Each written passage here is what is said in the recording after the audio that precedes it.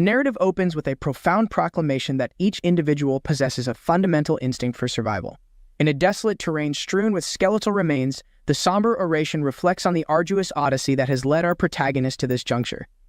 99 endeavors have been undertaken before this moment, culminating in a resolute determination to conquer the final challenge. Positioned at the threshold of the 20th trial, he encounters a host of celestial entities serving as formidable guardians. Observing these beings, he hypothesizes that the final trial may be shielded by sentinel golems tasked with defending a secretive portal in the distance. It is clear that these sentinels will not facilitate an effortless passage. Consequently, our hero summons a weapon of a deep crimson shade, akin to a scythe. In response, the guardians prepare for confrontation, brandishing their arms as one initiates the attack. Unleashing the seal of death, our protagonist evokes a scarlet, skull-shaped aura enveloping the golem, signaling the commencement of an epic confrontation. With exceptional agility, he strikes the golem, aware that his skill enhances damage by 100 following its successful execution on a foe. The guardians converge on him, prompting him to activate the Night of Death skill, which engulfs the area in complete darkness. This tactic effectively blinds the golems, enabling him to slice through them with ease, as though they were insubstantial. Just as triumph appears imminent, a massive golem emerges, offering no opportunity for rest. This formidable adversary initiates a rapid onslaught, combining icy and fiery assaults. Concurrently, a barrage from additional golems intensifies the pressure. Necessitated by the situation, he accelerates beyond normal limits, generating spectral doubles that surround the giant golem. As it prepares to unleash a fiery salvo, akin to an arrow storm, the flaming projectiles seem to consume our hero in their descent. Fortuitously, the blistering onslaught only annihilates his ethereal clones, sparing him from harm. In retaliation, he goads the golem, signaling that overcoming him would be an arduous task. The environment, previously aglow with fiery hues, shifts to a vibrant blue as the golem inscribes a mystical rune beneath him, trapping him in a glacial enclosure. Despite the precarious situation, he remains unfazed, anticipating the golem's aerial offensive.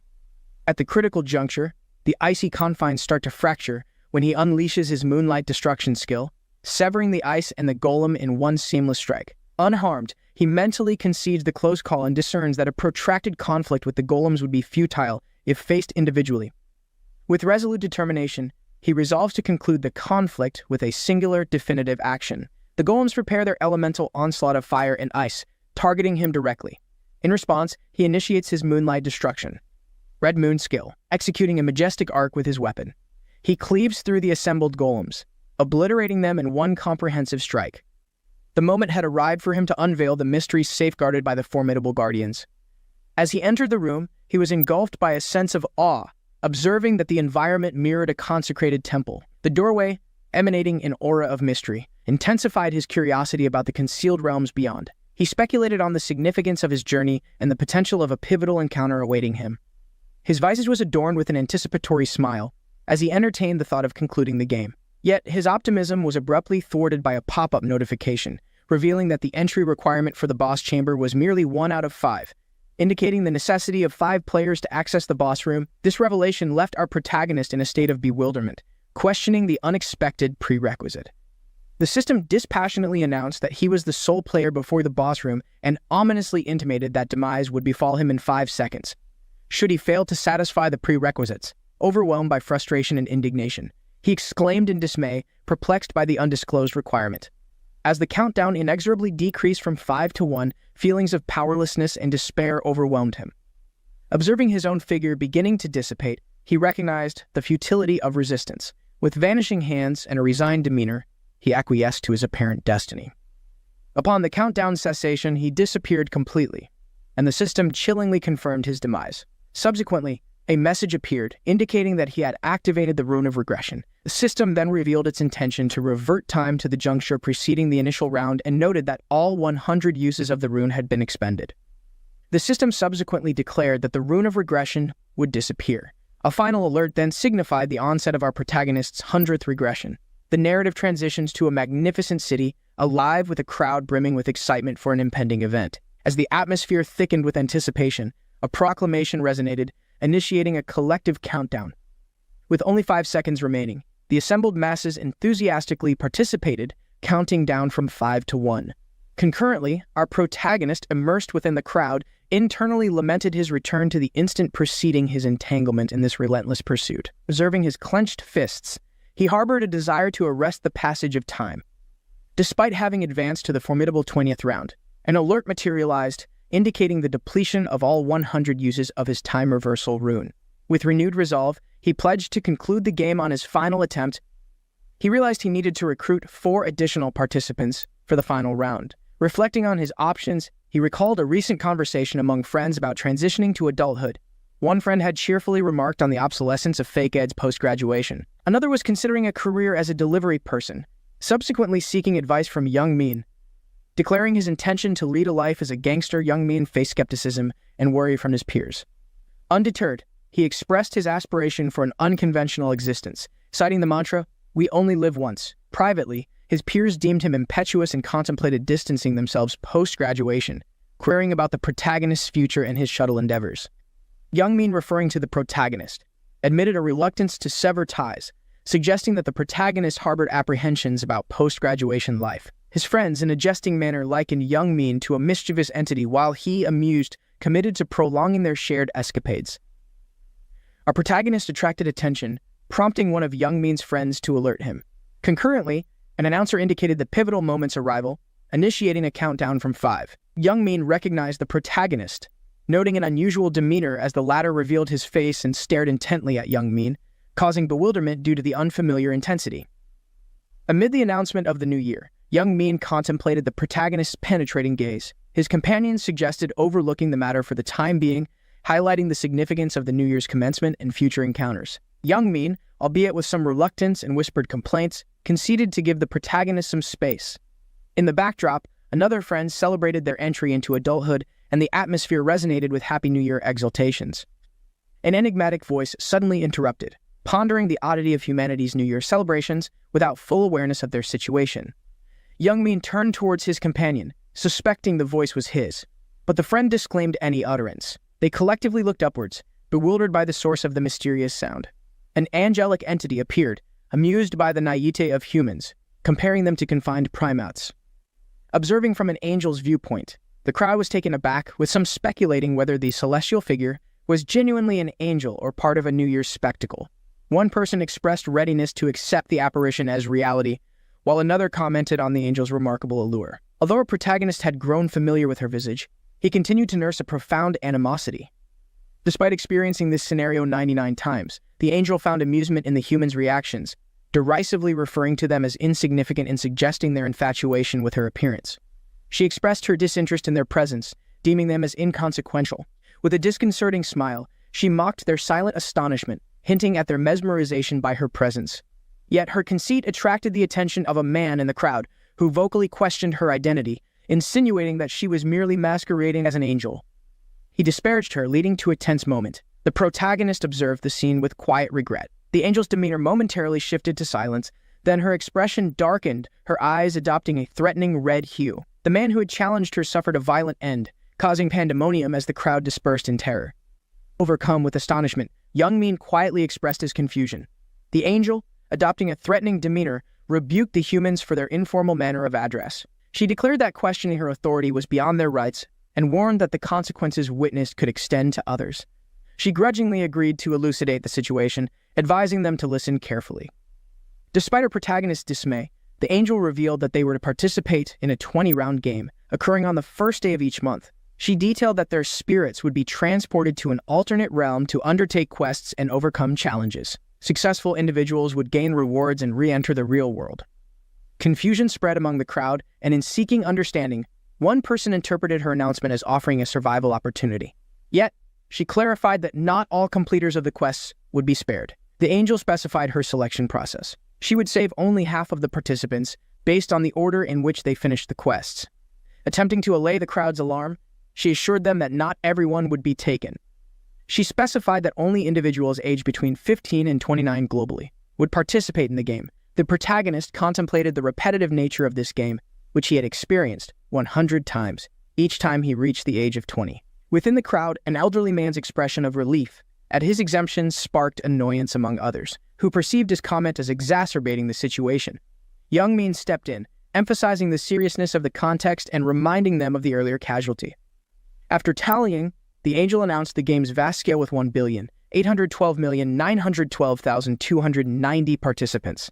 Upon concluding her briefing, she initiated the game.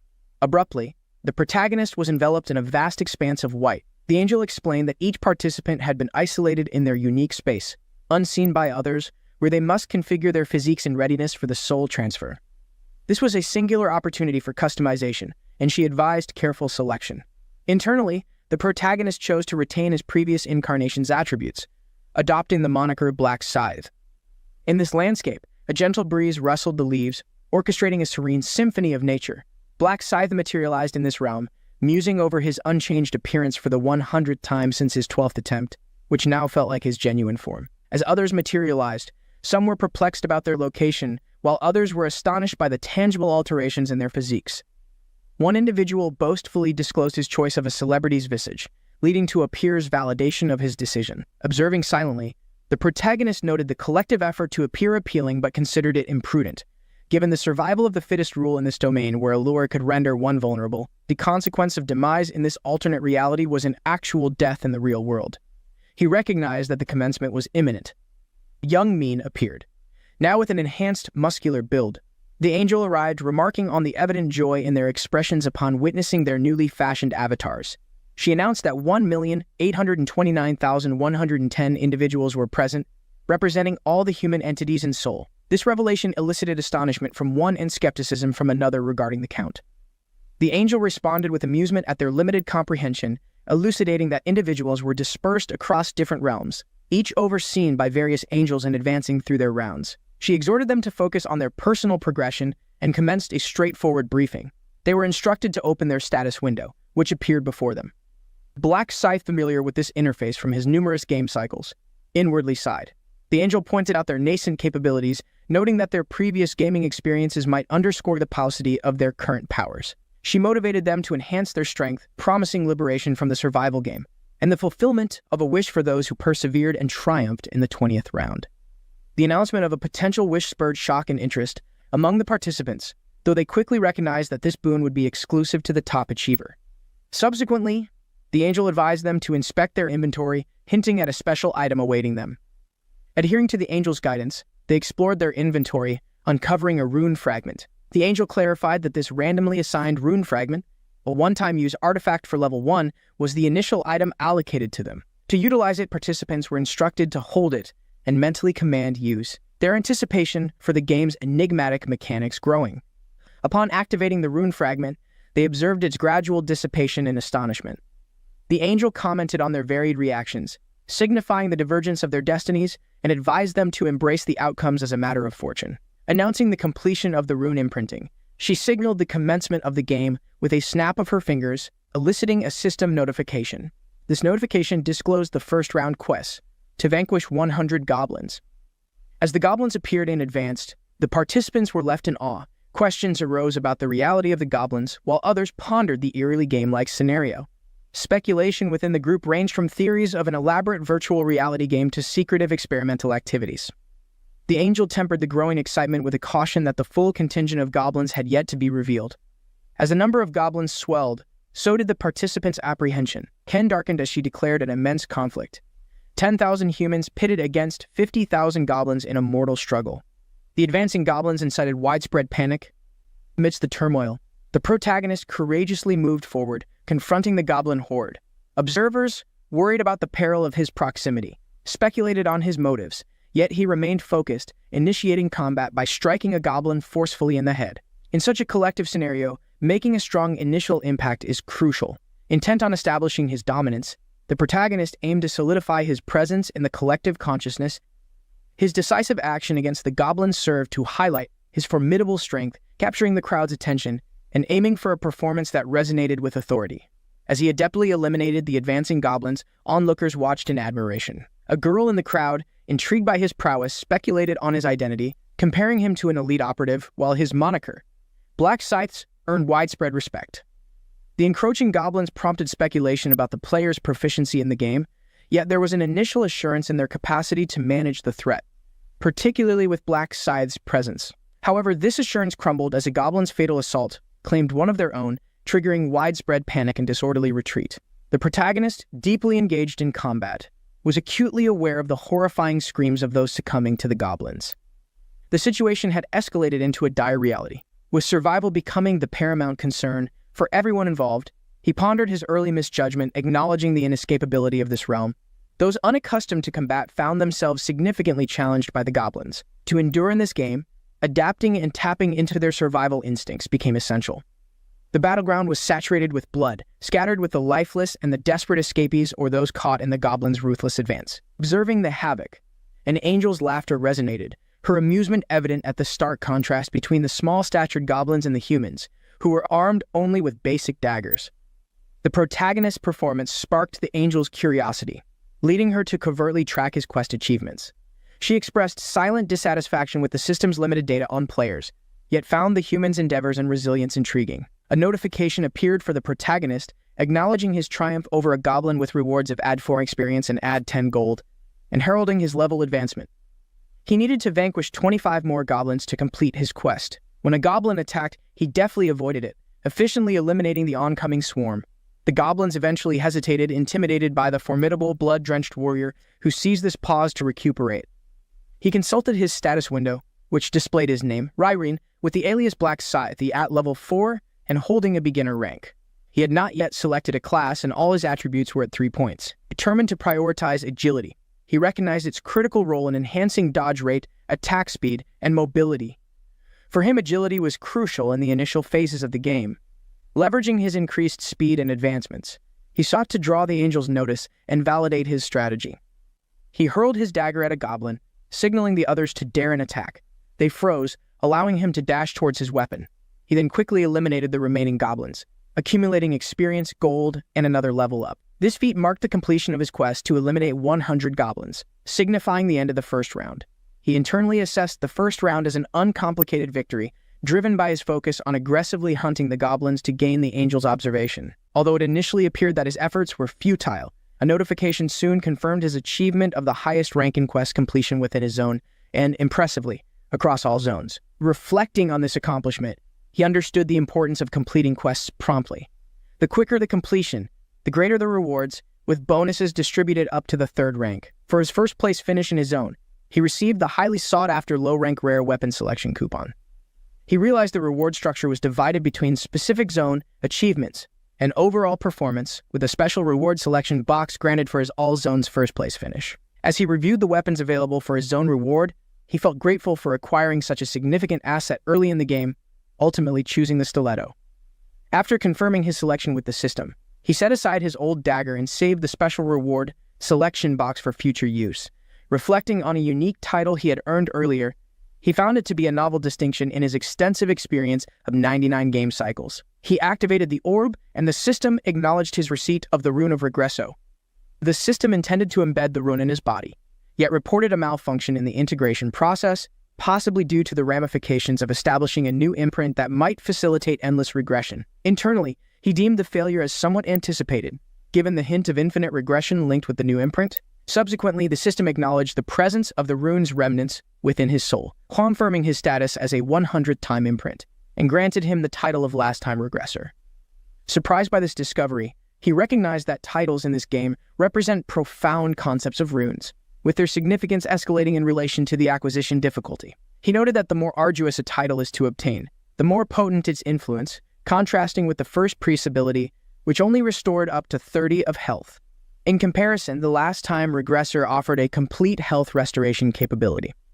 With a gratified expression, he contemplated the extraordinary nature of his reward, emblematic of the exceptional outcomes of his persistent endeavors. Privately, he acknowledged the importance of safeguarding this newfound secret. As he stretched, his thoughts shifted to the quest's conclusion, pondering Youngmin's outcome. He observed Youngmin from afar, silently acknowledging his survival. Shortly after, the angel voiced her dissatisfaction with the diminishing human numbers compared to the goblins, apologizing before suggesting an intensification of the ordeal. A participant queried what more fun entailed, and in response, the deceased combatants and their remains were erased from the battlefield, bewildering the survivors. As the goblin forces pressed forward, a palpable sense of dread filled the atmosphere. The angel then summoned an additional 50,000 goblins, precipitating a horrific conflict. Initially, only 1210 out of 5,143 participants successfully completed the quest. As the struggle continued, the count of survivors incrementally increased to 2019. During this turmoil, the protagonist remained calm, witnessing others as they were overwhelmed by the goblin horde. The number of quest completers eventually rose to 3,533. The angel delighted in the unfolding chaos, and swiftly, the total reached 5,143. Subsequently, all goblins disappeared, confounding those who had not finished the quest. The angel then displayed the final count of completions, stating that half had prevailed while the remainder faced elimination, adhering to the game's stringent regulations. The participants who failed began vanishing, much to the astonishment of those remaining. The angel commented on the survivors' success and granted them the privilege to return, lauding their triumph in the inaugural round. She playfully hinted at the forthcoming challenges of the second round before departing. The results of the first round were then displayed through a system notification, showing Black Scythe at the pinnacle of the leaderboard across all zones, with competitors Stupid Idiots and Heavenly Demon trailing, all having completed the quest in less than 20 minutes. In the protagonist-specific zone, Black Scythe was at the forefront, succeeded by Life is a Documentary and Black Flame Dragon. The system acknowledged Black Scythe's overall top position, awarding him a low-rank rare weapon selection coupon, a special reward box, and an additional 1,000 gold soon to be added to his inventory. He was also informed that the shop would become available upon reaching level 10. The crowd's attention shifted towards the protagonist, who internally recognized his established lead. The angel also acknowledged an individual in her domain who had achieved the highest rankings in multiple areas. Impressed by his performance, the angel turned her focus to Black Scythe, politely inquiring about the source of his remarkable strength and pondering the possibility of special runes. However, she quickly checked herself, recognizing the abruptness of her query. Our protagonist deftly responded, hinting at whether she could ascertain the details of her runes through her own stat window. The angel, somewhat embarrassed, hastily affirmed that her angelic insights allowed her such observations, insisting her question was merely rhetorical. Yet the protagonist's knowing smile hinted at a deeper understanding. He subtly indicated a request, piquing her interest about what favor he might ask. His forthright commentary on the perceived inadequacy of the first-place rewards stirred astonishment among the onlookers. The angel's expression turned foreboding as she sternly asked him to elaborate on his assertion. Unperturbed, the protagonist confidently articulated his request for a more significant reward, candidly expressing dissatisfaction with the current one. A tense silence enveloped the scene, with the angel's features darkening, now mirroring a demonic visage. In a sinister voice, she inquired whether he, a mere human, dared to solicit additional favors from her. She noted her vigilant observation of his performance from the outset, questioning whether he had underestimated her based on his success against the goblins. The angel initially threatened violence, then realized she had forfeited that power, resorting to labeling him as presumptuous. However, she swiftly shifted her stance, suggesting an alternative approach. She acknowledged that such demands would typically be dismissed, but voiced a willingness to entertain his request. She then invited the protagonist for a private discussion, leaving the other participants to speculate enviously. Whispers of jealousy and curious glances emerged, with some considering whether to negotiate for enhanced rewards themselves. They deliberated on the possible extent of such rewards, envying the protagonist's exclusive chance. As he walked past, the protagonist shared a significant glance with young Min, his expression smug. Secluded in the forest, the angel inquired about his cautious distance, expressing a need to affirm his presence and asking him to remain nearby, to which he nonchalantly agreed with a sure. Internally, the angel lamented the necessity of raising her voice to communicate with these seemingly dense humans. Her frustration mounted as she internally criticized their inherent greed and misunderstanding. She acknowledged her lack of authority in determining the rewards and admitted her reluctance to alter them, particularly for the protagonist. With a critical look, she decided to impart a lesson of humility to the protagonist, determined to make him regret his greed. She toyed with the idea of terminating his existence beyond a certain threshold, but then considered the possible ramifications of such an action. Executing a player for personal grievances, especially over fairness complaints, could result in dire consequences. She feared that the higher authorities might hold her accountable for jeopardizing the game's stability, thus contemplating the necessity of leaving no witnesses. With a malevolent smirk, she derisively addressed the protagonist as a foolish human, suggesting that he should have kept his aspirations private. As she turned to query about his preferred recompense, she was unexpectedly struck by a forceful blow from the protagonist, rendering her astonished and disoriented. Now prostrate on the ground with pain pulsating through her, she pondered whether the protagonist had assaulted her with a rapid, irate ascent. Her search for him proved futile, heightening her confusion about his possible disappearance. Unbeknownst to her, he was behind her, grappling with her wings. Experiencing intense pain, She pleaded for cessation, inquiring about his intentions. Her agony was amplified when he extracted one of her wings, to which he jeeringly commented on her theatrical reaction. As he poised to detach the second wing, he callously stated, "Your flight is now precluded," inquiring with mockery if she was in pain. Her response to the evident pain elicited his derisive laughter. With a sneer, he remarked on her unasked question, continuing with his mirthful mockery. She questioned his sanity, seeking clarification on his cryptic words. Seizing her wings, he alleged her possession of a hidden dagger aimed at his demise. Struck by this assertion, she lapsed into silence, and he professed to discern her guilt from her expression. He even addressed her by her name, Brielle, causing her bewilderment at his knowledge of her identity. He disregarded her questions. Unsheathing a dagger, she inquired about his actions and the necessity of the weapon. Sidestepping her queries, she then menaced to unleash her powers and annihilate him.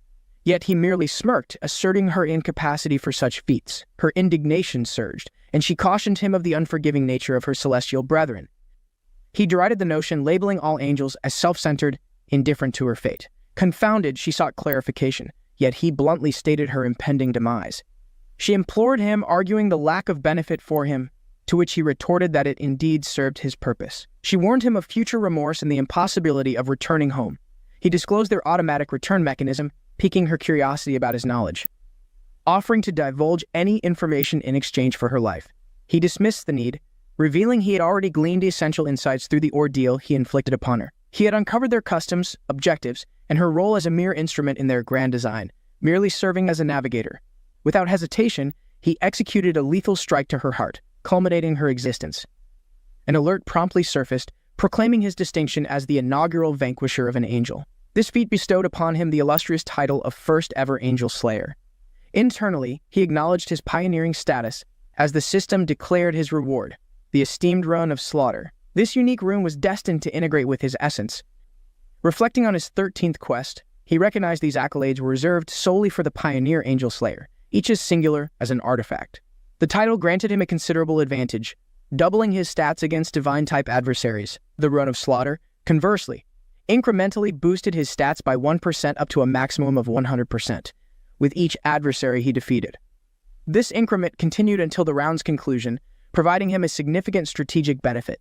Amid these reflections, he pondered the celestial being's response to his newly acquired rune. Nonetheless, his primary incentive for the angel's demise was the enigmatic angel's blood.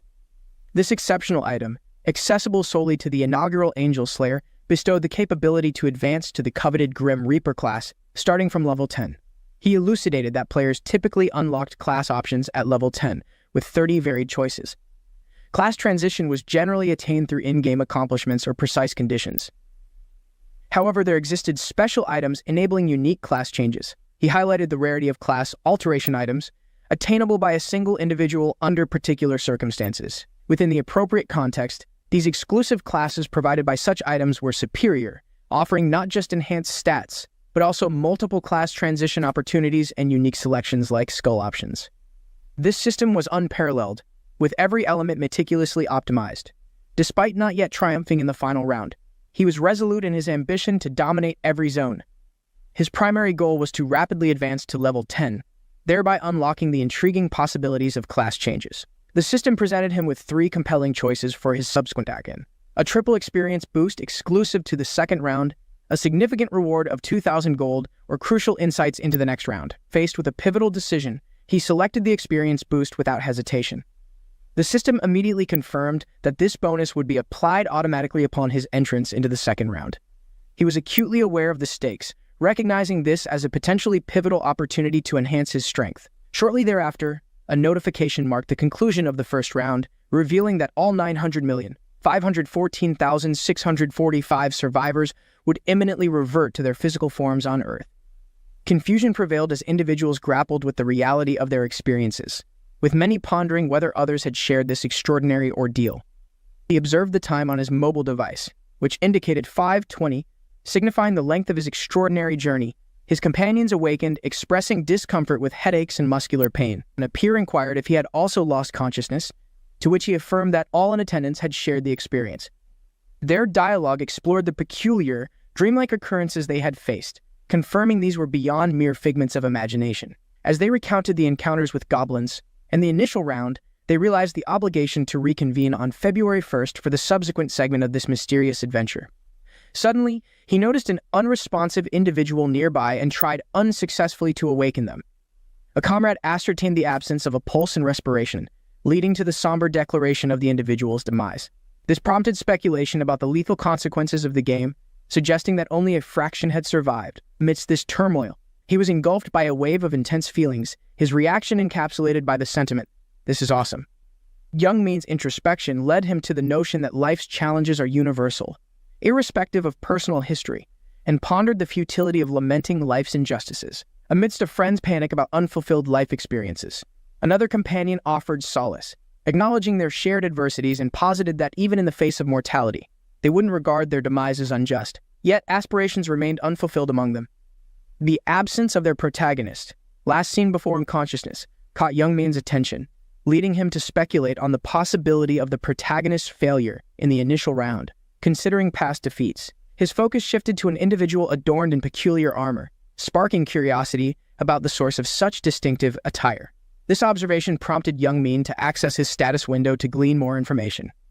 To his astonishment, Young Min's status window opened, leading his peers to check their own, surmising that these interfaces were visible only to the individual user. They pondered the applicability of their in-game attributes and possessions in the real world. Young Min decided to validate his enhanced abilities by smoothly crushing a small rock with his hand, his face alight with excitement. Concurrently, a news broadcast reported a bewildering incident at the Bosingake Pavilion in the Jongro district, where approximately 10,000 individuals abruptly lost consciousness during a bell-tolling event. Footage depicted a woman, angelic in appearance, addressing the crowd. Shortly thereafter, a spectator who identified the celestial figure met with a sudden, unexplained demise. The angel-like woman then gestured, causing around 10,000 people to faint.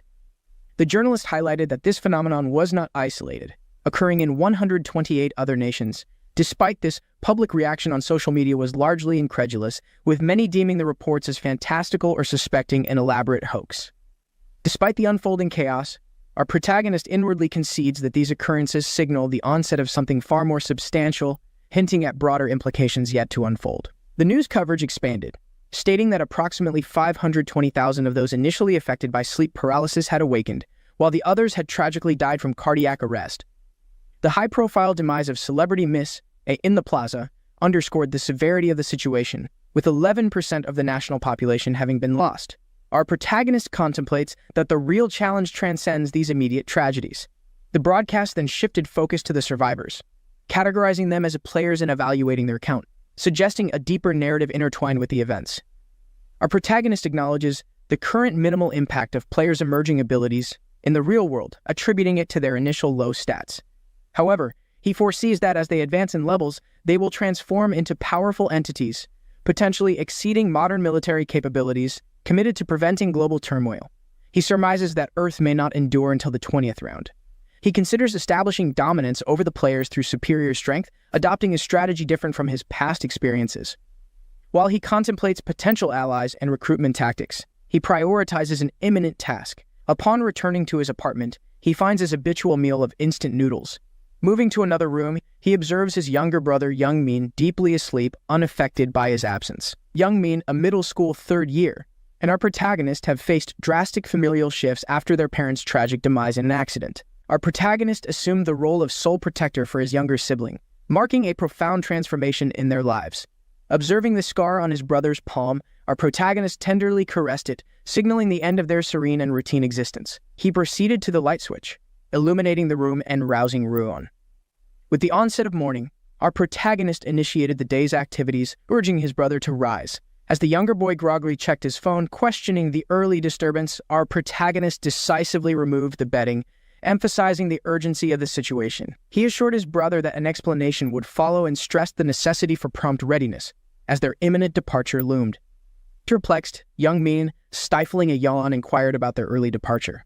He speculated whether our protagonist intended to observe the sunrise, suggesting he could have proceeded alone. Our protagonist, with a grave demeanor, clarified the urgency, stating the lack of leisure for sleep or rest amidst global turmoil.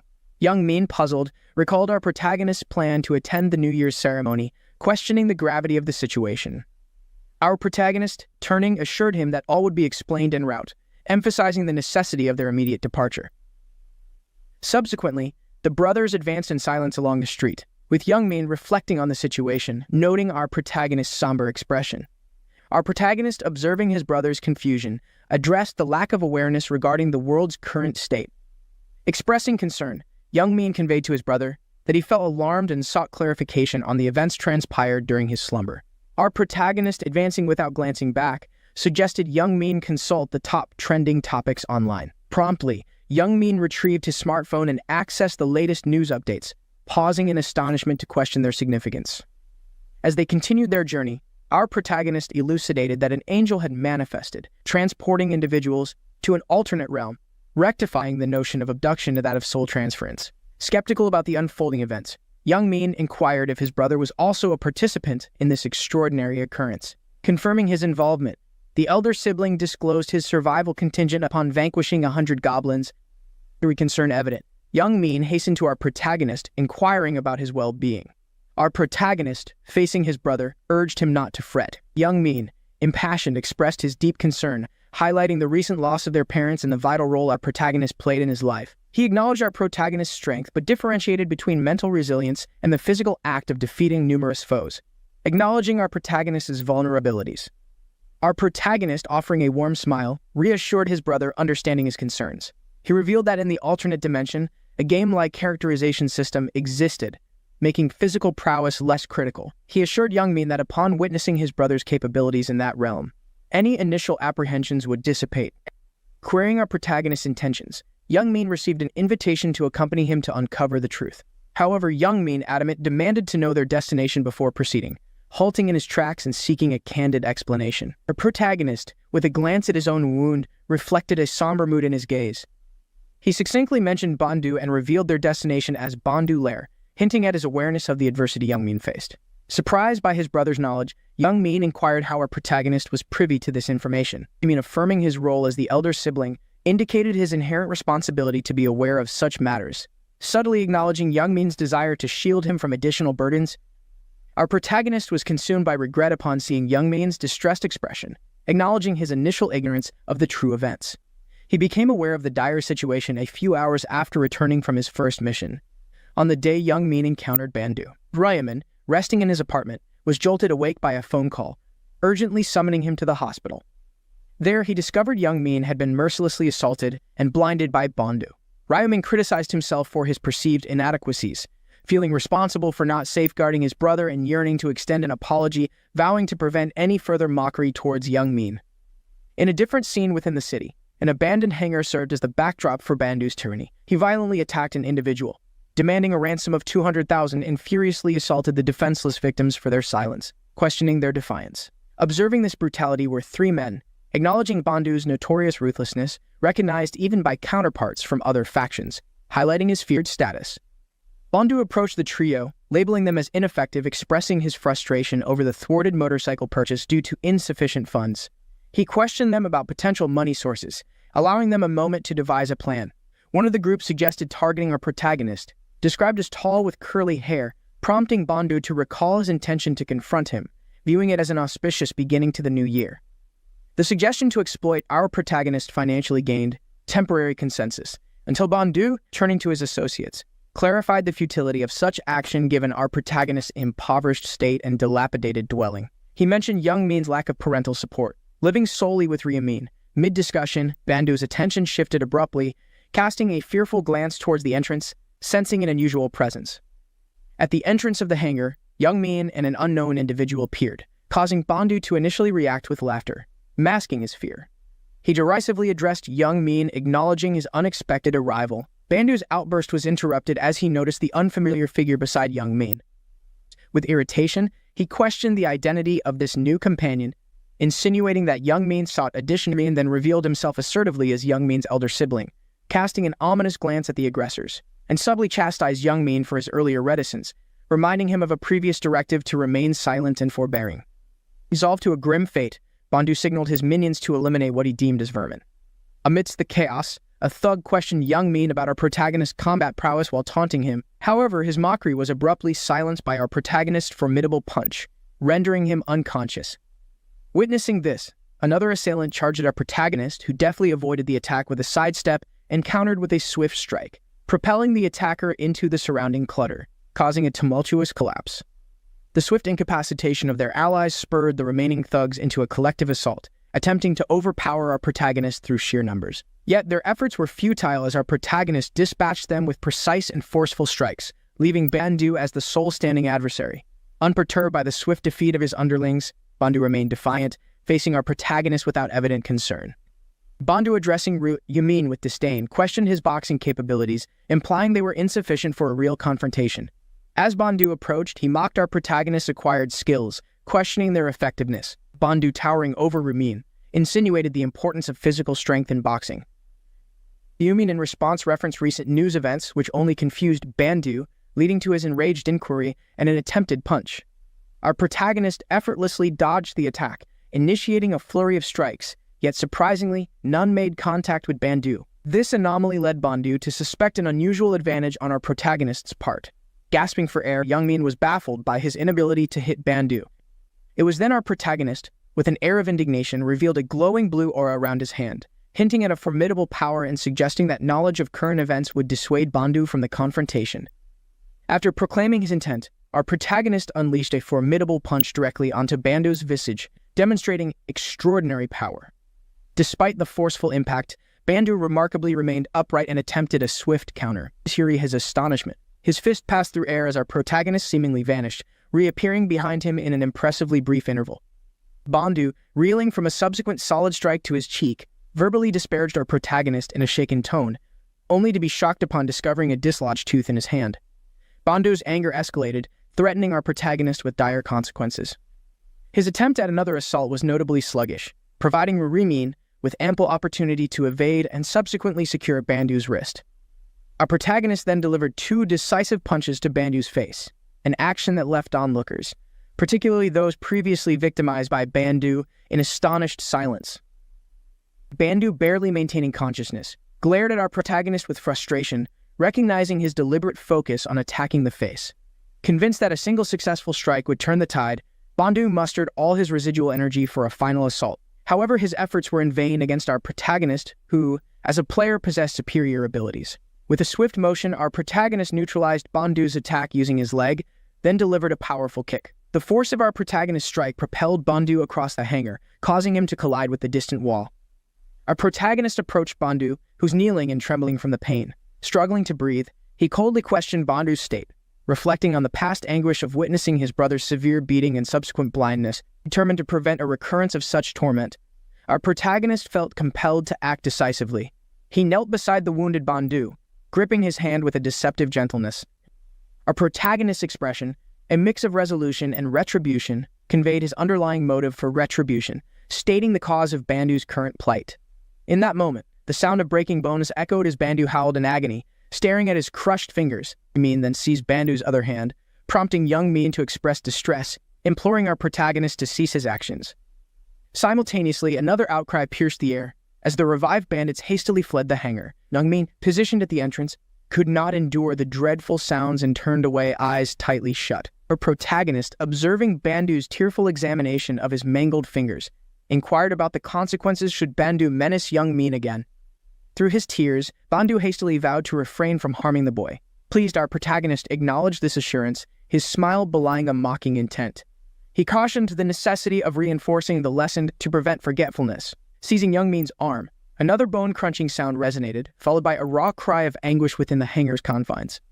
Outside the hangar, Youngmin expressed astonishment at his brother's combat prowess, questioning the source of our protagonist's remarkable fighting skills. Our protagonist, responding, hinted that Youngmin had overlooked significant information in the news, revealing that players could manifest their skills in reality. Youngmin, puzzled by this revelation, sought clarification. Demonstrating his point, our protagonist summoned a bright yellow light from his palm, materializing a black, sharp dagger from another dimension, astonishing Youngmin with the weapon's sudden appearance. Our protagonist elucidated that he possessed the ability to summon the acquired weapon into the physical world, then discreetly returned it to his inventory.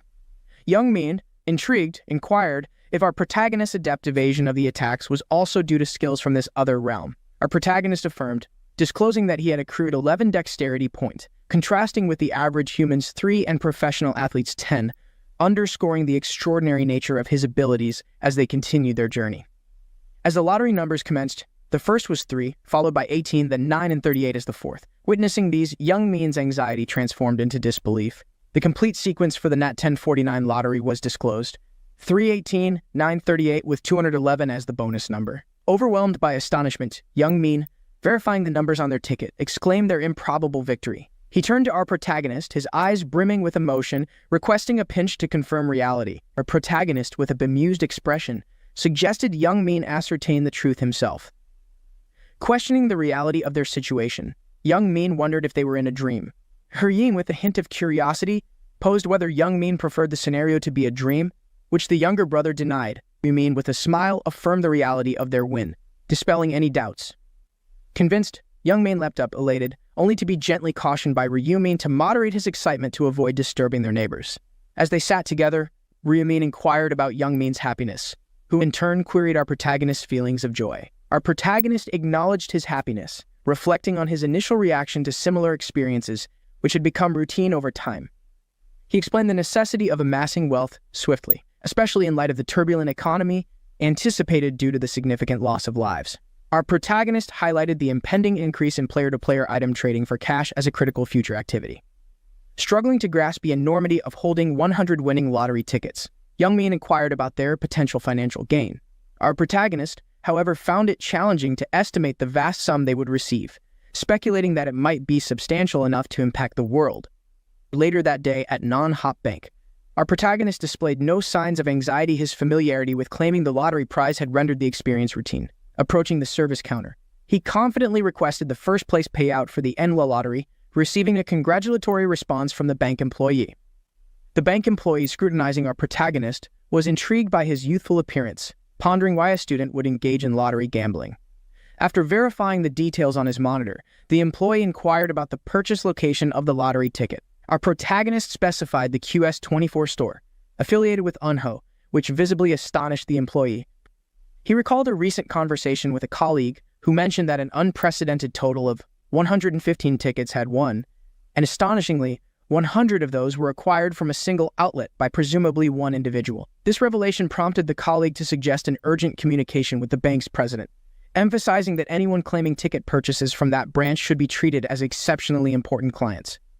After a brief, apologetic interlude, the bank employee requested our protagonist to wait momentarily. Shortly thereafter, Jun, the president of Non-Hop Bank, descended to the lobby. Upon arrival, he cordially greeted our protagonist with a handshake and introduced himself. In return, our protagonist shared his own introduction. Jun acknowledged our protagonist's significant lottery win at Nado, extending his formal congratulations. He then suggested moving to a more secluded area for privacy and led our protagonist to the lottery ticket department. Inside, a staff member, upon noticing their entry, respectfully stood and bowed to Jun. Observing Min with curiosity, she speculated about his identity, wondering if he was related to the president. Jun clarified to her that our protagonist was a distinguished visitor, present to claim his lottery prize. Jun instructed the employee to extend full courtesy towards our protagonist. After parting with our protagonist, he encouraged him to manage his affairs unreservedly. The employee, recognizing our protagonist as the individual who claimed the 100-ticket jackpot, aimed to maintain her composure. She respectfully greeted him and invited him to sit opposite her. Promptly inquiring about his preference for a beverage, she received his decline and noted his request to expedite the prize collection process. She complied without hesitation, asking to verify the Nat lottery tickets. Our protagonist produced the 100 tickets from his possession, presenting them to her. As she meticulously examined the tickets, astonishment took over, realizing the extent of our protagonist's achievement and pondering if he possessed foresight, given the uniformity and success of the numbers chosen. After completing her verification, the staff member confirmed that all 100 tickets were indeed winners of the first-place prize. Our protagonist, curious about the total sum, inquired about the amount of money he would receive. The employee, still in disbelief, informed him that his total winnings amounted to approximately 22.5 billion won. After taxes, our protagonist would retain about 15 billion won. With the financial gains secured, our protagonist expedited his next actions. He sought a new residence and, by evening, had initiated a brokerage account anticipating a significant rise in Bitcoin value. Planning to invest in Bitcoin, our protagonist aimed to further augment his newfound wealth. Subsequently, he arranged for a new housing accommodation, preparing for relocation with his brother. Prior to the move, our protagonists decided to revisit their former apartment to collect essential belongings. Our protagonist inquired whether Young Min was pleased with the images of their imminent new residence. Young Min expressed awe at the mansion's grandeur and the promising description of its locality and security. His confusion arose regarding the decision to rent instead of purchasing property, given their substantial financial windfall. Our protagonist disclosed that he had allocated merely 1 billion won for immediate use, investing the remaining 14 billion in Bitcoin, leaving Young Min perplexed. He, understanding his brother's astonishment, assured him that the investment was not reckless. He comforted Young Min, explaining that even in the event of a cryptocurrency loss, they could secure additional funds through NATO, emphasizing the strategic thought behind his financial decisions. Our protagonist shared with Young Min that he had envisioned 4 sets of numbers in a dream, which sparked excitement in Young Min, familiar with tales of prophetic lottery dreams.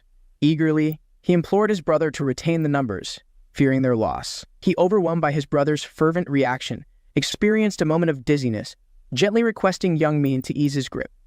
He reassured Young Min that the numbers were etched in his memory from repeated experiences.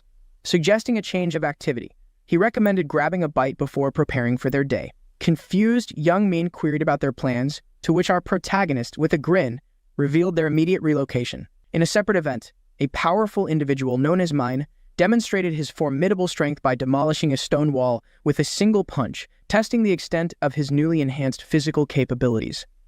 Mike allocated all his experience points to enhance his strength, a decision he has yet to regret. Additionally, he acquired a power rune that amplified his strength twofold, fortuitously securing an initial rune whose potency could even stir envy in someone of Mike Tyson's stature. After testing his formidable power by demolishing a wall, Mike felt an urge to validate his enhanced strength in actual combat. Hours later, he found himself at the entrance of our protagonist's apartment, persistently knocking. Despite his patience, Mike began to harbor feelings of awkwardness, puzzled by the lack of response from within, questioning the resilience of the person he sought to confront. Consumed with indignation, Mine intensified his assault on the door, fueled by the belief that our protagonist had slighted him. Convinced of our protagonist's inferiority, despite both being players, Mike was determined to impart a stern lesson. His continuous pounding on the door solidified his belief that our protagonist was deliberately avoiding a confrontation. Mike then decided to employ a deceptive tactic, loudly proclaiming his departure, hoping to provoke any sign of life from within. As he pressed his ear against the door for any sound, he was interrupted by the inquiry of an elderly man emerging from the adjacent apartment. The man, adorned with glasses, questioned Mike's intentions, disrupting his plot and adding an unexpected twist to his weight. Faced with the inquisitive elderly man, Young Min defensively questioned the relevance of the man's concern, noting that he was not the apartment owner. To his surprise, the old man adjusted his glasses and clarified that he was indeed the owner. As the man probed about Young Min's purpose, suspecting a visit to a friend, Young Min seized the opportunity to affirm his intention of meeting a friend, urging the owner to grant him access. He elaborated on his prolonged lack of communication with his friend, emphasizing the urgency of entering the apartment. The owner, expressing sympathy, suggested that Young Min's friend might have left him behind, revealing that the apartment was currently vacant as his former occupant had relocated earlier that day. Young Min, startled by this revelation, sought clarification, to which the elderly man admitted his ignorance of the former tenant's new address. This disclosure incited Young Min's frustration as he was aggrieved by the abrupt disappearance of the person he sought without any prior notification. Our protagonist and Young Min arrived at the premises of their new residence, a towering edifice that left Young Min in awe. As they exited the cab, Young Min gazed up at the structure, his disbelief palpable. Entering through the revolving doors, he expressed amazement at the security features, including passcards and guards. Young Min continued to express his wonderment, questioning the reality of their luxurious surroundings while awaiting the elevator. Ascending to the 43rd floor, they proceeded to their apartment. Inside, Young Min, overwhelmed by excitement, inquired about the size of their new home. Our protagonist nonchalantly informed him that the apartment spanned approximately 330 square meters. Young Min remarked on the spaciousness, considering their duo, to which our protagonist responded, highlighting their substantial financial resources as justification for the grandeur of their accommodation. Young Min inquired about the financial commitment for their new residence. Our protagonist disclosed that the initial deposit was 500 million, with a monthly rental of 22 million. Young Min was astounded by these figures, especially the monthly rent, recalling his recent concern over a modest expenditure at a convenience store. As our protagonist surveyed the rooms, Young Min approached, expressing his apprehension about the high costs and suggested relocating to a more economical dwelling. Our protagonist, however, clarified the necessity of the expense, emphasizing the paramount importance of security. He explained that on the first of each month, players enter a vulnerable state due to comas, exposing them to potential hazards like fires, earthquakes, or attacks by adversaries. The high rent was justified by the enhanced security measures essential for protecting players during these critical periods. Our protagonist stressed that survival in the real world was crucial, irrespective of one's prowess in alternate realms. Upon setting down his bag, Young Min was queried by our protagonist about his feelings toward their new home. Young Min affirmed his contentment, which elicited a somber reaction from our protagonist. Observing his brother's melancholy, Young Min felt a pang of guilt. Our protagonist, with a heavy heart, reflected on the impending separation due to his return to the combative realm, contrasting with Young Min's peaceful life here. This thought made him apologize for his perceived selfishness. During this exchange, our protagonist approached Young Min, offering a comforting gesture on his shoulder, questioning the source of his brother's gloom. He reassured Young Min of his return from the next combat cycle. Attempting to lighten the mood, he proposed they dine out, recommending a notable Korean restaurant located on the second floor of their building, diverting the conversation to a more uplifting topic. As he was about to leave the apartment, his phone rang. Recognizing the caller, he surmised that Young Min had discovered his relocation. Opting to disregard the call, he considered the slim probability of their real-world paths crossing again, though acknowledging potential encounters in the alternate realm.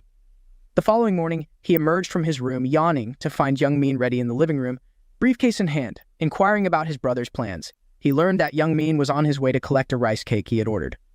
This revelation left him bewildered, as he could not recall any prior instance of Young Min buying rice cake in the morning. Reflecting on the variability inherent in time regression, he pondered the novelty of this event, considering whether this was the first occurrence of such an errand. He pondered the reason behind the purchase of a rice cake, leading Young Min to explain that it was a gesture of goodwill towards their new neighbors, a mark of good etiquette. He, upon reflection, recognized the merit in fostering positive relations with the neighbors, appreciating his brother's thoughtful initiative. Young Min, ready to leave with his messenger bag, offered to fetch the rice cake solo, suggesting our protagonist relax at home. Contrarily, he proposed that they should jointly introduce themselves to the neighbors. Consequently, they proceeded to purchase the rice cake together. Upon returning to their building, they made their way to the neighbor's apartment to extend greetings and share the treat. A woman's voice inquired from the speaker about their identity. Our protagonist, with a friendly tone, introduced themselves as the new neighbors. The door was opened by a woman who greeted them with a smile, remarking on the brothers' resemblance and guessing their twin status, which Young Min confirmed. He then presented a warm rice cake to her, receiving thanks and a promise of enjoyment from the neighbor. Continuing their introductions, the brothers visited another apartment, informing the resident of their recent move to apartment 4302. Upon the door's opening, Young Min offered the rice cake, maintaining a friendly demeanor. They proceeded to distribute gifts to various neighbors, including an elderly woman, gradually acquainting themselves with the community. Feeling fatigued, Young Min, while entering the elevator, expressed a desire to conclude their introductions promptly. Our protagonist mentioned that they were approaching the penthouse, an expansive space encompassing the 44th and 45th floors, leading Young Min to comment on the affluence of the residents there. While attempting to contact the final apartment, he speculated about the occupants, suggesting they might be either celebrities or a wealthy family. However, no response came from the apartment, leading Young Min to assume it was unoccupied. Despite a second attempt to call, the lack of answer reinforced their belief that the apartment was empty. Pondering their next move, Young Min was about to propose returning to their own apartment when he noticed an unexpected sight behind our protagonist. Young Min, holding a rice cake, was startled to see a group approaching. Among them, he recognized the renowned actress Sayan, whose beauty he likened to that of an angel. Suddenly, a bodyguard stepped forward, obstructing their view and inquiring about their identity, suspecting them to be fans. Our protagonist clarified their status as neighbors from a lower floor. Approaching the bewildered bodyguard, Young Min offered the rice cake. The bodyguard, realizing his mistake, acknowledged the misunderstanding. Young Min then extended the offer of the rice cake to the penthouse residents, but the bodyguard, referring to someone named Aaron, declined, stating his disinterest in such treats. He then proceeded to unlock the penthouse door with a passcard, ushering the actress inside while she cast a contemplative look back at the brothers. Our protagonist expressed frustration over the dismissive encounter as the penthouse door shut. He noticed Young Min, who seemed captivated by the recent interaction, and suggested they move past the incident. Holding the rice cake, Young Min assured he was unbothered. Then his expression brightened as he turned to Ryu Min, who, incredulous that his brother appeared unfazed by their brush with fame. Excitedly, Young Min clarified that they had encountered the famous Sayan bewildering our protagonist who was unfamiliar with the celebrity. Concurrently, the media was abuzz with reports of sudden fatalities among well-known personalities, particularly heart attack incidents within the celebrity circle. Erin, seated in her penthouse living room, perused the news with a heavy heart, pondering the world's unchanging pace amidst recent turmoil. Her contemplation was interrupted by a text from Hong Song inquiring if she had heard about Gong Sojan's death. Confirming her awareness, Erin was then asked about attending the funeral, to which she responded affirmatively, citing her close relationship with Gong Sojan. Reflecting on the reality of losing a peer so accomplished, Erin acknowledged the precariousness of her own situation. She attributed her survival to acquiring a potent rune, realizing the gravity of her journey and the role of external support in her ascent. The thought of her own potential obituary unsettled her, acknowledging the significant backing from her company, even for her penthouse residence, highlighting the intertwined nature of her success and external investments. Observing Erin's distressed expression, the bodyguard inquired about her concerns. Erin reassured him, attempting to mask her anxiety. The bodyguard, sitting beside her, probed further, reminding her of their agreement to share worries openly. Erin, troubled, questioned the harsh realities of their world and her own survival prospects. The bodyguard counseled her not to fret about forthcoming challenges, asserting his protective presence as a reason for her to be at ease. He encouraged her to trust in him and relax. Ain, turning with a smile of gratitude, acknowledged her reliance on him, expressing her readiness to entrust her safety to the bodyguard with a sense of tranquility. Initially skeptical about the company's decision to assign her a manager and bodyguard, Erin felt they were meant to monitor her activities. Yet, she recognized the crucial role the bodyguard played in her survival during the first round. The bodyguard assured her of his unwavering protection, promising not to let her down. Erin expressed her gratitude with a smile and shifted the conversation to the recent visit from their new neighbors who offered rice cake. She reminisced about the tempting appearance of the cake, prompting a light-hearted warning from the bodyguard about the potential for weight gain. Erin then reflected on the effort the brothers made to introduce themselves and speculated they might have felt disheartened by the indifferent reception they received. The bodyguard advised Erin to disregard the neighbor's gesture, suspecting their friendly approach might have ulterior motives. Despite his skepticism, Erin felt the brothers did not exhibit malevolent intentions. She realized that at their age, they must have each defeated 100 goblins to survive, which contradicted the bodyguard's wary perspective. Acknowledging their ordeal, Erin marveled at how such individuals could maintain normalcy after experiencing significant violence. The bodyguard, reflecting on Erin's thoughts, questioned the difficulty of the task, dismissively suggesting that only the inept would fail at such a challenge. Erin, however, recognized the bodyguard's ease in overcoming the other world's trials stemmed from his exceptional skills, yet she believed he still fell short of the prowess exhibited by Black Scythe, whose efficiency almost elicited sympathy for the goblins. Contemplating the guard's possible occupation in the other realm, Erin speculated on her chances of surviving another round, pondering the necessity of allying with formidable individuals like Black Scythe, given her reliance on fortune for previous survival. On a Tuesday morning, January 31st, while tidying the living room, Youngmin heard the front door open and saw our protagonist returning from the bank. Turning off the vacuum cleaner, he inquired about the financial transaction.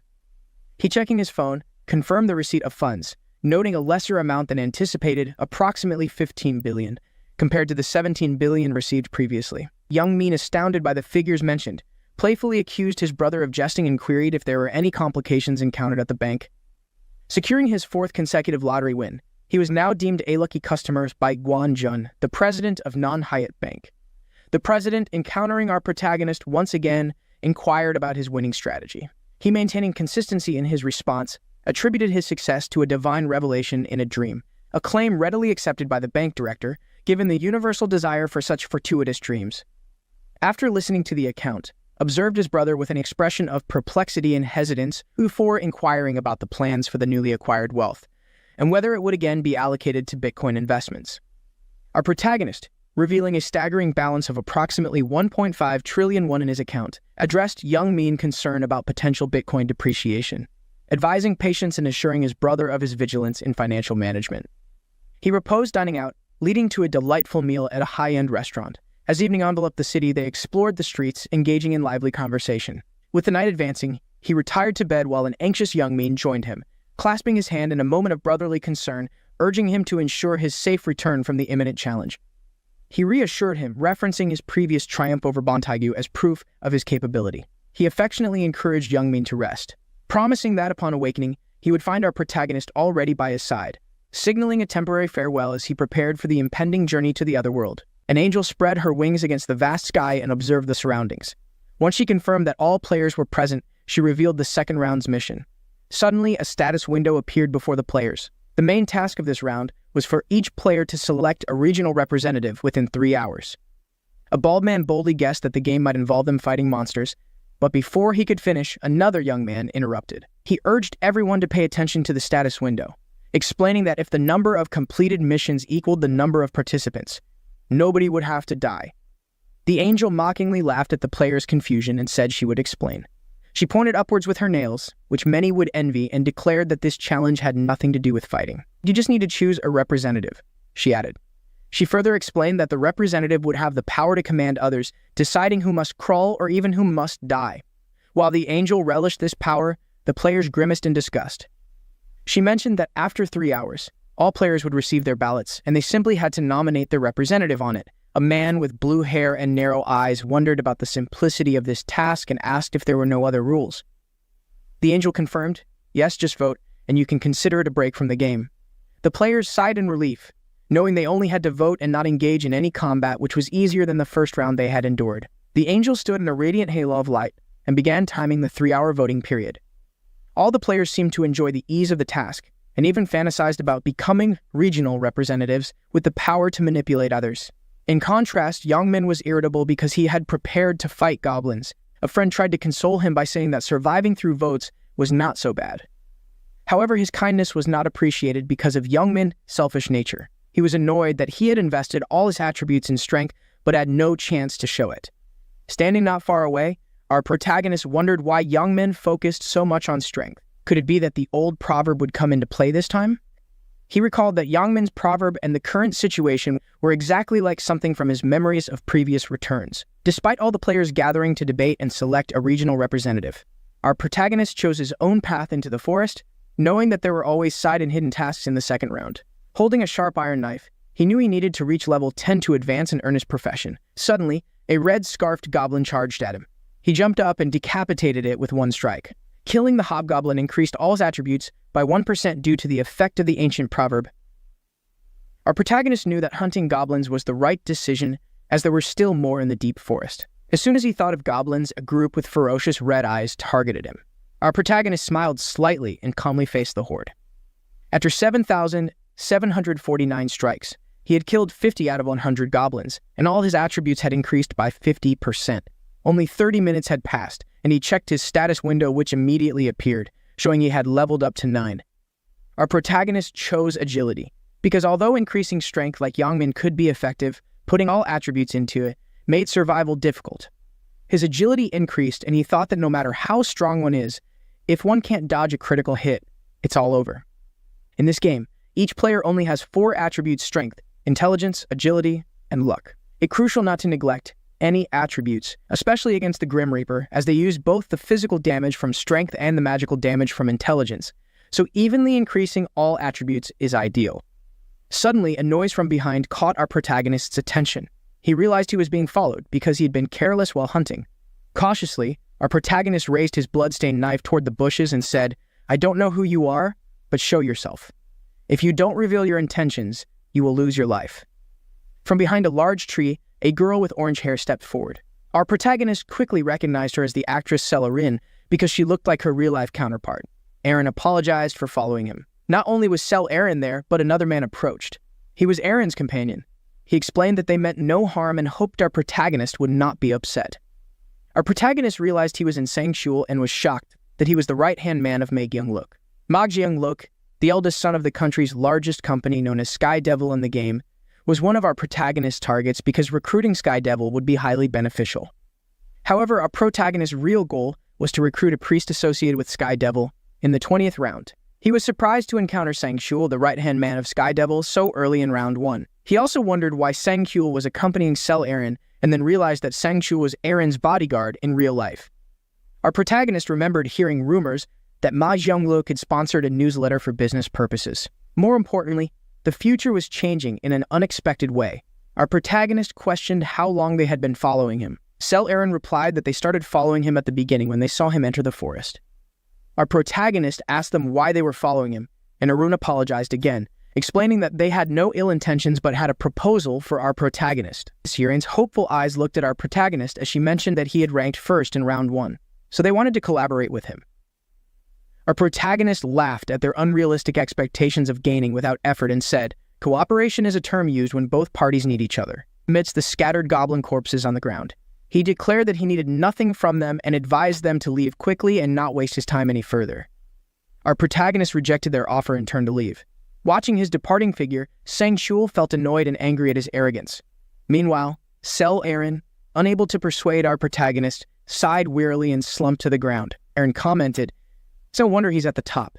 The pressure from him is intense." Sang-shul remarked that if our protagonist stared and pointed a sword at her, feeling pressure was normal. Regretfully, Sel Aaron mentioned she had hoped to form a team with the top player, but things had not gone as planned. Sang-shul had anticipated this outcome, believing that someone as proud as our protagonist wouldn't need allies. He suggested that they should not waste time on such matters. Surprised by the type of monsters in the forest, Aaron declared it was time they started hunting them as well. Sel Aaron and Sang-shul set out to hunt goblins. In a dense thicket, something dangerous seemed to be lurking. A goblin wearing a fabric hat and wielding a sword was scouting around for prey. Suddenly, from above, our protagonist swooped down with blazing red eyes. Catching the goblin off guard, he thought, "Busy as I am, why bother with cooperation?" The goblin was quickly killed, its blue blood splattering everywhere. Our protagonist's priority was to level up alone to gain experience faster. He pulled his sword from the goblin, and his attributes increased by 60%, corresponding to the 60 goblins he had killed. Suddenly, numerous fierce wolves with glowing yellow eyes, baring their teeth, approached him, armed with dangerous weapons. Our protagonist simply said, "Oh," remaining remarkably calm. He smirked when he saw 5 gnolls, feeling lucky to encounter them, knowing their end was near with him around. The gnolls leaped towards him with fierce eyes and weapons poised to strike. Yet, before they could even touch a hair on him, they were swiftly defeated by his slashes. The gnolls fell to the ground in succession, and the system announced that he had defeated them. He had taken down a total of 65, increasing all his attributes by 65%. Our protagonist leveled up, reaching level 10, and had met the requirements to advance. He met the requirements to use the store function and unlocked a hidden quest. The side quest required him to level up before the voting time, acquire an upgrade item, and receive a profession. If successful, he would receive a 50% discount on daily items. All players were initially confused upon seeing the side quest.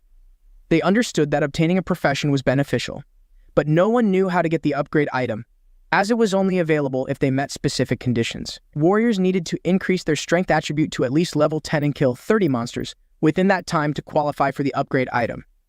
Berserkers also had to hunt and spill blood during the specified time. Assassins needed to successfully assassinate multiple monsters. In short, everyone had to complete tasks related to their professions to level up. Initially, our protagonist continuously hunted monsters and hid in the forest, which is how he initially obtained the hunter profession. However, when he learned about the Grim Reaper profession, it became his goal. Our protagonist used an upgrade item, which was a glowing yellow flask. The system announced that once a profession was chosen, it could not be changed, so he had to choose carefully. The system asked if he wanted to upgrade to the Grim Reaper profession. When our protagonist chose yes, the flask in his hand instantly lit up, and a brilliant golden light enveloped his body. The system announced that he had successfully upgraded to the Grim Reaper profession.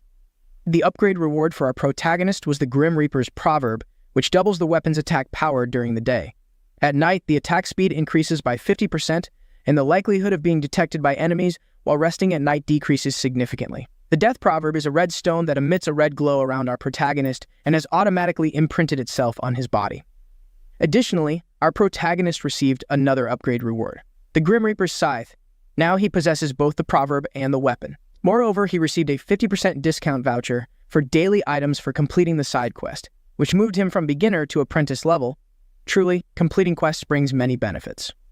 The status window displayed his impressive stats, befitting our protagonist's formidable presence. Let me explain further. Players are divided into 6 ranks, including the highest Grandmaster at level 99, Master at level 60, Expert at level 40, Intermediate at level 20, Apprentice at level 10, which is our protagonist's current level, and Beginner at level 1. Like other games, as you level up, the rewards increase and new skills are unlocked. Our protagonist learned the Grim Reaper profession skill called Deathmark. This profession creates a mark visible only to the target and the user, displaying the target's remaining stamina. The target suffers an additional 100% damage whenever the user attacks. while the effect is active, but it only works with a single target at a time. Furthermore, it allows for equipping even more advanced items. Our protagonist thinks that without leveling up, one would remain a beginner forever, so it is crucial to level up quickly. The system announced that our protagonist was the first among the players to level up, so his reward was a random bag of gold. Another reward for being the first to level up was that he learned a neutral skill called tracking, which allows him to detect the location of a tracked target, provided the face and nickname match and are considered valid. The cost of this skill is 20,000 gold. Our protagonist smiled and chose this skill to track Huang Yangmin, a valid target, and he successfully tracked Yangmin. The system reported that Huang Yangmin's location was determined to be 190 meters from our protagonist. An arrow directed him to Yangmin's location, who had ventured deep into the forest. Our protagonist calculated that from the initial 2 kilometers, the distance had reduced to just 190 meters. He hesitated, unsure whether to secretly follow him or not. Meanwhile, Sangchul and Aaron were running hurriedly and gasping for air due to exhaustion. Suddenly, Aaron tripped and tumbled on the ground because she was running too fast. A fall injured her leg, and she painfully stated that she could not continue. Sangchul urged Aaron to keep moving or they would be caught by the monsters. He helped Aaron up and encouraged her to endure the pain. Aaron felt guilty for slowing down Sangchul because the pain from where the arrow had struck was exhausting her. Sangchul reassured her that it was just a simulation, as injuries in the game would not appear in the real world, and no matter how severe the injury, their real bodies would remain unharmed. He added that if there was any way to survive, they could leave this place. After Sangchul's encouraging words, Celerin stood up and said she would try to endure the pain and keep going. Suddenly, a voice from behind them said, "Where do you think you're going with those injuries?" This startled them, and they quickly turned around. They saw a group of 4 men, led by Yangmin, all looking menacing and thuggish. Sangchul clenched his teeth and muttered under his breath. Despite his respectable appearance, Sangchul frowned fiercely and cursed under his breath at Aaron for moving too slowly and causing them trouble. With no other choice, as they were forced into a defensive position, Sangchul prepared to fight. Yangmin saw this and mockingly said, "Big brother wants to fight us, huh?" The thugs, fearless and bold, drew their weapons and said, "Open your eyes and look. See how many of us there are before you try to fight." Sangchul confronted them, asking why they were attacking them when they had done nothing wrong. Yangmin sneered and said, "Of course you did nothing," to which Sangchul quickly replied, "Then why are you attacking us out of nowhere?" Yangmin stated they only needed one thing from them, leaving Sangchul and Aaron bewildered. Pointing at Aaron, Yangmin implied she was their target, which left her shocked and afraid. Yangmin told Sangchul, "We're both men. I don't care about you. We want Celerin." Yangmin's associates questioned if that was really the famous actress Celerin. Another confirmed it, saying her face was unmistakably Aaron's, and speculated that someone might have chosen to look like her to mimic her. Aaron's beauty truly attracts trouble. Frozen in fear, Aaron panicked upon realizing that the group intended to kidnap her with malicious intentions. Yangmin stated that if Sangchul handed over Aaron, he would be allowed to leave safely. Sangchul grimly thought that if they had declared Aaron as their target from the start, he would have left her without hesitation, proving that appearances can be deceiving. Sangchul believed he shouldn't risk his life for Aaron. However, life isn't like dreams. If he abandoned Aaron, director Meg Young-lok would surely be disappointed in him. Therefore, despite his reluctance, Sangchul prepared to fight. Yangmin mockingly laughed at Sangchul's stance. Sangchul glared and asked, "Do you realize that what you are doing now is criminal?" Yangmin burst into laughter as if he had never laughed before. He mocked Sangchul humorously, saying, "What laws are there here to obey? Are you planning to call the police when you return to the real world?" He further taunted that Sangchul could try to report him to the authorities, but scoffed at the idea, doubting that his current face was his real one in the real world. Both were wary and fearful, and Sangchul realized that words alone couldn't drive them away, so he decided to face the 4 of them alone. Suddenly, a noise surprised everyone present. Our protagonist made a cool entrance from behind a tree, standing with his arms crossed and exuding calm, which surprised Sangchul. Yangmin was also taken aback by our protagonist's presence and wondered how long he had been there. Our protagonist asked Aaron and Sangchul, "What are you 2 doing here?" Yangmin told him, "Mind your own business." But our protagonist, without even looking at him, dismissively said, "Who asked you?" and continued to inquire about the situation of the other 2. Sangchul quickly shouted, "These guys are after Celerin. They ambushed us. If you help us, I'll never forget this favor, main character." Yangmin clicked his tongue in annoyance at being interrupted. Our protagonist pressed Yangmin, asking if what Sangchul said was true, to which he replied, "Whether it's true or not, what does it matter to you? This isn't your business. Frustrated by Youngmin's evasive and rambling response, our protagonist lost patience and said, "What do you mean? I know these people." At that moment, a dark red smoke surrounded him, stunning the others. Seeing the ominous smoke, a cautious and fearful Youngmin asked, "What do you intend to do?" To everyone's surprise, our protagonist summoned the Grim Reaper's scythe in his hand and said, "I won't let them get hurt." To the surprise of the thugs, our protagonist declared that he would not let the other two get hurt. Sangshul and Aaron were overjoyed and thanked him profusely. However, our protagonist's actions were not without self-interest. He knew he would benefit from helping them. If he assisted them, Ma Jianglok would have a favorable impression of him. A positive relationship with Ma Jianglok's major corporation could lead to significant rewards and gratitude. Additionally, our protagonist did not have any affection for Youngmin Group. Seeing our protagonist with his menacing scythe, the thugs cowered in fear like mice. Youngmin boldly threatened, "I will kill you if you come any closer," but our protagonist remained calm in the face of the threat. He smirked coldly and taunted Youngmin. "What's the matter? Don't want to fight anymore." Youngmin was infuriated by the provocation but also turned pale. He remembered that our protagonist had effortlessly slain goblins and even topped the leaderboard previously. He questioned whether he really wanted to fight such a formidable opponent. Youngmin's eyes widened in amazement, and his mouth fell open. Our protagonist placed the Dark Grim Reaper's scythe on the ground under the watchful eyes of everyone and said, "If you don't want to fight, just say so." Youngmin Group, sweating profusely, asked our protagonist if he would let them go if they chose not to fight. Our protagonist crossed his arms and calmly said with a smile, "I'll consider it if you kneel down and beg for your life." Youngmin assessed the situation and realized that our protagonist wanted him to humiliate himself. Fuming, Youngmin thought about begging in front of his friends and Aaron. He faked a smile, thinking he did not want to fight our protagonist as it would be like an egg fighting a rock, and he became annoyed by our protagonist's words and actions. But suddenly Youngmin remembered his own strength, so powerful he could punch through a wall with his bare hands. He fantasized that, with some luck, he could take down our protagonist with just one punch. Youngmin smirked slyly. Flexing his fists, he menacingly said, "You've crossed the line, you scoundrel," as his friends looked on in astonishment. He then taunted our protagonist, "What do you want me to do? Kneel and beg? You want to die?" His plan was to approach our protagonist and punch him straight in the face. Youngin imagined knocking out our protagonist with this punch. Raising his fist, he was confident that his wall-breaking punch would take him down. However, the reality was different from his delusions, as our protagonist calmly retracted his Grim Reaper's scythe, confusing Youngmin. Looking cool and composed, our protagonist said, "It would be unfair to fight you unarmed while I have a weapon, right? Winning too easily is just boring." This successfully infuriated Youngmin to the breaking point, his face turning red with bulging veins as he glared at our protagonist. Without further ado, our protagonist swiftly moved like a flash of lightning from his spot, stunning Youngmin with his speed as he charged at him. Youngmin, with a mocking laugh, threw a punch at our protagonist, aiming directly at his handsome face while cursing. However, he had overestimated himself, and our protagonist easily dodged his punch. Youngmin then received a full combo of punches to his stomach from our protagonist. Youngmin was sent flying several meters to the astonishment of the onlookers. Our protagonist, still composed and handsome, gently landed on the ground. In pain, Youngmin clutched his stomach and hurled insults, calling our protagonist derogatory names. Seeing him continue to spew insults, our protagonist said, "Stop swearing. It's polluting the air," and delivered a kick to Youngmin's chin. Youngmin was completely overpowered, looking defeated and pathetic.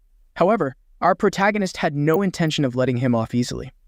He grabbed Youngmin by the collar and delivered a series of punches to his detestable face, leaving Youngmin unable to retaliate. It was indeed a meaningful gift of a different kind. Youngmin, in pain, thought the punches felt like being hammered in the face, unable to do anything but sit and take the blows. At this point, Youngmin still deluded himself into thinking he was as strong as our protagonist, believing he matched our protagonist's strength. It was indeed hopeless to cure such delusions. Youngmin, thoroughly beaten and unable to rise, still fantasized that his strength was equal to our protagonist. Suddenly, Youngmin thought, "He doesn't have a strength proverb like me, so how is he this strong?" While deluding himself about his strength, Young was about to receive a critical hit to the face. His face was nearly disfigured, while our protagonist remained alert and cool. Fortunately for him, his close friends were ready with bows to protect him, or it would have been the day of his memorial. An arrow shot towards our protagonist, and Cell Aaron, panicked, yelled for him to dodge it, but he easily avoided it as it was nothing to him. The archer, undeterred, prepared to shoot again. But before he could act, our protagonist moved swiftly like a tornado towards him. Our protagonist quickly reached the archer and mocked, "I guess your hunting and getting a bow were just lucky breaks, huh?" At this moment, Our protagonist was incredibly suave and handsome, making many hearts flutter. He pulled out his Grim Reaper's scythe and said, "Unfortunately for you, you've now run into me." To the archer's astonishment, our protagonist deftly disarmed him, causing blood to spray everywhere. Realizing his arm was severely injured, the archer screamed in pain and collapsed to the ground, a consequence of messing with the wrong person and challenging our protagonist. The remaining two gritted their teeth and said, "Do you think you can mess with us and just walk away?" These men were clearly in denial, seeing how badly their friends were beaten yet still talking tough. One of them, with a spiked hairstyle, charged at our protagonist with a sharp knife, yelling, "Die, you fool." Our protagonist, still calm, smiled and said, "You think so?" Then, using the technique called death gaze, a black skull appeared above the spiked-haired man's head. Their protagonist swung his scythe and unleashed a terrifying red aura with a single slash. Needless to say, the outcome was clear for anyone foolish enough to stir up a hornet's nest. The terrifying force of the strike barely missed Youngmin's head. In a flash, his leg was severed and he screamed in agony, falling to the ground as the others watched in shock. The man with the split hair trembled with fear upon seeing the severed legs. The hero made sure he didn't miss out, swiftly moving towards him, because it would be unfair if he didn't share the fate of his three badly beaten friends. With a cold expression, the hero said, "You dared to attack me with a weapon. You must have some skills." Soon after, the man with the split hair also lost an arm. Above his head appeared a skull mark, and the hero thought to himself that this truly was a death mark, having a damage effect of double, meaning one strike could break through armor. The thugs finally experienced the painful sting of disturbing a hornet's nest. The hero looked at them writhing on the ground and thought this was all too easy. However, he didn't stop there. To teach them a lesson, he decided to instill more fear so they wouldn't dare approach him again. They had to remember their place and not overestimate their strength.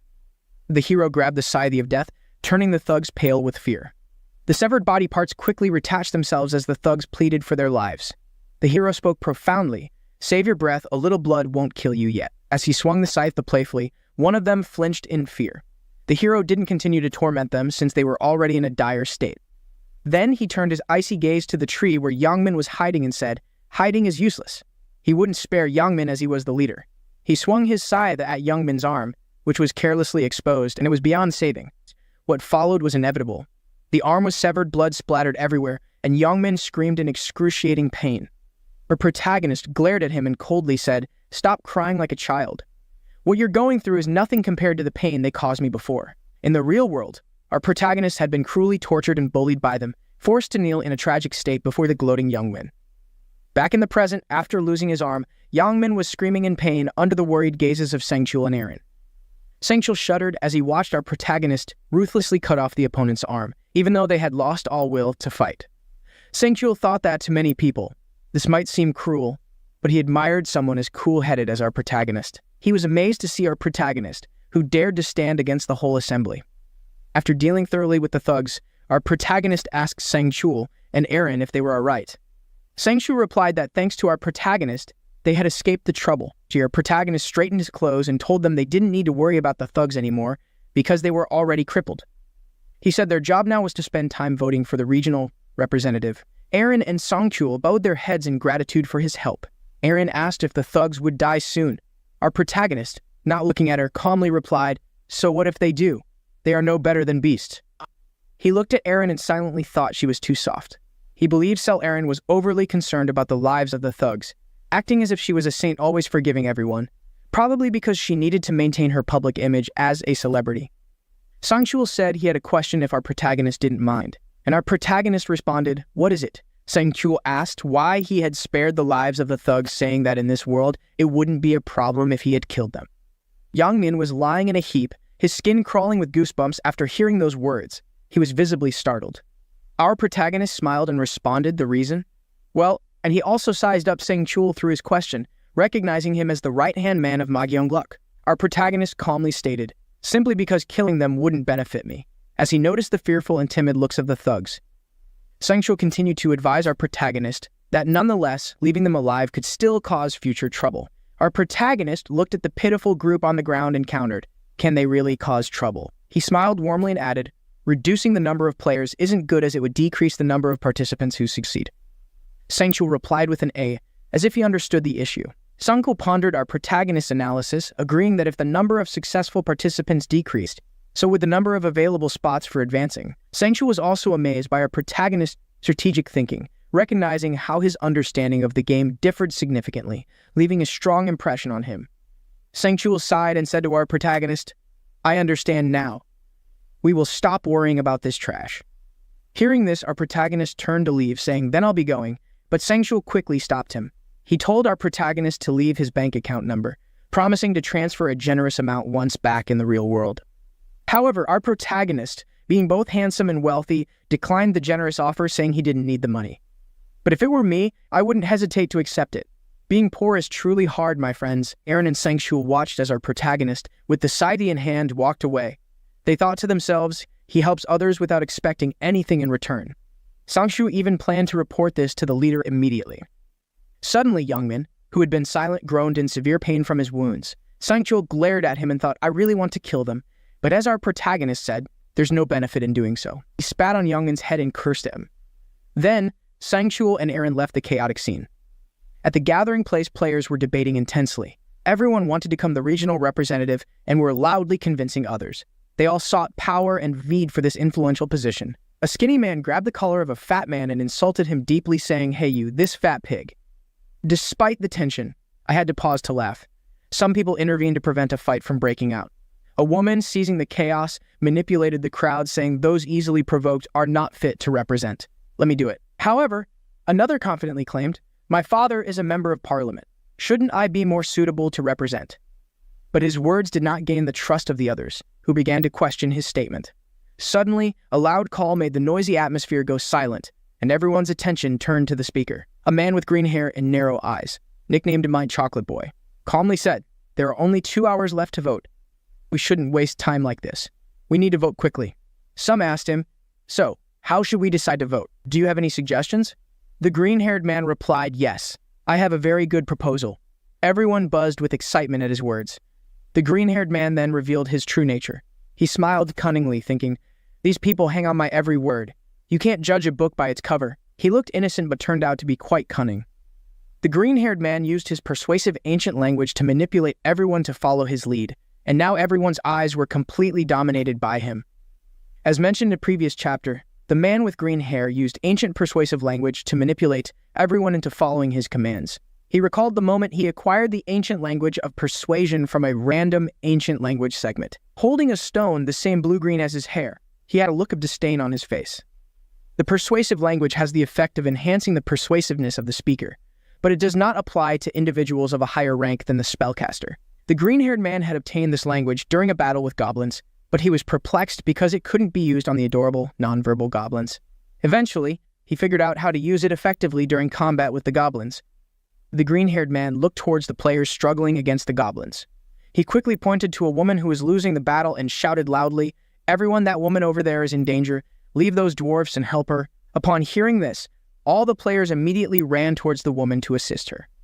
While appearing to be helpful, the green-haired man actually took advantage of the distraction and stole the opportunity to kill the nearly dead goblins, which should have been the chance for other players. He easily killed 100 goblins while others struggled, and he stole their chance.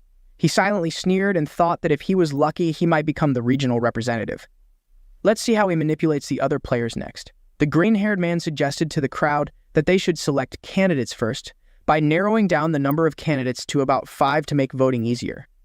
After hearing him speak, everyone nodded in agreement with his idea, because if they just shouted and voted for themselves, it wouldn't accomplish much. The green-haired man continued with his plan, saying, "Let's reduce the number of choices then. If you want to nominate someone, raise your hand and point them out."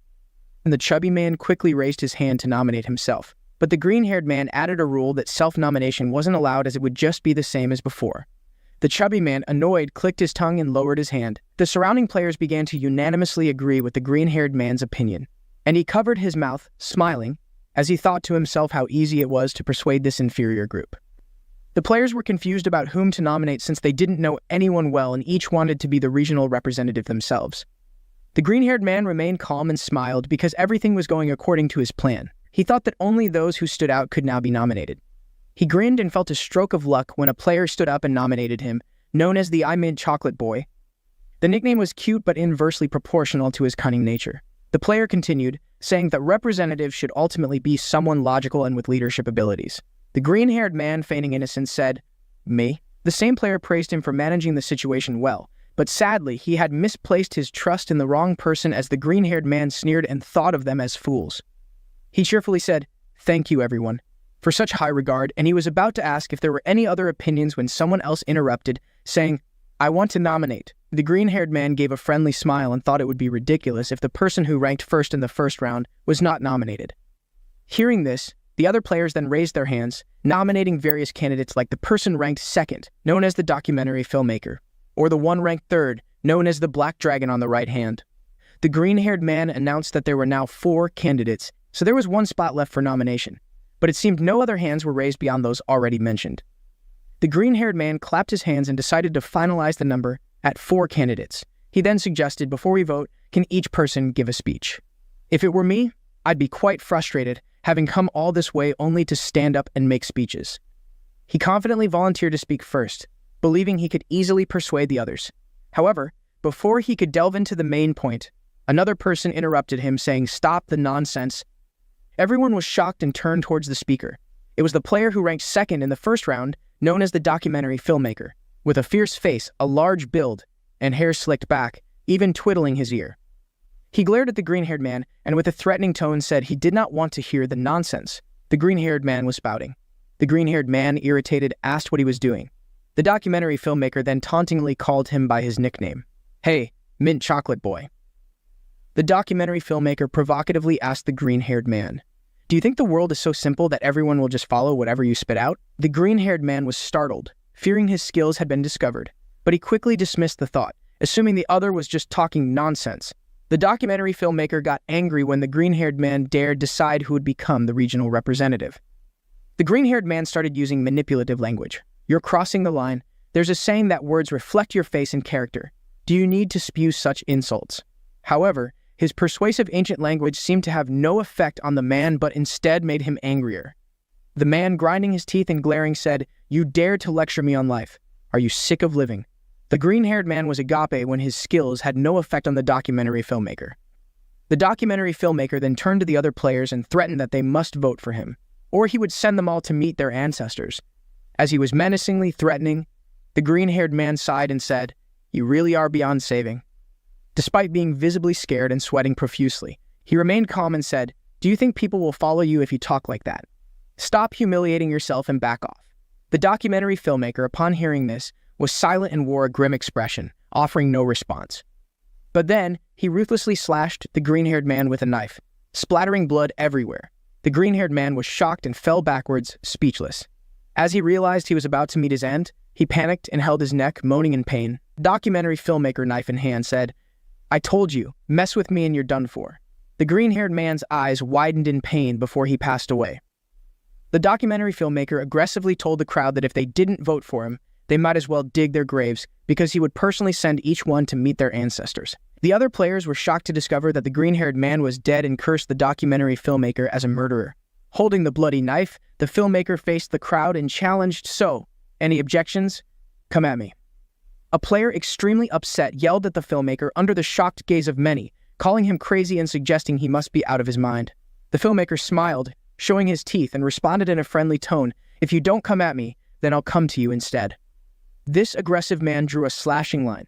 Wherever he went, he left wounds on other players, effortlessly ending numerous lives. He became uncontrollable, his face smeared with blood and looking terrifyingly satisfied. He thought this was fantastic, with no police reporters or cameras to witness. He continued like a monstrous villain, indiscriminately killing the innocent. After a spree of killing, he pointed his bloody knife at the remaining players and threatened, "If you don't vote for me, you'll be next in the upcoming round, got it?" The remaining players, having witnessed the brutal scene, turned pale with fear and dared not defy him. The documentary filmmaker smirked evilly, thinking that because they feared being killed, they would vote for him and if possible he would become the regional representative. Delusionally, he also contemplated killing the handsome and cool main character first, achieving that would make him the top player. Meanwhile, blood splattered everywhere as our protagonist took down many more gnolls, now totaling 265 out of 100. All his stats had increased by a 100% thanks to the ancient language of butchery, which applied a triple experience buff. The system announced that our protagonist had leveled up to level 16, which surprised him. He looked at the gnolls scattered around and thought, the higher the level, the slower the leveling up becomes. Although I've killed over 200 monsters in 2 hours, I've only leveled up 6 times. Our protagonist reflected that monster hunting had become significantly easier, clearly because he possessed both the ancient language of death and butchery. These languages doubled his weapon damage and stats. Holding the scythe of death, he thought it might be time. The scythe emitted a bright golden light and then disappeared, signaling it was time for our protagonist to leave. The voting time had ended, and it was time to cast votes. A golden vortex surrounded our protagonist to summon players in the region to the starting point.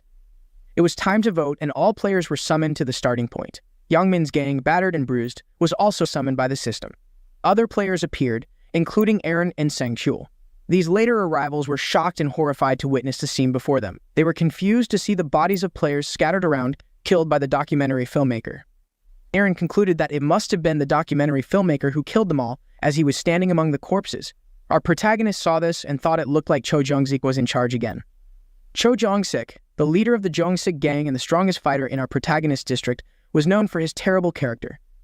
Our protagonist saw Cho Jung-sik smiling wickedly with his face covered in blood and thought it best to defuse that bomb before it exploded. However, he knew it was not the right time to act. Cho Jung-sik approached our protagonist and said in a friendly manner, "Hey, where have you been? I've been waiting for you for a long time." Our protagonist calmly replied, "What do you want?" Cho Jung-sik, his face still smeared with blood, smiled wickedly and said, "Nothing much. I just have one question." He twirled his knife confidently and added, "Why don't you join me? I'll spare your life if you do." But then he was surprised to hear laughter. Our protagonist asked, "So, do you want to start fighting now?" The handsome and muscular main character speaks sternly. Kneel down and beg me, then I might spare you." His smile disappears.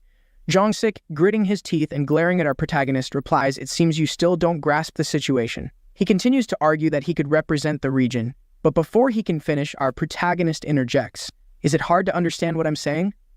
Our protagonist dislikes slow, tedious talks and quickly summons the Grim Reaper's scythe, coldly telling Jung-sik, "Or would you rather die here?" Jung-sik turns pale with fear upon seeing the formidable weapon, realizing he has provoked the wrong person. Fortunately for him, he knows when to retreat, unlike Youngmin, who had faced a grim fate before. And our protagonist, noticing Jung-sik's silence, taunts, "What's the matter? Did the cat get your tongue?" Jung-sik clenches his teeth in anger at the remark. He retorts, "I am Cho Jung-sik, leader of the Jung-sik gang. Do you think I would kneel before someone like you?" He shouts angrily, "Take that weapon and come here, you dog!" Our protagonist smiles, thinking he is as stubborn as ever. Well, enough joking around. He looks at Jung-sik, who is ready to fight with a knife in hand, and thinks, if I show my power and it gets recognized, things might get complicated. Our protagonist's goal is to make Jung-sik a regional representative to exploit him in round 3. Moreover, it's now time for an angel to appear. As if on cue, an angel with magnificent wings appears in the sky. Our protagonist tells Jung-sik, "Your ancestors don't want to see you just yet. You're lucky." He sheathes the Reaper's scythe and walks away, leaving Jung-sik with a warning. "Next time, before you challenge someone, make sure you know who they are unless you want to meet your ancestors early." These words left Cho Jung-sik seething with frustration, unable to do anything. Grinding his teeth in anger, he thought, "Damn it, I almost had a heart attack. I'll let this one slide, but just wait and see." It has to be said that Cho Jung-sik is weaker, but always likes to act tough. Cho Jung-sik also harbored another plan. If he became the representative, he would make our protagonist pay 100 times over for the insults he had hurled at him. The angel, with a beautiful smile, asked, "Have you chosen a representative yet?" After observing the scene below, the angel chuckled and said, "I see. It seems that in the past 3 hours, you've done more than just talk. Of course, if you rubbish were to die, I wouldn't care." This angel is indeed both cruel and ruthless. The angel raised a finger, signaling the start of the voting session. The system announced that the voting for the representative would now officially begin, and immediately, voting panels appeared before each player. The popular rule was that they each had only one vote, and the player with the most votes would become the representative. Their task was to look at the person they wanted to vote for and think the word of votes in their minds. Additionally, players who did not complete their voting within 5 minutes would be eliminated from the round and disappear. The remaining time to vote was 4 minutes and 59 seconds, and the players began to seek out their chosen candidates. Reluctantly, they turned their attention towards Cho Jung-sik exactly as he wanted. Suddenly, his gaze collided with another player, causing him surprise. He pointed directly at a plump woman and shouted, "Hey, you, the chubby steamed bun lady over there." Startled by his words, the woman panicked. He bellowed, "Do you want to die? Why aren't you looking at me?" Terrified, the woman quickly replied, "No, I voted for you already," while our protagonist paid no attention to the chaos. Cho Jung-sik threatened the other players, "If you don't look at me, consider yourselves done for." Finally, the voting time ended. The angel announced that time was up, and, fortunately, all players had managed to vote in time. She clapped her hands, her long, sharp nails clicking together, and began to tally the votes. The regional representative selection board appeared, revealing that Cho Jong-sik had received the highest number of votes, with 2412, followed by our protagonist with 2077. The last 3 spots were occupied by the black dragon in my right hand, the chubby steamed bun, and the cute little bird who received the fewest votes. Cho Jink was surprised to be in first place, yet his vote count wasn't as high as he expected, and our protagonist was a close second. If he hadn't threatened everyone, our protagonist might well have become the regional representative. He glared at those who hadn't voted for him, causing them to turn pale with fear and look away. The angel declared Cho Jong-sik as the regional representative. Smiling, she said, "I will grant you the authority to command everyone." Cho Jong-sik grinned triumphantly. Now in power, and thought to himself, "I will make you regret not killing me," as he considered ordering everyone to kill our protagonist. Lost in his thoughts, he suddenly realized that the command authority was only a temporary skill, and it allowed him to issue orders to the players and control them. Players could not defy his orders under any circumstances, but the skill was limited to being used only 10 times on a player at once, especially since this skill does not apply to a level players. Cho Jung-sik was shocked to learn that he could use it only 10 times. Furthermore, he received another blow when he found out that this skill does not apply to a level players, meaning all those at that level could ignore his commands. The angel smirked mischievously and said, "Now, my dear humans, you probably thought the voting was all there is to it." She flapped her wings in the sky and continued, "Well, think again, there's a hidden task in this round." Upon hearing this, the players were extremely confused and anxious about the hidden task ahead. And then the hidden mission appeared. Players must level up before voting. They need to reach level A and find an upgrade item. If successful, they will receive a 50 discount coupon for today's item. The announcement of the hidden mission left everyone bewildered and amazed. The angel smiled and said the mission window was set up to appear like this at level 10. But you didn't notice, did you? A player questioned how they could level up without monsters. The angel's smile faded, her eyes blazed as she angrily replied, "What do you mean? The forest is full of monsters." She continued, "Don't be too gloomy about it. Only 80,000 people can advance to level A in this round." She also revealed that someone in this area had successfully reached level A, surprising all the players. The angel snapped her fingers and said, "Let's review the results of the side mission and find that person." The results window displayed the outcomes from round 2 across all areas. It showed that our protagonist reached the Grim Reaper level 16 in just 39 minutes and 42 seconds. The second place Dark Knight reached level 10 in just over 2 hours, followed by a player nicknamed the Fools who reached Wizard level 10 only 10 seconds behind the second place. In Area ESC-45, only our protagonist reached the Grim Reaper level 16. All players realized that the first to level up was our protagonist. Everyone looked at our protagonist with great surprise, even more so when they discovered he was also a Grim Reaper. The players were surprised to learn that our protagonist was a Grim Reaper. They marveled at his profession, considering it to be powerful and impressive. Some even commented that this explained why our protagonist was seen wielding a large scythe everywhere. Cho Jung-sik cursed under his breath, thinking he could use his authority to make our protagonist retaliate against himself. But life is not like a dream, and our protagonist would change his profession at this exact moment. The angel said that in round 2, the ranking would be based on the order of completing the side mission. She looked at the results window and announced, "So, the player who changed professions in our area is our protagonist." The angel was also surprised that our protagonist not only topped the rankings in the current region, but also led the overall board. She told our protagonist, "You are impressive. Your Grim Reaper profession is unique, and even your nickname suits it." The angel, smiling, asked how he came up with the nickname.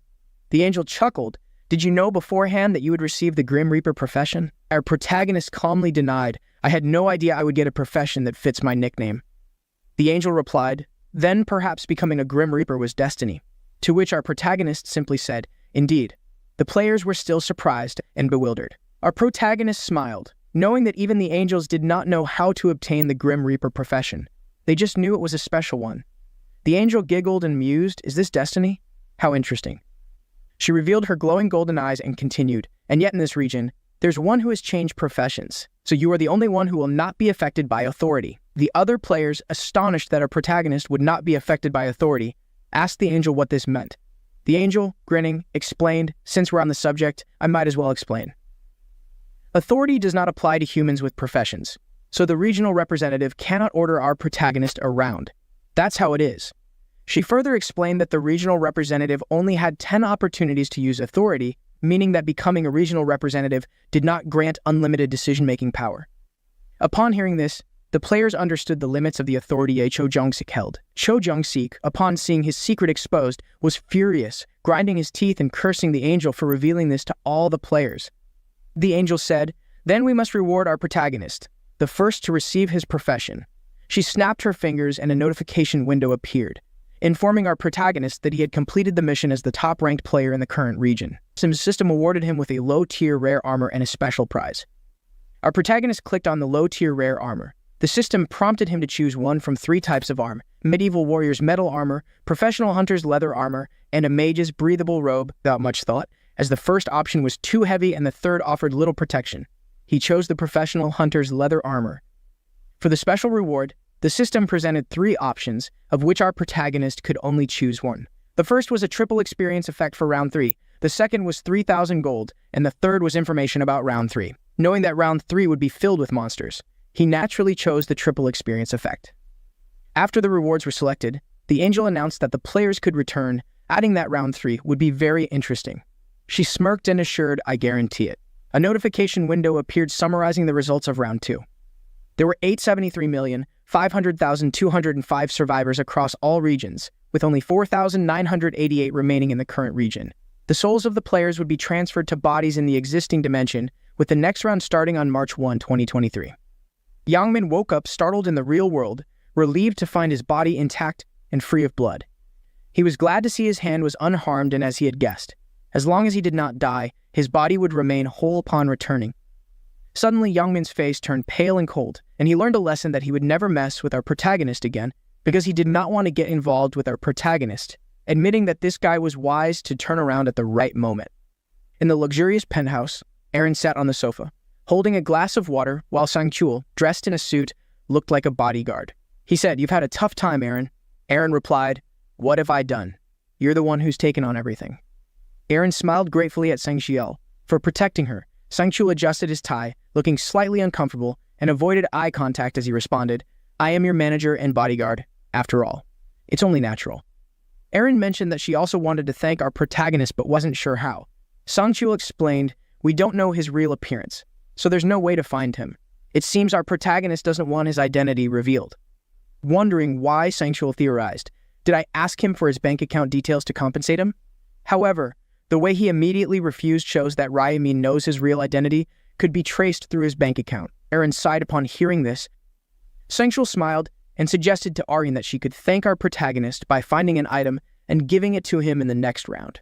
Aaron agreed that it was a good idea and thought about how to properly repay our protagonist. Sang-chul said goodbye to Aaron and left for home. As he entered the elevator, he received a call.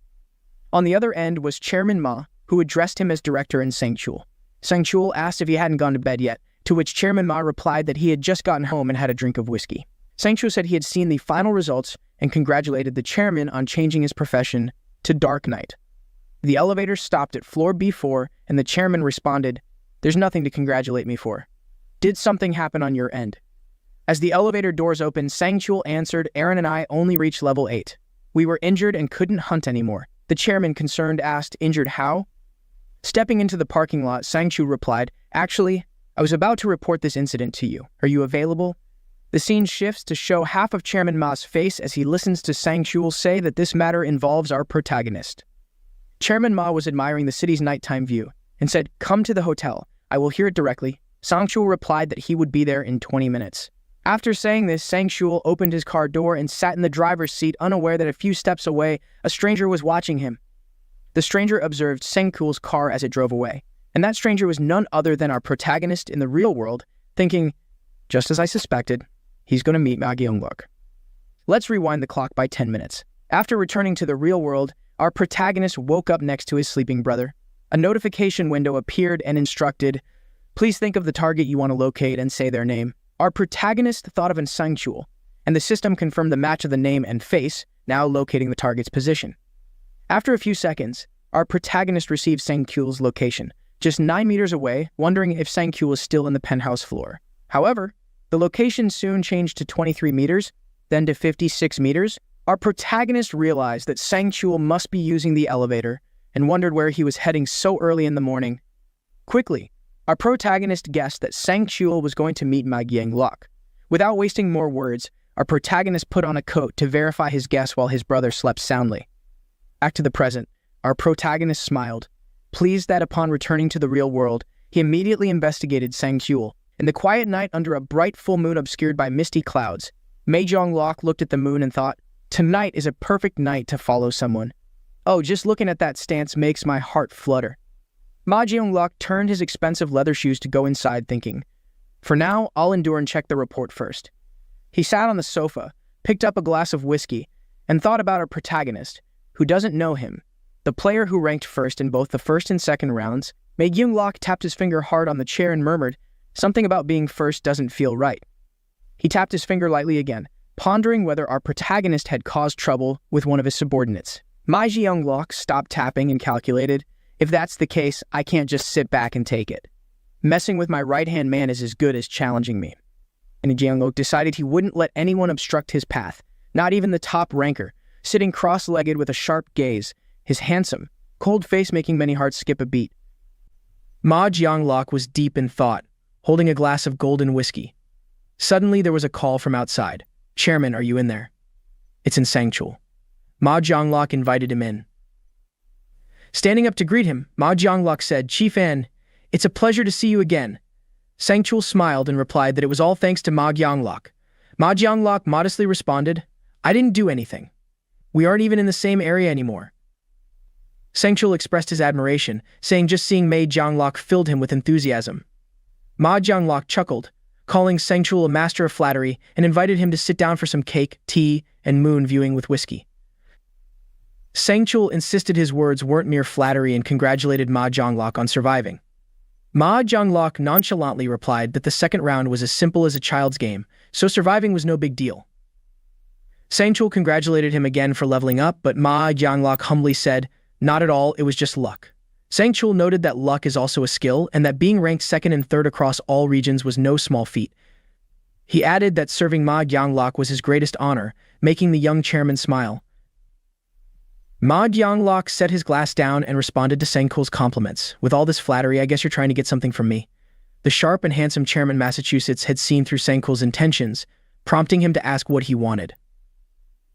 Embarrassed, Sang-chul admitted his purpose. "Can you tell me where to find the level-up items?" Ma Gyang-lok smiled and casually replied, "Oh, it's nothing. They just dropped while I was hunting monsters." In reality, it was all thanks to a random piece of the Ancient Knight's rune that Ma Gyang-lok had acquired. Ma Gyang-lok recalled his gaming days under the nickname Heavenly Demon.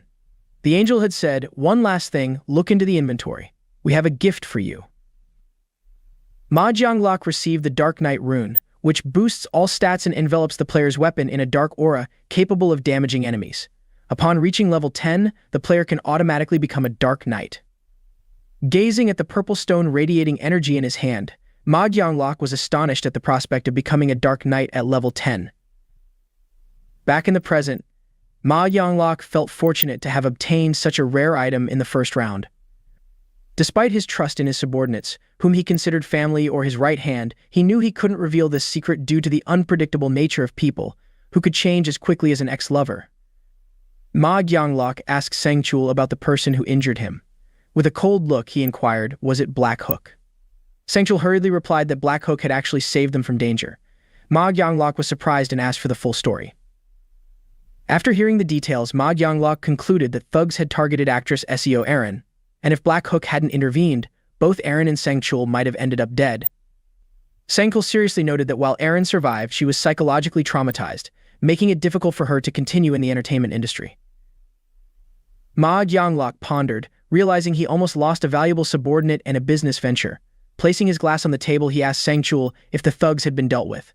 Sang-chul responded that, although Black Hook made them suffer greatly, he left them alive. Ma Gyang-lok was curious why Black Hook didn't finish them off, and Sang-chul explained that Black Hook believed killing them wouldn't be beneficial. Moreover, reducing the number of people would decrease the number of survivors in the next round. Ma Gyang-lok acknowledged Black Hook's reasoning but wondered what trouble the thugs might cause in the future.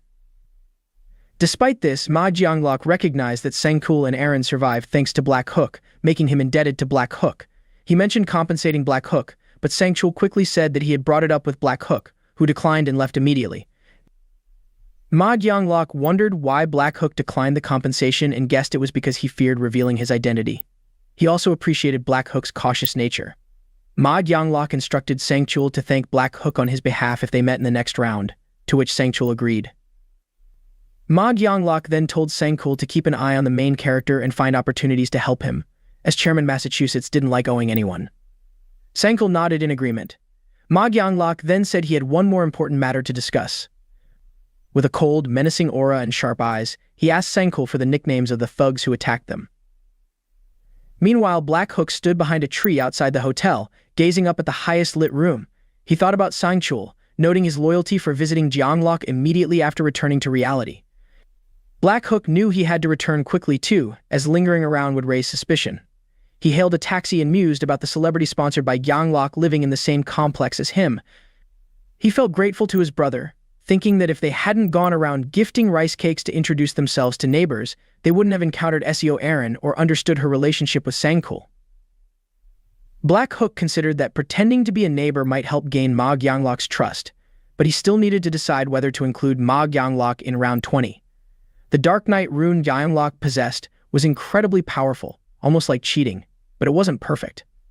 The rune had significant drawbacks, such as not providing level-up rewards and forcing the user to become a Dark Knight. The biggest disadvantage was that to use the Dark Aura, one needed to accumulate a special type of mana called Dark Mana, which couldn't be obtained through ordinary means. Black Hook thought that, in a way, this skill was perfect for someone with Gyanglok's twisted tendencies. He chuckled to himself, realizing that teaming up with someone so unconventional could be dangerous. Sitting in the taxi, Black Hook considered Gyanglok as a potential ally he could use whenever necessary. After all, there were many other talented individuals besides Ma Gyanglok. As soon as dawn broke, Black Hook got to work. In a convenience store, an elderly man sighed in exhaustion. The lack of customers worried him, fearing that sales might drop by half. Suddenly, a lively young woman with black hair entered and called him Dad. This was Julie, his daughter. Julie asked why he was sighing so heavily. Her father explained that lottery tickets had been completely banned, with the government providing a plausible excuse. They claimed it was because they couldn't understand how players like Black Hook could win the lottery 4 times in a row, amassing tens of millions of dollars. Her father lamented that with rent and labor costs, things were tough, and he didn't know what to do. Julie reassured him, saying she was about to graduate and could help him out. She wondered if getting a part-time job to increase the family income would help. Her father smiled and told her to focus on her studies, as her grades were excellent, and she should pursue her dream of becoming a doctor. Julie revealed she had given up on that dream, saying that in their current situation, school was no longer important. Her father was shocked and saddened by this. He agreed that money wasn't everything, but he worried about the danger she might face in the next round. He buried his face in his hands, overwhelmed by recent thoughts. Julie took his hand and comforted him, smiling brightly. She assured him she would be fine, having survived the second round and even gained a new profession. Her father was surprised to hear about her profession. Julie demonstrated her skill by placing her hand on his forehead, causing a green energy to appear, much to his amazement. He touched his forehead and asked Julie about the phenomenon. Julie explained that the skill, called blessing, was part of her support profession. It boosted all stats slightly and would enhance the vitality of ordinary people. Julie's father said that thanks to her skill, he felt energized. Julie smiled and promised to use the skill on him regularly. She beamed and encouraged her father to stay positive. Her father, now uplifted, smiled joyfully. As they were talking, a customer entered the convenience store. Julie's father was stunned to see that the customer was none other than the main character, Black Hook. Julie whispered to her father, Dad, do you know him? He's the winner who guessed the same number for 100 tickets. Black Hook walked in and greeted the convenience store owner. Hello, sir. Do you remember me? I bought 100,000 won worth of lottery tickets. Julie's father, the store owner, was puzzled but remembered him and asked why he was there. Black Hook bowed and apologized, surprising the store owner. I saw the news. Because of me, your store had to stop selling lottery tickets. I'm sorry for the trouble I caused, he said. Julie was equally surprised by what Black Hook was saying. The store owner smiled awkwardly and assured Black Hook it wasn't his fault and that they wouldn't starve without selling lottery tickets. In front of Julie and her father, Black Hook searched his pocket and said, Even so, I feel responsible for the inconvenience." He pulled out a thick envelope and handed it to the store owner. "This envelope contains 10 million won," he said, shocking Julie and her father into speechlessness. The store owner hurriedly tried to refuse the large sum, but Black Hook left the envelope on the counter and quickly exited, leaving the two stunned. Holding the large sum of money, the store owner was visibly confused. Julie told her father she would catch up to Black Hook and return the money. She ran after him and called out, "Wait a minute." Black Hook turned to see who was chasing him. Julie quickly asked, "Ryu Min, is that you?" But he seemed not to recognize her. Julie smiled and introduced herself as Min Julie, saying they were classmates, but Black Hook still looked puzzled. Julie was surprised he didn't remember her. Black Hook smiled gently and said, "I'm sorry, I'm not good at remembering faces." But he was lying. He remembered exactly who Julie was. Min Julie, the store owner's daughter, was also his classmate and possessed a special profession called buffer, specializing in boosting team effects. When Black Hook first discovered she was his classmate, he was astonished and saw it as fate. He used their chance meeting to try to recruit her to his team, recognizing the advantage of having such a powerful ally. Julie invited Black Hook to go somewhere to catch up and discuss their lives. Contrary to his usual cold and indifferent demeanor, Black Hook nodded and agreed.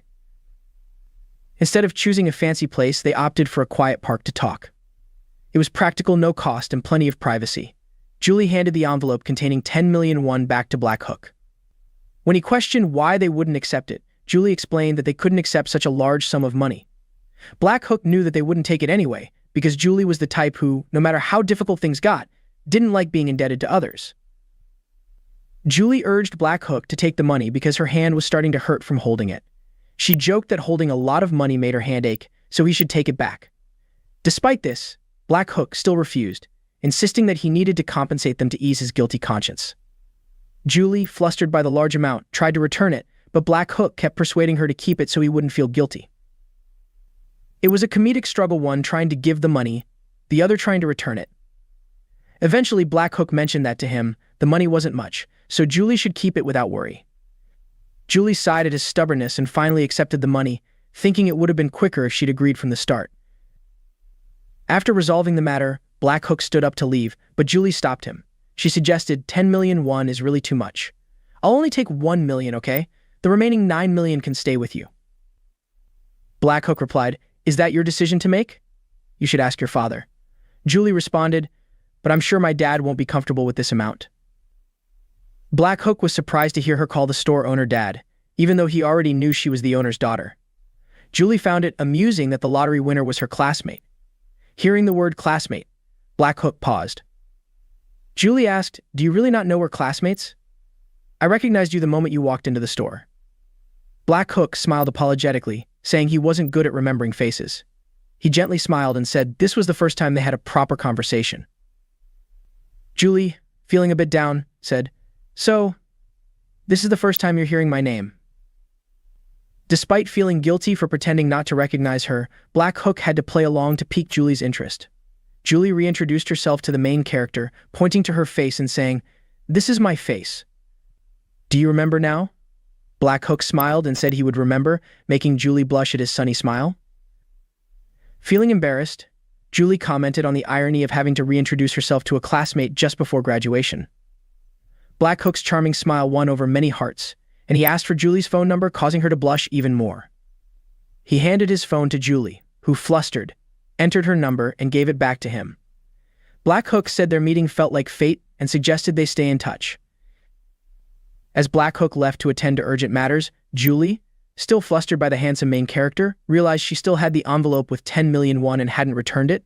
Eventually, Black Hook departed, and Julie ended up with the large sum of money. Julie's heart raced as if struck by Cupid's arrow when Black Hook asked for her phone number.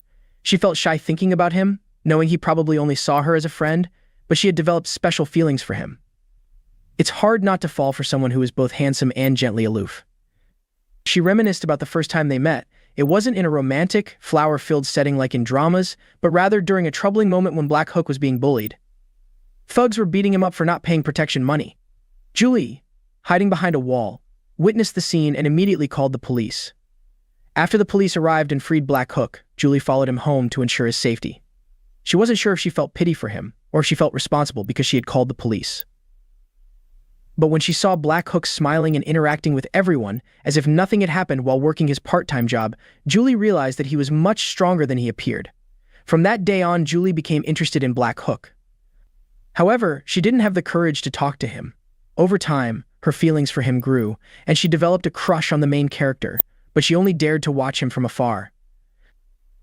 Now, meeting Black Hook again, Julie felt braver. She saw this as a precious opportunity given to her by fate. She knew she couldn't pretend not to know Black Hook after accepting his 10 million won. With this in mind, Julie wondered if she should invite Black Hook out for a meal.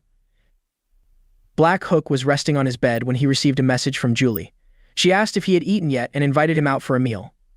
Black Hook agreed and offered to pay, but Julie insisted on paying herself.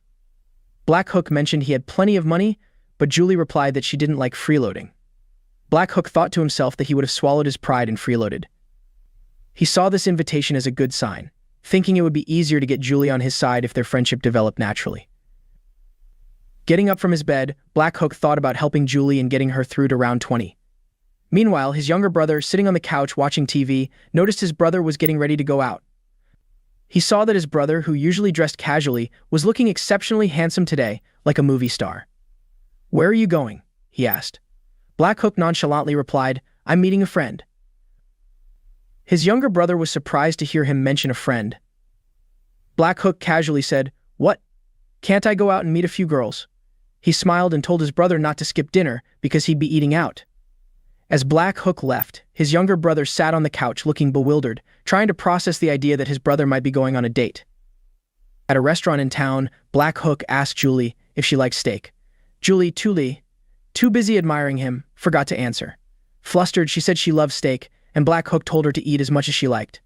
Julie felt incredibly lucky to be dining with her crush today. They ate in silence for a while, and Julie noticed the atmosphere growing awkward. She encouraged herself to say something.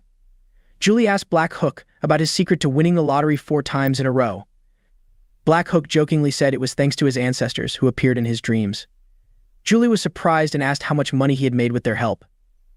Black Hook smiled and said it was enough to live comfortably for the rest of his life without worrying about money, but he still had to worry about keeping himself safe.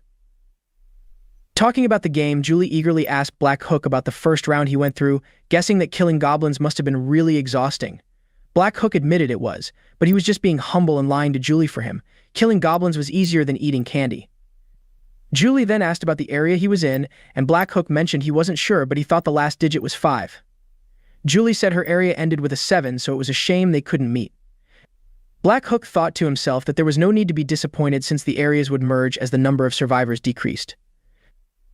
Julie asked about his level, and when she found out he was also level 10, she inquired about his profession. Black Hook said he didn't have one yet, not wanting to reveal his Grim Reaper profession. Julie excitedly shared that she had a profession-changing item called Buffer. Black Hook asked if her profession allowed her to buff skills for teammates like in games. He felt lucky that Julie was a buffer in this timeline, just like in his previous regressions. Julie enthusiastically said she wanted to show him a skill called Blessing, which increased all of another player's stats. She created a green symbol on Black Hook's forehead with her hand. His status window notified him that all his stats had increased by 50% for 3 hours. Black Hook was very impressed with this skill, knowing that when Julie reached her maximum level, the buff would increase to 100%. Satisfied, Black Hook felt pleased that Julie had buffed his stats, as this had been his main goal from the beginning.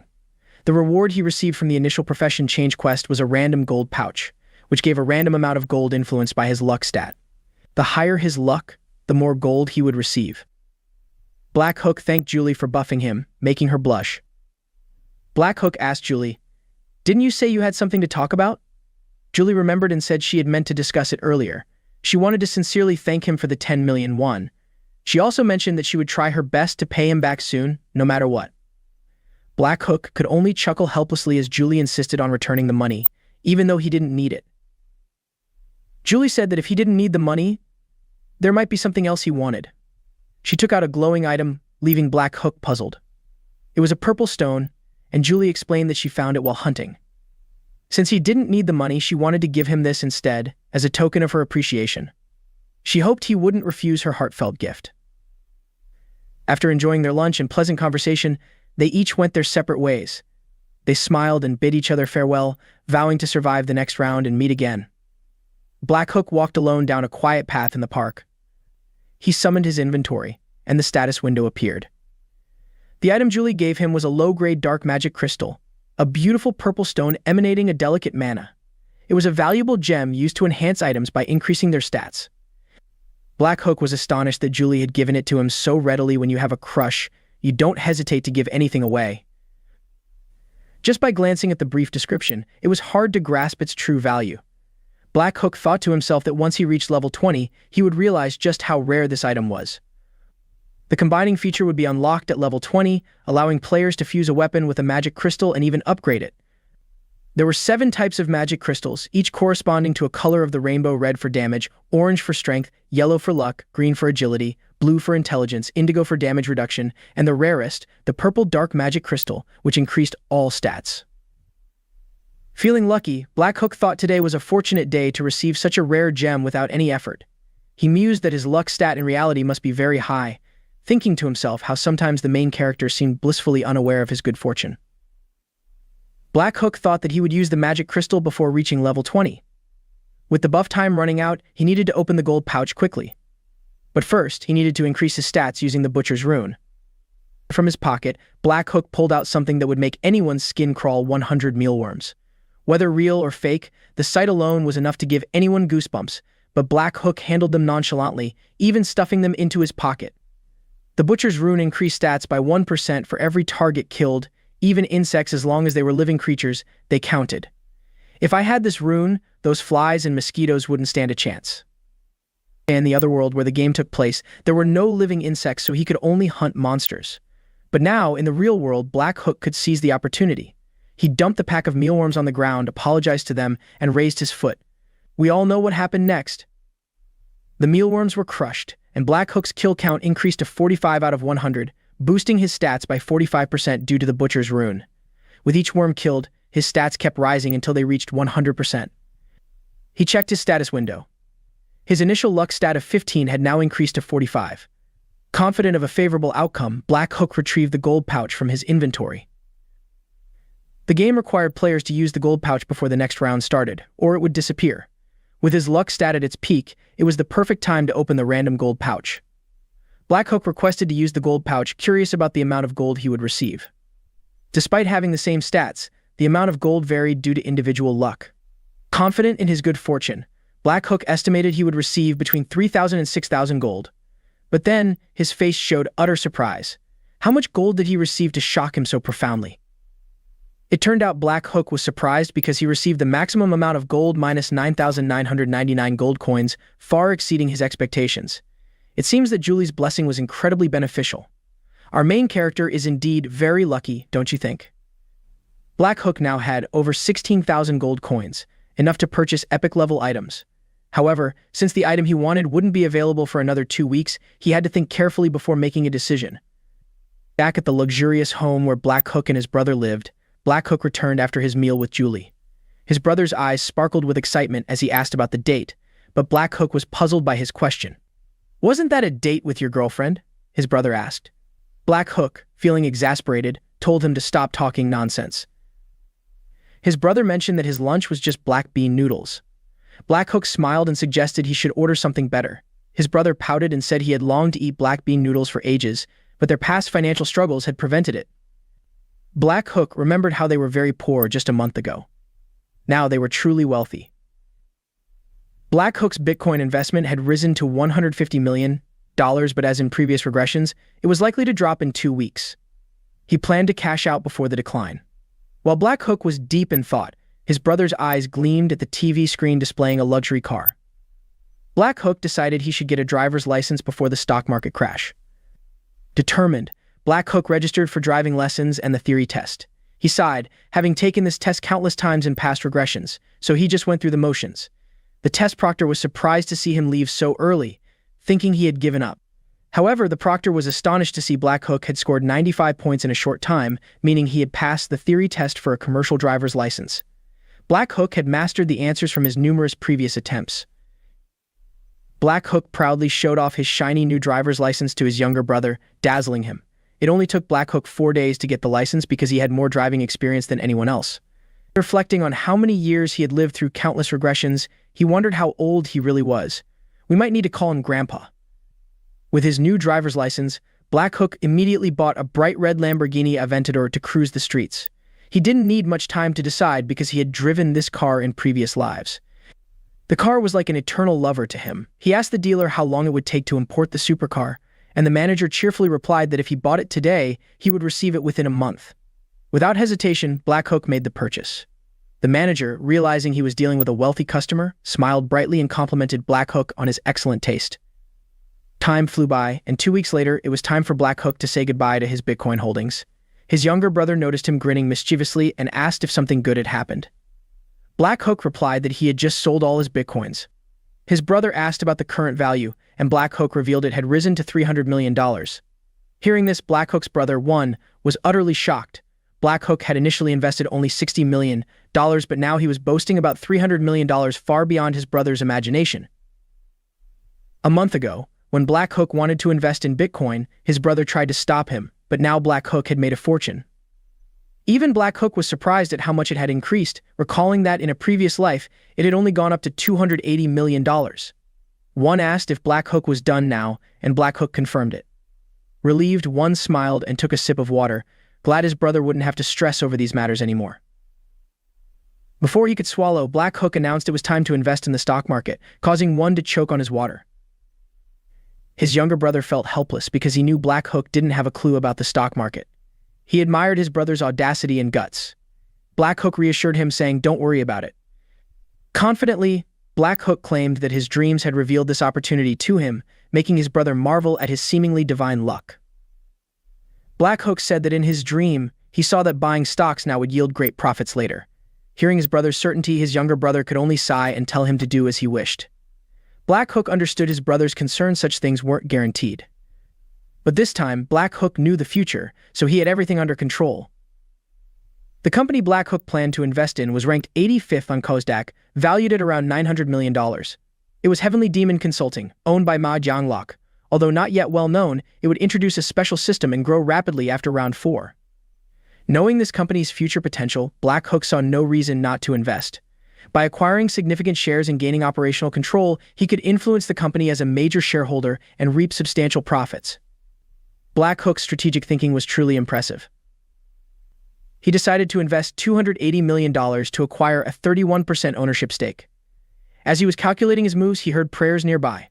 His younger brother was clasping his hands, praying for their ancestors to bless his brother's dreams once again. Seeing this, Black Hook could only smile helplessly. Black Hook's phone notified him that the transaction was successful. Now, he only needed to buy some items. It was late at night, and everyone was asleep, except in Black Hook's house, where the lights were still on. He wanted to browse the shop, and the store window appeared with countless items. Lying in bed, he thought about how today was the day to spend all the gold he had saved. With gold, he could buy both regular items and skills, making shopping incredibly convenient. Black Hook felt a sense of satisfaction as he browsed through the online shop, ready to spend his amassed wealth on whatever he needed. Although most of the gold is for regular items, that doesn't mean you can't buy rare and epic materials. Money can buy almost anything. Black Hook decided to check the items available today. This feature lets you buy a randomly changing item each day. Usually it's hard to get what you want because you never know what the store will offer, but for Black Hook, it's no problem. He knew from his accumulated experience in previous regressions exactly when specific items would be available. Today, the epic item he needed was on sale. The epic item was a skull necklace, which increases intelligence by 3% and attack speed by 1% each time you defeat an enemy, up to a maximum of 25% effectiveness until the round ends. However, it has the limitation that it can only be used from apprentice level onwards. This item costs 4,600 gold. Given its benefits, it was quite affordable. With the item in hand, Black Hook was ready to use it. He checked his inventory and found a 50% discount coupon for today's item, which he earned after completing a level-up quest. He bought the skull necklace and realized he still had a lot of gold left. Initially, he planned to buy a regular set of equipment with the remaining gold. However, Black Hook reconsidered and thought that if he saved an additional 6,000 gold, he could buy another skill. Skills are generally more valuable than regular equipment. Determined to quickly earn another 6,000 gold, Black Hook knew that round 3 would have plenty of monsters to defeat. Time flew by, and the day of round 3 arrived. All the players gathered in one place, ready for the next challenge. Chapter 22. This time, the players were gathered in a different place, not a forest like in round 2. The surrounding buildings were destroyed, making the area look like a ruined village. After some discussion, everyone noticed that the village was surrounded by a massive wall. In the center, a giant glowing crystal stood. Black Hook observed the unfamiliar place from a distance, noticing the confusion among the players. However, one person seemed indifferent: Cho Jung-sik. Some players recognized him as the representative of their area. Amid the whispers and conversations, Jung-sik noticed their recognition. They identified him as a player whose life was documented in a film, and some even mentioned that he was a gang leader. Jung-sik had used a sword to threaten players into voting for him. Some players commented that Black Hook should have been the area representative instead of Jung-sik, showing that a bad reputation follows you everywhere. One player advised his friend to keep his negative comments quiet in case Jung-sik overheard, as he currently held power. The friend nonchalantly replied that Jung-sik could only use his authority 10 times, so there was nothing to fear. Hearing enough insults, Jung-sik angrily shouted for everyone to shut up. The players, seeing his rage, pretended to know nothing. Jung-sik knew the situation would arise because the angel had revealed the limitation of his authority. It could only be used 10 times. A man approached and bowed to Jung-sik, surprising him. It was Yongmin, who expressed admiration, saying he loved documentaries and respected gang leader Cho Jung-sik. He greeted him respectfully, calling him senior. Jung-sik asked if Yongmin was his subordinate, to which Yongmin replied that he wasn't yet but was a young man dreaming of becoming a gangster. Jung-sik was puzzled by Yongmin's desire to become a gangster and thought he was crazy. Yongmin said that Jung-sik was his role model and expressed his wish to join Jung-sik's gang. Before Jung-sik could ask more questions, Yongmin knelt at his feet, pledging to follow him for life and asking to be accepted. Jung-sik smiled, thinking he had met many crazy people in his life but never someone as devotedly mad as Yongmin. He found Yongmin's enthusiasm amusing and intriguing. Jung-sik told Yongmin to stand up, and Yongmin complied. He pointed at the surrounding people and said to Yongmin, "Are you blind? Don't you know my reputation has gone downhill? And you still want to follow me?" Yongmin thumped his chest and replied, "I don't care. You're someone I respect. As long as you accept me, I don't care what others think." These words convinced Cho Jung-sik to take responsibility for and mentor Yongmin. Hearing this, Yongmin bowed repeatedly, expressing his gratitude, calling it an honor. The other players were shocked to see someone willing to team up with Jung-sik and thought Yongmin must be crazy. Black Hook, observing from a distance, knew that Yongmin had teamed up with Jung-sik again and considered it a good thing. Amidst the murmuring, an angel suddenly appeared and asked if everyone was gathered. The angel looked around and noticed that 90 people were missing. The players were alarmed upon hearing that people were missing. Status windows appeared before the players to explain the third round. In this round, the main task was to protect the sacred relic for 3 hours. Realizing that people were indeed missing, everyone panicked. The angel smiled and said, "It's not possible for people to just die out of nowhere. It seems some of you have been killing each other in the real world. I was curious about the level of competition among you." One player noted the unusual number of survivors, realizing that only 1,225 players were left, a quarter of the total. Players were worried and asked the angel if there had been an error. The angel laughed mockingly at the mention of an error. She said, "What do you want?" "There's no error. It seems you're worried because fewer people can complete the task, but you forget that each round only half of you can survive." The angel continued, "Everyone survived the last round, so having only a quarter of the players left for this round makes sense." The players turned pale upon hearing this. The angel said, "There's nothing unfair about it. You just need to work hard to be in the top 25%. With that, the angel began to explain the rules of the third round. In this round, every 30 minutes, monsters from an army would appear at the castle gates, aiming to attack the sacred relic in the village's center, which was the glowing purple crystal. There will be a total of 4 attack waves. If the players fail to protect the crystal, they will face severe penalties. However, regardless of whether they succeed in defending it or not, their rankings will be determined by the number of monsters they defeat. Due to the nature of this round, there will be more monsters than usual, but they will only have their strength left, making them easier to defeat. Of course, this means the gold and experience earned will also be reduced accordingly.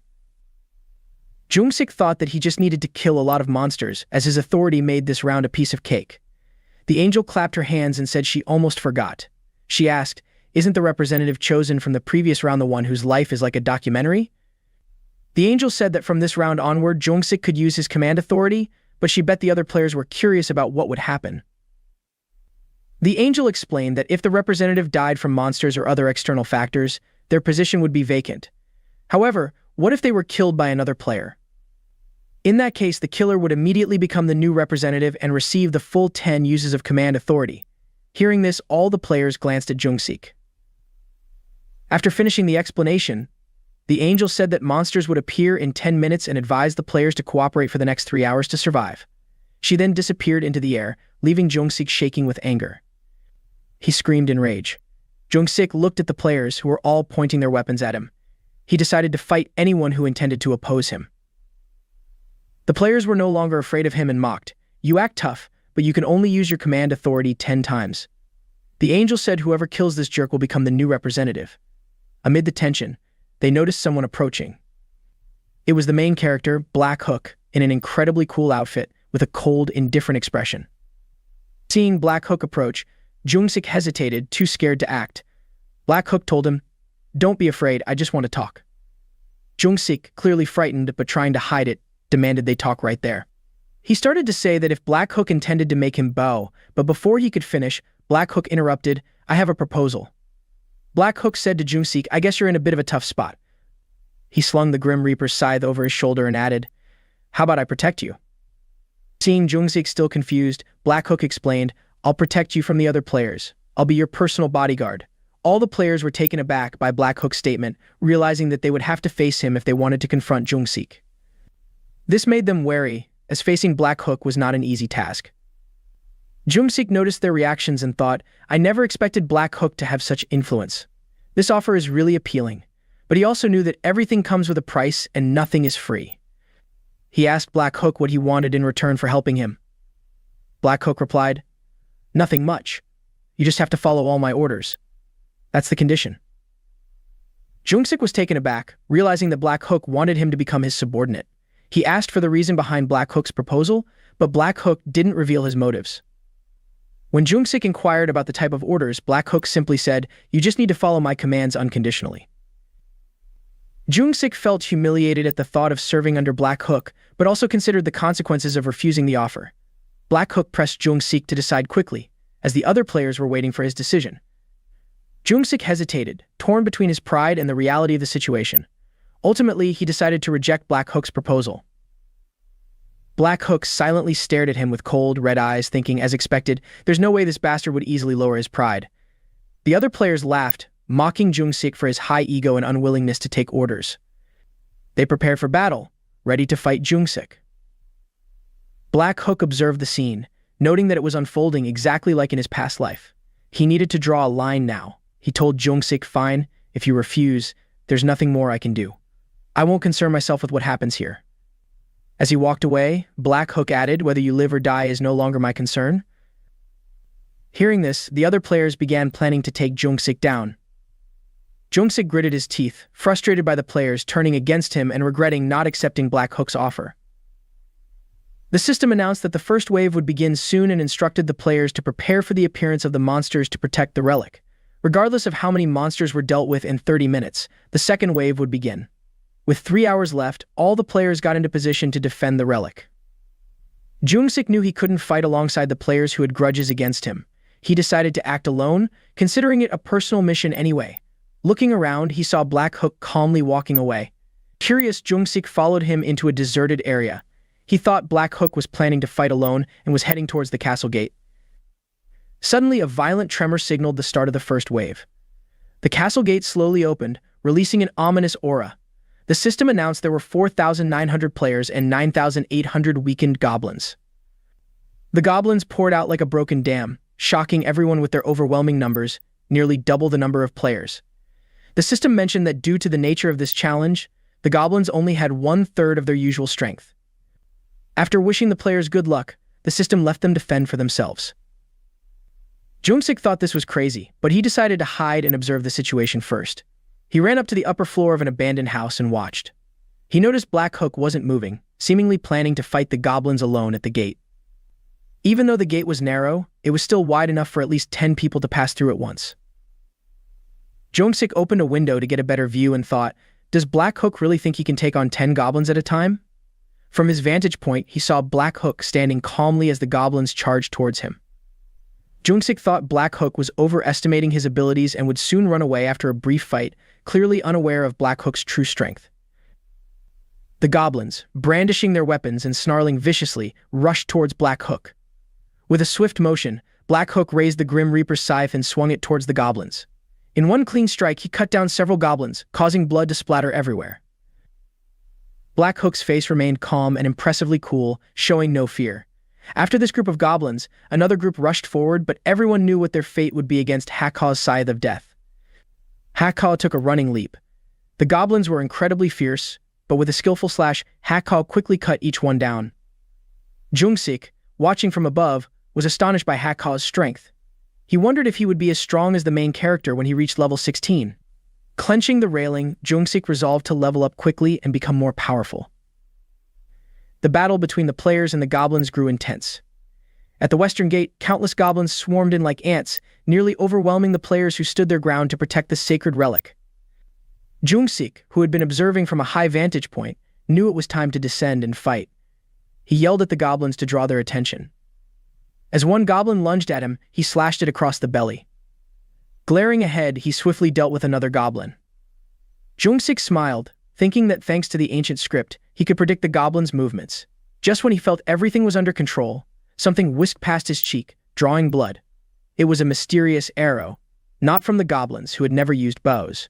Furious, Jungsik cursed the unknown attacker, vowing to tear them apart if he caught them. In his confusion, another player stabbed him in the side with a spear. Grabbing the spear, Jungsik cursed the player and yanked it out, causing the player to panic. Jungsik then brutally killed the player. Suddenly, he nearly got hit by another arrow. Spotting the archer, he threw the spear at him, killing the archer instantly. He clutched his wound and realized that the real threat was other players, not monsters. If he weren't the regional representative, he wouldn't have to be a target for so many other players.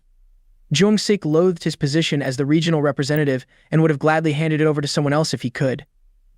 He wondered if he should seek Black Hook's help, but quickly dismissed the idea. Jungsik was determined not to rely on the main character's assistance. He thought there must be some way to hunt in peace without being bothered by other players. While deep in thought, he noticed a player taking down a goblin. Jungsik recognized him as the third-ranked player in the region, known as Black Dragon on the right hand. Jungsik grinned maliciously at the sight of him. He called out to Black Dragon on the right hand, startling him. Jungsik pointed at Black Dragon on the right hand and demanded that he protect him. Thanks to the dry bone necklace effect, Black Hook's attack speed increased by 25%. He had already defeated 502 goblins and used a level 3 experience buff, doubling all his stats due to the Butcher's ancient script effect. The gold earned from each goblin was accumulating, along with additional reward gold. Black Hook called up his status window. After defeating the goblins, our main character had amassed nearly 2,000 gold. At this rate, he would easily collect 20,000 gold in the second wave. But for now, he needed to gather as much gold as possible in this round to buy 2 essential skills, which would grant him the true Heart Ancient script. Black Hook sensed the goblins charging toward him. With a swift slash, he sent them to meet their ancestors. The other goblins, seeing this, hesitated and didn't dare to advance. Seeing them frozen in place, Black Hook decided to finish them off where they stood. He leaped, slashing toward the goblins. The players heard a strange sound and were confused about what was happening. Suddenly, the goblins vanished and the system announced that they had successfully stopped the first wave. The players sighed in relief. After the intense battle, 967 players had died, and those who survived received a reward of 500 gold. Black Hook looked at the bodies strewn across the ground and thought that while the players had weakened the goblins, they still couldn't be underestimated. As he pondered, he remembered someone he hadn't seen in a while. Quickly, Black Hook located Jungsik, unsurprised to find him still alive. Jungsik looked around, feeling tense. The players weren't targeting the goblins, they were targeting him. One player tried to attack Jungsik from behind, but Black Dragon on the right hand and Jungmin quickly took him down. Jungsik grinned smugly, knowing that his position as regional representative afforded him protection and allowed him to survive the first wave. Jungmin asked Jungsik if he was okay, and Jungsik thought that Jungmin was still following and protecting him even without orders. Suddenly, the wound on his side began to ache. The wound was causing him to lose a lot of blood, making him wonder if he could survive in this state. Despite the pain, he remained determined to make it through this round. Suddenly, a noise caught the attention of the players. The system announced that the second wave had begun with 3,933 players and 7,866 weakened goblins and hobgoblins. Due to the nature of the round, the goblins had only normal strength. The monsters charged at the main character in waves. Black Hook calmly and coldly swung his weapon, swiftly taking down the monsters. He didn't stop, continuously slashing through numerous goblins. The system notified him that he had reached level 20, raising his rank from novice to standard, and he could now use the combine function. Black Hook smiled with satisfaction after all his efforts. He had finally reached level 20. Now, he could use the combine function to create unique items that couldn't be bought in the store. To celebrate his level up, his Death Scythe had been enhanced, increasing its additional damage from 100% to 120%. Additionally, he learned a unique skill called Dark Night, which had an effect within a 500-meter radius, creating an artificial night using dark energy. This skill could be customized as desired, and the next skill would be available at level 40.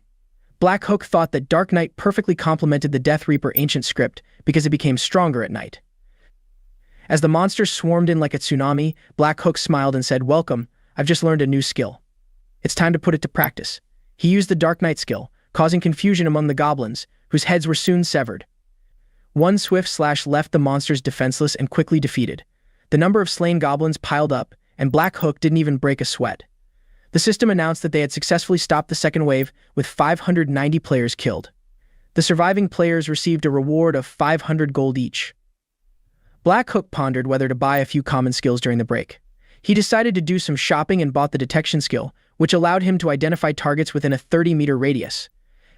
Seeing that the area within 30 meters was filled with goblin corpses, Black Hook wondered if he should save up the remaining 20,000 gold. Wave 3 began with 3,343 players and 6,686 weakened hobgoblins. The players fought fiercely against the monsters and successfully stopped the third attack wave.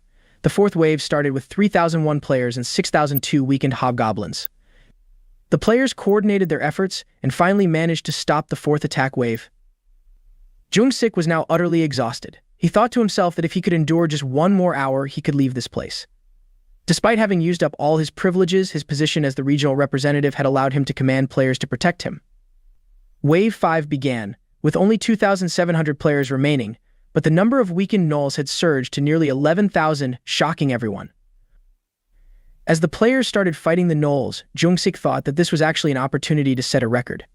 He gritted his teeth, determined to become stronger and tear apart anyone who had underestimated him. While he was deep in thought, he heard the screams of other players. To his horror, the players were attacking his protectors, aiming to kill him and take the title of regional representative. Panicked, Jung-sik ordered his guards to protect him, but they were quickly overwhelmed by the other players. Now, only he and a few remaining guards were left. Jung-sik realized he was doomed. It was no longer the time to fight but to run. He sprinted away with the other players in hot pursuit, knowing he just needed to survive this attack wave. He ran to where Black Hook stood calmly amidst the bodies of fallen monsters, waiting for the gnolls to come to him. Desperate, Jung-sik begged Black Hook for help and agreed to any conditions. He pleaded to be protected, promising to accept whatever terms Black Hook set. But Black Hook coldly refused, saying, "I decline." He told the stunned Jung-sik, "I already told you, I don't care if you live or die. Take care of yourself." As Black Hook turned to leave, Jung-sik screamed, "Wait, but you suggested it? I said I'd be your subordinate. What do you mean by refusing?" But it was too late. Black Hook replied, "I don't need a subordinate without authority." Jung-sik gritted his teeth, thinking that the main character saw him as useless. He wished he had agreed earlier. The other players, overhearing Black Hook's words, began to mock Jung-sik, calling him a living documentary of failure. Realizing he had no escape, Jung-sik decided to fight back, determined to take at least one of them down with him. Suddenly, a voice called out. Senior Youngman approached, asking if Jung-sik was tired and offering his help.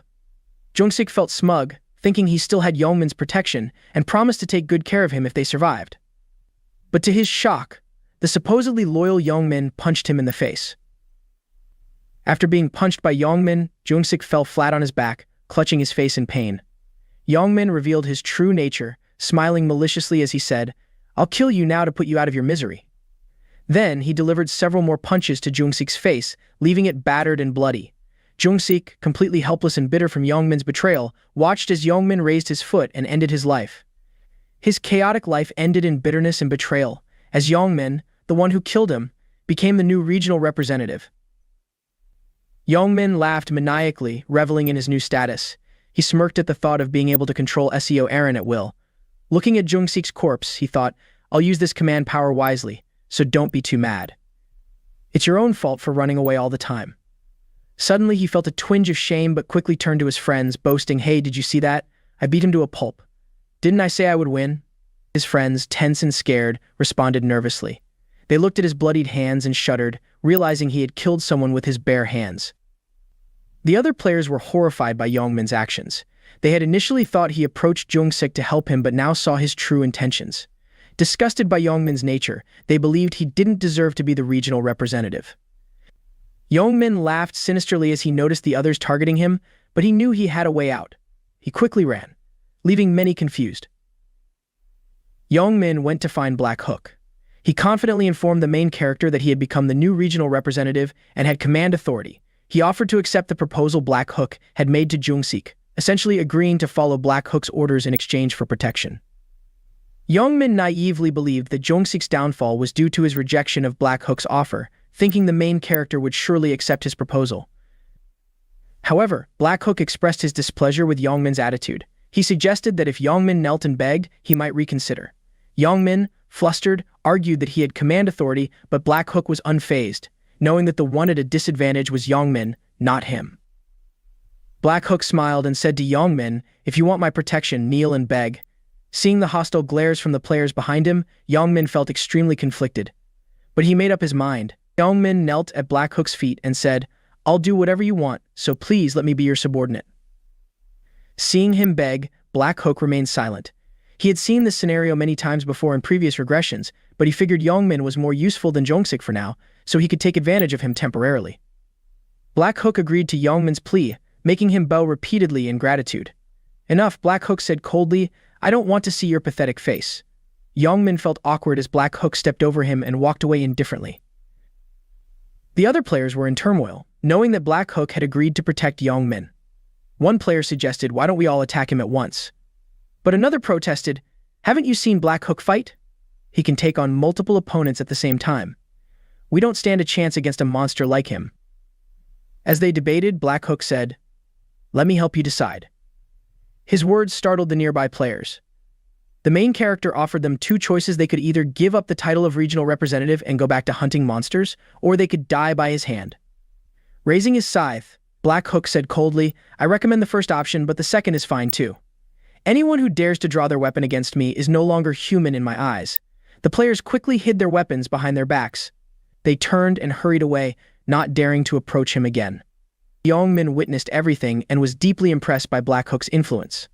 With just a few words, he had made the players back down.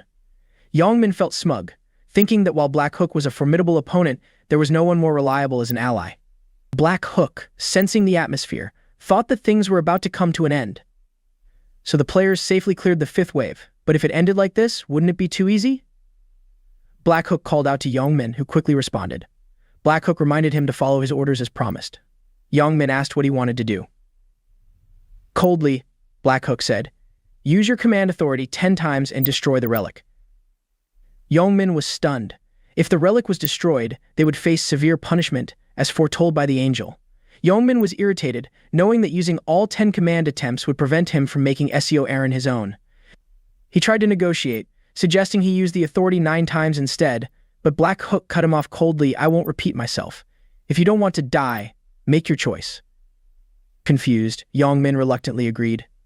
Black Hook then specified who Yongmin should command: Shim Sunju, Little Chili, Don't Bother Me, Spring Summer Fall, and a few others. Black Hook ordered Yongmin to command these 10 people to destroy the relic, leaving Yongmin bewildered since some of them were his friends. Yongmin's friends panicked, but he shrugged and said, Sorry guys, it's Black Hook's order. I hope you understand. He began using his authority to command those chosen to destroy the relic. The system warned that the relic was under attack, causing confusion among the other players. The 10 commanded players furiously attacked the relic, enraging the others. They rushed to stop the 10, terrified as the relic began to crack. Some players started killing those destroying the relic, but it was too late. The purple crystal shattered into rubble. The system announced that the relic was destroyed and the main quest had failed. As punishment for failing, the incarnation of the punishment god would be summoned in 30 minutes, throwing everyone into a panic, unsure if this incarnation was the boss.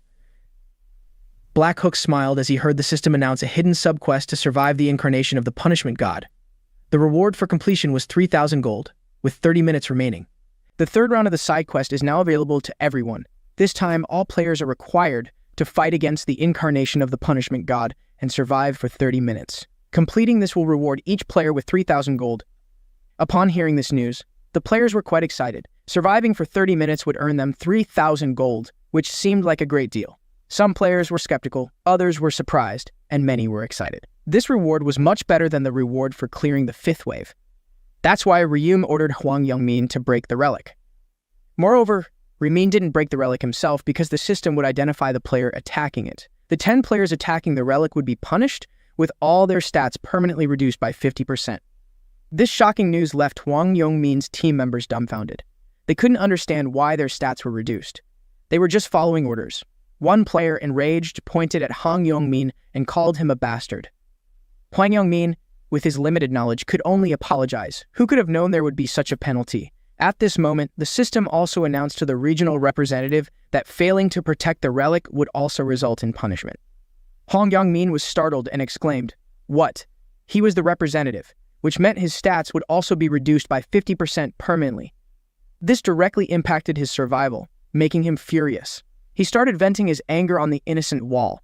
Losing stats permanently was a critical blow, especially for someone as arrogant as him. Observing this, Ryum thought it was time to prepare to face the incarnation of punishment. First, Ryum opened the system menu and went to the shop to buy common items with his remaining gold. His first choice was the assassin's hood, followed by the clever boots. Although these items only slightly increased his stats, Ryum thought they would help him manage better.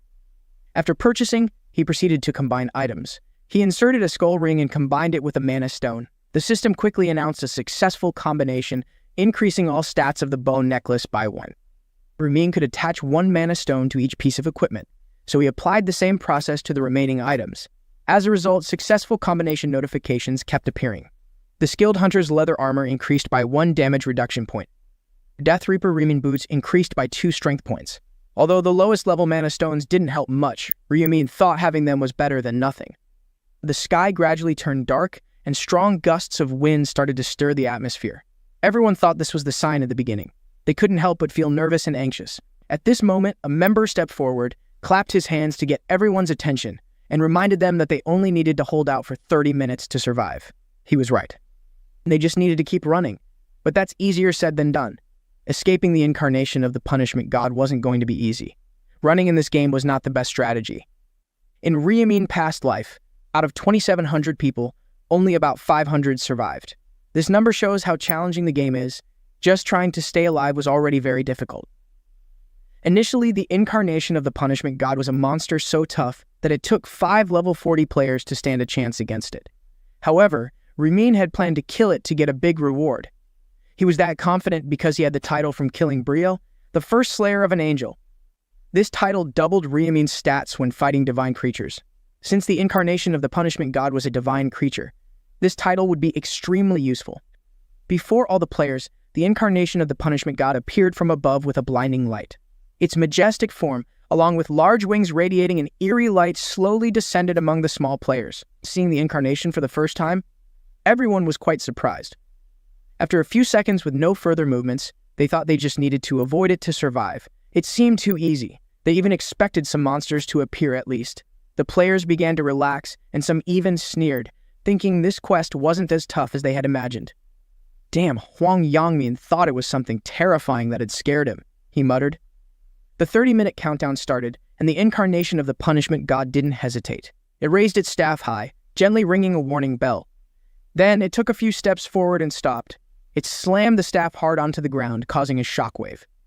A protective light emerged around it, growing stronger and expanding to cover the surrounding area.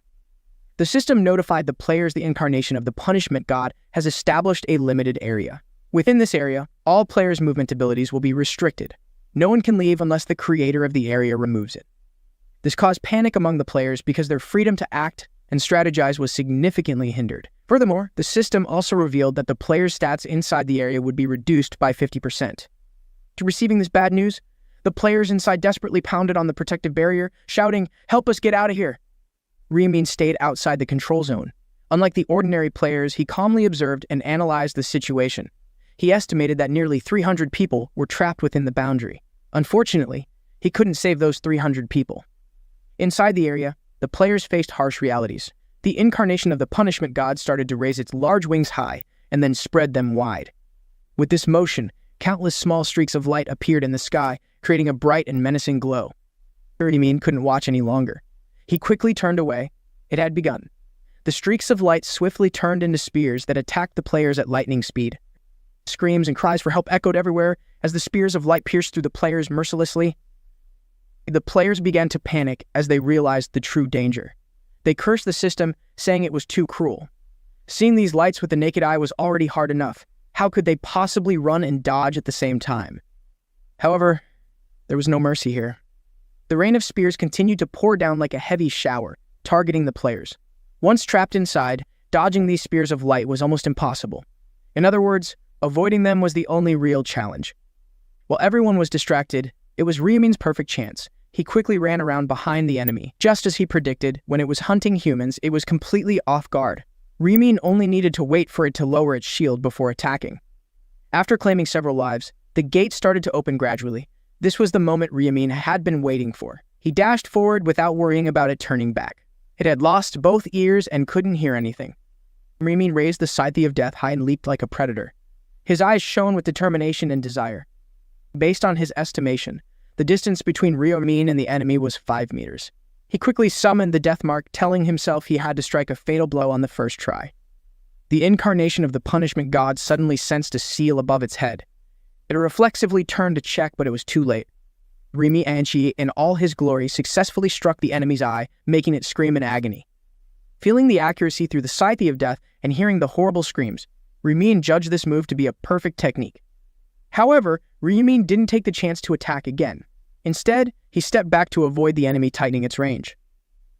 Thanks to the death mark, the incarnation of the punishment god only had 60% of its stamina left. Dealing such a significant blow with one strike was not bad at all.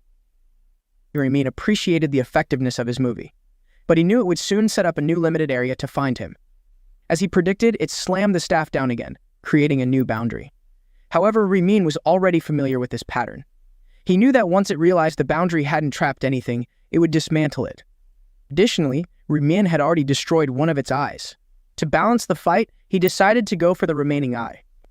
Without hesitation, he dashed forward like the wind, the scythe of death gleaming in his hand. With unstoppable speed and strength, he aimed directly at the remaining eye of the incarnation. The decisive strike was powerful and precise, hitting the target perfectly. The incarnation of the punishment god was at a disadvantage, with blood pouring from its wounds and its agonizing screams echoing everywhere.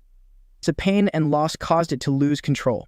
It quickly established a new limited area, but this time, Ryumin couldn't escape.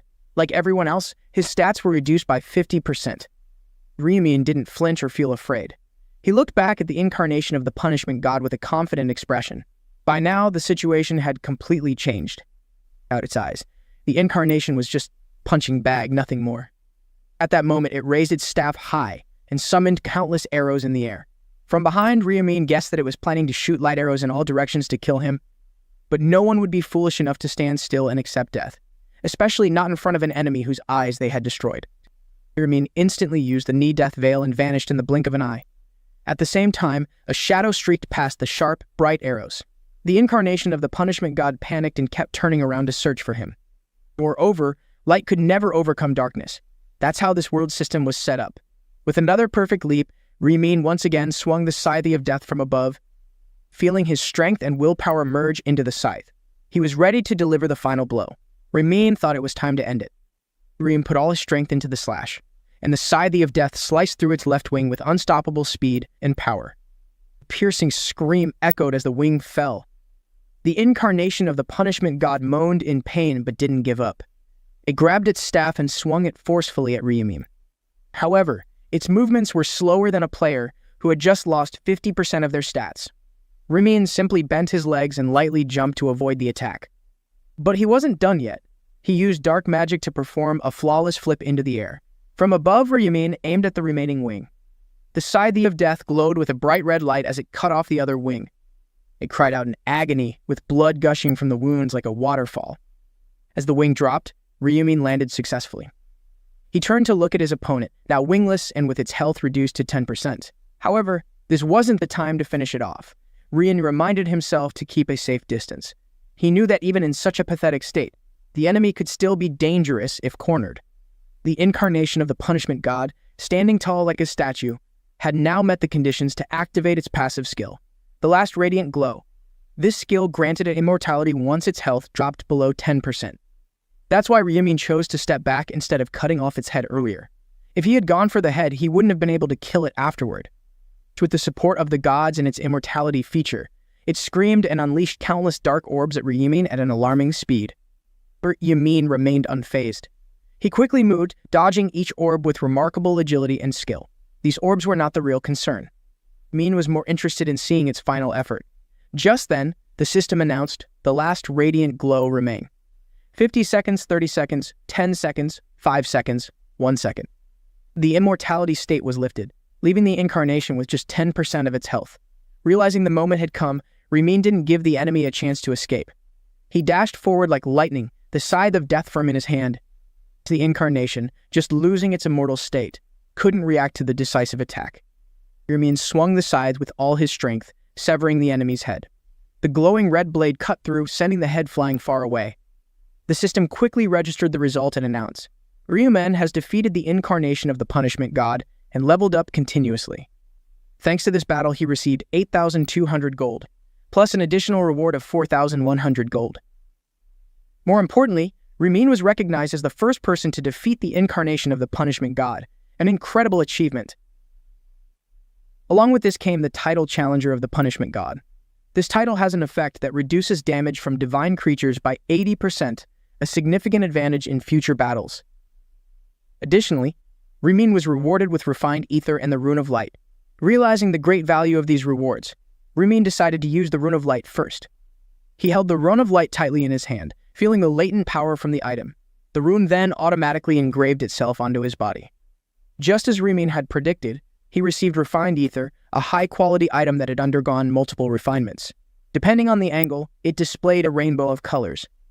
This was the main reason Ryumin decided to kill the incarnation of the punishment god. He needed refined ether to create a god-tier item. Additionally, he received the Rune of Light, a rare item that grants significant power. This rune increases intelligence points by 1 and boosts the effectiveness of divine skills by 1% per level. Currently, Ryumin is at level 30, which means his intelligence will increase by 30 points and his skill effectiveness will go up by 30%. With refined ether and the Rune of Light in hand, Ryumin became stronger than ever. He knew that the upcoming battles wouldn't be easy, but with this new power, he felt quite confident. The system then announced that all surviving players had completed the hidden quest. Everyone received 3,000 gold. Those who survived the rain of arrows and gained a large amount of gold were thrilled. Some shouted, "Wow, it's over," while others couldn't believe they survived the terrifying battle. Most notably, the fact that Ryumin single-handedly defeated the incarnation of the punishment god left a strong impression. Before, they saw the incarnation as a monstrous killer, shooting thousands of deadly arrows. But Ryumin took its head with ease. Besides admiration, they also saw him as a true monster. At that moment, an excited angelic voice echoed from above, making everyone look up. Olive seemed surprised and couldn't believe what was happening. She stood still, placing her hands on her chest, and asked if Ryu had really defeated the incarnation of the punishment god. This is the first time Olive acknowledged the strengths of a human. Seeing Ryumin ignoring her words, Olive descended near him, crossing her arms with interest. She wondered if she should interview this player a bit, but before Ryumin could respond, she asked why he wanted to kill the incarnation of the punishment god. Wasn't it obvious? Ryumin sighed in frustration, wondering how she could ask such a pointless question. He simply said it was because he wanted to, that's all. However, Olive emphasized that Ryumin could have just survived to receive the reward, but he risked everything to achieve that goal. Ryumin explained that he couldn't just stand by and watch while the incarnation of the punishment god slaughtered other players. These words left everyone around him stunned and grateful. They realized that beneath his strong and arrogant exterior, Ryumin is actually a very kind and noble person. Hearing this, Olive, feeling dissatisfied, put her hand on her chin and tilted her head in thought. She had heard about people stepping in to help those in the same situation. It seemed the rumors about humans being strange were true. They could ignore past conflicts and come together when facing difficulties. This made no sense to Olive. She couldn't understand it. Ryumin smirked, believing that the demonic angels would never understand this way of life. Olive then remarked that all the players had tried very hard to survive. However, she reminded them that it wasn't time to relax yet. Whether they were eliminated or not would be reflected in their overall performance. With a mischievous smile, Olive thought it was time to show them the results. The Round 3 results board quickly appeared. Across all regions, Ryumin was still at the top. It was astonishing that Ryumin had killed more than 3,600 monsters on his own, while the second place hadn't even reached 1,000. Moreover, the board revealed Ryumin's level. Ryumin had reached level 30, while the second and third place players in the entire region were only at level 13. In the ESC-45 area, the 5 players behind Ryumin were only at level 11. It was insane. The experience points seemed almost suspiciously high. The scores were unbelievably impressive. Brian knew he had gained experience points when he defeated the incarnation of the punishment god, but it wasn't until he topped the leaderboard in all regions that everyone knew his level. The system sent Ryumin numerous congratulatory messages for his achievements. He also received these special reward selection chests for being ranked first in all regions. The reward for being first in his current region was a rare mid-level ring selection ticket, the item he had been looking forward to the most. Ryumin quickly used the ring selection ticket. The notification screen offered him 3 choices: the Wind Speed Ring, the Blue Magic Ring, and the Resistance Ring.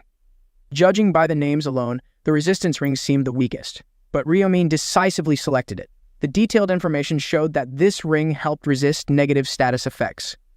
Ryumin knew that no matter how high his stats were, being affected by negative status effects could put him on the brink of life and death. Resistance couldn't be increased by stats. Therefore, Ryumin thought this was the best choice. Even though he didn't need it much right now, monsters mainly attacked to deal damage and negative status effects were rare and not significant enough to affect him. Next was the special reward selection chest. This chest also offered 3 choices. The first option was a 50% stat boost for round 4. The second was 4,000 gold. The last was essential information about the 4th round. As expected, the chest didn't contain a triple experience points buff. But that didn't matter because the goal of round 4 wasn't monster hunting. Ryumin thought the second choice was the best, so he decided to take the 4,000 gold. The ranking review time had ended. Olive appeared with a wicked smile and a mocking tone. "So humans, have you all seen your rankings?" "I'm sure you have," she said, before bluntly declaring that she would eliminate players ranked below 1225. Her announcement hit like a bomb, causing extreme panic and anxiety. The players exchanged anxious glances, unable to believe what they had heard. Those ranked below 1225 pleaded, insisting that the system had made a mistake and they needed to be rechecked. Amidst the desperate pleas, Olive looked down at them with disdain. She thought these insects weren't worthy of pity. She eyed those who didn't make it to the top 1225, like a lion watching a trembling flock of sheep. Then, without hesitation, she snapped her fingers. Instantly, the players who didn't make the cut began to vanish in a blinding light. Their screams and cries faded into the air, leaving a chilling silence. And so round 3 ended with 214,550 survivors across all regions. In the ESC-45, 5 region alone, 1225 people survived. The souls were then transferred back to their bodies in the current dimension. The system also announced that the next round would begin on November 21, 2023. After completing the 3rd round, everyone returned to their normal lives. In her bedroom, Sel Erin woke up suddenly and sighed deeply. She looked around the familiar room, feeling a sense of peace. Still feeling disoriented, she glanced at her body and touched her face to ensure she was really there. Sel Erin wondered if she had really returned. Had she survived round 3? Not only that, but she also achieved the profession of summoner. To verify, the CEO Erin quickly got out of bed and summoned a fairy. Instantly, a tiny creature appeared, glowing with a divine light, hovering in front of her. Erin looked at it with a happy face, realizing she had safely completed round 3, thanks to these cute fairies that created shields. However, she also acknowledged that her bodyguard had drawn the enemy's attention. Remarkably, Sel Erin was now ranked in the top 3. After reviewing the information on the notification board, she took out a pink stone. Looking at it, Sel Erin wondered if Ryumin would like the magical stone she had received as a reward. Meanwhile, a man's hand swiftly grabbed the lamp and hurled it against the wall. The lamp shattered into pieces as Hwang Yongmin screamed in frustration. "Damn you!" He stood there, panting, his eyes filled with rage. Hwang Yongmin couldn't take it anymore. The system had imposed a penalty on him, reducing all his stats by 50% permanently. After venting his anger, he turned towards the bed, muttering curses under his breath. If he had known he would end up at the bottom of society, he wouldn't have ordered the others to destroy the relic. Just then, he noticed his phone screen lighting up. He turned and walked over to check it. Seeing the message, his already angry face grew even more contorted. He thought his life was over. The phone screen showed an incoming call from Kim Sunan. Even though he knew this call could end badly, Hwang Yangmin took a deep breath and answered. He put the phone to his ear and asked Sung-han. On the other end, Kim Si-han couldn't contain his anger. Hearing Yangmin's voice, he immediately shouted, "Yangmin, are you out of your mind?" Trying to stay calm, Hwang Yangmin stammered, asking how everyone else was. This only made Sung-han angrier. His hand shook with rage as he held the phone, clenching his teeth before unleashing his fury. "Don't play dumb with me. Do you realize that because of you, we're all screwed? How could you use your command to manipulate your friends? Do you even call yourself human?" Hwang Yangmin, now angry, raised his voice, saying he had no other choice. If he hadn't followed orders, Min would have killed him too. In the end, Hwang Yangmin felt no remorse, always thinking about himself. Suan spat back, saying Yangmin should have died. Hwang Yangmin was left speechless by Sung-han's harsh words. As the call ended, he gritted his teeth in frustration, slamming his fingers against the phone screen. He couldn't believe that what he did was bad enough to end their friendship. He felt like a victim too. As the team leader, he couldn't just let Seung-han walk all over him.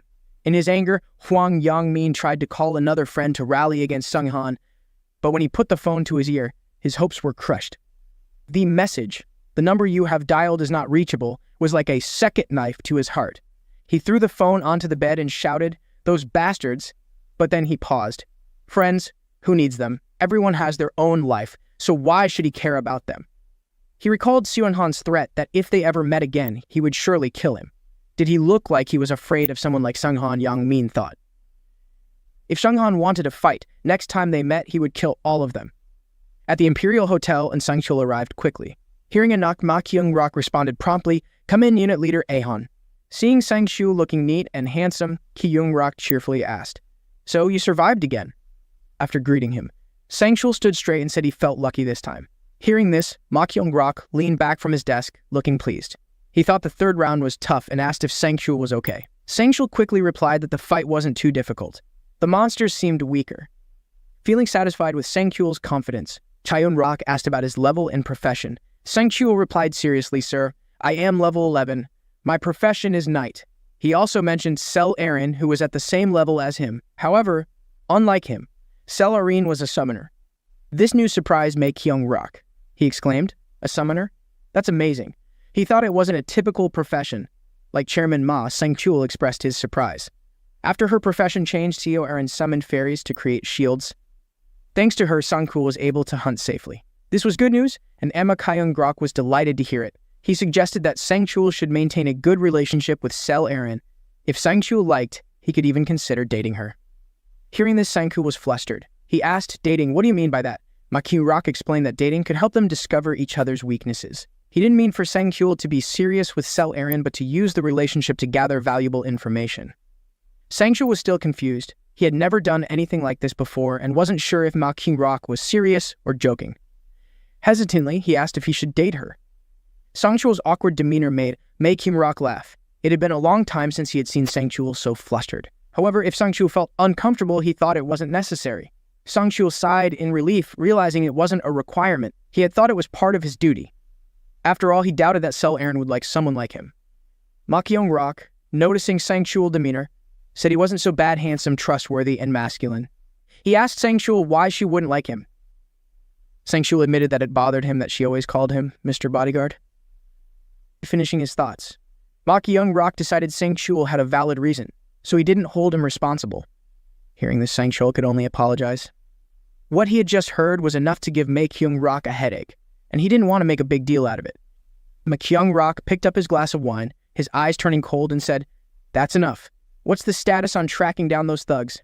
Sang-chul opened his phone and reported, "The first name we found is Hwang Yangmin." Assuming that's his real name, there are dozens of people with that name across the country. But if he's in his 20s and lives around Seoul, that narrows it down to about 5 people. Ma Kyung-grok wanted to know their addresses. Sang-chul hadn't updated that information yet. He explained that the detective agency said it would take a month to determine their home addresses. Hearing this, Ma Kyung-grok sighed, guessing they might not know until the 4th round. As Sang-chul poured more wine, he calmly responded, "Yes, I think so too. There's no rush right now, so we can take our time." Ma Kyung-grok changed the subject and asked how much gold Sang-chul had saved up. Sang-chul replied that he currently had about 10,000 gold. Ma Kyung-grok noted that he was halfway to his goal. He reminded Sang-chul that there was a common skill called tracking in the shop and that he should learn it as soon as he reached 20,000 gold. Sangchul had remembered all of these instructions, but there was one more thing. Due to being a bit distracted, he had forgotten to mention it earlier. Last month, a group of people purchased a large number of shares in the company. Mae Kyung-grok paused for a moment. Managing so many companies, he wasn't sure which one Sangchul was referring to. Seeing this, Sangchul clarified that he was talking about the Heavenly Demon Consulting Company, the one Ma Kyung-grok was focusing on. Hearing this, Ma Kyung-grok exclaimed, "Oh," and put down his wine glass, asking how many shares the person owned. Before revealing the number, Sangchul warned him not to be too surprised. The new investor had bought 31% of the company's shares. Despite the warning, Ma Kyung-grok was still shocked. He frowned in disbelief and asked what? Someone bought 31% of the shares. Sangchul confirmed it was true. When he first saw the figures on the screen, he couldn't believe his eyes. Ma Kyung-grok fell into deep thought. The market value of his Heavenly Demon Consulting Company was 900 billion won. Converting 31% meant this person had invested 280 billion won. This wasn't a small amount. It was a massive investment. He wondered who this wealthy individual could be. Why would someone he didn't know make such a huge transaction? Could it be one of his subordinates? Regardless of who it was, Ma Kyung-grok knew this person could directly join the management board. This news made Ma Kyung-grok anxious. He picked up his phone and asked unit leader Aeon for the contact information of this major shareholder. Meanwhile, Ryu-min was lying on his bed checking his phone. He thought it was about time the guy contacted him. After all, he couldn't be the one to call first. As the major shareholder, Ryu-min felt he needed to maintain some dignity. Lost in thought, he was suddenly startled when Ryo-won burst into the room, loudly asking what level he was at. This made Ryo-min jump, and he dropped his phone on his face. Sitting up with a pained expression, Ryu-min gently asked, "Why are you asking all of a sudden?" Ryu-won, feeling upset, explained that he had met an arrogant kid who bragged about his brother's high level. They'd mocked Ryu-won, saying their brother had just reached level 11 and gained a profession. Thinking it was a bigger issue, Ryu-min sighed and reassured his brother, "Don't worry, my level is much higher." Hearing this, Ryu-won calmed down, but still looked at his brother seriously. "Really? What level are you?" Ryu-min scratched his head, pondering. He wasn't sure how to tell his brother the truth without causing trouble. After a moment, he decided to say he was at level 12. Ryu-won couldn't hide his excitement. He clenched his fists and asked, "Really? So, do you have a profession too?" Seeing his brother so happy, Ryu-min replied, "Of course." Ryu-won's eyes lit up and he jumped up in joy. "What is it? What's your profession?" he asked eagerly. However, Ryu-min was no longer in the mood to entertain questions. He quickly lay down and pulled the blanket over himself, saying, "It's a secret." Ryu-won, feeling disappointed, sighed and said, "Come on, we're brothers. There shouldn't be any secrets between us." But for Ryu-min, there were definitely secrets. He firmly told his brother to leave, saying he wanted to sleep a bit more. Realizing he wouldn't get any more information, Ryu-won left reluctantly. As the door closed, Ryu-min continued to wait for something new on his phone. This time, it finally happened. His phone buzzed intensely, notifying him of an incoming call. Ryu-min quickly got out of bed and answered. "Hello?" The voice on the other end politely asked, "Is this Ryu-min?" He responded, "Yes. Who is this?" Confirming it was indeed him. The caller introduced himself. "This is Ma Kyung-grok, the CEO of Heavenly Demon Consulting Company." While listening to the introduction, Ryu-min started planning his next steps. He thought it would be best to play naive at first. The more he seemed like an easy target, the more likely Ma Kyung-grok would let his guard down. Ryu-min calmly replied, "Oh, hello." Ma Kyung-grok got straight to the point. He mentioned that last month Ryu-min had invested a significant amount of money in the company he manages. Hearing this, Ryu-min hesitated and asked, "Oh yes, is there a problem?" Mae Kyung-grok informed Ryu-min that he had become the largest shareholder of Heavenly Demon Consulting. Therefore, he wanted to meet him and treat him to a meal. As expected, Ryu-min remained reserved but accepted the invitation. Ma Kyung-grok, sounding excited as if he had been looking forward to this, responded, "Great. How about this Friday?" Ryu-min quickly checked his calendar. However, this Friday was crucial for obtaining the internal reflection rune. He couldn't miss out on such a rare item for a meal. He told Ma Kyung-grok that he already had plans for Friday and couldn't make it. He then suggested meeting on Saturday instead. Ma Kyung-grok agreed and arranged to meet Ryu-min on Saturday. With that, the call ended. After the call, Ryu-min looked at his phone, feeling that everything was going according to plan. He had known Ma Kyung-grok would call him. Based on his research, he understood that Heavenly Demon Consulting was created by Ma Kyung-grok to prove his abilities and gain his father's recognition. Because of this, Ma Kyung-grok would never treat a major shareholder poorly. While that wasn't a concern, Ryu-min knew he needed to acquire the rune before meeting Chairman Ma. In reality, there are many ways to obtain runes. Players can find them in certain locations during specific rounds or as special rewards. They can also drop from bosses after defeating them, or very rarely, from regular monsters. There's another method that not many people know about. You can also find runes in real life. Rumin was at building E1 to seek a run this way. The conditions for a rune to appear were complex, but didn't hesitate to go to the upper floors of the abandoned building. He hid in a corner with a good view of the main entrance, expecting Jang Selkun to show up soon. This player used his real name as his in-game nickname. Just thinking about him made Ryo-min feel cold and tense. He would never forget that name. Jang Selkun was the criminal who kidnapped Ryu-1. Ryo-min vividly remembered his voice. Recalling the past, the man named Jang Selkun, with his cold and malicious eyes, had pointed a sharp knife directly at Ryu-1. Jang Selkun demanded that if Ryo-min wanted to see his brother safe, he had to pay a significant price. The price Jang Selkun demanded was not simple.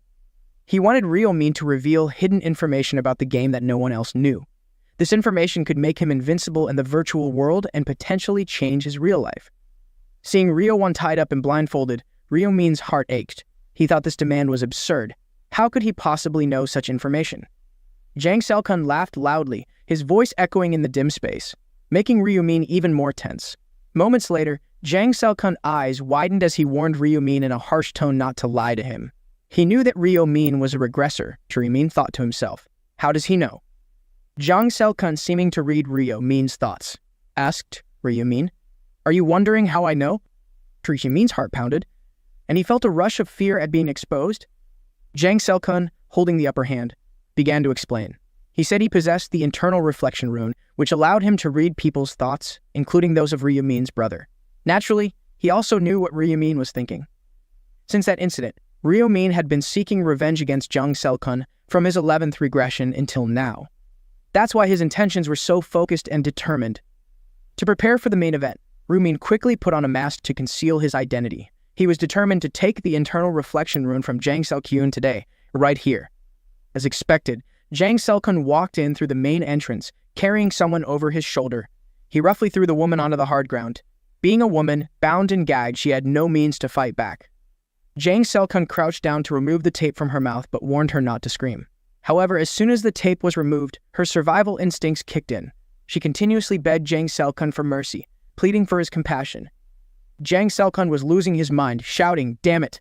I let you speak, and that's all you can say. Try saying something else." The woman begged for mercy, saying she had a young child. She promised to give him money if he let her go. But Jang Selkun didn't remove the tape to hear such dull pleas. Seeing this, the woman apologized. Jang Selkun asked what she was apologizing for. She quickly knelt, clasping her hands, and said it was because she had looked at him disrespectfully the other day. She was very sorry for that. Getting the exact response he wanted, he moved closer and demanded why she had done something she felt guilty about. That day, he was in a terrible mood, but her attitude seemed cheerful. 2 nights ago, Jang Selkun was confidently strolling down the street with his hands in his pockets, thinking about which pretty girl he should choose for the night. He believed that a bit of female company would solve all his problems. At that moment, he spotted a young woman engrossed in her phone. She had a good figure and a beautiful face, so he decided to add her to his menu. He followed her into a dark alley. Unaware of his presence, she continued to focus on her phone. Jang Selkun followed her, gradually quickening his pace. When the moment seemed right, he rushed ahead to block her path. His body began to emit a bright light, startling the woman. The blinding light caused her eyes to hurt intensely. She cried out in pain, saying she couldn't see anything. Before she was blinded, she had seen Jang Selkun's figure and screamed, asking who he was. Her loud scream made the person on the other end of the phone call worry and call out, "Shihan," but Shihan was being attacked and couldn't fight back. After he was satisfied, Jang Selkun turned his back to leave, but glanced back at the girl with a smug smile. He enjoyed this feeling immensely. To him, the situation was perfect. The girl was still kneeling on the ground, yet he could do whatever he wanted without consequences. Unlike his dull life before, where he had to attend a reformatory center, he had once thought he might as well die. But now things were different. The glowing run he possessed allowed him to make his body emit light and blind his opponents. For him, this run was perfect for finding amusement. After finishing his business, Jang Selkun went to a nearby coffee shop. The staff greeted him warmly. "Welcome." The employee's beauty was not ordinary, and her radiant smile captivated him. He quickly smiled back, thinking she was quite pretty. For now, Jang Selkun ordered a large iced Americano for 5,000 won. After ordering and receiving his change, he took the opportunity to ask if she was a part-time worker. Seeing her confused expression, he explained that he was a regular customer but hadn't seen her before. She awkwardly smiled and explained that she didn't know him. Additionally, all the part-time workers had quit, probably due to the strange state of the world. Hearing this, Jang Selkun pondered. She had a point. People could die at any moment, so no one wanted to spend their time on part-time jobs for meager wages. Jang Selkun still didn't go to his table to wait. Instead, he leaned down on the counter and asked, "Are you the owner of this place?" When she replied that she was, he then asked her age, noting she looked quite young. While making his drink, she replied that she was 32 years old. Surprised, Jang Selkun let out an impressed, "Oh." He guessed she wasn't a player. Moreover, he liked her, so he asked for her phone number. Hearing this, the woman couldn't hide her surprise. She hesitated, looking at him, and inadvertently exclaimed, "What?" Seeing her reluctance, Jang Selkun asked, "What's wrong?" But instead of responding, she was so scared that she froze. Jang Selkun particularly disliked this reaction. He leaned one hand on the counter and demanded to know why she was making that face. He asked if she hated him that much. His sudden anger left her unable to respond, and she didn't understand what he was talking about. Jang Selkun, feeling insecure, yelled, asking if she was disgusted by the spots on his face. Before she could say anything, he clenched his fist and slammed it down on the counter. Jang Selkun said he wouldn't drink the coffee. He demanded she return his money because he felt disgusted. Sure, the woman, trembling with fear and confusion, reluctantly turned to get his money. With shaking hands, she handed the refund to Jang Selkun.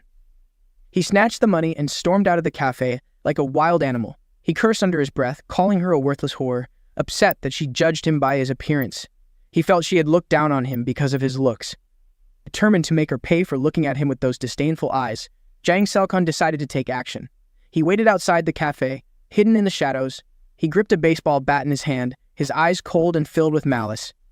And that was the beginning of this situation. The woman was now kneeling, hands clasped, begging for his forgiveness. Jang Selkun squatted down, watching her grovel, and reminded her not to judge people by their appearance. Hearing this, she stammered, Yes, I won't do it again." She thought this would be the end of it, but Jang Selkun suddenly turned away and changed his mind. He felt that this wasn't enough, that he couldn't sense her sincerity. The woman was startled by his sudden change of heart. Before she could react further, Jang Selkun pushed her to the ground. He grabbed her wrist with one hand, not fooled by her apology. He knew she was just pretending to be sorry to get away.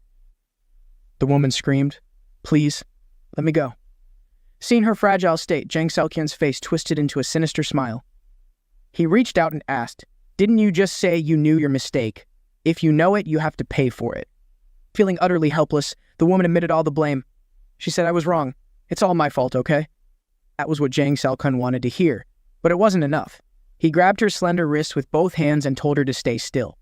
However, at that moment, Rumin stepped in and told Jang Selkun that he was the one who should stay put.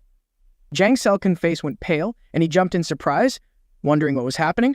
He thought there was no one else here. So is this person a detective?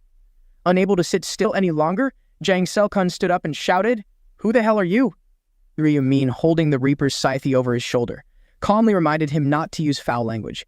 He added that soon enough, he would let him scream and curse all he wanted. Jang Selkun noticed the enormous scythe in the man's white mask, feeling a sudden chill, but he quickly dismissed it, thinking this guy was crazy to bring a toy to a fight. Rumin raised the Reaper's scythe high, signaling the start of their confrontation. Coldly, he responded, "You still don't understand the situation. Do you think this looks like a toy?" With that, Rumin swung the scythe powerfully. The blade flashed in the dim light, slicing through the air with incredible speed. Jang Selkun staggered back in horror, finally realizing it was real. Stammering, he asked, "Are you a player?" Rumin wondered if he was genuinely clueless or just pretending. To get things moving quickly, he looked at the woman and said politely, "You can leave now. This is your only chance." Jang Selkun snapped back, saying, "Who gave you permission? I'm still standing right here." Rumin didn't waste time arguing. He took a running start and leaped into the air, aiming a deadly strike at Jang Selkun's weak spot. The move was precise and devastating. Jang Selkun immediately felt a sharp pain in his groin, collapsing and clutching himself while screaming in agony. Amin stood calmly, watching Jang Selkun writhe in pain. "I warned you," he said. "I told you that you'd be doing a lot of cursing." After establishing his dominance with a single strike, he turned to the woman and told her to leave, assuring her that he would handle Jang Selkun. She quickly thanked him and fled. Rumin then swung the scythe down, reminding Jang Selkun that it was now just the two of them. Smiling sinisterly, he said, "Now the real game begins." Jang Selkun lost control and began cursing non-stop. He screamed, "You bastard! I'll kill you! I'll kill you, you son of a bitch!" Ryu Min considered his attitude satisfactory. If Jang Selkun had given up too soon, Ryu Min would have been disappointed. These remarks only provoked Jang Selkun further. He yelled, calling Ryu Min a bastard for daring to laugh at him. With all his strength, he lunged forward, throwing slow and clumsy stabs. Ryu Min easily dodged, leaning forward, backward, to the right, and to the left. At most, he used his footwork to avoid the attacks. Jang Selkun was nearly exhausted, gritting his teeth and wondering what was happening. He couldn't believe this guy could dodge all his attacks. Ryu Min sidestepped another stab and finally noticed the weapon Jang Selkun was using.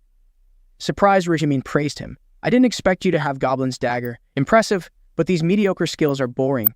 With that, Ryu Min swung the Reaper's scythe upward, swiftly slicing Jang Selkun's wrist. In less than 2 seconds, Jang Selkun's hand was severed, blood gushing out. Jang Selkun's eyes widened in pain as he screamed. Ryu Min watched, tilting his head in boredom, and asked if it hurt. He then added that this was just the warm-up. He hadn't even started the main course yet. But Jang Selkun had reached his limit. He clutched his severed arm, his face pale, and his entire body trembling with uncontrollable fear. Ryu Min wasn't done yet. He quickly teleported and swung his scythe, slicing through Jang Selkun's remaining arm. At the same time, he mocked Jang Selkun's exaggerated reaction. The scream of pain echoed through the abandoned building once again. Jang Selkun looked at his bloody stumps, realizing that this wasn't the time for arrogance. He knew he would be killed if this continued. To escape with his life, he decided he had to blind the masked man. He yelled, "Die, you bastard!" His body began to emit light, but this time, it quickly faded. He gasped, "What?" He didn't understand why his ability wasn't working at such a critical moment. Sweat poured down his face, reflecting his growing fear. Ryu Min remained calm. He didn't care how bright Jang Selkun tried to get. It was useless. The skill of Dark Knight wouldn't allow any light to exist. Ryu Min had anticipated this move and had already activated Dark Knight. Even without it, Ryu Min would have cut off his wrists and ankles first. As planned, Ryu Min didn't hesitate. He crouched low and then lunged forward, slicing across Jang Selkun's ankle with his scythe. The swift strike sent Jang Selkun crashing backwards, screaming in agony. In one night, he had lost all his limbs. He couldn't comprehend why this was happening. Through his tears, Jang Selkun looked up at Ryu Min and cried out, "Hey, you demon! Why are you doing this to me? Why?" Hearing Jang Selkun repeatedly ask why, Ryu Min found it irritating. He swung the Reaper's scythe, slashing into Jang Selkun's thigh. When Jang Selkun asked why, Ryu Min responded by asking if he knew why people get rid of pests. "It's because they only cause harm." With each statement, Ryu Min lifted the scythe and brought it down forcefully. Despite the pain, Jang Selkun didn't beg for mercy. Instead, he glared at Ryu Min with hatred. He looked at the masked man with a mixture of pain, fear, and frustration. He muttered through gritted teeth, "Damn it, you psycho?" Hearing himself called a psycho, Ryu Min coldly challenged him. He wanted to see how long Jang Selkun could keep that attitude. With that, Ryu Min inflicted multiple cuts on his body with the familiar weapon. From the moment he lost his hand, Jang Selkun had no chance to fight back, but he remained arrogant. He never imagined ending up like this. He couldn't understand why this masked man was doing this to him. Regardless of any grudges, he felt this treatment was unfair. Even as a player, or even a normal person, losing both hands and legs was excessively cruel. Jang Selkun considered whether he should just end his suffering by biting his tongue to die. But before he could muster the strength, the Reaper's scythe was already at his throat. Jang Selkun looked up, his face streaked with tears, filled with pain and hatred. But facing him, Ryu Min showed no mercy. He looked at Jang Selkun coldly and asked, "What's this? Thinking of biting your tongue to kill yourself? You think I'll just let you go like that?" With those words, Ryu Min swung his scythe down again, striking Jang Selkun back. He collapsed, writhing agony on the ground. But Ryu Min remained standing, his gaze icy and unfeeling.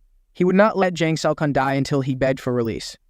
Countless cuts followed, blood splattering everywhere, creating a horrifying scene. This time, Jang Selkun could no longer move. He was in so much pain that he nearly lost consciousness. He knew his fate was sealed. Desperate to end his suffering, he used his last breath to say, "Kill, please." Ryu Min calmly put one hand in his pocket, pretending not to hear. He asked, "What did you say?" Jang Selkun desperately begged Ryu Min to kill him. Ryu Min asked if he was serious. Jang Selkun was in so much pain that even if he could survive, he didn't want to live with a mutilated body. He glanced pleadingly at Ryu Min, hoping for a quick death. Seeing this, Ryu Min felt somewhat satisfied. He rested the Reaper's scythe on his shoulder and asked if Jang Selkun knew why he was doing this. They were strangers, but not completely. Ryu called Jang Selkun by name and explained that they had met before. Jang Selkun was shocked that the masked man knew his name. Even though he was near death, he asked if this was about that woman. Ryu shook his head, saying he had no connection to her. They met because Jang Selkun had kidnapped his brother and threatened him for hidden information. Jang Selkun didn't remember doing that. Ryu said, "Of course you don't. It's something that will happen in the future, but I'm a regressor, so I know very well. For me, it's already in the past." Ryu continued, explaining that if he didn't intervene now, Jang Selkun would obtain the internal reflection rune. Jang Selkun had never heard of it. Ryu revealed that a rune was hidden here and would appear when someone heard the true voice of another person. Jang Selkun didn't understand what the true voice meant. Ryu explained that it was a voice from the heart, sincere and not deceitful. If he hadn't shown up, Jang Selkun would have raped and threatened the woman, making her plead sincerely for her life. That would have given Jang Selkun the rune, which he would use to commit more crimes. This was proven many times through Ryumin's regressions. Even if not for that, Jang Selkun's 12 previous convictions showed he was a despicable person who deserved to die. Jang Selkun no longer cared about living. He said if Ryu thought he was dying, he should kill him quickly. Ryu rejected this idea, saying he wouldn't lay a hand on him. Jang Selkun was desperate. All he wanted was a quick death to end his immense pain. But instead, Ryu turned the handle of the Reaper's scythe and placed it in Jang Selkun's mouth. Seeing him struggle, Ryu sat down and calmly observed. He told Jang Selkun that if he wanted him dead, he would have killed him long ago. He'd been talking a lot because he was waiting for Jang Selkun to suffocate on his own. Jang Selkun could only make muffled noises, unable to speak clearly. He had begged for a quick death, as his body was in excruciating pain. He wondered why Ryu, who supposedly wanted the internal reflection rune and the truth from his heart, was now silencing him. And to address his confusion, Ryu explained slowly, "Why am I not letting you speak? Because I want to test the internal reflection rune." Jang Selkun was in agony, both physically and mentally, with tears streaming down his face. He could only think, what? Ryu apologized, saying he had already obtained the internal reflection rune. He noted that Jang Selkun had forgotten about the moment when he sincerely begged for death. Those were words straight from his heart, and the rune reacted to his genuine plea. When that happened, the rune automatically imprinted itself onto Ryumin's body. The internal reflection rune allows the user to read the thoughts of their target. If the user can observe the target, they can even glimpse the target's inner motives. However, the rune's effect only works within a 30-meter range. Since this was Ryumin's first time using it, he wanted to test its capabilities. From what they both experienced, it seemed quite effective. Jang Selkun, having heard enough, pleaded again for Ryu to kill him. Ryu refused once more, stating that an easy death would be unfair to his victims. Jang Selkun cursed Ryu under his breath, but Ryu didn't react. Shortly after, whether from rage or reaching his limit, Jang Selkun died. Seeing Jang Selkun die with his eyes open, Ryu stood up and surveyed the scene. There were no witnesses, but he still needed to clean up the mess. Ryu decided it was a good time to use a new skill he had learned.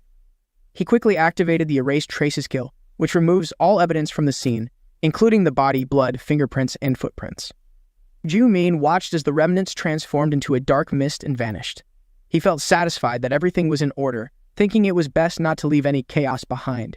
It took some time, but Ryu was pleased to have obtained what he wanted. He reminded himself that tomorrow he needed to meet with Ma Kung-grok. After solving all the issues, a new day begins. Early in the morning, Ryu wakes up and starts getting ready, taking more time than usual with his grooming. Seeing his unusually elegant appearance, Ryu can't help but exclaim, "Whoa!" Hearing his brother's voice, Ryu turns around. Ryu catches a close-up of his handsome face and, unable to contain his surprise, covers his mouth and hesitantly asks, "Big bro, are you going on a date today?" Ryu feels a bit disappointed. He looks into the mirror and continues adjusting his clothes. He can dress like this for work. It doesn't have to be a date.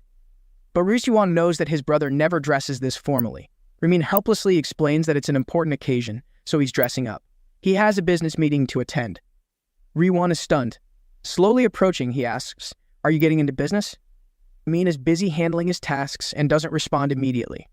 Ryu, feeling a bit anxious, scratches his head and glances away, wondering to himself. He just invested in stocks a few days ago, and now he's getting into business. What if he fails? He's worried his brother will be upset if something goes wrong.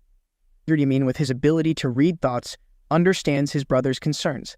He sighs in relief. He didn't expect Ryu to be worried about him rather than their finances. How sweet. To ease his brother's worries, Ryumin turned to him, smiles confidently, and says that if the meeting goes well, he will tell Ryuan all the details. So, there's no need to worry. He assures Ryuan that he will be fine, and asks, right? Ryujun sees Ryuan awkwardly turned back, then shouted decisively, I do trust you. If I don't trust you, who else would I trust? Seeing it was time to go, Ryumin put his phone in his pocket and headed toward the door.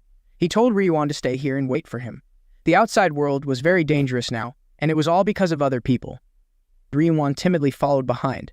He was a bit worried after watching the news, learning that players were using their abilities to commit crimes. He also heard about issues abroad where criminals with powers were escaping from prison. It was frightening. Talking about this, Ryumin quickly became serious. Just as his brother said, even criminals had the chance to become players if they were the right age. Moreover, as players grew stronger, the population decreased each month. It's surprising nothing changed. Eventually, ordinary people might be hunted like animals and treated as slaves when the players reached their peak strength. So, before the world turned into chaos, Ryumin had to become overwhelmingly powerful. He also needed to boost the reputation of Black Scythe. Thinking for a moment, Ryumin reached the front door. Before leaving, he reminded Ryuan to be careful if he had to go out. Ryuan sighed in frustration. His curiosity was growing, and he couldn't wait any longer. But he nagged too much, and his brother pinched his cheek in warning. Ryumin firmly told his brother that he would share everything soon, so he hoped Ryuan wouldn't nag anymore. Instead, he suggested Ryuan stay home and order lunch. Ryumin emphasized that he wanted him to get something more expensive than his usual black bean noodles. Ryuan helplessly agreed, feeling a bit down. All right, I get it, he said. Ryumin quickly arrived at the grand lobby of a luxurious hotel. Before entering, he stood confidently outside, taking in his surroundings. Just as Ryumin had guessed, Ma Kyung-grok had arranged to meet him here. The current situation felt like a soccer match, where meeting here gave the home team an advantage. Moreover, the place Ma Kyung-grok had chosen for their lunch meeting was officially an Osun Group hotel. But in reality, it was one of Youngluk's hotels. This was top-secret information known only to Ryumin. Believing that only Ma Kyung-grok close relatives might know this, Ryumin thought he could use this information to make himself seem more valuable in Ma Kyung-grok's eye. However, before executing his plan, he needed to present the right image. The more innocent and harmless he appeared, the better. Ryumin quickly walked to the reception desk with a slightly awkward demeanor. He intentionally showed a bit of nervousness in his eyes and stammered, hello, I'm here for an appointment. I was told to come to the reception desk. The receptionist smiled at Ryumin and asked if he was referring to the appointment with the chairman of the Chiomama Consulting Company. Ryumin quickly confirmed, yes, that's right. Hearing this, the receptionist stepped out from behind the counter and gestured for Ryumin to follow her to the guest waiting area. She mentioned that he could wait there until the appointment. Feeling a bit shy, he scratched the back of his neck and bowed slightly, saying, all right, thank you. Ryumin sat down and thought to himself that he had done quite well so far. Now his job was to sit here and look like a country boy who had just arrived in the city. The first step in his act was to look up at the ceiling and admire it, exclaiming, wow, that chandelier is so cool. While he was marveling at the chandelier, the key figure arrived. A sophisticated man quickly asked if he was Mr. Ryu. The moment Ryumin had been waiting for finally arrived. He quickly regained his composure and stood up to greet the man in front of him. But as soon as he saw his face, clearly Ryumin froze. The man also looked startled. Sangcho recognized Ryumin. Remembering they had met at the long-term stay hotel, Galleria Forest, Ryumin couldn't deny it and responded with a sound of realization, confirming it was true. They had met when he was handing out rice cakes after moving in. Ryumin then asked if Sangcho was the one who had been with the actress Selo Arin. Sangcho bowed deeply and said, yes, I apologize for my behavior last time. Despite his words, Sangcho recalled that encounter and quickly bowed again, apologizing for his rudeness. However, his expression turned sour as he bowed. Sangcho couldn't believe that Ryumin, who looked under 20, was the major shareholder who had invested 280 billion won. It seemed unbelievable. Ryumin, using his ancient language abilities, guessed that Sangcho was skeptical. It made sense. Having so much money at his age was indeed hard to believe. To play his part well, Ryumin scratched his neck awkwardly, trying to show he didn't know what to say in this situation. A moment later, he felt it didn't matter. After all, they weren't close. Plus, he hadn't expected the chairman of Chiomama Consulting Company to live just above him. Noticing a mistake, Sangchul gestured for Ryumin to stop. He quickly clarified that he wasn't the chairman. Seeing the important guest looking confused, Sangchul slowly said, sorry for the misunderstanding. It's not proper to introduce myself this late. I'm in Sangchul, the unit head. The chairman will be a bit late, so I came ahead of him. After finishing his explanation, Sangchul motioned that it was time to go inside and wait. Ryumin responded, all right. Unit head Sangchul then led Ryumin to a spacious private dining room. However, Sangchul had some matters to attend to outside, so he politely asked Ryumin to wait there for a moment. With that, Sangchul quickly turned and left, making sure to close the door carefully behind him. Outside the private dining room, and Sangchul's face looked serious. He bowed his head, eyes focused on his phone screen. His fingers moved swiftly across the keyboard, typing each word with care. The message read clearly, Mr. Chairman. I have met him personally, and there's no way he could have invested that amount on his own. Someone must have guided him. Please be cautious. Ryumin chuckled softly, realizing his guess was spot on. Ma Kyung-grok had cautiously sent Sangchul to scout ahead. For such an important meeting, there was no way someone meticulous like Ma Kyung-grok would coincidentally be late. The sound of the door opening distracted Ryumin. When he looked over, there was Ma Kyung-grok, entering with a confident and elegant demeanor. He quickly spoke first, hello. I am Ma Kyung-grok, the chairman of Chioma Consulting Company. As Ma Kyung-grok approached, he maintained a smile and extended his hand in greeting. Ryumin awkwardly stood up and shook his hand, stammering as he introduced himself. Ma Kyung-grok cheerfully invited Ryumin to sit down. Like a country bumpkin in the city, Ryumin did exactly as he was told. After Ryumin sat, Ma Kyung-grok asked unit head in to sit next to him. Sangchul quickly responded, yes. Ryumin hadn't anticipated this. He didn't think Ma Kyung-grok would include Sangchul in the meeting without asking him first. It seemed like Ma Kyung-grok wanted to take control of the situation. Ma Kyung-grok suggested they have lunch before discussing business, saying that a full stomach leads to a clear mind. He had already prepared Korean dishes, hoping they would suit Ryumin's taste. The table was soon beautifully set with various Korean dishes. From ginseng chicken soup and hot pot to traditional side dishes, everything was present. The delicious aroma filled the room, stimulating everyone's appetite. Ryumin couldn't resist the temptation. He showed his enjoyment and ate the dishes enthusiastically. After making sure his act was convincing, he pretended to remember that Ma Kyung-grok was sitting across from him. Looking up, he complimented the food, saying it was delicious. Seeing Ryumin enjoy the meal put Ma Kyung-grok at ease. However, his mind was filled with complex thoughts. Unit head-on was right. This young man was too young to have invested 280 billion won on his own. Even if he had that amount, did he have the guts to do it? Ma Kyung-grok was certain that Ryumin was working with someone. If this was true, he needed to find out who. It could be one of Ma Kyung-grok's subordinates or even his uncle. Such a large sum of money was bound to cause problems, so Ma Kyung-grok told himself he needed to get to the bottom of this. After a flood of thoughts, Ma Kyung-grok put down his chopsticks and looked at Ryumin. He sincerely shared that he was very surprised when he first met Ryumin. Ma Kyung-grok couldn't believe their major shareholder was so young. He wanted to know Ryumin's age. Ryumin paused from drinking his water and replied that he was 20 years old. This number shocked Ma Kyung-grok, the chairman of Chioma. He thought he had misheard, so he took a moment to regain his composure. Then Ma Kyung-grok awkwardly repeated the number 20 and mentioned that he was 29. He added that it was nice to meet someone close to his age. Ryumin, feeling awkward, responded that he was happy to meet him too. Ma Kyung-grok became more serious, his eyes sharp as he looked at Ryumin. He wanted to know how Ryumin could make such a large amount of money at such a young age. Was he the son of a wealthy family? Ryumin didn't expect someone as scheming as Ma Kyung-grok to be so straightforward. Ryumin smiled and waved his hand, assuring that the information was completely wrong. He was just an ordinary student, but everything changed a few months ago. Curiosity was written all over Ma Kyung-grok's face as he asked what had happened during that time. Ryumin asked Ma Kyung-grok if he had been following the recent news. Ma Kyung-grok, though he had some guesses, hesitantly asked what Ryumin meant. Ryumin mentioned a recent news story about someone who won the lottery 4 times in a row and suddenly became a billionaire. Of course, Ma Kyung-grok knew about this story. Seeing his reaction, Ryumin confidently smiled and revealed that the lottery winner was him. This news left Ma Kyung-grok stunned, and he couldn't help but blurt out, asking if it was really true.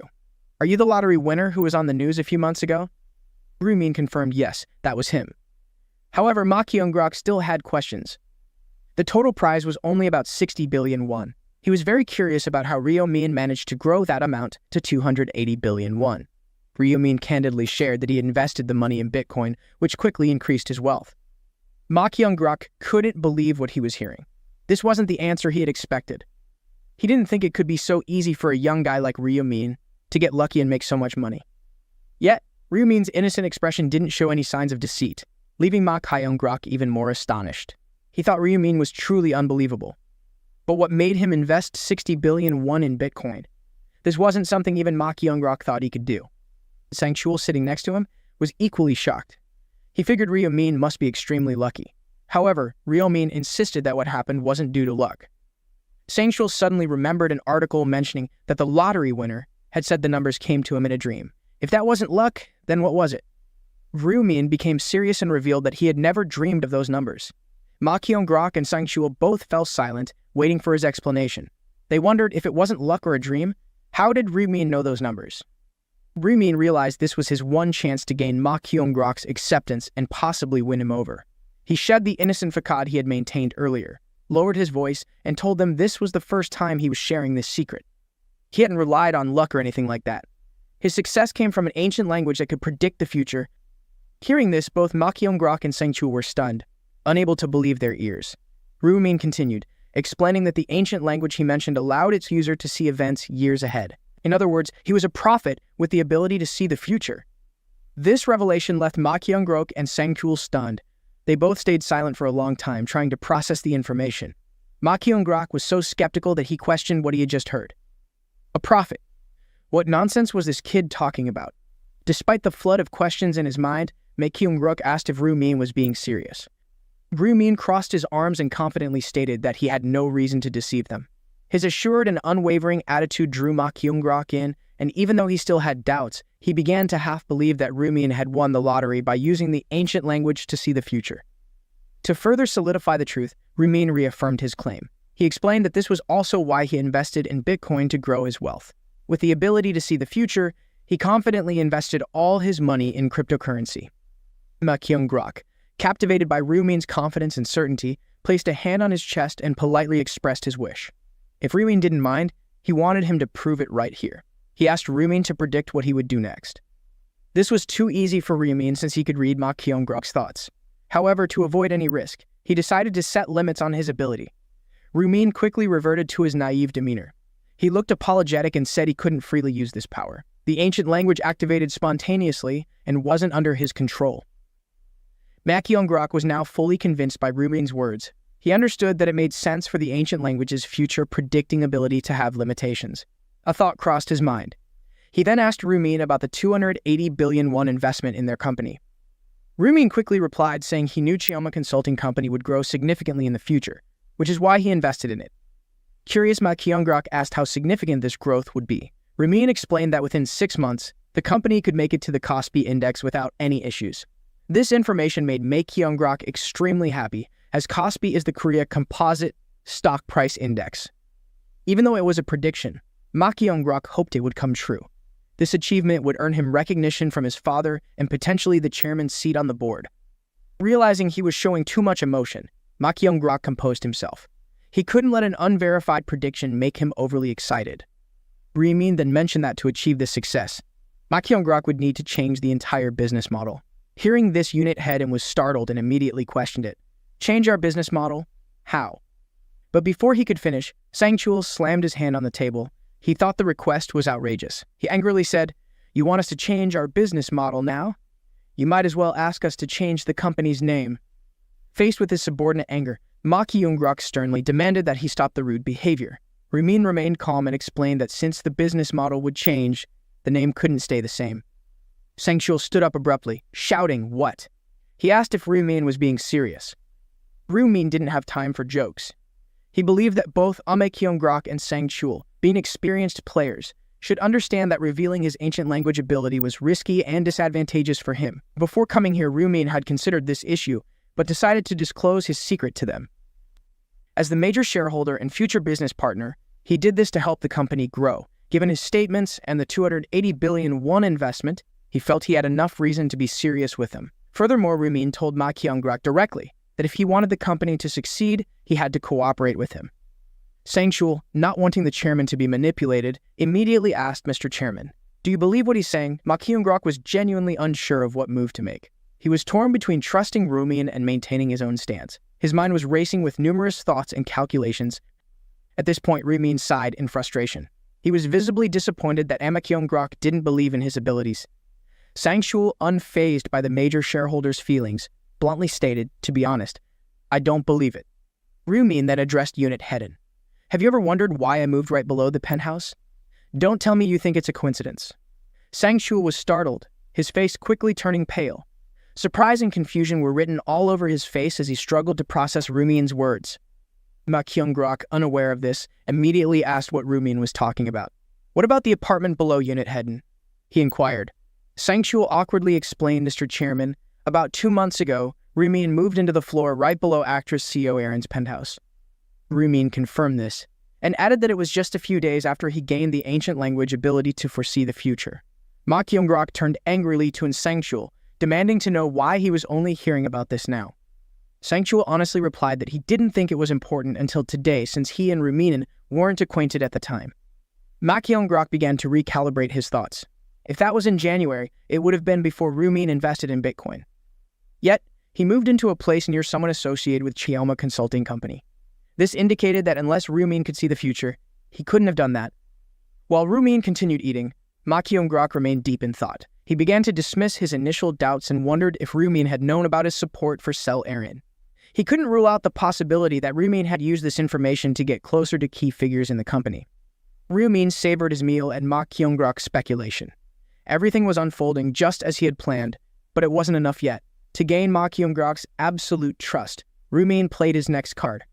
Rumin confidently stated that the hotel where they were having lunch was owned by Ma Kyung-grok. He added that Ma Kyung-grok was the eldest son of the Oh-sung Group and that Chioma Consulting Company was secretly established to gain his father's approval. After laying out these facts, Rumin asked Ma Kyung-grok if he was correct. Ma Kyung-grok maintained his composure despite these confidential revelations. However, Unit Hedon couldn't contain himself. He angrily shouted, his face pale, "Who are you? How do you know information that only his family should know?" Ma Kyung-grok clasped his hands together, confirming that everything Rumin said was entirely accurate.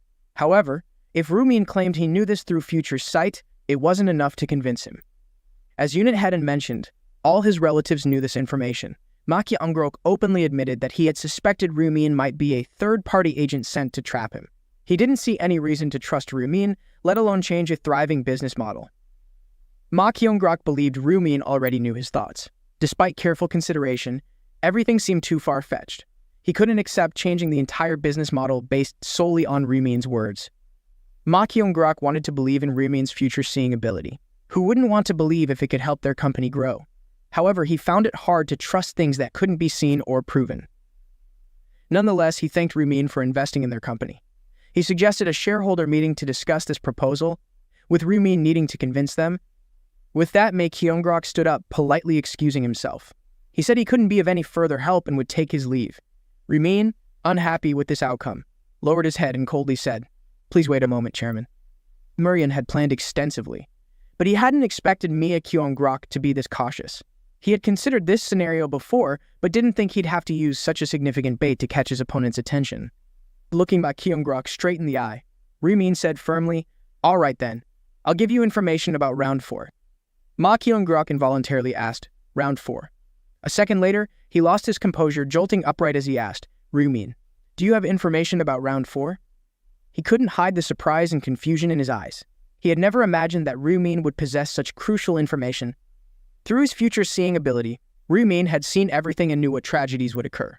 With a smile, Rumin extended his hand, confident that this information would be enough to prove his abilities. The meeting quickly concluded. Unit Head and Sang-shul reflected on his actions and bowed to apologize for his earlier outburst in front of the chairman. Ma Kyung-grok, looking up from his phone, reassured him that it was all right. He understood that Sang-shul's actions were out of concern for him. However, Sang-shul still felt uneasy. Having been forgiven, Sang-shul mentioned that he had just remembered something important and asked if the chairman wanted to hear it. Ma Kyung-grok, feeling relaxed, told Sang-shul to go ahead. Sang-shul, with a serious expression and furrowed brows, shared his deep suspicion of Rumin. He found the idea of Rumin's future-seeing ability to be absurd.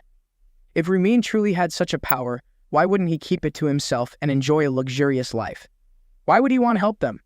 This made no sense to Sang-shul and heightened his sense of caution. Ma Kyung-grok didn't think too deeply.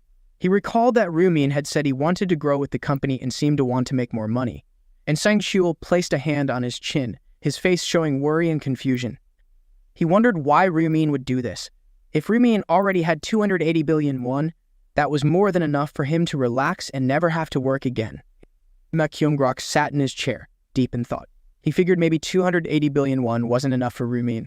Human greed knows no bounds, and Sang-chul, standing nearby, felt that letting Rumin join the company was still very risky. He couldn't help but doubt the existence of the ancient language Rumin mentioned. Ma Kyung-grok agreed with Sang-chul's concerns but had another thought. If Rumin truly was a prophet who could see the future, they needed to make him an ally. Ma Kyung-grok stood up, gesturing to Sang-chul as he spoke. He explained that if they always had information about the next round and could prepare accordingly, it would bring enormous benefits to the company. If this also helped the company grow, it would be a huge advantage. Sang-chul remained skeptical and asked again if Rumin was truly a prophet. Ma Kyung-grok nodded, saying that they needed to think carefully about this. He added that they just needed to wait and see. Time would prove everything. Although he outwardly maintained a calm and confident demeanor, inside, he couldn't stop worrying about what had just happened.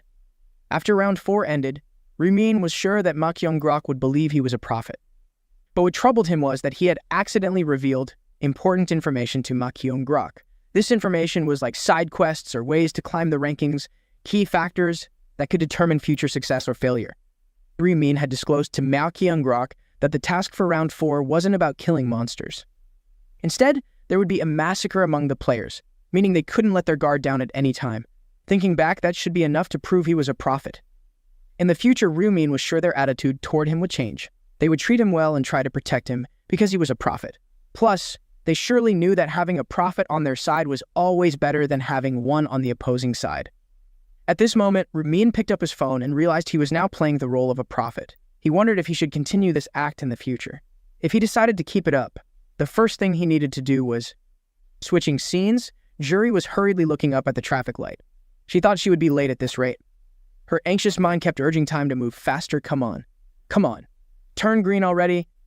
While waiting, Juri suddenly noticed a red sports car blocking the front of her family's store. She was surprised and wondered, what's with that car? It's blocking the store's entrance. How inconsiderate. Juri felt annoyed by the driver's lack of awareness. But then the car window slowly rolled down, and the driver turned out to be none other than Rumin. From inside the car, his handsome face beaming, Ryu cheerfully called out Juri's name. Juri exclaimed in surprise, "Oh, Rumin?" As soon as the traffic light turned green, Juri quickly crossed the street. She hurried towards the car, her eyes fixed on Rumin. So when she got closer, she bent down and asked Rumin if the car was his. Rumin confirmed and apologized for parking in front of her store. He then suggested they take a ride while they talked. Juri hesitated a bit, but eventually agreed. The red sports car zoomed down the street, its engine roaring powerfully. Juri sat inside, her eyes shining with excitement and wonder. She confessed it was her first time riding in such a fancy car. Not just Juri, but Rumin also mentioned it was his first time experiencing the car since he had just bought it. Juri, now curious about the car's price, turned to Rumin and asked how much he spent on it. Rumin coolly replied that it wasn't too much, just around 900 million won. Hearing this, Juri, shocked, her eyes widened in disbelief. 900 million won? She couldn't believe her ears. For such a huge amount, Rumin said it wasn't much. She wondered if he was mistaken. If she had that kind of money, she could open several convenience stores. To Juri, 900 million won was a massive sum, but compared to the money Rumin won from the lottery, it was nothing. He saw it as just a grain of sand in the desert. Juri thought about it and realized he was right. After winning the lottery, Rumin had 60 billion won. This made her feel like they were living in two different worlds. Suddenly, Juri felt shy. This situation seemed more like a date than a casual conversation. The feeling of awkwardness crept into her heart. Unexpectedly, Rumin turned to her with a serious expression and said he had something to confess. This sudden statement startled Juri. She was so surprised that she couldn't speak. Her face turned bright red as she stammered, asking what he wanted to confess. Seeing Juri's confusion, Rumin smiled softly and explained that it wasn't anything strange, so she shouldn't misunderstand. The gentleness in his voice eased Juri's anxiety a bit. She awkwardly tried to hide her embarrassment, but she couldn't shake the feeling of wanting to find a hole to crawl into. Half joking, she said she didn't misunderstand at all. Then, in a shy voice, Juri asked what he wanted to confess. Rumin reminded her of the time he said the lottery numbers came to him in a dream. Yes, that's what Rumin had told her. However, he then confessed that it wasn't true. In reality, Rumin got the information through an ancient language that allowed him to see the future, not through a dream. This ancient language helped him know future events, which is why he could predict the lottery numbers and win. That's why his profession was a prophet. Juri was shocked to hear this. She couldn't believe the truth she had just heard. She exclaimed, "A prophet?" Then, clapping her hands together, she excitedly said, "Wow, that's so cool. Isn't that a special profession?" Rumin was a bit flustered by Juri's reaction. He scratched his head and hesitated, saying it was a possibility. Juri thought having an ancient language that predicted the future was amazing. She thanked Rumin for telling her the truth. However, she acknowledged that even among friends, it must have been difficult for Rumin to share this secret. Rumin didn't see it as a big deal. He pointed out that Juri had also told him her profession was a support role. So, it was fair. Juri quickly countered, saying she only revealed her profession, not the ancient language she possessed. She wondered aloud if she should share her ancient language with Rumin. Rumin quickly declined, but Juri didn't mind. She began to talk about the first round when she obtained the protective ancient language. Thanks to it, within a 10-meter radius, she would be covered by a thin protective layer for each person around her. For instance, if there were 5 people, she would have 5 layers of protection. After sharing this, Juri felt much lighter and happier. Rumin felt the same way. But Juri was quite curious about why Rumin suddenly decided to share his secret with her. Like Juri, he found that keeping secrets made him feel a bit uneasy. Besides, Rumin thought that if he didn't confess the truth, Juri wouldn't believe what he was about to say. Noticing Rumin's serious expression, she quickly asked what he wanted to tell her. Bright red sports car zoomed smoothly through the streets, its powerful engine roaring. Rumin didn't hesitate to reveal information about the task for round 4 to Juri. Hearing this, Juri was astonished. Her eyes widened, and she exclaimed, "What? That's the task for round 4. Rumin confirmed and urged Juri to be extremely careful. He told her to stay vigilant, as she couldn't predict what other players might do. Juri replied that she understood. Juri felt a mix of emotions. She was grateful to Rumin for telling her, knowing he did so out of concern for her. Not to mention, Rumin had called her first. She glanced at Rumin, and a flood of thoughts filled her mind. She wondered if Rumin had any feelings for her. After their meeting, Rumin quickly returned home. By then, it was late afternoon, and the soft sunlight painted a peaceful picture. Rumin sat on his bed, staring at his phone screen, reflecting on what had just happened. He couldn't believe that Juri had liked him all this time. This realization left him surprised and a bit confused since he hadn't noticed until now. No wonder Juri always tried to be kind to him. Although he felt a bit embarrassed, Rumin realized this might actually be a good thing. His eyes became sharp and determined. Placing his phone down on the bed, he started thinking about his relationship with Juri. If Juri had feelings for him, it would be easier to make her an ally. Rumin believed that this would also make her trust his prophecies. Ending his thoughts, Rumin reached for the soft pillow. The plush feeling made him feel more relaxed. He quickly lay down on the bed, feeling his fatigue fade away. Today, he had taken care of one important thing. Now it was time to rest. After all, he didn't have much to do this month. Time quietly passed, and the city lights shone brightly under the night sky. Skyscrapers glowed, reflecting the city's vibrant, never-sleeping life. It was now 11:55 p.m. on March 31st. Before entering the other world, Rumin decided to prepare thoroughly by buying a special piece of equipment. He opened the virtual system screen and chose an item from the market. The dark gloves. These gloves increased strength by 5 points and agility by 4 points. However, they were only effective at night and were limited to use by those below the normal level. The gloves were shrouded in darkness and could turn invisible, making the weapon being used appear semi-transparent. Rumin carefully examined the stats of the dark gloves, noting that they not only increased strength and agility but also had the option to make weapons invisible, which would be very useful for nighttime missions. He thought to himself that combining these gloves with his Twilight skill would enhance his effectiveness even more. While he was deep in thought about strategies and upcoming plans, Rumin heard a voice calling from behind. He turned to see his younger brother standing at the door. Ruwan walked in and said it was time. Rumin, still sitting on the bed, showed no intention of leaving. Seeing his brother so calm, Ruwan asked if he was confident about conquering this round. Rumina replied that he would only know after trying. Ruwan, clearly uneasy, asked if his brother was really a prophet. He had heard that Rumin had information about round 4. Hearing his brother's question, Rumin explained that having information was one thing, but how he acted on it was another. This vague response made Ruwan even more anxious and fearful. The uncertainty in his brother's words made him feel uneasy. Ruwan then insisted that his brother must survive and come back. This annoyed Rumin, who raised his hand to scold Ruwan for saying such ominous things. He told him that talking like that was bad luck. And with that, Rumin gradually fell asleep, his eyes slowly closing. He knew that round 4 could be a deadly round, but before round 4 began, the players quickly gathered. At that moment, Hong Yong-min stood helplessly, clutching his head and going mad as that damn notification appeared again. His status window reminded him that the system had applied a penalty, permanently reducing all his stats by 50%. Hwang Yongmin was in a panic, gritting his teeth, unable to believe this was the result of betraying Jung-sik. Now, he didn't even have 10 command privileges left. If things continued like this, Hwang Yongmin wouldn't survive round 4. The more he thought about it, the closer death seemed. He looked around and realized that those who wanted to steal the regional representative position might target him. Not to mention, old friends might seek revenge.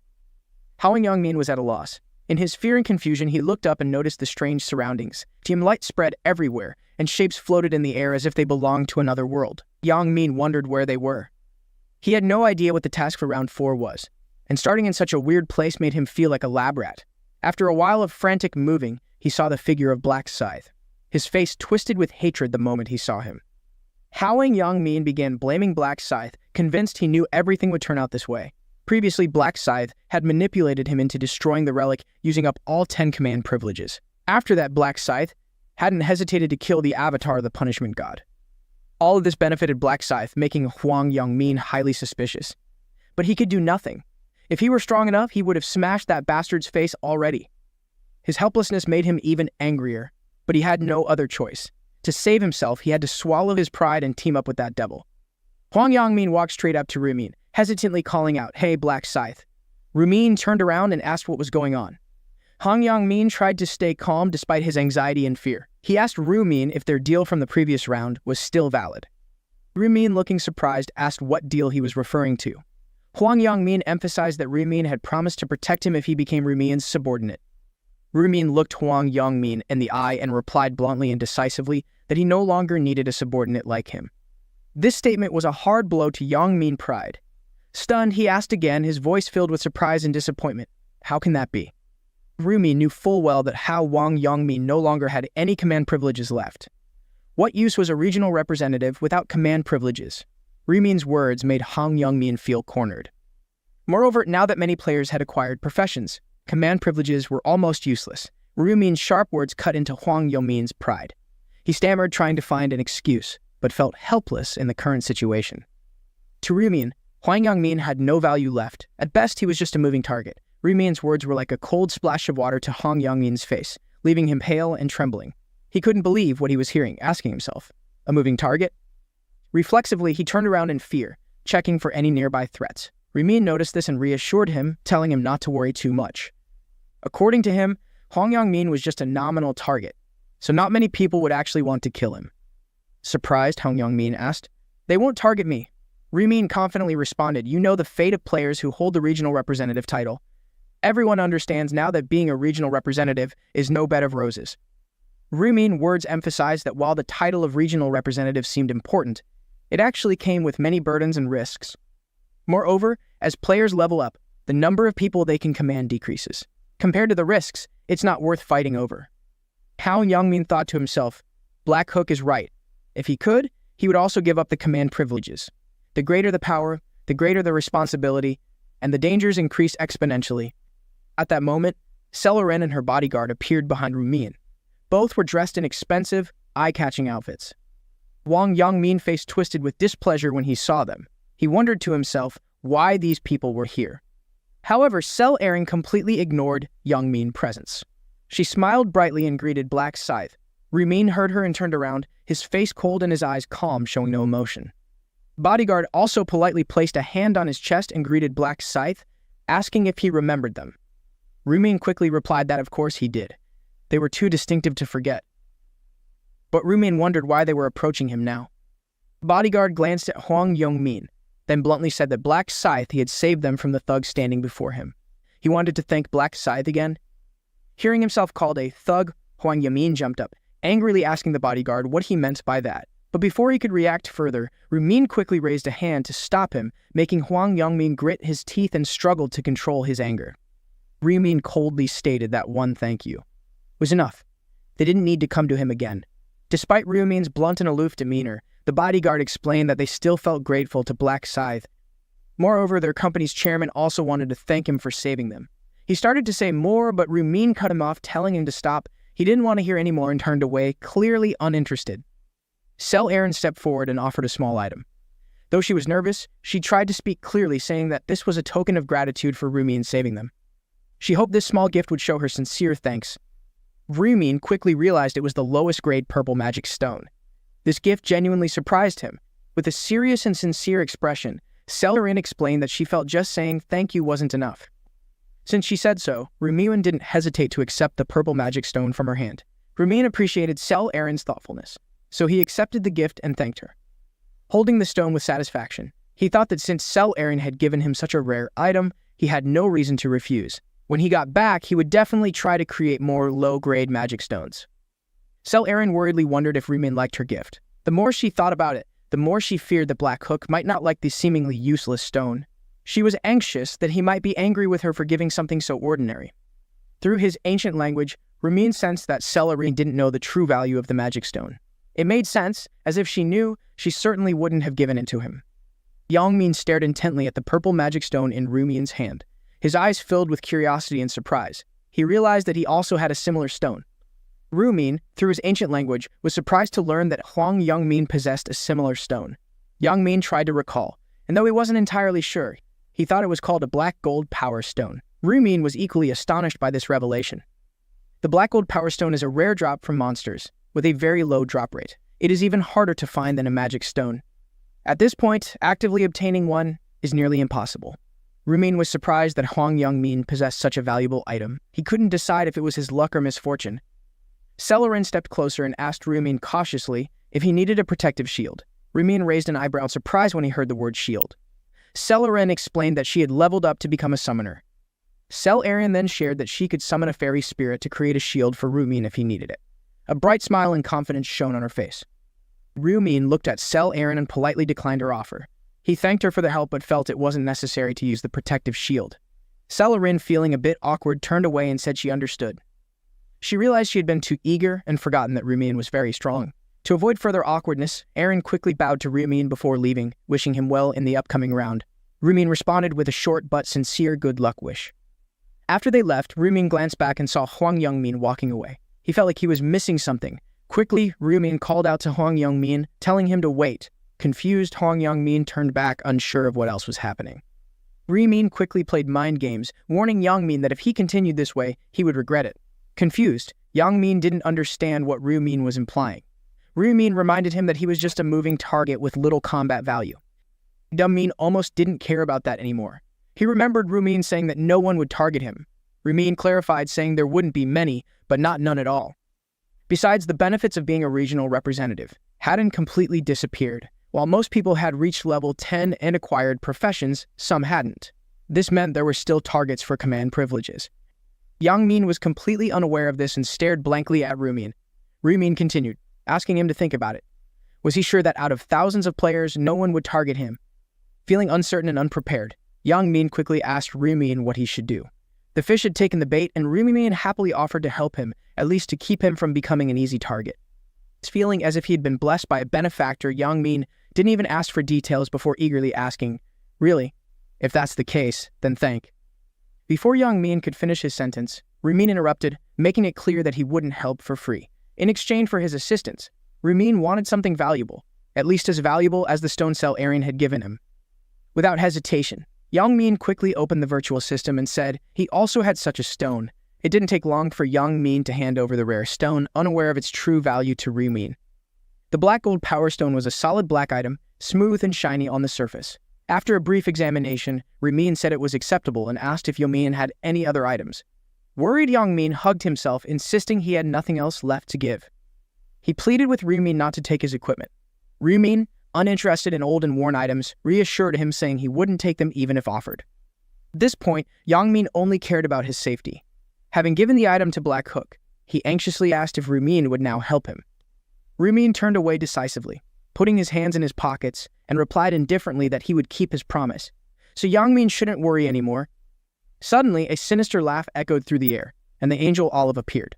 She hovered in the air, her white wings radiating light that illuminated the entire area. Olive laughed loudly, declaring that everyone had gathered here today. However, she noticed that the number of participants had decreased compared to before. Many people didn't notice this change and were unaware of the reduced numbers. If Olive was right, did this decrease result from conflicts in the real world? Rumin stood there with a cold gaze, glancing around at the others. Honestly, it would have been more surprising if no players had gotten into trouble over the past month. Olive, feeling the warm-up was sufficient, suggested they focus on a more important matter. She then announced the start of the task for Round 4.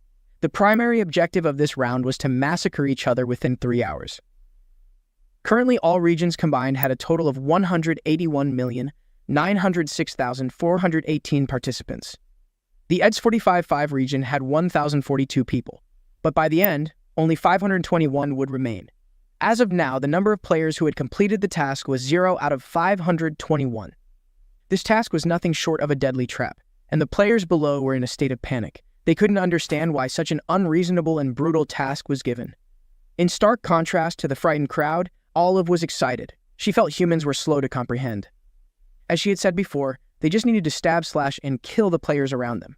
It was very simple. They just needed to act and handle it like hunting monsters. But the players were bewildered, wondering, kill other players, harm each other? This was like digging their own graves. Olive, showing patience, said she would explain a bit more. She stated that the goal of this round was to reduce the number of players by making them kill each other. Unlike previous rounds, she assured them there would be no monsters this time. Facing this round, the players were worried. Without monsters, they couldn't level up and become stronger. The young man couldn't help but ask the angel, wondering if half of them could survive if each person only killed one other player. Hearing this, Olive immediately put a finger to her lips and said, "That's a secret. If I tell you everything, it won't be fun anymore." From below, Rumin observed, wondering what she was so pleased about. More than anyone, he understood that she was just following orders not to reveal anything from her superiors. The angels were merely messengers in this twisted game. He knew that besides her, there was another game master. Her withholding a specific rule indicated she had received orders from this game master. Olive then added that simply killing someone wouldn't complete the task. Like before, only the top 521 ranks would survive. The criteria for the ranking, however, remained a secret. Olive, excited, revealed more. She stated that even the first person to kill wouldn't necessarily rank first. With that, Olive ended her explanation, leaving the remaining time for the players to decide their fate. With these parting words, Olive quickly vanished. The system displayed the remaining time, 2 hours, 59 minutes, and 59 seconds. The players stood still, shocked by this unprecedented task. They wondered what to do. Was it as simple as killing someone? But how could they kill those they had no quarrel with? They couldn't understand why they had to endure this insane round. Unlike the other players, Huang Yangmin was excited and sinister when he learned that this round's task was to kill each other. He had been pondering how to exact his revenge, and the game had conveniently provided an opportunity. He had been itching to kill a few enemies. From a distance, Rumin, through his ancient language, already knew Yangmin's intentions. As he had predicted, Yangmin was thinking about killing his friends. Suddenly, Yangmin remembered something. If other players hesitated to strike, wouldn't this be the perfect opportunity for him? The more he thought about it, the more his smile grew sinister. He believed he would be the champion. He then gritted his teeth and thought to himself, "Those bastards, I don't know where you are, but I'll kill every last one of you." While Yangmin was stewing in his grudge, Rumin suddenly appeared, startling him. Yangmin turned and shouted, "Damn it! You scared the hell out of me!" Realizing something was off, Yangmin calmed down and confusedly asked why Black Scythe had come to see him. Rumin slowly approached with a cold demeanor. He reminded Yangmin that he had promised to help him avoid becoming a target, and he was there to fulfill that promise. With those words, Rumin summoned his favorite weapon, the Grim Reaper's scythe, which appeared swiftly in his hand. And before Yangmin could react, Rumin's scythe sliced through the air, creating a cold and powerful beam of light. Yangmin was stunned, his eyes wide with disbelief at what he had just witnessed. He tried to move, but the pain spreading through his body left him unable to respond. Yangmin fell backward, immobilized by Rumin's sudden and unhesitating attack. In that moment, he still couldn't believe what had just happened. Meanwhile, Rumin continuously received updates from the virtual system. The current side quest he had received was to eliminate the regional representative within a specific time frame, and now Rumin had completed the task. His reward was a low-grade mana stone draw ticket, a rare item that randomly provides between 1 to 5 low-grade mana stones. This ticket could only be used starting from the next round, and only by players ranked apprentice or higher. Additionally, it was a time-limited item and its effectiveness depended on the player's luck. Once this round was over, the item would disappear. As Rumin read the item details, he retracted his Grim Reaper's scythe. He was pleased to have obtained the item he desired. This was the main reason he killed Yangmin, although it wasn't the only one. As Yangmin fell, the entire area descended into chaos. The surrounding players were shocked by the unexpected scene. The death of the regional representative caused a major uproar, especially since the act was carried out by Black Scythe, a well-known player. Not long ago, these same people had aimed for the position of regional representative and wanted to kill Yangmin to achieve their goal. Now, they were horrified and criticized Rumin, the person who had done what they once desired. One by one, they voiced their condemnation. Hey, Black Scythe, you can't just go around killing people like that. Don't you have any humanity? You're a murderer. Rumin faced their accusations head-on. A murderer. They weren't wrong. He had killed Jungso Hyun. It wasn't an accidental act but part of his plan. He knew the road ahead would be stained with blood. He would have to kill many more people up to round 20, but each life he took had a justified reason. Especially in this round, Rumin had no choice but to kill to complete the task. It wasn't about liking or disliking it. He and the other players had only one path to follow. Even though they knew this was inevitable, they continued to criticize him. Rumin could read the myriad thoughts in the crowd. Their schemes and calculations were transparent to him. Some wondered, if everything goes well, can I kill Black Scythe? Others thought, I need to use this opportunity to ruin Black Scythe's reputation. They believed that if they attacked as a group, Black Scythe would be powerless. Above all, they couldn't let Black Scythe become the regional representative. They had to frame him for some crime. Rumin found these thoughts amusing. They believed they could use such lowly schemes against him. Two players approached Rumin with eyes full of anger and hatred. One of them shouted, his voice full of challenge, "You think this is fun? Are you insane? You've done something like this and still dare to..." However, before he could finish his sentence, the system announced that Black Hook had become the new regional representative of the ESC's 45-5 region. The surrounding players were stunned, their minds racing with various thoughts. What? Now Black Scythe is the regional representative. This is like a tiger growing wings. What are we supposed to do now? The players began to feel the pressure and fear of Rumin's sudden rise in power. Rumin stood there, his eyes cold and a smirk full of arrogance on his face. He taunted, "What's the matter? Why aren't you all shouting anymore? Or are you scared now that I'm the regional representative?" Rumin continued to provoke the crowd, sneering. "Ah, I see. If you're afraid of command privileges, you probably haven't changed your profession yet, right?" One person in the crowd quickly retorted with a shaky voice, stammering as he asked Rumin what he was talking about. At that moment, another person pointed at Rumin with a look of surprise. "Hey, look over there. Black Scythe's name has changed color." Rumin glanced back at the people pointing, puzzled. The crowd buzzed with excitement as they noticed his name had indeed changed color. Their reaction grew more intense as they realized only Rumin's name had changed, leaving them bewildered. They couldn't understand why his name alone had transformed. Just as Rumin gradually understood what was happening, he realized that his name had changed from a bright yellow to a vivid red, symbolizing the new power and status he had achieved. In these rounds, once a player killed someone, their nickname would turn red. The more people they killed, the deeper the red became. This color change was a way to distinguish who had committed murder, indicating who had killed the most with the intensity of the red. The intention behind this system was to make players more likely to kill the murderers, feeling less guilty about their actions. However, killing a murderer meant inheriting their status, turning the killer into the next target. This created a vicious cycle of violence.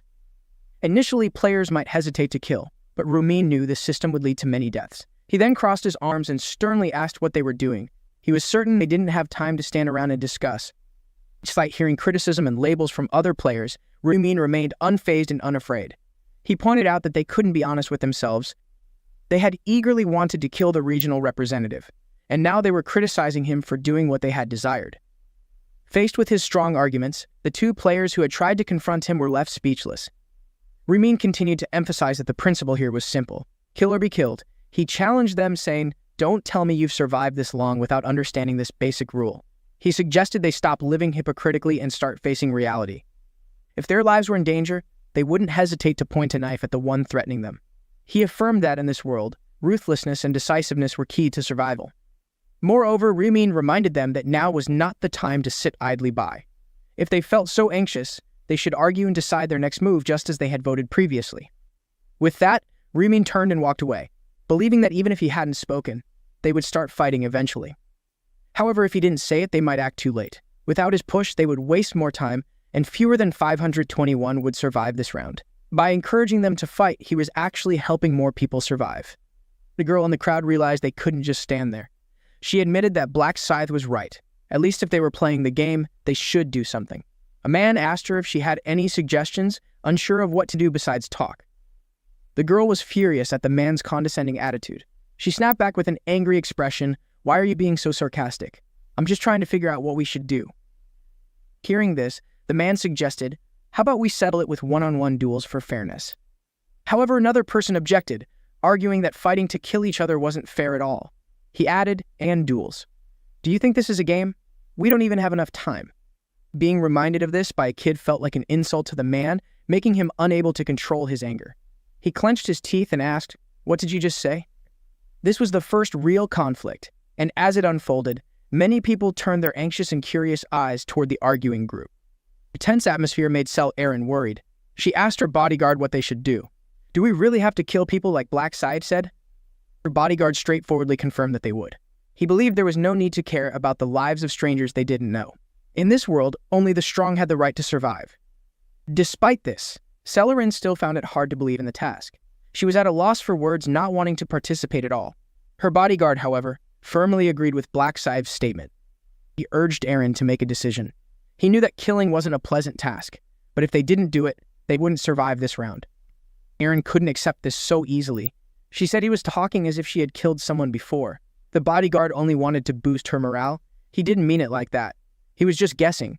The people around them began to talk, casting cautious and scrutinizing glances at each other. Standing next to her bodyguard with her arms crossed, Erin looked visibly tense. She asked him whom they should kill first. He thought it best to assess the situation and act accordingly. However, the situation was deteriorating rapidly. Arguments broke out among the players as they fought for survival. One young man suggested that they stop behaving like this and quickly decide to kill one person, but talk was cheap. Another person, angry, asked who they should kill. A suggestion was made. "Those who have already killed are perfect targets. Let's focus on those whose nicknames have turned red." This proposal quickly elicited strong reactions from the others. One person retorted, "Who gave you the right to decide that? You mean we should kill Black Scythe?" The discussion quickly spread. Upon hearing the suggestion to kill Black Scythe, one person sighed, thinking these people were crazy. How could they possibly kill someone who had reached level 30? Another nearby agreed, betting that even if they all attacked at once, they still couldn't defeat the new regional representative. As the chatter grew, one person raised a hand to signal for silence, reminding them that if Black Scythe overheard, they would all be in trouble. Rumin, who was standing at a distance, didn't miss a single word. Feeling a bit annoyed, he clicked his tongue and thought, "Look at them. Most of them are arguing just as I predicted."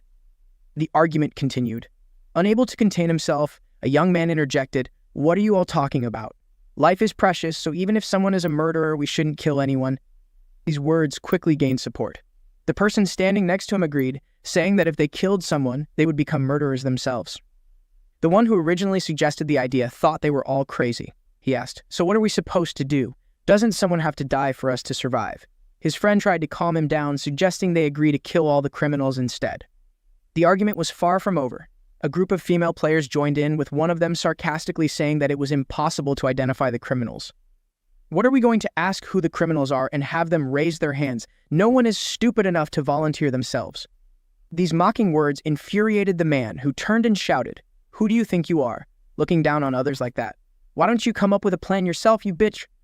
The woman, not intimidated, shouted back, asking why he insulted her. She even threatened to kill him out of anger. Hearing this, the man taunted her, saying if she was so tough, she should come at him. He wasn't afraid of anyone, not even a woman. He boasted that he wouldn't hold back no matter who it was. Seeing the escalating tension, another young man provocatively told them to stop talking and just fight. This successfully provoked the two enraged individuals into a frenzy. The man realized that the short-haired guy had incited them. The woman also thought that those who hide and provoke others are the worst. Angered by the taunts, the man began to use his magic. Remin watched the chaos unfold and felt a headache coming on. He thought they were all talk and no action. However, he wasn't too worried. He was sure it wouldn't be long before they wouldn't hesitate to cut each other down. At that moment, a young man who was trying to calm the situation noticed something surprising. As he continued to stare, others also began to shift their attention. Miraculously, Young Min, whom everyone thought was dead, woke up and stretched with a long yawn, looking like he had just woken up from a nap instead of having been dead. This miraculous recovery left everyone around utterly shocked. Someone blurted out, "What the hell? How could they believe such a miraculous recovery?" The man they thought was dead was now perfectly fine, without a trace of blood. Remin, observing from a distance, already knew this hidden rule. In this round, players would revive after 10 minutes of death. Yang Min, preparing to stand up, noticed the bewildered stares of those around him. They looked at him as if he were a ghost. He stood up, confused, trying to piece together his last memory of talking to Black Hook before everything went blank. He couldn't understand what had happened. And the players were astounded. One young man, panicking, thought Hwang Young-min's resurrection was like a divine miracle. The person next to him scoffed, thinking he was overreacting. Clearly, the system had revived him. In a game, there were no gods involved. Realizing that players could revive after dying, the players' fear dissipated. They began to raise their weapons, thinking that as long as they took a life, the system would bring the dead back. Seeing the situation growing more tense, a girl stepped forward and advised everyone to stay calm. She argued that they were merely speculating and had no solid proof that the system would revive them. Therefore, she suggested they shouldn't jump to conclusions and act rashly. However, right after she spoke, a man suddenly approached and delivered a swift, decisive slash to her back. The attack didn't stop there. The man kept stabbing the girl's back with his weapon, screaming furiously, "Why don't you die first, you bitch? Die. Die."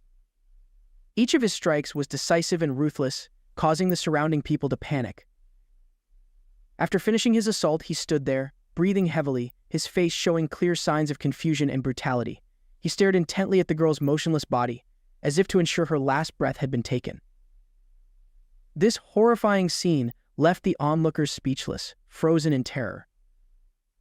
Not satisfied, he continued to scream wildly, demanding the girl to come back to life, convinced that they needed to fight again.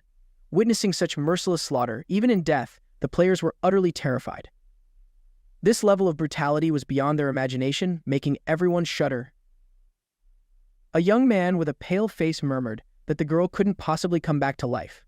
However, another player nearby advised against jumping to conclusions, suggesting they wait because he believed she wouldn't resurrect immediately. Thanks to this reminder, the brown-haired youth remembered that Hwang Young-min had also revived after 10 minutes. Once understanding the situation, the guy in the blue shirt raised his hand and shouted, "Hey everyone, why don't we wait for her to revive?" With this suggestion, the other players quickly agreed. Just as they anticipated, 10 minutes later, a brilliant golden light enveloped the girl's body. Her wounds healed miraculously fast. In an instant, she was fully recovered and began to push herself up, bending to sit up. After coming back to life, she felt as if she had just awakened from a long sleep. She raised her hands and stretched, leaving those around her stunned. They couldn't believe their eyes as they witnessed her miraculous revival. But then, she suddenly remembered the events that had just occurred. The memories of the fierce battle and the brutal attack that had brought her down came flooding back. She started to get angry, preparing to stand up while reaching out to find out which one of the bastards had attacked her. To answer that question, the player who had attacked her earlier rushed out at an incredible speed. He aggressively swung his sharp weapon, boldly declaring, "It was me, you bitch." However, before his attack could even land, another player dashed in like lightning, swinging his sword directly at him. After taking a life, the man turned back with a confident look. He smirked and asked if they could come back to life after 10 minutes. This question seemed to ignite the tension, making the atmosphere thick with unease. The players could only express their confusion, none daring to answer because they all understood his brutality and decisiveness. Rumin stood on the sidelines, his sharp eyes watching every movement. Even though the ability to revive had been proven, he noticed most players still couldn't easily accept the act of killing. However, people often reveal their madness under pressure. Like the player before them, who attacked another from behind with a who-cares attitude, thinking the game's rules were inevitable. Another player followed suit, swinging his sword and shouting, "Damn it, whatever, I don't care anymore." Thus, one by one, players jumped in to take lives for themselves. Some still couldn't believe this was happening, thinking everyone had gone crazy. After being suddenly attacked, the young man in the blue shirt clutched his stomach in pain and angrily cursed the attacker, calling him a bastard. However, instead of continuing his attack, the attacker chose to apologize. He explained that he had no personal grudge against him and that the killing was just a necessity of the game's rules. In pain and irritated by the explanation, the young man in blue gritted his teeth. He swung his sword in retaliation, determined to make his attacker taste his own medicine.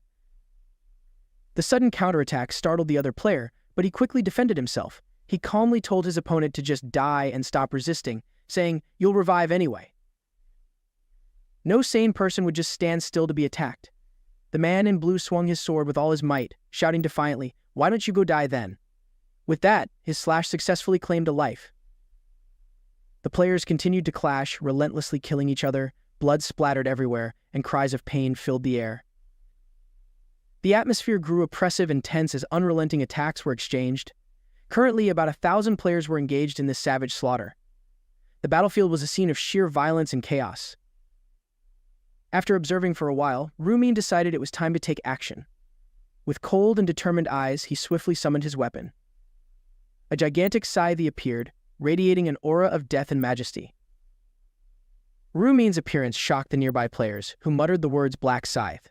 The atmosphere seemed to freeze. Without giving them time to react, Rumin swung his scythe with terrifying speed. The blade slashed through the air, creating a bright red streak. The sharp scythe cut through everything in its path, causing blood to spray everywhere. All that remained were echoes of painful screams and bodies lying scattered on the ground. Rumin's involvement quickly drew everyone's attention.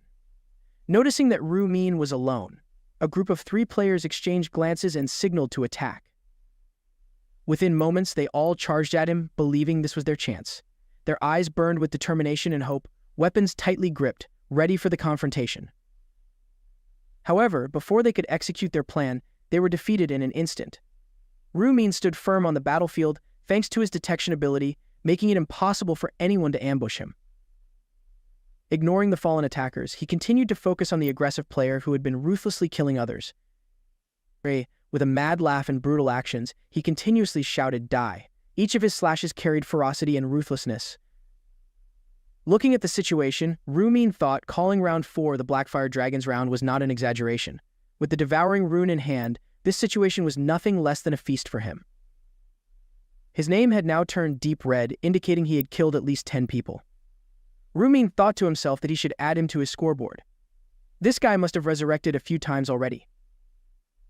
After killing another player, he laughed insanely. His savage laughter echoed through the bloody air. He couldn't believe that each time he killed a player, his stats increased. It was a real boon. He knew his stats would increase when killing monsters, but didn't expect killing players to have the same effect. The item he was referring to was the Devouring Rune, which boosted the progress bar each time a player killed an enemy. Once the progress bar was full, the player would receive a random stat. The level of the enemy corresponded to the progress bar's increase. Without stopping, he launched an attack on another player. His decisive and sharp strike left the opponent no time to react, spraying blood everywhere. However, one hit wasn't enough. He had lost all humanity, his eyes flashing with madness as he stabbed his opponent and screamed, "Die! Die!" His shouts echoed through the space like a vicious curse. After claiming another life, his Devourer gauge increased by 3/5. He was quite surprised by how quickly the progress bar filled up. Thinking about it, he wondered if it was because of their high levels. At this moment, he began to form more ambitious thoughts. The last player had the same level as him and significantly boosted his progress bar. So what if he killed the Black Scythe? The progress bar would surely fill up instantly, giving him a random stat. But these plans were easier thought than done. He felt it was too risky, so he turned away and muttered to himself, "Forget it. If I mess with that big shot, who knows what disaster I'll face." After all, he decided it was better to stick to a safer path. He thought it was best to handle the weaker players, accumulating small gains for easier progress. With this new resolve, he advanced toward the weaker players. A crazy smile appeared on his face as he swung his weapon down. He apologized to his victim, insisting he had no grudge, and then immediately delivered a fatal slash. As he pulled his axe from the player lying at his feet, he felt satisfied and thought that this killing spree was an effective stress relief. Meanwhile, the onlookers were horrified by his brutal and inhumane actions. Even though it was just a game, it revealed a glimpse of human nature when faced with power and survival. He suddenly thought of the thug Huang Yongmin, who had hindered his hunting. But it didn't matter because he knew this round was meant for him, the one with the Devouring Rune. As he enjoyed these thoughts, someone carefully moved from behind and attacked him. He quickly dodged and swung his axe, thinking as he attacked. He told himself that others gained nothing from killing players, but he was different. With every kill, he grew stronger. He continued his assault, his axe striking decisively, finishing his opponent in an instant. His progress bar increased again, which excited him even more. Moreover, his prey kept respawning, offering themselves to him repeatedly. Like the girl in front of him now, this was a golden opportunity. He would be foolish not to take her down quickly. After a while, he wondered how many people he had killed. He realized he needed to kill as many as possible to climb the leaderboard. Feeling satisfied with his kills in this area, he decided to move elsewhere to see if he could continue his rampage. But just as he turned, he encountered the one person he dreaded most. His confident demeanor vanished at the sight. He thought in fear, Black Scythe. Indeed, the person he least wanted to face was the Black Scythe, also known as Rumin. It was time for Rumin to add him to his scoreboard. As Rumin approached, the first thing he did was mark him with the death seal. Whether it was the feel of the mark or sheer terror, his entire body froze. This event left the other players puzzled about what was happening. They didn't understand why the sky suddenly darkened. Along with this strange change in nature, Rumin's scythe became transparent, radiating a terrifying aura of killing intent. Facing these inexplicable phenomena, he knew he had to be extremely cautious. However, his caution couldn't save him. In an instant, Rumin swung his scythe in a sharp arc. The swift slash quickly cut across his neck, ending him decisively and ruthlessly. It was only when his head separated from his body that he realized he was dead. He should have avoided confronting the Black Scythe. Around them, the battle continued relentlessly. Horrified screams echoed everywhere, mixed with the clashing of metal. Players fought each other like wild beasts, completely losing their humanity. Shouts of "die" reverberated through the air, making Hwang Yongmin pause to observe. He couldn't believe the scene was unfolding before his eyes. At the same time, he noticed the girl next to him showing signs of healing. Doubtful thoughts flashed through his mind. Has she revived? Is it true that everyone comes back to life after 10 minutes? Seeing the girl gradually regaining her strength, Hwang Yongmin began to grasp the situation. He immediately broke into a calculating and cunning smile. Hwang Yongmin realized this was his chance to get revenge on those who had stabbed him in the back. His eyes gleamed with determination and malice, and a cold smile spread across his face. He thought that this round was designed for players to kill each other, and he would use this opportunity to eliminate all his enemies. Clenching his fists, he was certain he had found a golden opportunity. He vowed to kill everyone who had betrayed him. Finishing his thoughts, he began scanning the area for Seongyeon. He dashed through the chaotic battlefield, where blood and bodies were scattered everywhere. Yet his determination remained focused solely on finding Seongyeon. After a while, he spotted someone drawing a bow, ready to shoot. He recognized him as Seongyeon. A sinister smile appeared on Yongmin's face. He thought to himself that this guy was such an idiot. Just by looking at him, Yongmin could tell Seongyeon was scared stiff over a minor stat penalty. Seeing Seon preparing to shoot, Hwang Yongmin walked over and called out loudly, pretending they were still on friendly terms. Seongyeon turned around and stuttered in surprise, not expecting to see Hwang Yongmin there. Before Seon could finish his sentence, Yongmin rushed at him with a sinister smile and loudly exclaimed how glad he was to see him again before landing a powerful punch. Hwang Yongmin's strong punch hit Seongyeon with immense force. Seongyeon had no time to react. His body was thrown into the air and crashed to the ground with a resounding thud. Seongyeon groaned, clutching his face in pain from Yongmin's punch. He lay on the ground, his entire body trembling. Meanwhile, Yongmin stepped closer and called out Seongyeon's name with a mocking tone. Yongmin growled, "Didn't you say you'd kill me if we ever met again?" Seongyeon's eyes widened in fear as he looked up at his conqueror. Yongmin's words struck him like a powerful blow, making him realize the hopeless situation he was in. But right now, Seongyeon couldn't fight back. Hwang Yongmin grabbed Seongyeon's face tightly, his other hand raised, ready for another attack. He looked at Seongyeon's terrified expression with excitement and taunted, "Why don't you try killing me then?" Seongyeon couldn't respond, fear and despair evident in his eyes as he saw Yongmin's fist ready to strike again. Yongmin's punches came down relentlessly, one after another. Seongyeon's painful screams echoed all around, and soon he was out of the game. After finishing off his old friend, Hwang Yongmin sighed in relief. He didn't care about Seongyeon's lifeless body, dropping his hands and feeling a twisted sense of pleasure. But the fun wasn't over. He turned, his cold gaze scanning the chaotic battlefield. "Where are the rest of the ones who deserve to die?" he muttered, preparing to continue his brutal hunt and punishment. In an instant, the scene before them looked like a vivid nightmare. Blood stained the space red, bodies piled on top of each other. If hell existed, it would surely look like this. Shouts of "die" echoed across the battlefield, mingling with cries of pain. Shadows darted, and sharp blades created a bloody spectacle that made anyone watching shudder in horror. The place was filled with violence, and people only knew how to hate each other. This made Sel Aaron's heart beat faster with each passing second. The blood on her sword was still warm and sticky on her hand. From a distance, her bodyguard noticed Sel Erin's unusual state. With worried eyes, he asked if she was okay. Sel Erin turned, forcing a smile, and replied that she was fine. She wasn't tired, but her spirits were a bit shaken. Despite her words, the bodyguard could tell Sel Erin was struggling more in this situation. He could endure a bit, but she seemed to be facing a major challenge. If this affected her psychologically and professionally, he would have no face to show the chairman. At that moment, a hand suddenly grabbed Sel Erin's hair from behind and yanked hard. The surprise left her unable to react, her face turning pale. The player facing her, seeing his prey's weakness, shouted aggressively, demanding she die.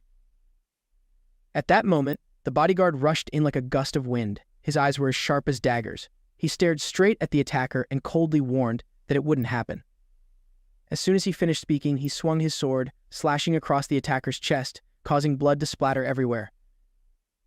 Without stopping, he quickly switched the sword from his left hand to his right to deliver another blow. In the next second, his sword pierced the player's shoulder, making him collapse instantly. But the bodyguard didn't finish him off. After subduing his prey, he turned and called out to Erin. Realizing what she had to do next, Sel Erin, panicking, raised her weapon. Although she didn't want to, she bit her lip and made the decision to maintain her ranking. A second later, she quickly lunged forward, stabbing the fallen player with her sword. Unlike the other players, Sel Erin couldn't accept the situation. After taking another life, she fell to the ground, her body trembling uncontrollably with fear. The bodyguard saw that if he ordered her, she would obey, but continuing like this wasn't good. Sel Erin quickly tried to calm herself. She turned to ask the bodyguard how much longer they had to fight like this. He thought for a moment and guessed that this round would last at least another hour. This was far too long for Sel Erin to endure. She couldn't even stand to watch them die. Honestly, she didn't understand how people could kill each other like this. Sel Erin's weak demeanor made the bodyguard grit his teeth in restraint. He thought she was far too fragile. It seemed she had been overly protected. Though these thoughts ran through his mind, the bodyguard showed concern outwardly. He told her that if she was tired, she should rest, noting that she had already killed around 50 people. Sel Erin wasn't sure and hesitantly agreed, saying it seemed like that was the case. With that number, the bodyguard believed she had done enough to make it onto the leaderboard and avoid elimination. After saying this, he turned and assured her he would handle the rest. Sel Erin felt a bit relieved and hesitantly thanked him. However, the bodyguard thought he should be the one thanking Sel Erin, as he no longer had to provide her with targets. Leaving her behind, he could now focus on his own score. Wasting no time, the bodyguard quickly charged forward, targeting those who were preparing to attack. Time passed, and the system announced the remaining time for the round 001021. Meanwhile, Rumin was still fervently attacking other players to rack up his score. He didn't realize how quickly time had flown by, with only 10 minutes left. He also found that round 4 was quite exhausting. While he was lost in thought, a weak player attempted to attack him from behind. However, thanks to his detection skill, Rumin quickly sensed the impending danger. In a split second, Rumin turned around with sharp eyes. Seeing the small prey, he didn't hesitate and swung his scythe, cutting him down.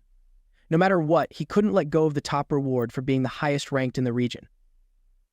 Rumin reminded himself that he had to use every means possible to get stronger and reach round 20.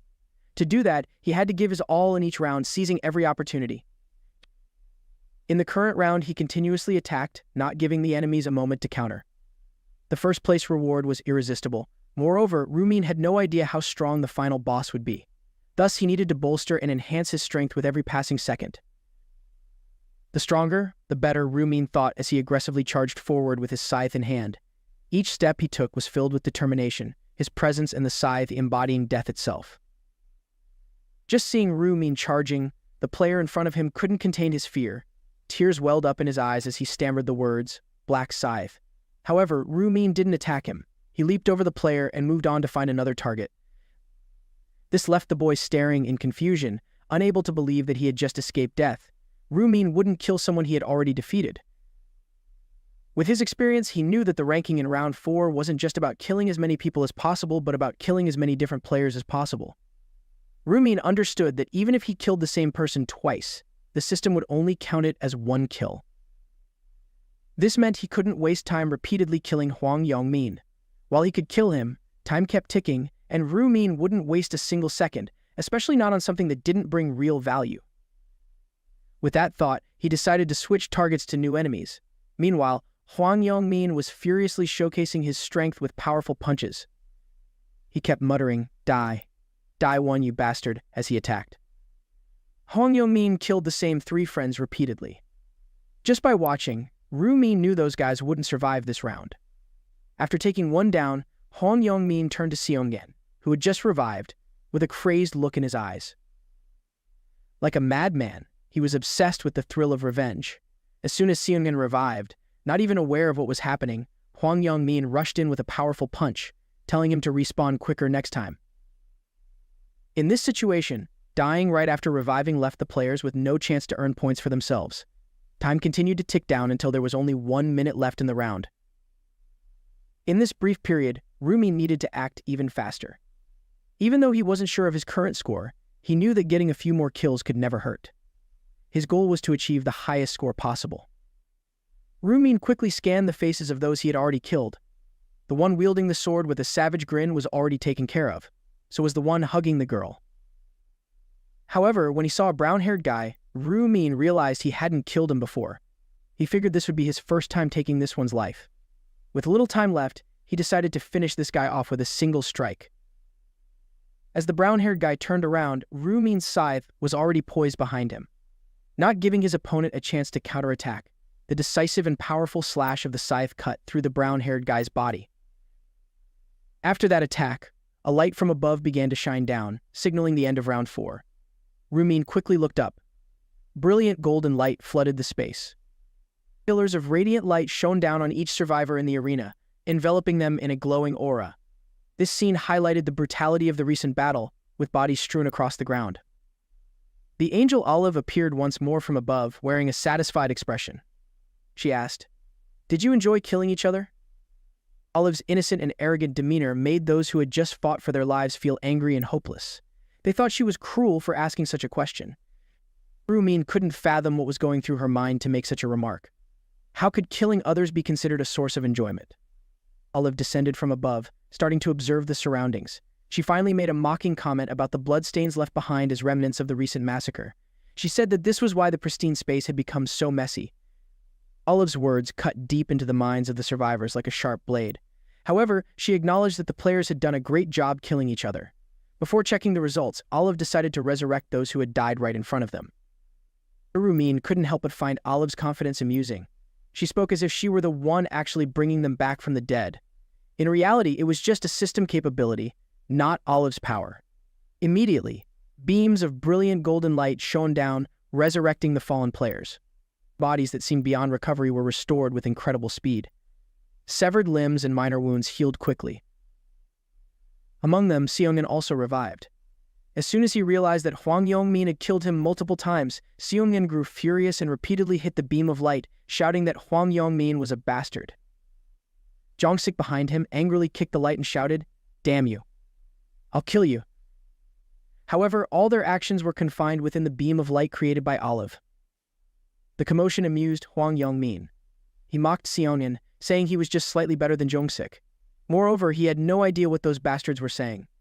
After all, he had already beaten them to death and back. The noise made Olive furious. Her eyes and voice darkened. She sternly demanded silence, declaring that if anyone dared to speak, she would make their head blossom. Under this serious threat, Seong-gen, Jung-sik, and even Hwang Yong-min didn't dare utter a word. Just the thought of it made their faces pale. Seeing the situation under control and the atmosphere quiet again, Olive's mood brightened. She clasped her hands together, smiling cheerfully, and announced that since everyone had revived, they would now review the results. But then Olive realized she had forgotten something. Before revealing the results, she had to announce the side mission for this round. This news puzzled the players. They looked at each other in confusion, unaware that round 4 even had a side mission. Olive, with a knowing look, snapped her fingers and casually said, "Of course there's a side mission.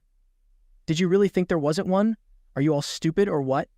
To clear up the confusion on their bewildered faces, Olive quickly displayed the details of the side mission on the system screen. The side mission for round 4 was to eliminate the regional representative within a set time frame. Players who completed the mission would receive a low-tier Mana Stone lottery ticket as a reward. Many players couldn't believe what they were seeing and wondered if eliminating the regional representative was really the side mission. Responding to these foolish questions, Olive replied with a disdainful tone, "Yes, you idiots. That was the side mission. And right now, only one person in this area has completed it. That person is none other than Black Scythe."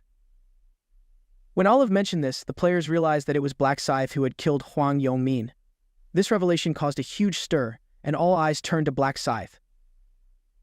No one could have guessed that being the regional representative in this round would be beneficial, as the role carried many responsibilities, and no one paid much attention to it. A player in the crowd felt regretful upon learning about the mission's existence. If he had known earlier, he would have killed Hwang Yong-min to complete the side mission and claim the reward. Thanks to this announcement, Hwang Yong-min realized he had died, and not just that, he had died at the hands of Black Scythe. To be sure of what was happening, Hwang Yong-min checked his temporary skills, but the system had updated, showing he had nothing left. His temporary command authority was gone. At this moment, Hwang Yong-min recalled the time he had run after and begged Black Scythe for help. Back then, Black Scythe had promised to assist him so he wouldn't become an easy target. Yet, it was Black Scythe who took the representative position from Hwang Yong-min. Before the situation could calm down, Olive began announcing it was time to review the results of round 4. But then she paused and exclaimed, "Oh right," she figured all the players were curious about how the results were calculated.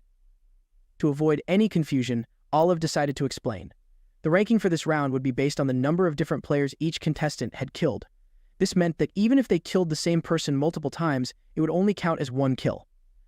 Facing this unexpected announcement, the players below were left speechless and dejected. Some of them were puzzled, wondering if it was about the number of different players and not just killing as many as possible. The foolish questions from these lowly humans made Olive laugh. She shook her head and remarked on how simple-minded everyone here was. A qualifying round couldn't be that simple. But since the match had ended, she would now reveal the results. The total results for round 4 were quickly updated on the virtual system board. Across all regions, first place went to Black Scythe, a level 30 Reaper with 722 kills. Second place belonged to a level 13 Mage nicknamed the Fool, with 521 kills. Third place was taken by Dark Demon, a level 13 Dark Knight, with 433 kill. In the current area ESKS 455, Black Scythe held first place. Second place went to Cute Little Bird, a level 11 Warrior with 211 kills. Third place was in Sangchul, a level 11 Knight, with 209 kills. As soon as the leaderboard appeared, Olive expressed surprise with an exclamation. Oh, she hadn't expected Black Scythe to be in first place again. Olive couldn't believe that Black Scythe had once more taken the top spot. The surrounding players were astonished, their eyes fixed on Black Scythe. They could hardly believe that Rumin had managed to kill 700 people. This number was staggering, considering there were only about 1,000 of them in total. It meant Rumin had eliminated 70% of the players. Just hearing it sounded crazy. Olive began to clap in response. She was equally surprised that Black Scythe had single-handedly killed 722 players. This was truly impressive. To Olive, such an achievement deserved praise and reward. The reward for Rumin for securing first place was a special mid-tier reward chest. Despite receiving the notification, his face remained cold and emotionless. However, he thought to himself, a mid-tier reward choice ticket. Good. It's about time I upgraded my armor. Currently, Rumin had 3 choices, and he decided to pick the Bloodstained Assassin's armor. This rare armor had a defense stat of 60. It not only increased agility by 4 points, but also boosted attack speed by 5% and added 5 points to speed.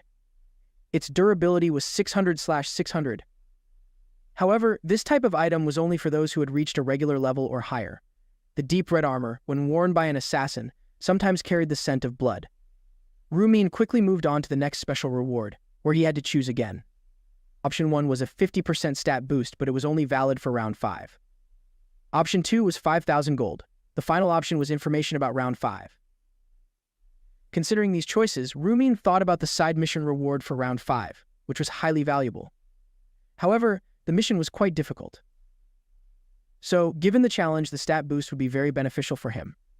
After careful consideration, he chose the 50% stat boost for round 5. After a while, Olive asked if they all knew their rankings. She then revealed something extra. Currently, in the ESKS 455 area, there were 30 players tied for 54th place. All those ranked lower would be eliminated. Olive stood before the crowd with a mischievous look and a mysterious smile. She cheerfully announced that it was now time for the elimination process to begin. With a smug expression, Olive laughed arrogantly. As soon as Olive finished speaking, the players instantly felt the danger. A blinding golden light engulfed them, happening so quickly that they were left bewildered and unable to react. One of the players cried out in despair, unable to accept the reality, and begged the angel to wait. If this continued, would they really die? But there was no pause, only screams and cries for help echoing everywhere. They didn't want to die, but the light was destroying them faster and faster. Even so, the hope of survival urged them to plead with the angel for help, asking for just one more chance. Hwang Yong-min stood in the middle of the light, his face frozen in shock and tension. Then he realized he wasn't affected by the light. This realization brought him relief but also astonishment at his luck. Erin couldn't control her fear.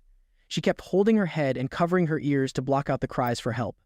Meanwhile, the bodyguard quietly observed his surroundings, as he wasn't among those affected. Min also struggled with the horrific screams. He tried to close his eyes, hoping the atmosphere would calm down. After a while, the cries for help gradually died down. Min opened his eyes and looked around cautiously. At the same time, a notification appeared before them: Round 4 has ended. Across all regions, 90,953,209 people survived. In their area, ESKS 455, only 521 people remained.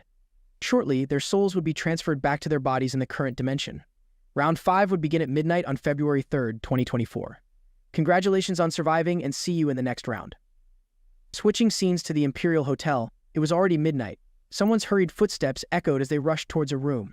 This person was none other than unit leader Sang-chul. Upon arrival, he hastily opened the bedroom door and called out loudly, "Sir." The call quickly woke Ma Kyung-rok. He grimaced, sluggishly opening his eyes and rubbing his head to shake off the fatigue. After a moment, he recognized the person before him as unit leader An. Ma Kyung-rok tiredly rubbed his face, puzzled as to why Sang-chul was there. He didn't recall summoning him. And Sang-chul, with a serious expression, explained that he couldn't reach Ma Kyung-rok and had taken the liberty to barge in, fearing something bad had happened. Ma Kyung-rok sat up, assuring that nothing had happened as Sang-chul thought. However, Sang-chul's expression showed that he seemed to believe Ma Kyung-rok might have died in round 4. Seeing this, Ma Kyung-rok asked if Sang-chul had seen the results. Sang-chul admitted, somewhat embarrassed, that he had seen Kyung-rok's name on the leaderboard but still couldn't stop worrying. After all, the last round was insane and dangerous. Ma Kyung-rok, feeling exhausted, explained that as soon as he returned, he collapsed onto the bed from physical and mental fatigue. And Sang-chul felt the same way, knowing that Ma Kyung-rok, under the nickname Dark Demon, had taken down 433 people. However, Ma Kyung-rok revealed that if they counted repeated kills, the number was likely much higher. Despite his impressive stats and strength, he was only ranked 3rd in the entire region. The more he thought about it, the less he could comprehend what kind of monster Black Scythe was.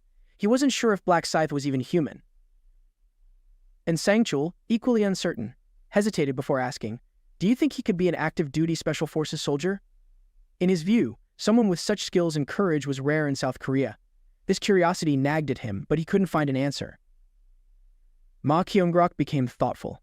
The more he pondered, the more he admired Black Scythe.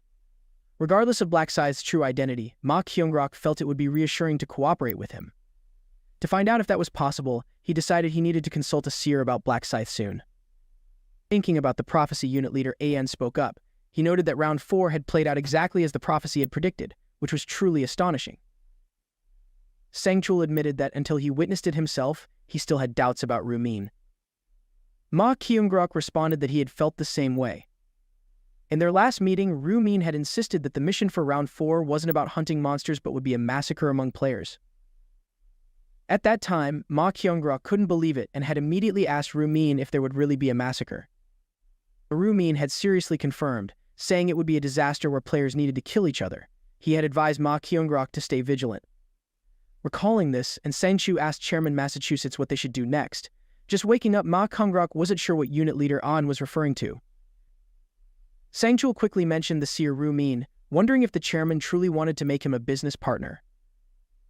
This was obvious to Ma Kyung-rok. He grabbed his coat and said that Min was a major shareholder, holding 31% of the company's shares. He wondered what other choice he had. In reality, the company was practically already in Min's hands. Hearing this, and Sang-chul urgently asked if Ma Kyung-rok planned to follow Min's advice and switch industries. Ma Kyung-rok felt that no matter what he said, the situation wouldn't change. He realized that if they followed Rumin's guidance, the company could thrive. Moreover, Ma Kyung-rok believed they needed to bring Rumin to their side. He began advising Sang-chul that now was not the time to underestimate or disregard Rumin. He reminded him not to feel superior just because Rumin was young. Ma Kyung-rok emphasized that they needed Rumin on their team and that Sang-chul should change his attitude.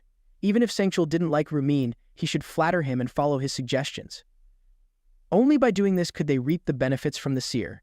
After his advice, Ma Kyung-rok asked Sang-chul if he understood. Hearing this, and Sang-chul quickly bowed and replied that he would be more cautious when dealing with Rumin from now on. Seeing Sang-chul change in attitude, Ma Kyung-rok praised him, saying he did well. He then requested Sang-chul to call Rumin immediately. Since it was sudden, Sang-chul quickly asked what he should say. Ma Kyung-rok suggested Sang-chul call Rumin with a friendly invitation. To celebrate their survival, they would throw a big party that evening and told Rumin he could bring any family members. Thinking about this, Ma Kyung-rok suddenly wondered if they should also invite Sel Aaron to the party. Sang-chul was quite surprised and asked if Ma Kyung-rok really wanted to invite Sel Aaron. Standing under the sunlight, Ma Kyung-rok thought that in times like these, it was good to have a celebrity present to celebrate with them. Early the next morning, Rumin drove and stopped by a cafe. After waiting for a while, he saw his meeting partner arrive. Rumin waved and called out, "Over here." Juri quickly crossed the street, waving back at Rumin. She was surprised to see him looking healthy after round 4. Hearing this, Rumin smiled and said she looked well too. Despite this, Juri still felt quite surprised. She turned to Rumin and asked if he was okay, wondering why he suddenly invited her to lunch. Rumin simply thought they should go out to celebrate successfully passing the round. He told Juri not to worry because he would treat her this time. Juri laughed and said she would take advantage of having a wealthy friend, and of course she would do that if he didn't mind. With that, the two got into the car, and the bright red sports car sped down the empty road. In the car, Juri didn't forget to thank Rumin. She was able to prepare for round 4 thanks to his warning. Hearing this, Rumin asked if she ever thought he might be lying. Juri felt that Rumin would never do that. Besides, lying to someone like her wouldn't benefit him at all. Appreciating her trust, Rumin happily thanked Juri. Juri felt a bit embarrassed. She thought she should be the one thanking him because if he hadn't told her to kill at least 30 players, she would have been dead by now, so she was the one who needed to express gratitude. But Rumin couldn't see why Juri needed to be thankful. Whether he had given her a heads up or not, she would have survived thanks to the protective rune. Plus, he thought Juri was quite skilled. Unlike Sel Aaron, who seemed like a flower protected in a greenhouse, Juri was more like a wildflower growing outside. Ending his thoughts, Rumin parked the car in front of a vintage-style restaurant called Yum. Once the food was served, Rumin reached out and said they should start eating. Juri responded with a thank you and wished him a good meal. Rumin couldn't remember how many times Juri had thanked him already. He felt she was being too polite. Meanwhile, Juri felt anxious and couldn't focus on eating. Just thinking about the recent round 4, she wondered if a killer like her should be doing this. She came because Rumin invited her, but dining peacefully like this felt strange. However, Juri's thoughts were quickly interrupted by Rumin. He knew she still felt guilty, so he asked why she wasn't eating. His question made Juri feel awkward. She hesitated and explained that she didn't feel very well. Rumin went straight to the point, asking if she couldn't eat because she had killed someone. Seeing that Juri couldn't respond, Rumin reassured her. He told her not to overthink it and not to blame herself. He emphasized that she did it just to survive. That's true, but Juri trailed off. Seeing her hesitation, Rumin continued, pointing out that Juri wasn't the only one who had done it. Both he and the other players couldn't avoid it either. But Juri felt that no matter the reason, she had still killed. Not wanting Juri to suffer more, Rumin interrupted, saying that was enough. He didn't want her to keep blaming herself. Rumin looked at Juri seriously and asked, "So what? If the same thing happens in the future, will we just let it be? More importantly, if I didn't wake up, what would happen to my family? Both you and I, and all the other players, have families waiting for us." Juri felt enlightened. She had never thought about it this way and had only been focusing on blaming herself for her actions. Rumin's words made her realize that if her father knew she couldn't wake up anymore, he would be devastated. Just thinking about that made Juri understand that survival was paramount. She had a family, and at the very least she would live for them. She had forgotten about her family and didn't realize they were the reason she held on for so long. Having understood this, Juri regained her spirit and thanked Rumin for comforting her. Rumin smiled and said there was nothing to worry about. At least he had helped her set aside her worries. He thought they had been sad long enough, and now Juri should enjoy the delicious food here to lift her spirits. Juri quickly agreed. After tasting the food, she exclaimed how good it was. She felt all the fatigue from round 4 melt away with each bite. Hearing her say that made Rumin happy too. The atmosphere became warm and light, and they both enjoyed the meal with comfort and joy. When the meal ended, Juri cheerfully said, "Thanks for the meal, Min." Rumin quickly noticed it was the first time Juri had called him without using his full name. Juri realized this and exclaimed, "Oh, really?" She then asked if it was okay to call him that from now on. Rumin smiled and nodded, saying, "Of course, it's fine." He saw that Juri's mood had improved a lot. He wondered if now was the right time to get to the main topic. Holding a cup of coffee, Rumin looked directly at Juri and began to explain the real reason he had invited her today. He wanted to share information about the upcoming round 5. Juri was surprised and asked if Rumin had already predicted the future. "That's right," Rumin explained. "Round 5 will be the toughest one yet. Plus, the regions will be combined." Hearing about the regions merging, Juri couldn't help but ask, surprised, "Does that mean you and I could meet?" "Exactly," Rumin replied. "But it's not just limited to round 5. He didn't reveal everything he knew. They would indeed meet in round 5, but if he said they would be in the same area, Juri would want to meet him even more." However, Rumin couldn't meet Juri while he was still undercover. To do that, he had to get her to follow his plan. Ending his thoughts, Rumin looked directly at Juri and asked her to listen carefully to what he was about to say. As he had revealed, round 5 would be much more difficult, and there was a chance she wouldn't make it.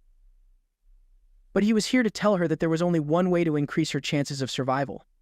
Rumin advised Juri to find Black Scythe and ask for his help.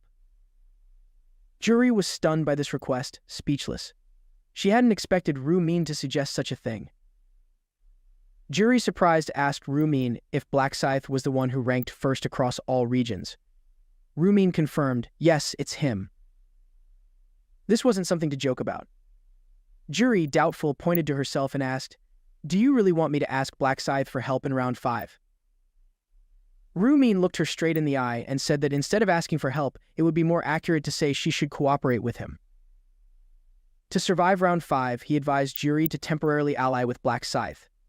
That's the only way she could make it through. Juri still found it hard to believe. Black Scythe was a level 30 player. Would someone like that really agree to cooperate with her? Rumin encouraged Juri, telling her that she had a buff, so he was sure Black Scythe wouldn't refuse. Their relationship would be symbiotic. Juri was unsure but acknowledged that if she could safely get through round 5 with Black Scythe's help, it would be great. Thinking it over, Juri sighed. She was still worried. She doubted that Black Scythe would take her along just because of her small buff. Rumin understood better than anyone that her buff wasn't just small, it was an excellent skill. He saw that Juri was still anxious and reassured her. He affirmed that Black Scythe would be willing to cooperate with her, not just in this round but in future rounds as well. He told her that he had seen this future, so she didn't need to worry. Hearing these words, Juri felt more at ease. She hesitated and asked if it was really true. Then she happily thanked Rumin for sharing such important information with her. Rumin felt that, as friends, this was something he should do.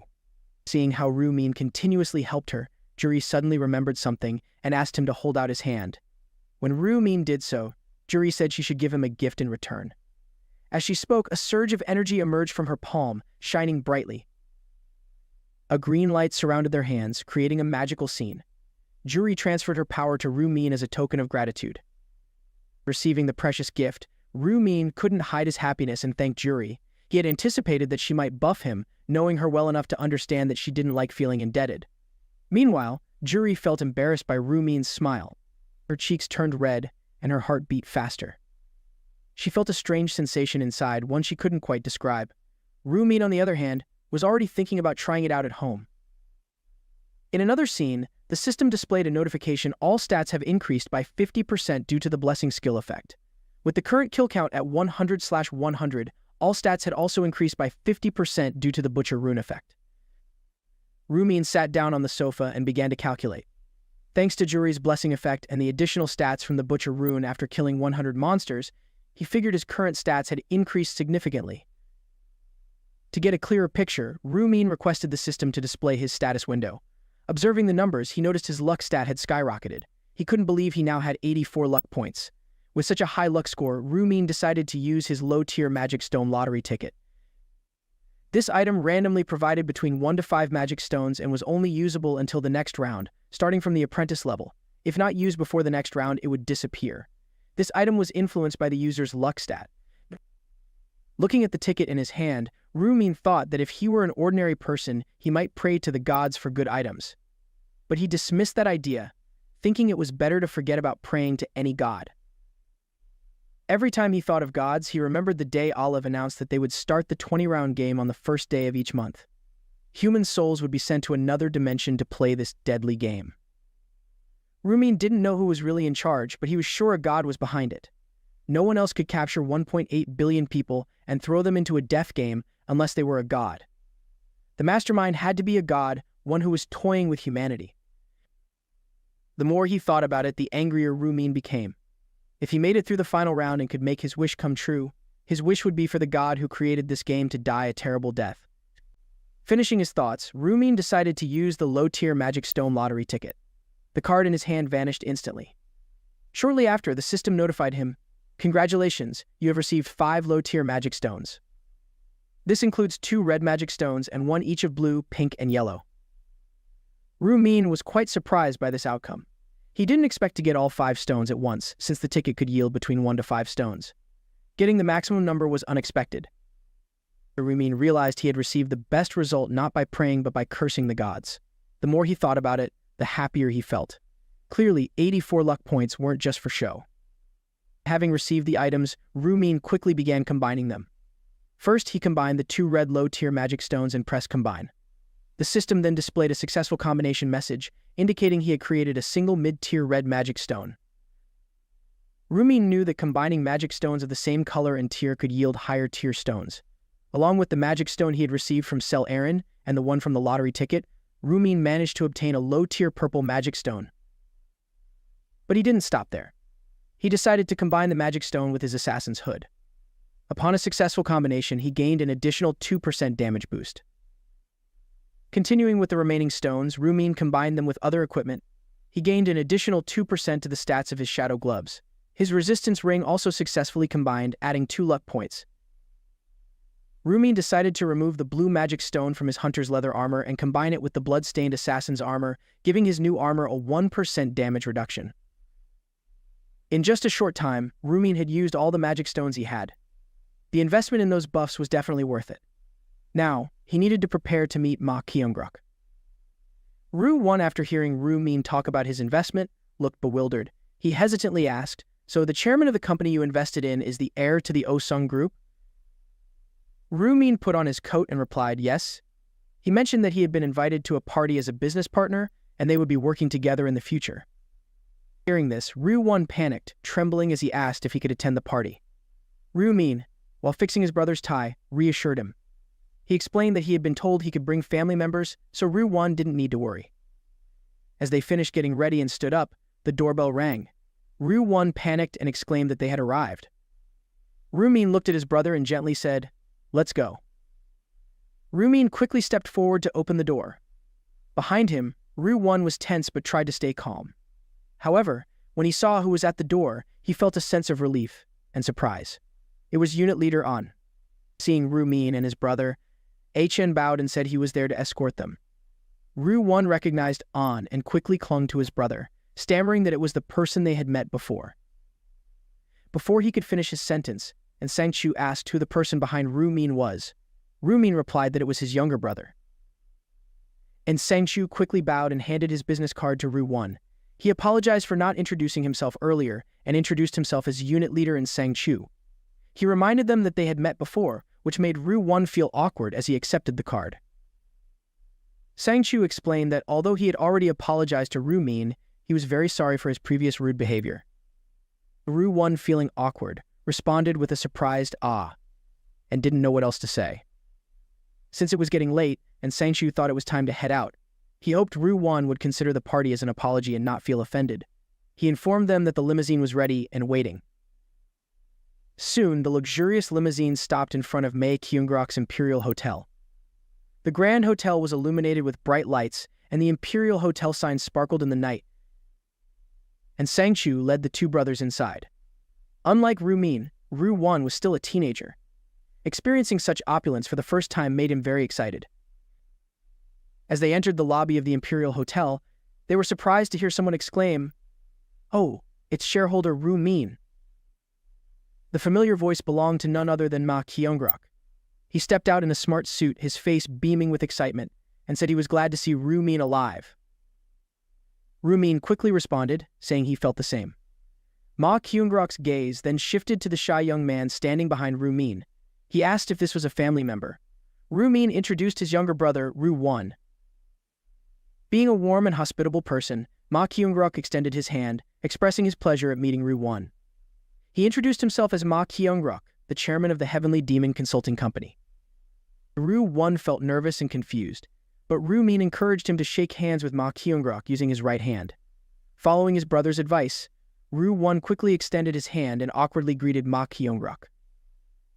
Seeing that Ru-min was skilled and had a younger brother, Ma Kyungrok couldn't help but ask if his brother was also a player.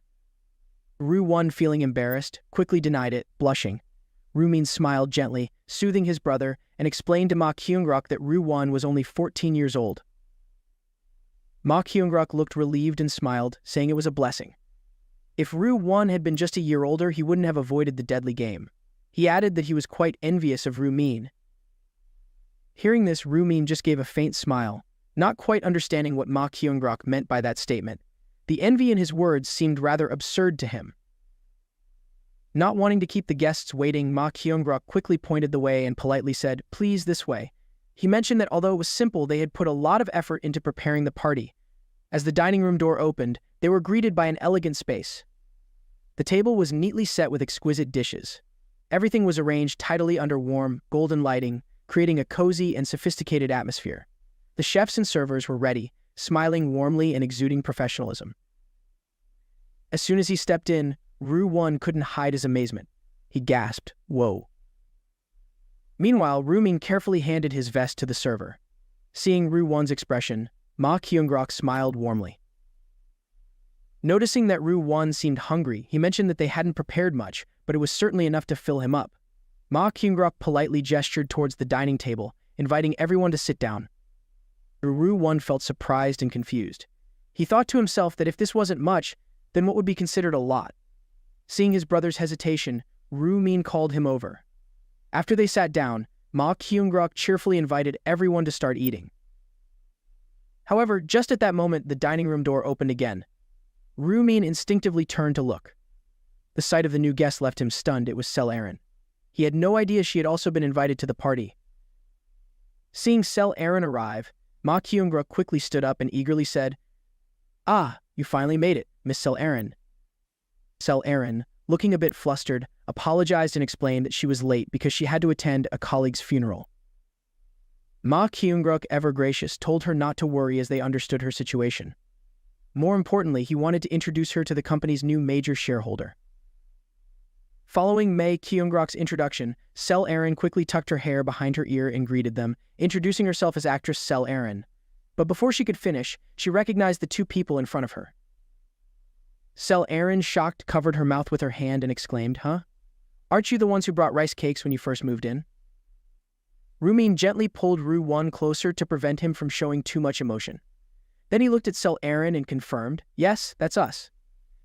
Hearing his response, Sel Erin expressed her joy at being neighbors with the major shareholder, saying it was wonderful. However, she also noticed that the person in front of her was younger than she was. It was hard to believe someone his age could be a shareholder. Sel Erin wondered if the chairman was playing a joke on her. Opposite them, Ru-won couldn't contain his surprise and confusion. He stammered, asking his brother if that was really Sel Erin. Ru-min looked in the direction his brother was pointing and realized Ru-won still didn't know about the connection between Ma Kyungrok and Sel Erin. Her unexpected appearance must have been quite a shock for his brother. But then again, this reaction was common, as most people were stunned by Sel Erin's appearance, just like Ru-won, who was now nervously looking to his brother for help. To play his part convincingly, Rumin thought he should also show some interest. At least, he should appear a bit more engaged. Ma Kyung-gruk immediately noticed the change in Rumin's expression, which made him feel as if he had just positioned a chess piece perfectly. He saw Rumin as still very young and thought that even a seer was just like everyone else. Inviting Sel Aaron turned out to be a brilliant move. Seeing that the introductions had gone well, Ma Kyung-gruk smiled and politely invited everyone to sit at the dining table.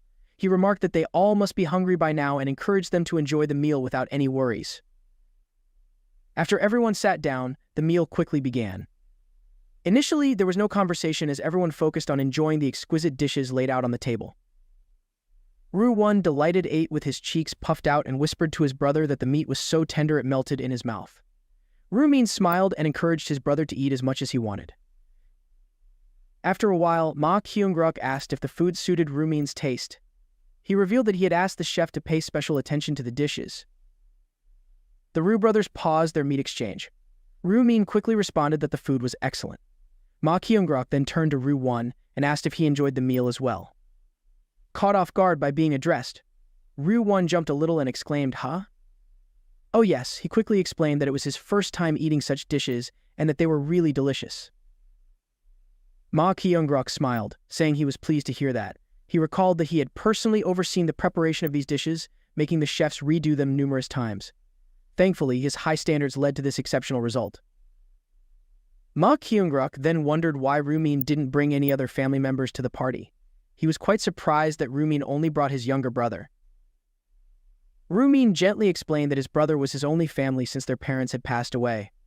Ma Kyung-gruk hadn't expected his question to touch on such a sensitive subject. He stopped cutting his meat and stammered an apology.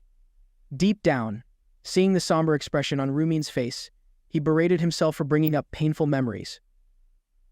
He couldn't understand why he had asked such a question and now felt he had ruined the atmosphere. While Rumin might not show much emotion, his brother, Ru-won, seemed visibly upset by the mention of their parents. Ma Kyung-gruk thought it best to stay quiet until the mood improved. However, the silence dragged on, even as the main course ended and tea and desserts were served. The usually lively and quick-witted Ma Kyung-gruk felt completely lost. He needed someone to break the tension, and his eyes turned to Sel Aaron for help. He tried signaling her with his eyes and a change in demeanor, hoping she could help lighten the atmosphere. But Sel Aaron didn't respond, and the continued silence tested Ma Kyung-gruk's patience. In a moment of frustration, he set his teacup down forcefully, the clatter echoing through the tense silence. Immediately after, Ma Kyung-gruk stood up and said, "Ms. Aaron, could we have a word in private?" Sel Aaron was still confused about what was happening, but she replied quickly. Ma Kyung-gruk and Sel Aaron left the room, their footsteps echoing down the long, luxurious hallway of the hotel. As they walked, Ma Kyung-gruk instructed Sel Aaron to listen carefully to what he was about to say. Sel Aaron politely agreed. Just as she finished speaking, Ma Kyung-gruk suddenly stopped and coldly asked her about the taste of the meal. Sel Aaron, with her innocent and honest nature, smiled and said that the food was delicious. Hearing this, Ma Kyung-gruk couldn't contain his frustration. He exhaled sharply and turned to Sel Aaron, asking if she thought he had invited her just to enjoy a meal. He had brought her to help lighten the atmosphere. He remarked on her apparent slowness in understanding the situation. Sel Aaron, flustered, apologized, explaining that she thought she was just invited to the party. Ma Kyung-gruk felt exasperated and let out another frustrated sigh. Why would he invite her just for dinner? Despite his anger, Ma Kyung-gruk tried to control himself. He asked if unit leader An had explained her role to her. Sel Aaron, still confused, replied that she knew Ru-min was a major shareholder. Realizing it was time to be clear, Ma Kyung-gruk revealed that Ru-min was not only a major shareholder but also a seer. This revelation shocked Sel Aaron, who stammered in surprise, a seer. Ma Kyung-gruk confirmed that Ru-min was a seer. He explained that, as the name suggests, Ru-min's profession was very special, he could see the future. Sel Aaron, still in shock, could only manage a confused exclamation. With this information, Ma Kyung-gruk emphasized the importance of making their partner happy. He explained that having prior knowledge of the next round's events, thanks to Ru-min's foresight, would give them a significant advantage. Therefore, he wanted Sel Aaron to use her beautiful face to charm Ru-min, to agree with everything he said, and to smile at him. He clenched his fist and stressed that Sel Aaron must use every means possible to win Ru-min's favor. However, Sel Aaron couldn't do something that went against her conscience. She immediately objected despite her fear, saying, "With all due respect, I think doing this would." But Ma Kyung-grok didn't give her a chance to refuse. He reminded Sel Erin that, as the chairman, he had created opportunities for her to succeed in her acting career. Now it was time for her to repay that debt. Moreover, he thought Sel Erin shouldn't hesitate to use any tactics necessary. He only needed her to make the shareholder Rumin happy. Feeling the pressure of Ma Kyung-grok's words, Sel Erin was at a loss for what to say. Seeing her hesitation, Ma Kyung-grok grew impatient and demanded to know why she wasn't responding. Sel Erin, feeling cornered, reluctantly agreed, saying hesitantly, "I understand." Hearing this, Ma Kyung-grok walked past Sel Erin and said he would be watching to see if she truly made an effort. Then, he coldly ordered, "Now, let's go." Sel Erin could only bow her head and respond in a daze, yes. Back at the dinner table, the atmosphere remained extremely tense. Even as the tea and desserts were served, the silence persisted. When Ma Kyung-grok and Sel Erin returned, he apologized for the delay, citing a work-related discussion. To quickly resolve the tension, Ma Kyung-grok suggested that since everyone had finished their meal, they should move to the next location. After extending the invitation, the guests stood up. To show their respect, Sel Erin and Ma Kyung-grok stood by the door, ready to lead everyone to the new venue. Following Ma Kyung-grok's orders, Sel Erin tried to reach out to Rumin. However, she couldn't bring herself to do it, which frustrated Ma Kyung-grok. He couldn't understand why she hesitated after he had made her tasks clear. At that moment, Ru-won stopped and nervously called out to Sel Erin. She turned to him, surprised, and asked what was wrong. Gathering all his courage, Ru-won confessed that he was a fan of hers and thought she looked even more beautiful in person. Sel Erin brightened up and quickly thanked him. Seeing her response, Ru-won boldly asked if she could take a picture with him later. Sel Erin smiled and agreed, saying it would be her pleasure. This made Ru-won visibly happy, and he enthusiastically said, "Thank you, ma'am." Standing nearby, Ma Kyung-grok quickly noticed that Ru-won seemed more interested than Rumin. Thinking fast, he decided to adjust his plan. He grabbed his phone and sent a text message to Sel Erin. Upon receiving the message, Sel Erin felt conflicted. She knew Ru-won was a genuine fan with innocent intentions, but she had to deceive him to follow Ma Kyung-grok's orders. Despite her heavy heart, she understood she had to comply to maintain her position and opportunities. Rumin, on the other hand, quickly sensed Sel Erin's discomfort. She had been acting differently since returning with Ma Kyung-grok. At the same time, Ma Kyung-grok's thoughts were becoming clear. He calculated that if they could win over Ru-won, Rumin would have no choice but to cooperate. This strategy would make it easier to get information about the next round. When these thoughts concluded, they arrived at the next location. Ma Kyung-grok introduced it as a private room for VVIP guests. He mentioned that in this room, they could order any drinks and light snacks they liked, accompanied by music. As they entered, they saw that the room was elegantly decorated and luxurious. Feeling a bit awkward, Ru-won mentioned that he was still a high school student and couldn't drink alcohol. Ma Kyung-grok waved off his concern, saying it was fine, and that he could have other beverages instead. Ma Kyung-grok quickly ordered unit leader and to call for a special VVIP package and a non-alcoholic drink for Ru-won, ensuring that the young man also felt comfortable and cared for. Unit leader and promptly left to carry out the order. As soon as the door closed, Rumin told Ma Kyung-grok that he couldn't drink alcohol either. Ma Kyung-grok was surprised, thinking that if Rumin was of age, he should use the opportunity to try drinking. However, before Ma Kyung-grok could finish his sentence, Rumin interrupted. He turned to Sel Erin and asked if she could go outside to take a picture with his younger brother. Sel Erin was more than willing and quickly agreed. Despite the strange atmosphere, even Ru-won hesitated before leaving. Eventually, the door closed again. At this point, Rumin let his true feelings show. He coldly addressed Ma Kyung-grok as Mr. Chairman. Ma Kyung-grok felt a chill run down his spine and anxiously asked Rumin what was wrong. With a stern and icy expression, Rumin asked Ma Kyung-grok if he thought he was easy to deceive. Ma Kyung-grok, unsure of what he had done wrong, tried to stay calm and asked what Rumin meant. Rumin, no longer appearing naive, reminded Ma Kyung-grok of his profession as a seer. He recalled telling Ma Kyung-grok that he could see the future and asked if Ma Kyung-grok really thought he wouldn't know about the conversation between him and actress Sel Erin. Faced with this firm question, Ma Kyung-grok was speechless, unable to justify himself. Rumin, having transformed into a different person, criticized Ma Kyung-grok for being unprofessional. He stated that under such conditions, it would be difficult to form a business partnership. Looking directly at Ma Kyung-grak, Rumin warned that the young chairman shouldn't hide anything from him. Ma Kyung-grak was completely shocked. He couldn't believe that Rumin knew about his conversation with Sela-rin. It was hard to believe, making him wonder if Rumin could see the future. Rumin, confident in his knowledge of the situation, continued to attack. She exposed that it was Ma Kyung-grak who had instructed Sel-Arin to get close to him. Ma Kyung-grak was completely caught off guard and tried to hide his confusion. He let out a sigh and apologized if it had made Rumin uncomfortable. He explained that he only wanted Sel-Arin to become Rumin's friend. If that was all, Rumin might have let it slide. However, Ma Kyung-grak also wanted to use Rumin's younger brother, which crossed the line. Ma Kyung-grak was stunned and couldn't believe Rumin knew about this too. He wondered how Rumin could grasp every secret detail, feeling exposed and incredibly anxious. Knowing he couldn't deny it, Ma Kyung-grak bowed his head and apologized to Rumin.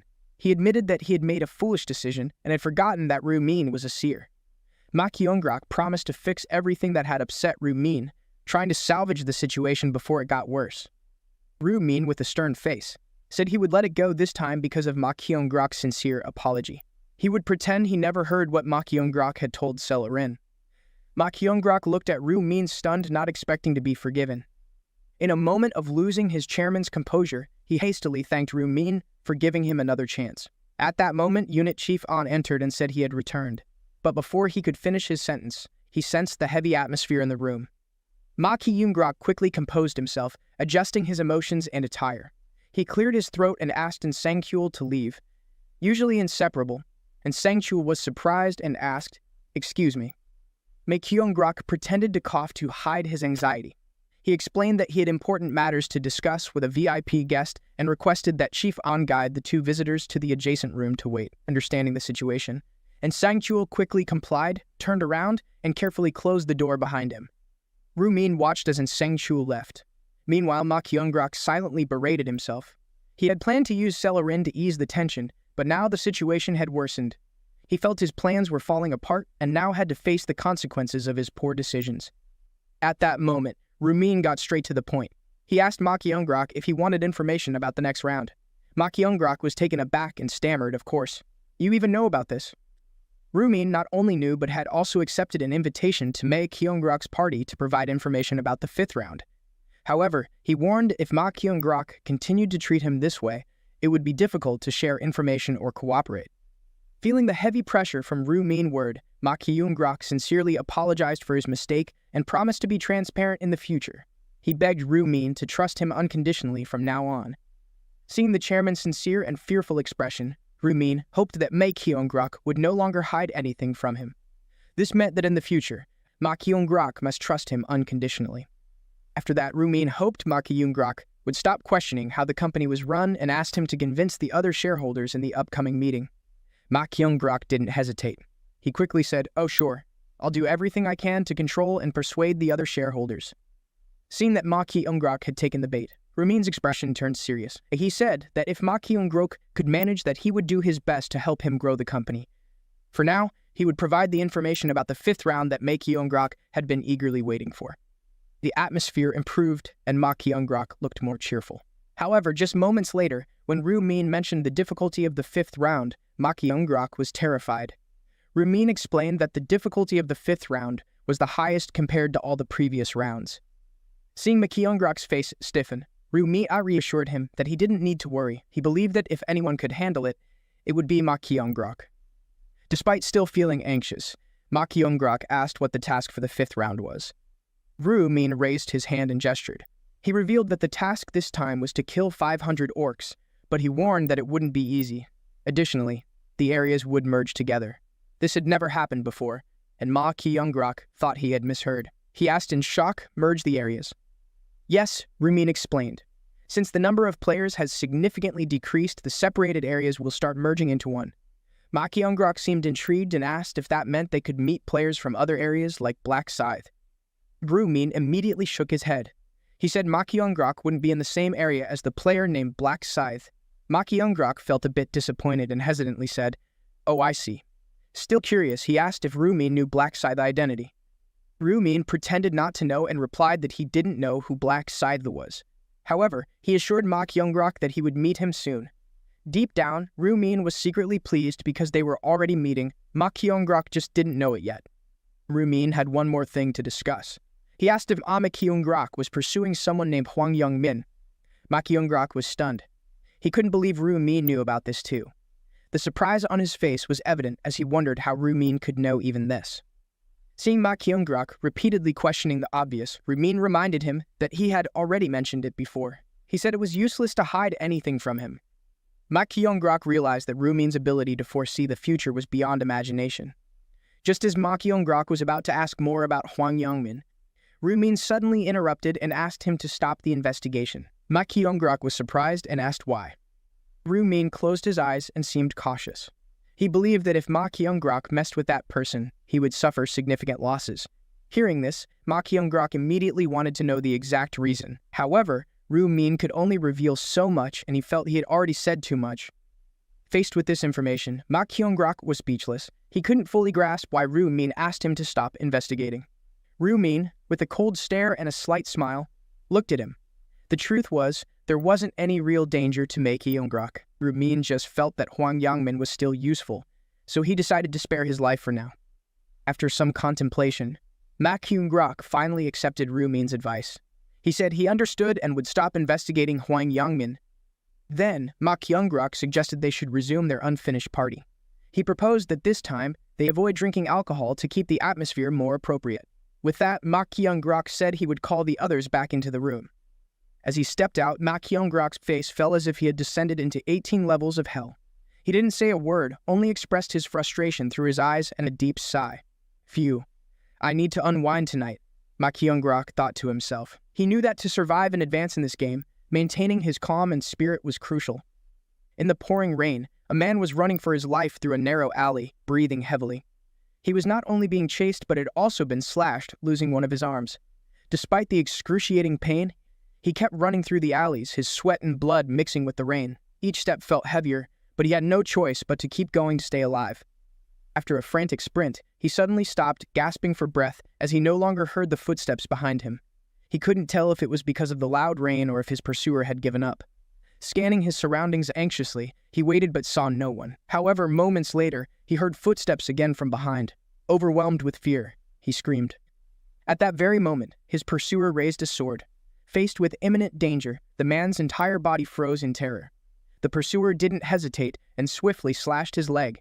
The sharp blade severed his joints, causing him to collapse in agony. He clutched his injured leg, blood pouring out and mixing with the rain. His screams of pain echoed through the dark night. The attacker was none other than Ma Kyung-grok. He stood in the rain with a cold, ruthless gaze. In a threatening voice, he ordered the man to shut up unless he wanted his tongue cut out. The man writhed on the soaked ground, his body trembling uncontrollably, but he still managed to ask, "Why are you doing this to me? What did I do wrong?" Ma Kyung-grok sheathed his sword. He couldn't believe that a child rapist like this man was still trying to defend himself. "Do you really not know?" he asked. Realizing his crimes were exposed and sensing death approaching, the man panicked and screamed for mercy. "Wait, that happened a long time ago. Why are you attacking me now? I've served my time in prison. I'm just an old man now." But Ma Kyung-grok's eyes showed no pity. Without letting the man say another word, Ma Kyung-grok decisively swung his sword. Blood splattered, and the man's agonizing scream echoed through the rainy night. Finished, Ma Kyung-grok warned that if the man didn't want to die slowly and painfully, he should keep his mouth shut. Ma Kyung-grok didn't want any more witnesses, as the death toll would rise. Unable to resist, the man could only stare at Ma Kyung-grok in terror, tears streaming down his face. Ma Kyung-grok thought it was impressive that even at his age, the man wasn't deaf. But regardless, he felt it was unjust for scum like him to still be alive. At that moment, dark rays began emanating from Ma Kyung-grok's sword, gradually enveloping the man. The dark light, like invisible blades, pierced through his flesh and veins, causing him unbearable pain. "What is this?" He screamed, feeling as if his soul was being torn apart. He tried to scream, but his cries were filled with despair. This continued until he was completely consumed by the dark light. Ma Kyung-grok stood there, watching the man writhing at his feet. His face showed no emotion, perhaps even a hint of satisfaction. If it weren't for the need to replenish his dark mana, he would have killed this scum immediately, but he had no other choice. To use the dark halo, he needed this special type of mana. To maintain his strength, he had to take lives. Without hesitation, he delivered the final blow. A bright flash of light illuminated the bloody scene. In a cold, even tone, he said, "Now you can die." When Ma Kyung-grak killed a person, he gained much more dark mana compared to killing monsters. The dark rays wrapped around the victim's body, devouring it bit by bit. Once all the energy was absorbed, it gradually transformed into dark mana. Kyung-grak then reflected. Perhaps, for someone who enjoyed killing as much as he did, becoming a Dark Knight had been the perfect choice. Each time he eliminated an enemy, he not only felt satisfaction but also felt his power increasing. Plus, getting rid of this trash helped relieve some of his stress. Next, he used his devouring skill to absorb the mana into his sword. At that moment, Ma Kyung-grak realized something. As he had suspected, it couldn't devour a dead body. The dark halo only needed to consume the life force of living targets. At that moment, Ma Kyung-grak heard a strange sound behind him, causing him to turn around immediately. His cold, sharp eyes scanned every corner, missing nothing. However, the sound turned out to be just a cat passing by. Ma Kyung-grak sighed in relief but remained vigilant. He reminded himself that there could be no witnesses. He had left no trace. Earlier, he had dragged the man into a dead-end alley, far from prying eyes, and it was now a foggy night. He felt everything had been meticulously planned, leaving no gaps. But there was one person who knew. The seer, Ru Min, who always knew everything. Ma Kyung-grak realized that Ru Min could see this scene through his foresight rune. This meant he knew Ma Kyung-grak was a serial killer, yet still approached and confronted him. Instead of fear, Ma Kyung-grak smiled, finding it amusing. After finishing up, Ma Kyung-grak called Chief On and asked him to come and clean up the mess. 2 weeks passed since the party with Ma Kyung-grak. Ru Min had mostly stayed home, with nothing specific to do. He spent much of his time thinking about the future. But today, he decided that his rest period was over. Ru Min felt it was time to take action. Looking at his phone, he pressed the join button on a website titled, "Players Will Change the World Order of Player." This marked the beginning of Ru Min's quest to find one of the 5 ancient runes that could be found in the real world, specifically the replication rune. More than 1.8 billion people were transported to another world, but after just 3 months, that number had dropped to 90 million. News from GBS News warned of a looming economic collapse as the number of young people continued to decline sharply. Meanwhile, Stream 21 magazine reported that schools across the country were gradually extending their holidays indefinitely. Grief spread like wildfire. Parents and siblings around the world were drowning in sorrow. White chrysanthemums, placed before countless coffins, served as the final farewell to those who had passed away. A young man sat on a chair, his face illuminated by a crimson glow. His expression was cold. He stared at the phone screen while his other hand rested lazily on his knee. Scattered bodies lay around him, blood splattered across the floor. He muttered about how many had already died, even though this was only the 4th round. His gaze flickered with disdain. He saw them as nothing more than fools. Emergency broadcasts kept updating the situation. The death toll among players had surged after entering the 4th round. Surveillance cameras were being destroyed in large numbers, turning the night into a lawless realm. Players began to gather, protesting against the government's control. A forum was created, uniting them under a common cause. At the same time, riots escalated, forcing the public to demand immediate action. A man in uniform stood amidst the chaos. His face was smeared with blood, yet a smile remained. He glanced at his phone, seemingly unfazed by the anarchy unfolding around him. A scoff escaped his lips. He spat out a curse, filled with contempt for those who couldn't adapt to this world. In his mind, if they had become players, they would have done the exact same thing. He stood up, gripping his axe tightly. His eyes burned with scorn. A thought crossed his mind: what was wrong with doing whatever he wanted before dying? To him, all those who acted morally upright were nothing but hypocrites. He kept walking, kicking aside the debris at his feet. He believed that outdated rules were the very chains holding people back. The endless restrictions, don't do this, don't do that, only made him despise them more. His blood-stained hands tightened around the axe, veins bulging with tension. Rage boiled inside him, threatening to erupt at any moment. Unable to hold back any longer, he swung the axe down with force. The ground cracked apart, sending dust flying. Destruction was the only thing that brought him relief. He let out a cold huff as he stared at the wreckage before him. It didn't matter anymore. He wondered if anyone in this world still dared to stand in his way. A twisted smile spread across his face, a flicker of arrogance in his eyes. In his mind, he was superior to all because he was a player. Scanning the blood-soaked room littered with corpses, he lifted his axe with a satisfied grin. He mused over his next target. He opened his palms, staring at his blood-stained fingers, yet he felt nothing. This was the first time he had killed in real life, but his heart remained empty. Perhaps, after surviving the hell of the fourth round, nothing really mattered anymore. Standing amidst the pile of bodies, he placed a hand on his forehead, deep in thought.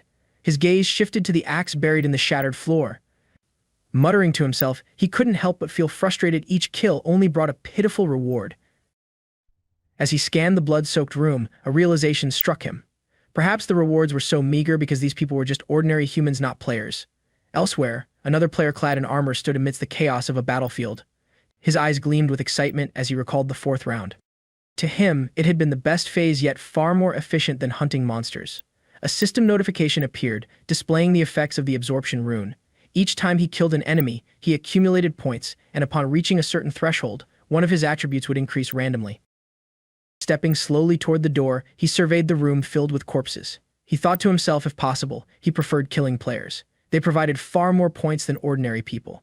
Grabbing his phone, he scrolled through the latest news. One headline immediately caught his attention: the Players' Unity forum has been launched. His eyes flickered with interest as he recalled hearing about it. Lowering his gaze to the screen, a bold idea surfaced in his mind. If he joined the forum, gained the players' trust, and then eliminated them one by one, the number of points he could collect would be far greater than killing regular people. His eyes landed on the forum's registration page. The system required personal information including name, address, phone number, level, and game ranking. To prevent non-players from joining, access was granted only through in-person interviews. He frowned at the requirements. Not only did they demand full personal details, but they also insisted on conducting interviews. With a sigh, he found it all incredibly troublesome. Still, he continued scrolling, a calculating glint in his eyes. Annoying as it was, he decided to join. He needed to meet other players just so he could stab them in the back later. His fingers tapped across the keyboard as he filled in the registration form. He was certain no one in that forum would ever suspect his true intentions. Once the registration was complete, he made his way to the interview location. Standing in front of a small house surrounded by quiet greenery, he wondered if this was the place he was supposed to go. He received a message from the interviewer instructing him to go to Hello Cafe in Wabu Yup Namyangju Sian to dress casually. Standing at the entrance, he glanced at the message on his phone once more to confirm the location. Even so, a hint of doubt lingered in his mind. Scanning the empty street, he frowned. It annoyed him to realize he had been summoned to such a remote area, one so isolated that not even a single bus route passed through. As he stepped inside, he gripped the door handle tightly, his gaze ice cold. If the interviewer irritated him, he wouldn't hesitate to kill them on the spot. Looking around, he was slightly surprised. The cafe was more upscale than he had expected. His eyes landed on two customers sitting by the window. He wondered if they were the only ones here. One of them, a man, stood up and studied him carefully before asking if he was the applicant for Puff. He nodded in confirmation and approached the table. The man took another step forward and asked for his in-game alias. With unwavering confidence, he responded, Black Dragon, in the right hand. The man smiled in greeting and introduced himself as the interviewer, known by the alias I Am 30. For a moment, he looked at the man with mild surprise. He asked if the man was a player as well. With a chuckle, the man nodded. Despite his ordinary appearance, he admitted that he was indeed a player and that he had just turned 29 this year. The interviewer gestured for him to follow. Upon reaching the table, the man introduced someone already seated, Tiniclam. Then, turning back, he reintroduced him by his alias, Black Dragon, in the right hand. He instructed them to get acquainted, as they might soon become official members of the forum. He cast a glance at the person in front of him, silently assessing them. To him, this guy looked as fragile as a bean sprout. One punch would probably be enough to take him out. Taking a seat, he greeted indifferently. The other person hesitated before responding. His eyes wandered around the cafe, wondering if this place even managed to stay in business. No customers, no staff in sight. The interviewer smiled, explaining that since the cafe was in such a remote area, it was only natural for it to be empty. That was precisely why they had chosen it as the interview location. He remained skeptical, questioning whether the owner wouldn't be around if they had rented the place. Tiniclim glanced up and explained that the cafe owner was in the kitchen, preparing food. Leaning back in his chair, the interviewer added that although it was a cafe, it also served full meals. He gave a slight nod, signaling his understanding. His gaze drifted toward the ceiling, and that's when he noticed something strange. There wasn't a single security camera in sight. A thought flashed through his mind. If he killed both of them and left immediately, no one would ever know what happened. But he quickly dismissed the idea. Killing them wasn't worth throwing away his chance to join the forum. Turning back to the interviewer, he looked impatient. He wanted to know why the interview hadn't started yet. The interviewer responded calmly, explaining that one more person had yet to arrive. They would wait until that person showed up. He furrowed his brows. So there was another candidate. That meant a total of 3 people were participating in the interview this time. The man in the white shirt glanced out the window. As he casually mentioned that a slight delay wasn't a big deal, his eyes suddenly stopped on something outside. A young man dressed in a black suit was approaching the cafe. The cafe door trembled slightly as someone pushed it open. A soft chime rang through the quiet space. The man in the white shirt quickly stepped forward, his tone slightly cautious as he asked the newcomer, "Are you a puff applicant?" Without hesitation, the young man nodded in confirmation. The man continued his questioning, wanting to know his in-game alias. The moment he heard the name Black Scythe, his expression stiffened. His hand instinctively rose to his lips, as if trying to hide his shock. A few days earlier, a virtual meeting was taking place in a dimly lit room. The glow of a computer screen cast shadows on the face of a man with disheveled hair. His expression was serious as he greeted Yamti when she appeared on the screen. Yamti responded in a composed tone, addressing him as Mr. Chairman. Another voice joined in, welcoming a new participant, Mr. Poring. The man on the screen confirmed that, aside from Jam from Honey, everyone was present. With that, the scheduled meeting for the 4th month, 3rd week officially began. He called out a name, Lost Yak.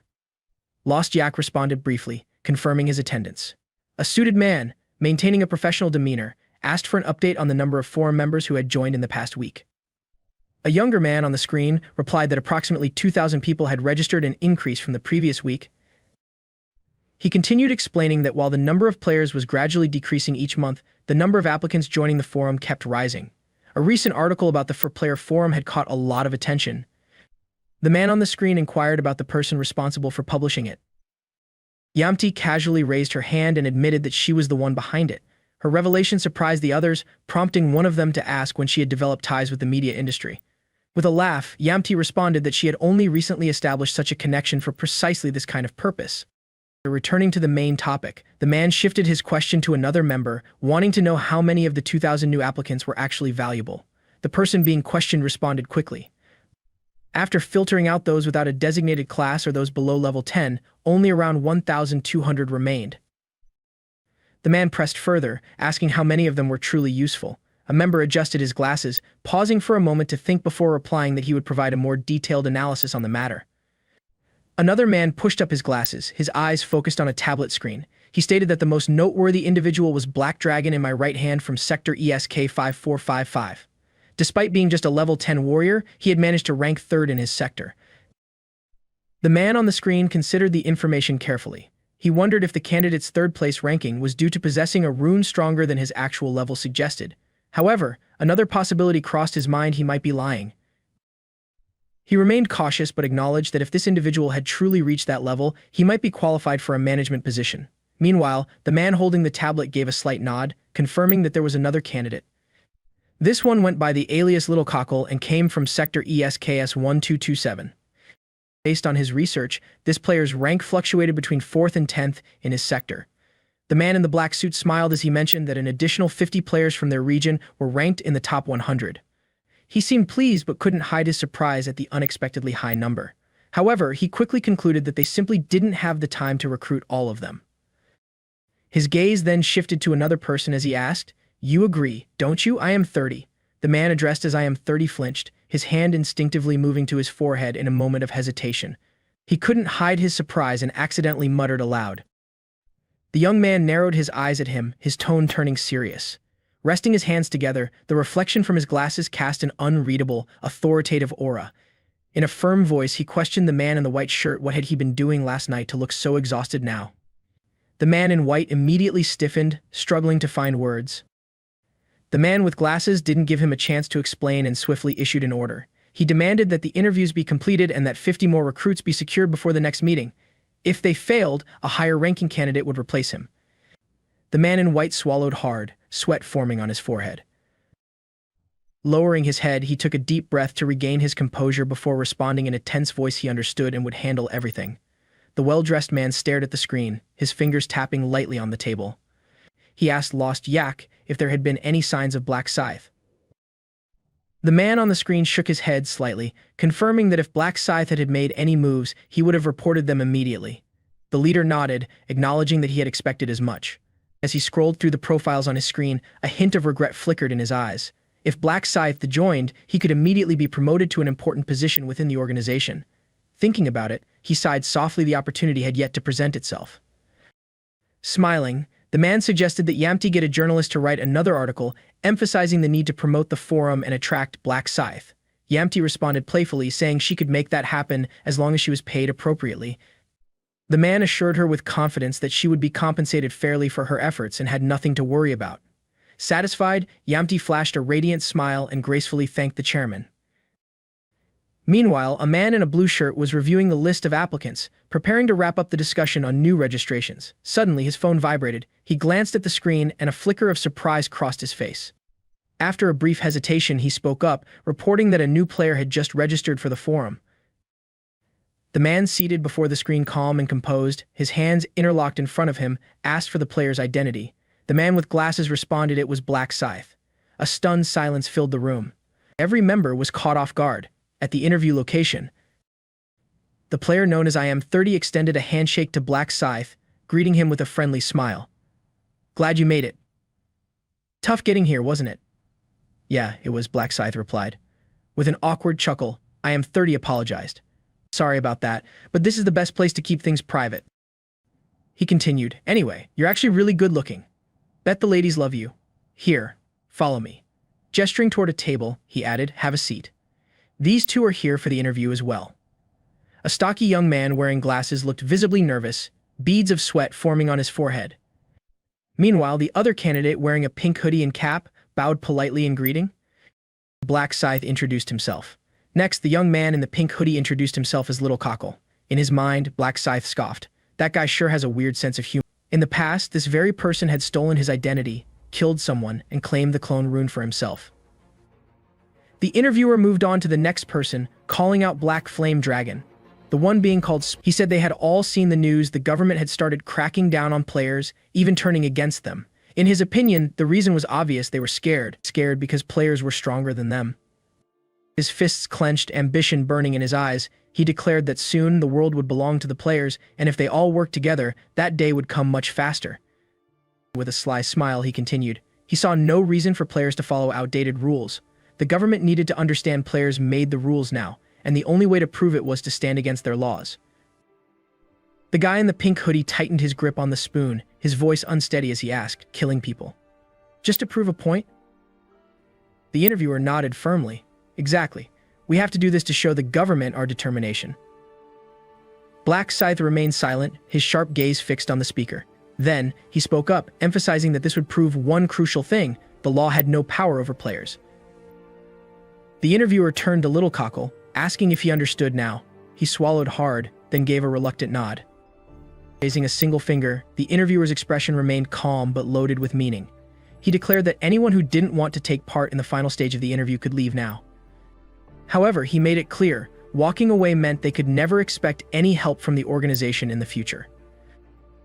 The guy in the pink hoodie stayed silent for a moment, his mind racing. He understood exactly what the interviewer meant. Anyone who left would be blacklisted.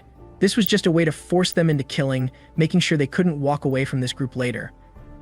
Both Black Flame Dragon and Black Scythe said nothing. One lowered his head while the other crossed his arms, quietly observing, as if assessing the situation.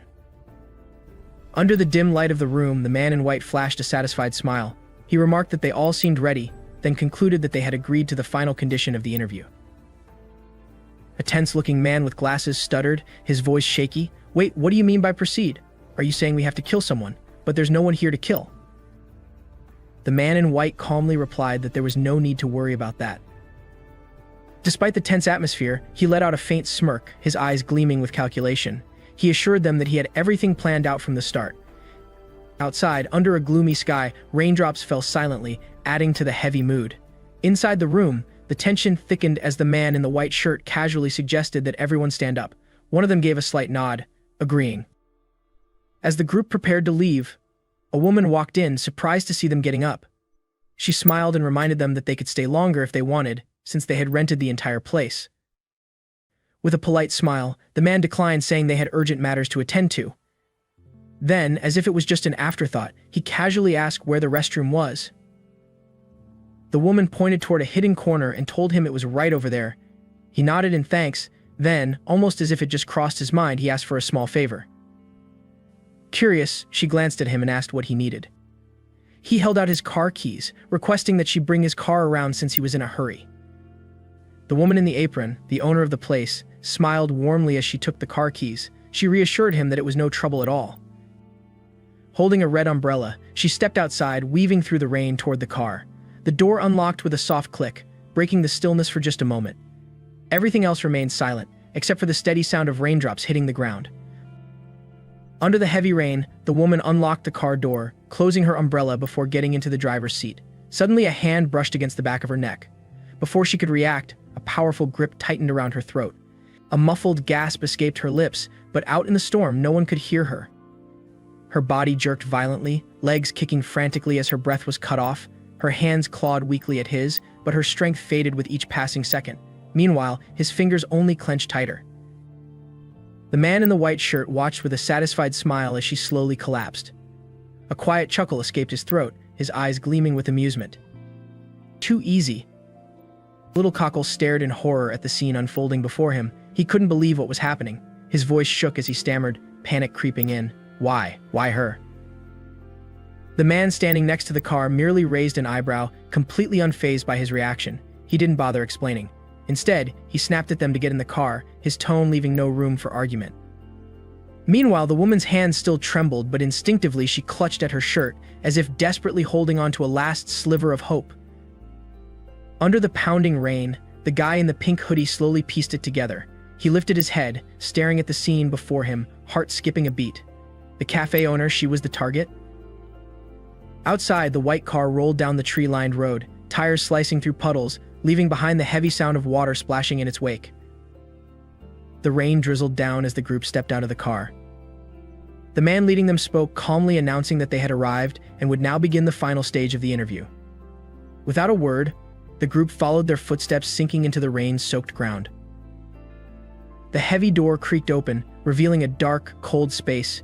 Inside, dim light cast long shadows across the floor. The woman lay curled up on the ground, hands bound, her breaths weak and ragged. The man gave a chilling smile, his voice cutting through the silence. It's time. His gaze swept over each of them before he posed the question, his tone completely devoid of emotion. Who will kill her? His eyes landed on Black Scythe. He asked if he wanted to do it. Black Scythe responded without hesitation, saying he was fine with it. The organizer grinned, unsurprised by the answer. A brief silence filled the room before an uncertain voice broke through. The organizer turned, his eyes locking onto Little Cockle, curiosity flickering in his expression. Little Cockle took a deep breath, his voice shaky but firm. He asked if he could be the one to do it. The organizer raised an eyebrow, remarking that he hadn't expected someone who looked so timid to volunteer for something like this. With a shrug, he acted as if it didn't matter to him. Then, turning to Black Scythe, he suggested giving Little Cockle the opportunity instead. Black Scythe stayed silent for a moment before giving a small nod of approval. The air grew heavier as the group slowly moved forward, closing in on the motionless woman on the floor. As Black Scythe walked past, he let out a quiet chuckle, reminding Little Cockle to do a good job since he had just given up his chance. The guy in the hoodie smirked slightly, a flicker of confidence flashing in his eyes. In his mind, he was already thinking about how to use the clone rune to his advantage. Black Scythe froze at those words, his expression shifting to confusion. The word echoed in his mind, rune. Before he could react, the guy in the hoodie moved like lightning, his hand suddenly grabbing Black Scythe's face. The man in the suit barely had time to process what was happening before a surge of blue magical energy exploded, slamming into him with overwhelming force. His body jolted violently from the impact, his eyes widening in shock as he was sent flying backward in an instant. Little Cockle casually lifted his hand, his icy gaze locking onto his opponent. The man in the suit flinched, caught off guard. Before he could even react, an unseen force blasted him backward. From a distance, he struggled to catch his breath, realizing that whatever he was dealing with wasn't normal. The air felt heavier, an eerie mist creeping into the scene. The guy with glasses took a shaky step back, sweat dripping down his forehead. His hands shot up to his head as he stammered, unable to process what was happening. Then, a panicked scream broke through the silence. His eyes widened in pure shock, hands gripping his head as if trying to hold on to his sanity.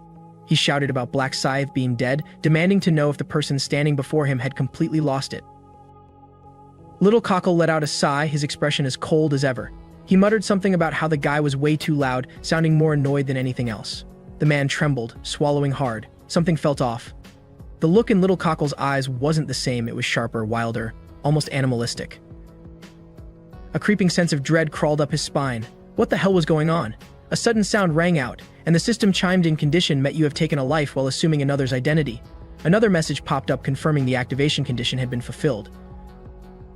Then, the system dropped another bomb. Hidden rune discovered. Rune of duplication located at this very spot. Before he could even process it, the final system notification sealed his fate. The acquired rune will now be engraved onto the user's body. A golden light wrapped around him. Surrounded by a blood-soaked mist, his cold eyes locked onto his opponent. The power of the rune of duplication pulsed in the air, forming shadowy figures drifting ominously around him. His voice cut through the tension, calm yet dripping with mockery. He repeated his words, but this time he threw the question back. Was there really anything wrong with calling him useless? The man stiffened, his eyes darting to the weapon in front of him. A massive scythe, something that should have belonged to Black Scythe alone. He had never seen anyone wield a weapon like that before. Doubt began creeping into his mind. Something was seriously off. Cold sweat dripped down his forehead as the realization hit. A player using a scythe as their main weapon. There was no way this was a coincidence.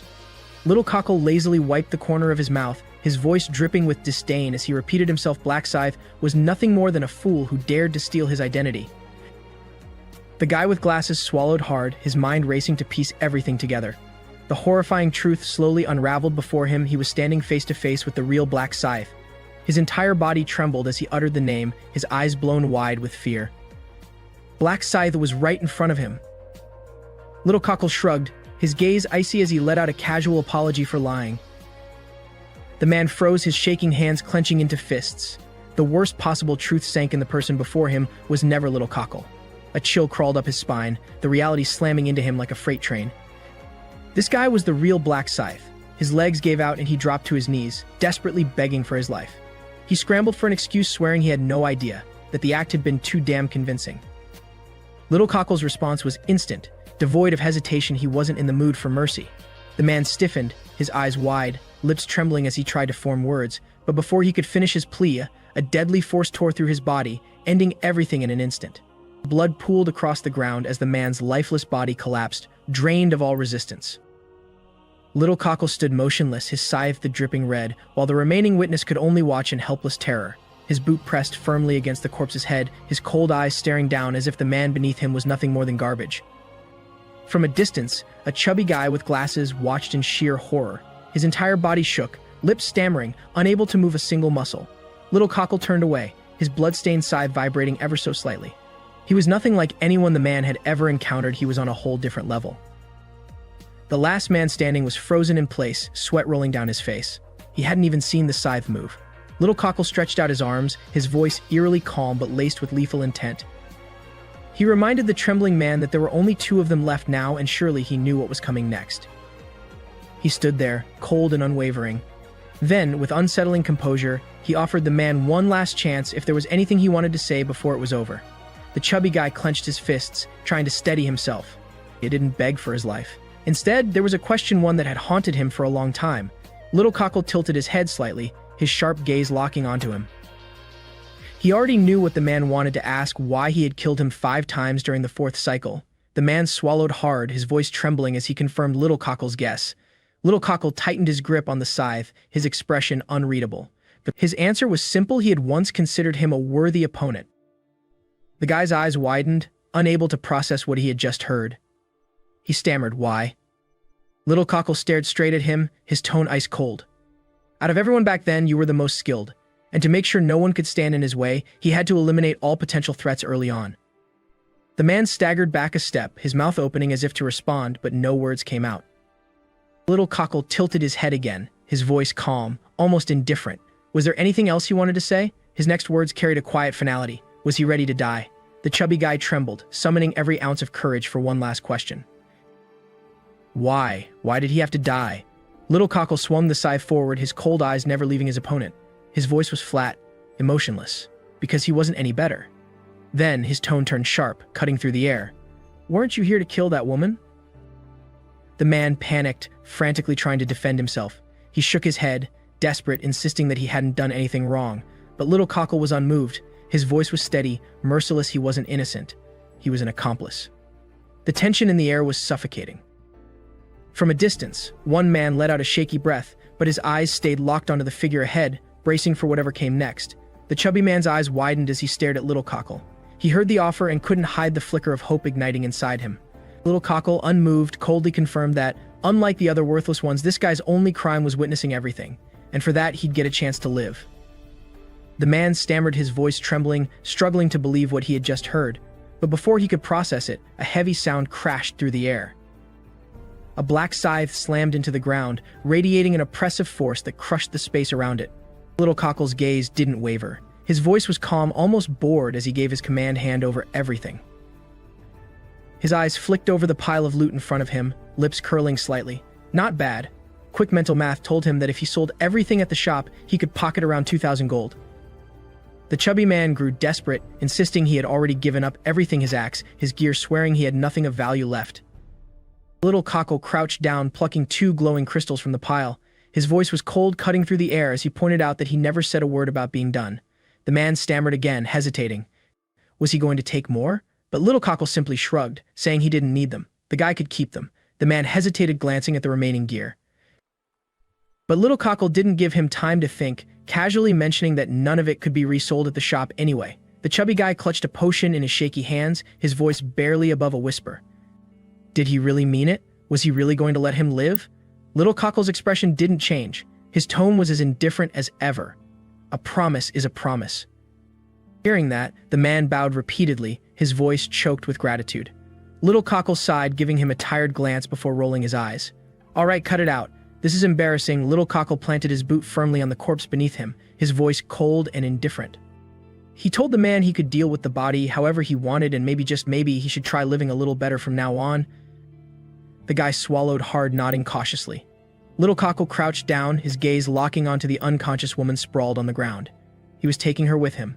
The man standing nearby hesitated, then quickly offered to help. Little Cockle didn't even bother looking up. His answer was blunt no. He didn't trust him, so the best thing the guy could do was get lost. Without another word, the figure in pink lifted the woman and walked away, his steps steady, never once looking back. The guy with glasses just stood there, watching their silhouettes fade into the distance, speechless. Then, a long breath escaped him. He was alive.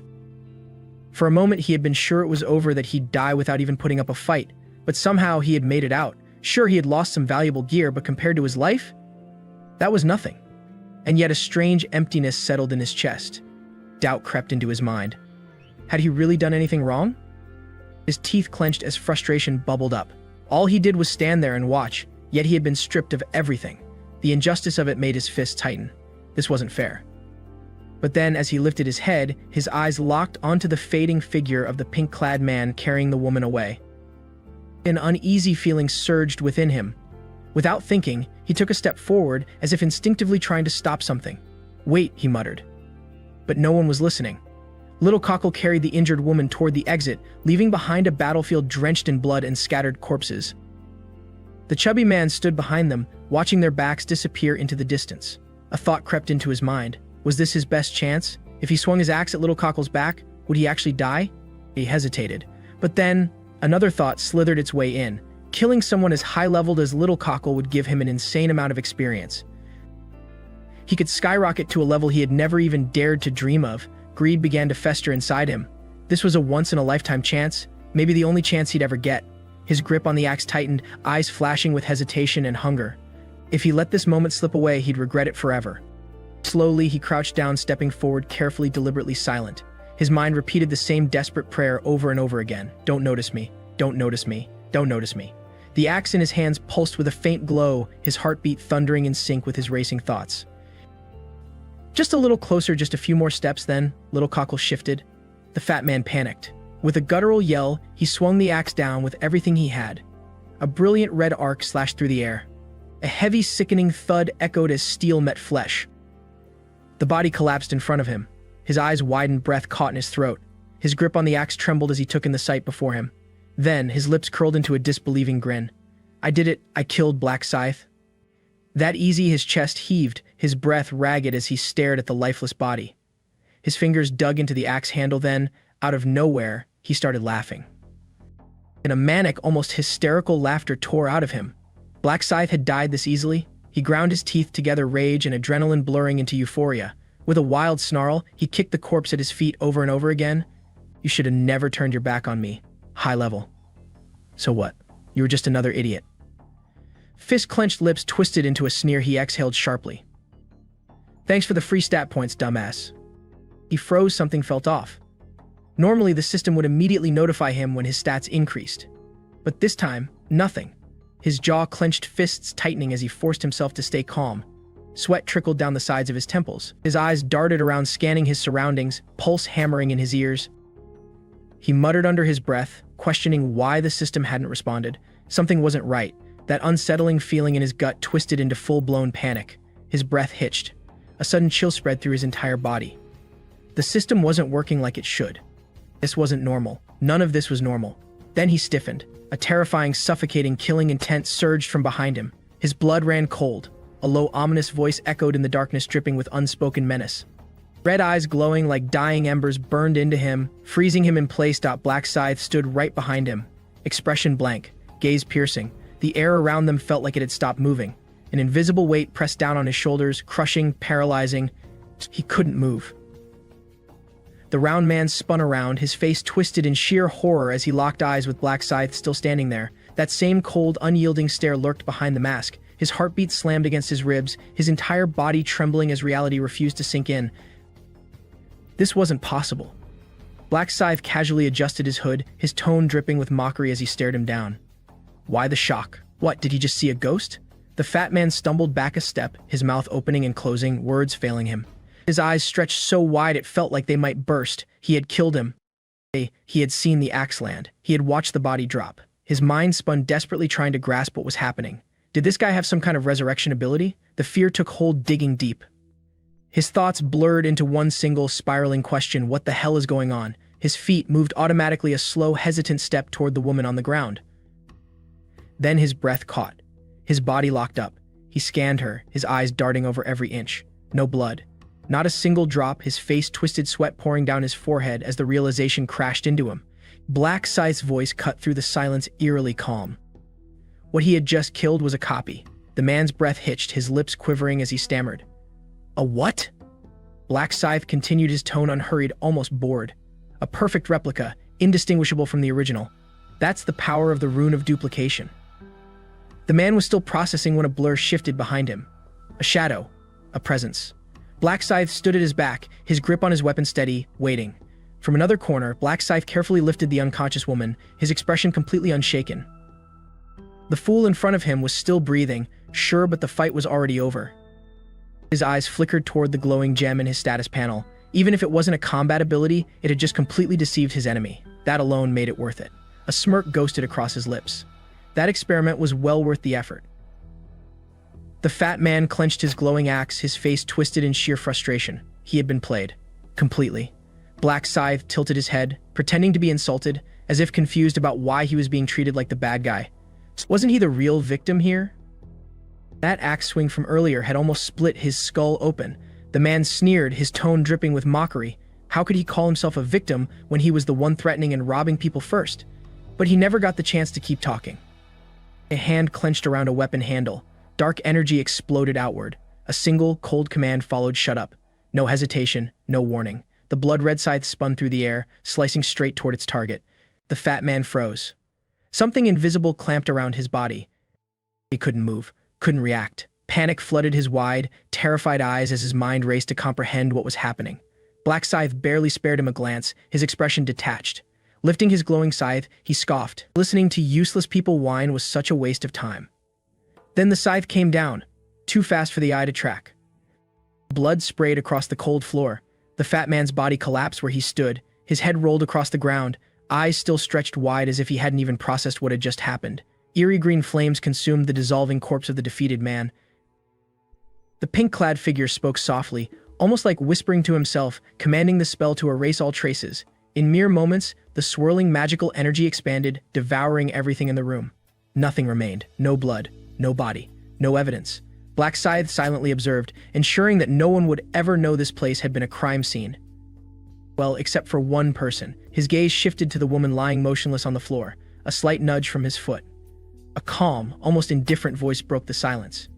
"You can stop pretending now." He stood over her, his tone completely steady, making it clear trying to deceive a player was a terrible idea. From the way he spoke, it was obvious. He could hear her thoughts. A faint tremor ran through her body before she slowly lifted her head, voice weak as she murmured an apology. Hesitating, she asked if she could remove the blindfold. It was uncomfortable. The man in front of her shook his head. She was to keep it on until he was gone. She could only give a small, resigned nod in response. Black Scythe continued. He'd be leaving soon, but first he had questions. Would she cooperate? A hesitant pause, then she nodded. Standing before her, he got straight to the point. How many people had been at the party? Could she remember their faces? Her head dipped slightly as she answered. 4. One of them was a man in his 40s. She had spoken with him directly, so his face was clear in her memory. The others, though a blur. Black Scythe studied her. She wasn't lying. Satisfied, he exhaled lightly, his voice barely above a whisper. "That's all I needed." The woman hesitated, her voice barely above a whisper as she asked, was it over? Was she safe to leave? Black Scythe gave a short nod. She could go home. But he warned her, don't call the police. If she did, they might come back for revenge. She swallowed hard, her voice small as she murmured her understanding. He straightened up, maintaining a safe distance. Then, his final instruction, keep the hood on and only take it off after counting to 60. With that, he turned and walked away. She nodded, voice soft, promising to follow his words. And so she began counting. Her voice grew quieter with each number, her breath unsteady, her chest tight with tension. When she finally reached 60, she yanked the fabric off, gasping for air like waking up from a nightmare. Frantically, she pulled off the black cloth covering her eyes, blinking rapidly. Her heart pounded, she looked around, nothing, empty. Shock settled deep in her bones. This wasn't real. It couldn't be. She scanned the room carefully, taking in every corner, but there was nothing left. No trace of a battle. No trace of anyone. She muttered to herself, dazed as if she had just woken from some surreal dream. In the distance, the golden glow of the rising sun bathed the city skyline, bouncing off the towering buildings. Stepping into the house, the pink-hooded Black Scythe called out, "I'm back." At the sound of his voice, a young boy burst out from another room, excitement flashing across his face. "How was today?" Then the boy froze. His expression shifted, confusion flickering in his eyes. His gaze landed on the pink hoodie. Frowning, he squinted at the figure in front of him. Then, bluntly, he asked, "Where did you go?" Black Scythe scratched his head, looking kind of awkward at the question. After a brief pause, he just shrugged it off with a vague response, saying he was just out and about. Dude stepped inside lazily, pulling down his hoodie, voice heavy with exhaustion. He groaned about being completely drained. His younger brother stood there, eyebrows furrowed, clearly confused. The younger one stepped closer, curiosity all over his face as he asked where his brother had been. Then, almost as an afterthought, he asked if he'd eaten yet. The older one just shook his head, mumbling that he hadn't. Without missing a beat, the younger brother suggested ordering food, asking if there was anything specific he wanted. He just nodded, telling him to get whatever he felt like. His eyes locked onto the hoodie in his hands, and suddenly all those messed up memories came crashing back. Blood everywhere. The terrified face of the guy who had been killed, it was still burned into his mind. But when he looked down, the hoodie was clean, not a single stain left. Even so, he couldn't bring himself to return it to one. Lost in thought, he flinched when one suddenly popped up out of nowhere, eyeing him with suspicion. One's expression shifted to shock as he saw his brother straight up toss the hoodie away. Panicked, he demanded to know why. The older brother, completely unfazed, just said it was old and promised to get him a new one since he had been wearing it for way too long. One still looked kind of bummed about it, but his brother shut it down real quick, telling him not to worry about it. There was a pause. Then, one hesitated before shaking his head, mumbling under his breath that school was out now, and honestly he had no idea where to go from here. Black Scythe stood there, deep in thought, thinking about one's situation. The dude couldn't even go to school because of guys like Shim Hyung Taik, and stepping outside wasn't really an option either. Being stuck like that? Yeah, that had to suck. Black Scythe cracked a small smile, casually suggesting to one that they should go out tomorrow, just the two of them. A little trip. He asked if one wanted to hit up the amusement park. One's eyes went wide, completely caught off guard by the unexpected offer. The younger one lit up instantly, practically repeating the question in excitement, like he couldn't believe what he'd just heard. He even asked again just to make sure he wasn't imagining it. His brother simply nodded in confirmation. With a grin, the older brother reminded him to eat dinner and get some good sleep so he'd have energy for tomorrow. One, still buzzing with excitement, eagerly agreed. The next morning, they arrived at the amusement park. One's eyes darted around, completely mesmerized by the place. He couldn't help but blurt out how long it had been since they last came here. The two of them strolled through the crowded park, moving at a slow, steady pace. Blackscythe's mind drifted back to the past, thinking about all the tough times that had kept them from coming here before. Juan, on the other hand, looked around curiously, wondering aloud how this place was still open when so many others had shut down. His brother responded quietly, saying that in times like these, hope was something people still needed. As they talked, Juan's gaze suddenly locked onto something. A small family had just walked out of a shop, and a little girl skipped ahead, bunny ears bouncing on her head.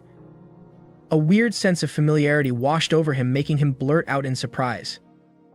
The kid in the black hoodie had a playful glint in his eyes, while his older brother remained serious, seemingly unfazed by his excitement. Without thinking, one grabbed his brother's arm and yanked him forward, practically bouncing with enthusiasm. He shouted that they had to go there first. Blackscythe blinked in surprise, barely processing what was happening. Right in front of them, a store was packed with ridiculously cute panda plushies, the soft glow of the lights making the whole place feel warm and lively. Blackscythe tried on a bear ear headband, adjusted it a bit, then glanced at the person next to him for feedback. One instantly lit up, hyping him up like crazy and insisting that it was an absolute must-buy. His excitement only grew as he looked around the store, geeking out over all the cute stuff. The older guy beside him chuckled, telling him to just grab whatever he liked. Blackscythe turned to his companion and asked what they wanted to do next.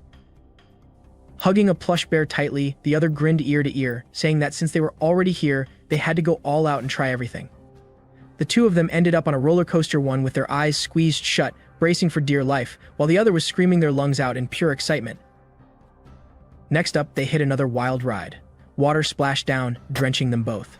One burst out laughing, while the other let out a deep sigh, totally defeated. When they spotted a pair of twin pandas playing on a bamboo platform, the younger one's eyes sparkled with excitement. They were completely mesmerized. The older one watched quietly, noticing how much better their mood had become. Yeah, bringing them here was definitely a solid move. Still glued to their phone, the younger one hesitated before asking if it was really okay for the older one to spend time here like this tomorrow. Deep down, they were happy to have them around, but a tiny bit of guilt lingered. Blackscythe reassured them, saying they'd make it back safe and sound just like always. He gave them a heads up that the process would take over 10 hours this time, so if they ended up sleeping too long, no big deal. Hearing that, one immediately looked worried. He asked if a 10-hour trip was dangerous and begged his brother to come back safely. The older one just chuckled, shaking his head. "You're overthinking it, bro." Then, with a gentle smile, he ruffled the younger one's hair, his gaze filled with certainty. He promised he would never leave him behind. Resting a hand on his little brother's shoulder, he reassured him once again. "I'll be back safe and sound, just like always. But this time, it'll take over 10 hours, so you might end up sleeping for a long time." The younger one looked up, still anxious, and asked again if it was really safe. He made him promise to come back no matter what. With another soft laugh, the older one lightly messed up his hair again. "You're worrying too much," he teased. "I'm not going anywhere, all right?" Then, switching gears, he said, "Instead of stressing over it, how about we just enjoy the moment? So, what's next?" After a brief pause, the younger one thought for a moment before suggesting they check out the safari park. Blackscythe immediately agreed. As night fell, the city lights from towering buildings lit up the dark sky. The time was 11:50 p.m., April 30th. Lying in bed, the boy raised a hand to his forehead, feeling a strange heaviness in his chest like something was weighing him down. A notification sound snapped him out of his daze. His eyes drifted toward his phone screen. A familiar name popped up. "Min Julie?" he murmured, staring at it. A new message appeared along with a cute bear sticker. "Hey, it's almost midnight again, but we'll be okay this time. Let's keep pushing forward, you got this. We just need to survive one more day." Blackscythe stared at the screen, noticing that the message was longer than usual. Just from the way it was typed, he could tell she was feeling pretty anxious. As he read through the text, he picked up on the uneasiness hidden between the lines. A faint smirk crossed his lips as he typed out a reply, "Don't worry. From now on, I'll protect you." After hitting send, he placed his phone down on the table. The clock beside it read 11:59 p.m. The dim glow from the screen flickered, casting a soft light on his pensive face. Fingertips brushing against the phone, he muttered under his breath, almost as if reminding himself, "All right, then, let's begin." 12 a.m. A brilliant flash of light burst from the phone screen, marking the moment. Blinding streaks of energy engulfed a fiery red expanse.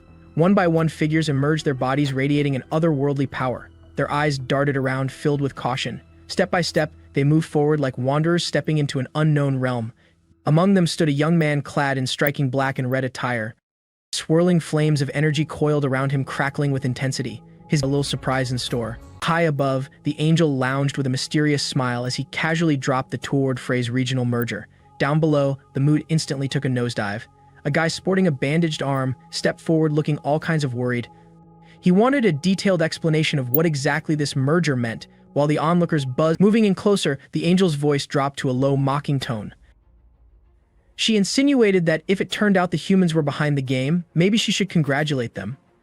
Her tone quickly shifted to icy as she warned against asking meaningless questions, even hinting with a sly smirk that any human foolish enough to cross a line might just end up with their head exploding on the spot.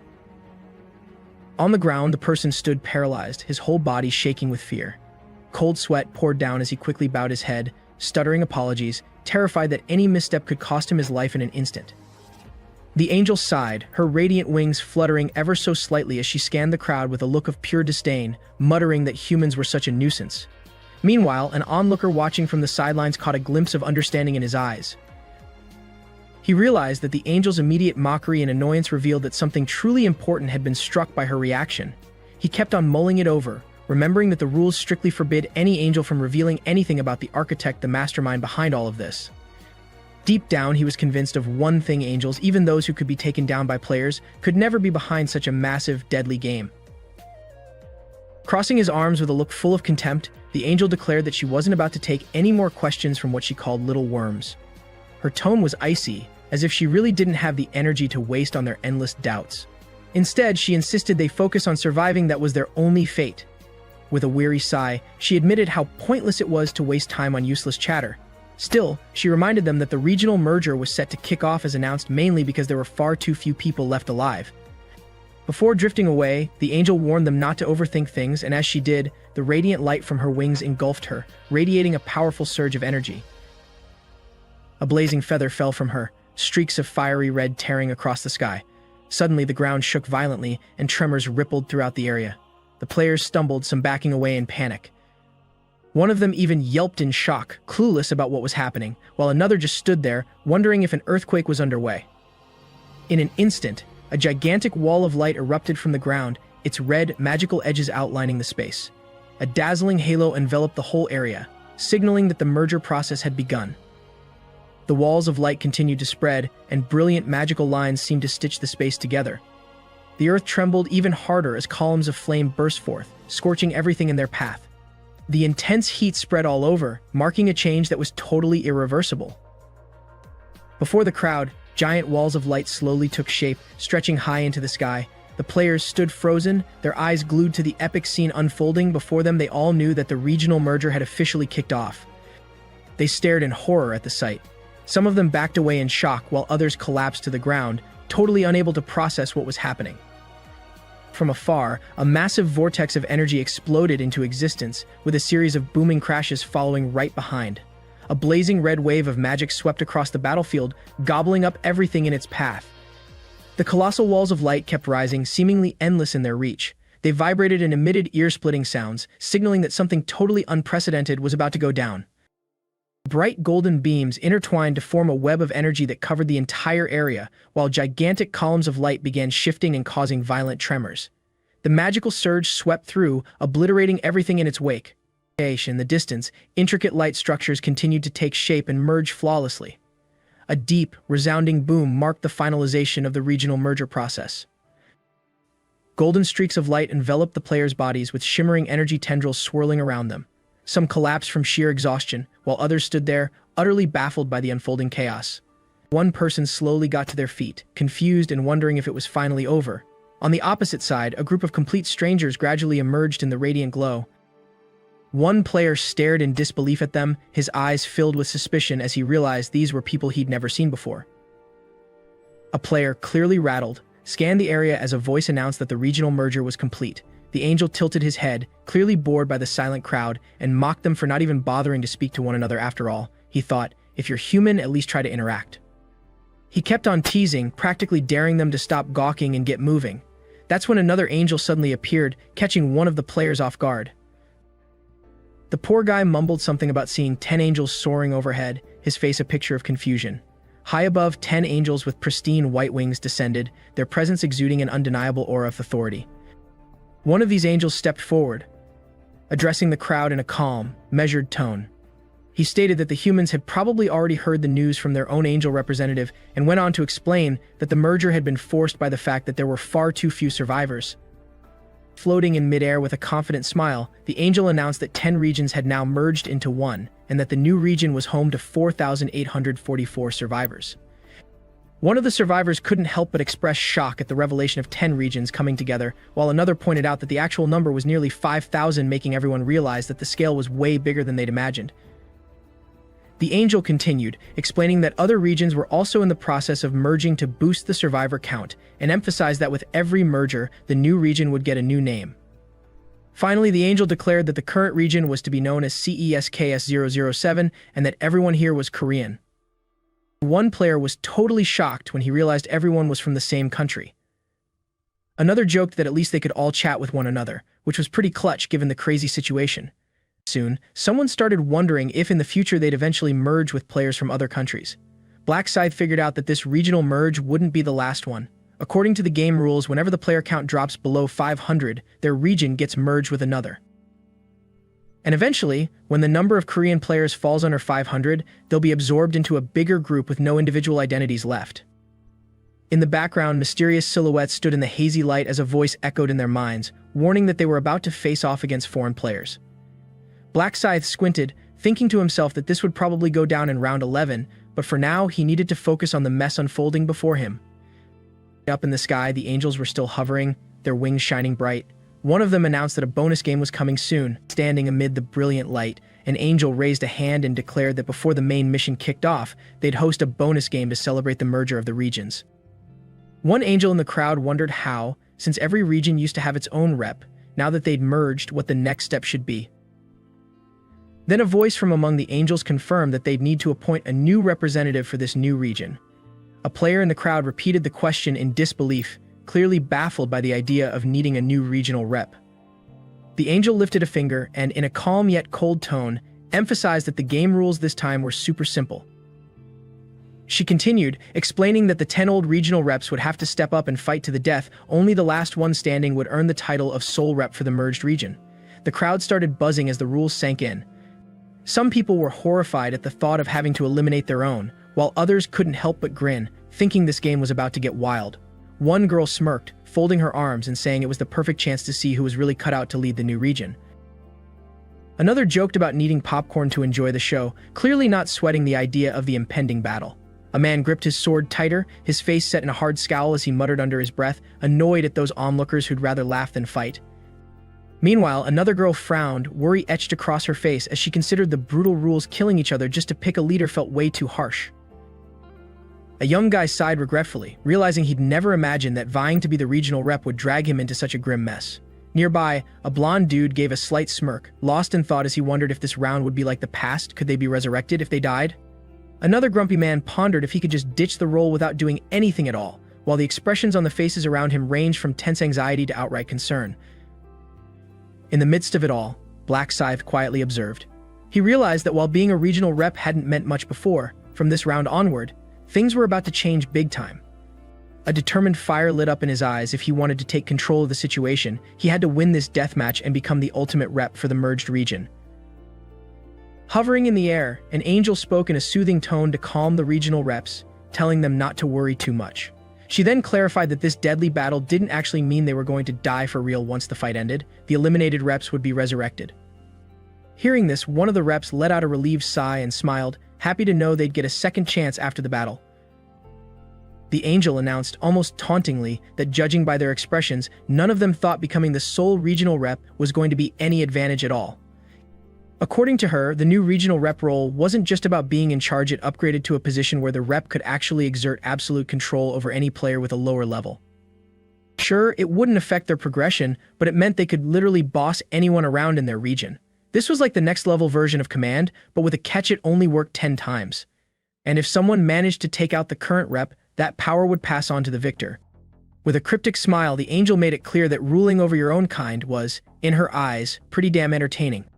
A guy in the crowd muttered in amazement about being able to control anyone with a lower level, while a girl in a black cloak shot a calculating glance, clearly thinking about how she could manipulate whoever she wanted.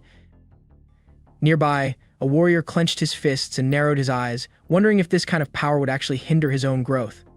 High above in a blazing red sky, an angel with enormous white wings watched over the scene. With a mysterious grin, she nodded slowly, as if she'd been waiting for this moment all along. She realized that, at long last, the crowd below was getting hyped up by the game. Then the angels announced that they'd be kicking off a bonus game. An orange-haired angel calmly reminded everyone that, since all the regions had merged, they also needed to pick a new representative, a sort of guide for the new unified area. But when the call went out, not a single angel in the circle volunteered. Finally, one angel, hovering against the vivid red sky, admitted with a hint of resignation that she probably shouldn't have even asked, since no one was stepping up for the task. The surrounding angels exchanged quiet chuckles, clearly not surprised by the discussion. One of them teased that if anyone volunteered for the job, it would be pretty weird. Eventually, another angel stepped forward and confirmed that no angel was willing to take on the guide role. And standing in the middle of the circle, one angel raised the question of whether anyone had any cool ideas to decide on the guide's position. One suggestion was to roll a die for a random pick. Another angel, however, wasn't too excited about that option, saying that relying solely on luck might be okay but was just too boring. Then, someone proposed assigning the guide role on a rotating basis to keep things fair. That idea was quickly shot down by another angel, who argued that people at the end of the list might never get stuck with the responsibility. One more angel expressed doubt, wondering if their region would soon merge with another, and finally another asked if there was any option that was both fair and interesting. In the center of the circle, one angel wearing a knowing smile stepped up with a proposal. She suggested that the new representative for the region should be decided through a battle. She went on to add a twist: whoever was responsible for the first human casualty would be punished by having to take on the guide role. One angel commented that Priscilla's idea was actually pretty intriguing, and soon enough, the others started to agree that it wasn't a bad plan at all. Another angel voiced his support for Priscilla's method and then asked if anyone else was on board with this approach. Without missing a beat, the other angels started raising their hands in agreement, all nodding in unison to show their support. One angel even chimed in, backing Priscilla's proposal. Then, suddenly, a voice cut through the chatter. One angel raised a hand, calling for a pause before suggesting a different alternative. Beneath the glow of a vivid red moon, a new voice proposed that instead of zeroing in on who got eliminated first, they should track down the last survivor. The other angels fell silent, their eyes lighting up with interest. Meanwhile, in a far corner, two angels faced off, their expressions turning calculating. One smirked coldly, declaring that the angel in charge of the last surviving human would earn the title of king. Instantly, the atmosphere grew tenser than ever. An angel folded her arms and flashed a knowing smile, declaring that the angel in charge of the last survivor was going to be crowned king. She made it clear that this person would hold ultimate power, forcing all the other angels to toe the line. Another angel, curious as ever, figured that being king meant the rest had to obey without question. He explained further that if the king picked someone to be a guide, that person was basically locked in to follow orders. Meanwhile, two angels exchanged looks, mulling over the fact that if the human they were backing ended up winning, they'd get a slice of the pie too. They got hyped picturing themselves as kings, battle that was about to go down. With a firm tone echoing through the space, the angel ordered all the regional reps to gather below. A group of people, their faces etched with tension, slowly made their way forward, eyes locked on him. Soon, the rest of the reps stepped up too, worry clearly written on their faces. Meanwhile, Black Scythe moved slowly, his icy stare fixed straight ahead, ready for whatever came next. 10 representatives lined up, each sporting a different vibe of determination. They all knew this battle was the final showdown to crown the unified regional leader. The angel raised his hand with a sly smile as he glanced down at the group. The blazing red glow in the sky bounced off his crisp white robe, hinting that he was about to kick off a seriously intimidating ritual. In a flash, a huge red energy pillar crashed down, sending a few of the reps scrambling backwards in panic. They exchanged startled looks, clueless about what was happening as the ground below started to turn a deep, ominous red. Then, an enormous burst of flame erupted, encircling the 10 representatives in a blazing ring. The intense heat spread quickly, marking the fierce beginning of a life-or-death fight for the ultimate rep title. The fiery circle morphed into a dazzling arena, spotlighting the 10 contenders at its heart. Massive pillars suddenly emerged, creating a robust structure that hoisted the whole arena high into the burning sky. The ground beneath them cracked apart, and the stage a colossal circle slowly rose against the backdrop of a fiery red sky. Onlookers could only lift their eyes in awe, amazed at the epic spectacle unfolding before them. Standing firmly on the raised platform, the 10 representatives locked eyes with the challenge ahead, each tightening their grip on their weapons. They all knew that only one of them would emerge as the sole, unified champion. The angel declared that the deathmatch was officially underway, demanding that everyone fight until only one person was left standing. He warned that anyone who left the arena would never be resurrected, forcing everyone to stay in and risk it all. With a booming call to begin, the angel glared down with icy eyes at the soon-to-be combatants. The crowd on the arena floor was tense, clutching their weapons tightly and ready to dive into the brutal fight. Black Scythe channeled his power as dark energy swirled around his weapon, while several others unsheathed their blades, igniting with fierce golden flames. In unison, they prepared for an unyielding battle, their determined gazes locked on one another. A man wielding a gleaming golden axe flashed a confident smile as he faced off against a girl in front of him. He advanced slowly, as if calculating the perfect moment to strike. A guy decked out in leather armor glanced over at the others, quietly figuring that if he could take out the other 9, he'd secure the crown. He smirked, convinced that eliminating his rivals was the fastest route to absolute power. Nearby, a warrior armed with a long spear scanned the scene. Noticing that nobody was eager to make the first move, everyone was on guard. He understood that every person here was a regional rep, meaning their skills were not to be underestimated. Then there was a man oozing self-assurance, believing no one in the arena could outmatch him. He recalled his flawless track record of never losing the top spot in his region, which only pumped up his confidence in his own abilities. He revealed that he owned the dismantling rune, which he claimed was like straight-up cheating, a rune that automatically kicks in when your sword stabs an opponent, but breaking them apart from the inside. Without warning, he lunged at someone nearby, his sword piercing through the victim's body as a burst of red light exploded around them. The poor soul screamed in agony before crumpling instantly under the rune's brutal force. Staring at his sword as if it were a living thing, he bragged that it always found the weak spot in his enemies. He was super proud to share that this very power had helped him offload 312 kills during the 4th round. High above, 2 angels wore clear expressions of irritation as they noticed people hesitating, unwilling to start slashing. They hollered down, pushing humanity to jump in and start the carnage, clearly losing their patience. He looked up in surprise at the unusually impatient angels, smirking as he thought to himself that he'd been ready to strike all along, no one's prodding needed. Brimming with arrogance, he was convinced that no one in the arena could top his strength. To him, this was the perfect moment to leave a lasting impression and make sure everyone kept their distance. Slowly he advanced, the sound of his footsteps echoing on the arena floor. With a firm grip on his sword, he made it crystal clear that he intended to strike first to assert his dominance. Standing face to face with 2 other players, his icy gaze swept over them. The 3 remained silent, each mentally preparing for the imminent clash. Then he shouted out that he needed a sacrifice to showcase his superior power. Scanning the scene, he sought out a doomed soul to become his first victim. He pulled out 2 swords, his tone cocky and daring as he challenged anyone bold enough to step up. He vowed to kill on the spot anyone who accepted his challenge. Black Scythe moved in silently, his face calm yet radiating lethal intent. Nearby, a girl edged cautiously, ready to jump in if things spiraled out of control. Clutching his massive scythe, a dark blade streaked with red, like it was soaked in blood. Black Scythe stood still, his icy gaze fixed on his challenger. Then a guy smirked, all hyped up at the thought of finally scoring his first sacrifice. He boldly called Black Scythe his prey, showing off his plan to take him down. He furrowed his brows, staring at the huge scythe and wondering why such a rare weapon had popped up. Even so, he kept his arrogant vibe, dismissing his opponent as nothing more than a stepping stone. The guy chuckled, recalling all the so-called scythes he'd heard about. None of them had ever actually swung a real scythe. He couldn't believe that the person before him was actually wielding this elusive, badass weapon. The title Black Scythe practically screamed at him as the weapon's dark red aura sent chills down his spine. Black Scythe just stood there, eyes locked on his opponent, waiting for him to make a move. Suddenly, the guy's expression turned to shock, his voice trembling as he realized that his opponent's nickname was, in fact, Black Scythe. Cold sweat broke out on his forehead as he stuttered, stunned to face someone so damn formidable.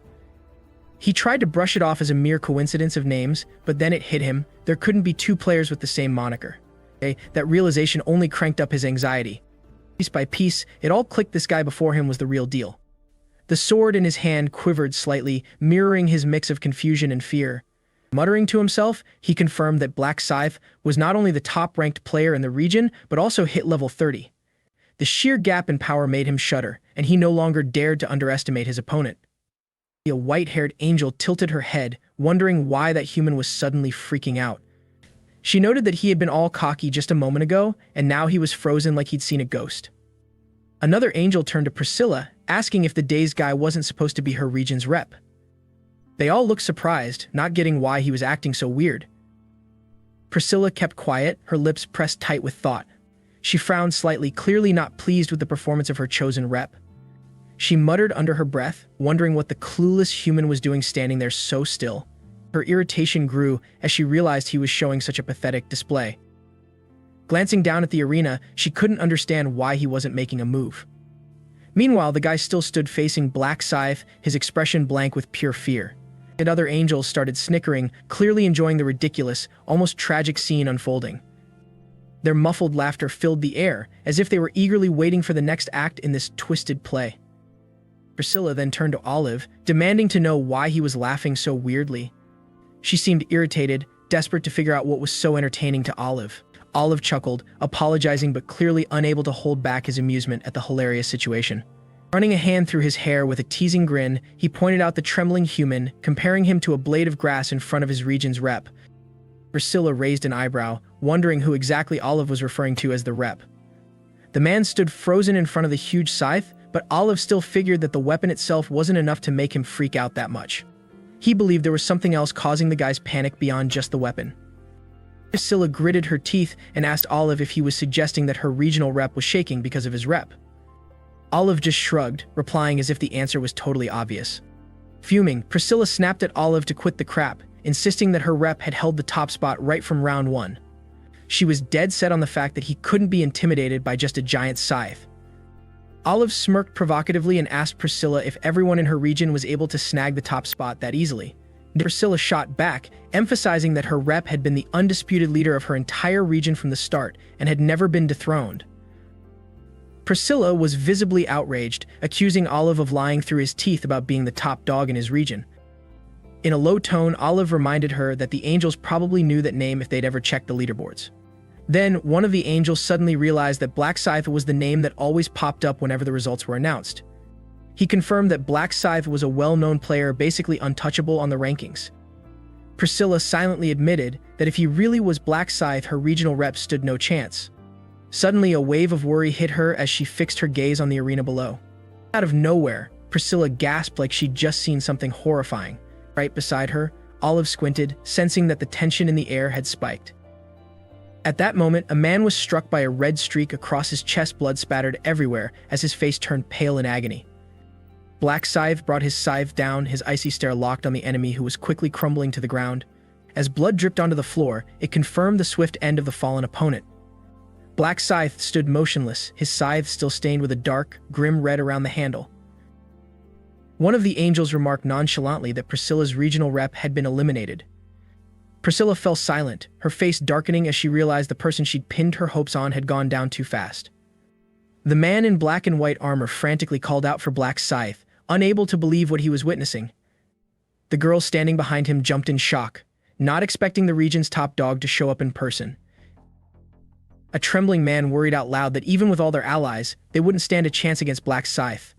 He was terrified of meeting the same fate as the unlucky guy he'd just seen, especially since he was only level 13, nowhere near matching a level 30 powerhouse. His fear spiked as he saw Black Scythe coming closer, his heart pounding in his chest. The dark silhouette of the scythe grew ever more menacing, radiating a seriously intimidating vibe. In a forced grin, the guy tried to play it cool, acting thrilled to meet the legendary Black Scythe. He even joked that he might cry from happiness. But his eyes betrayed him, flashing clear terror as he desperately tried to curry favor with the strongest player around. The man raised his hand, panic clear on his face, and pleaded for Black Scythe to hold up so they could talk. He slowly backed away, his voice shaking as he hoped to avoid a clash. He quickly put his weapon away, making it clear he wasn't looking for a fight. The girl next to him did the same, both showing they just wanted to negotiate instead of throwing down.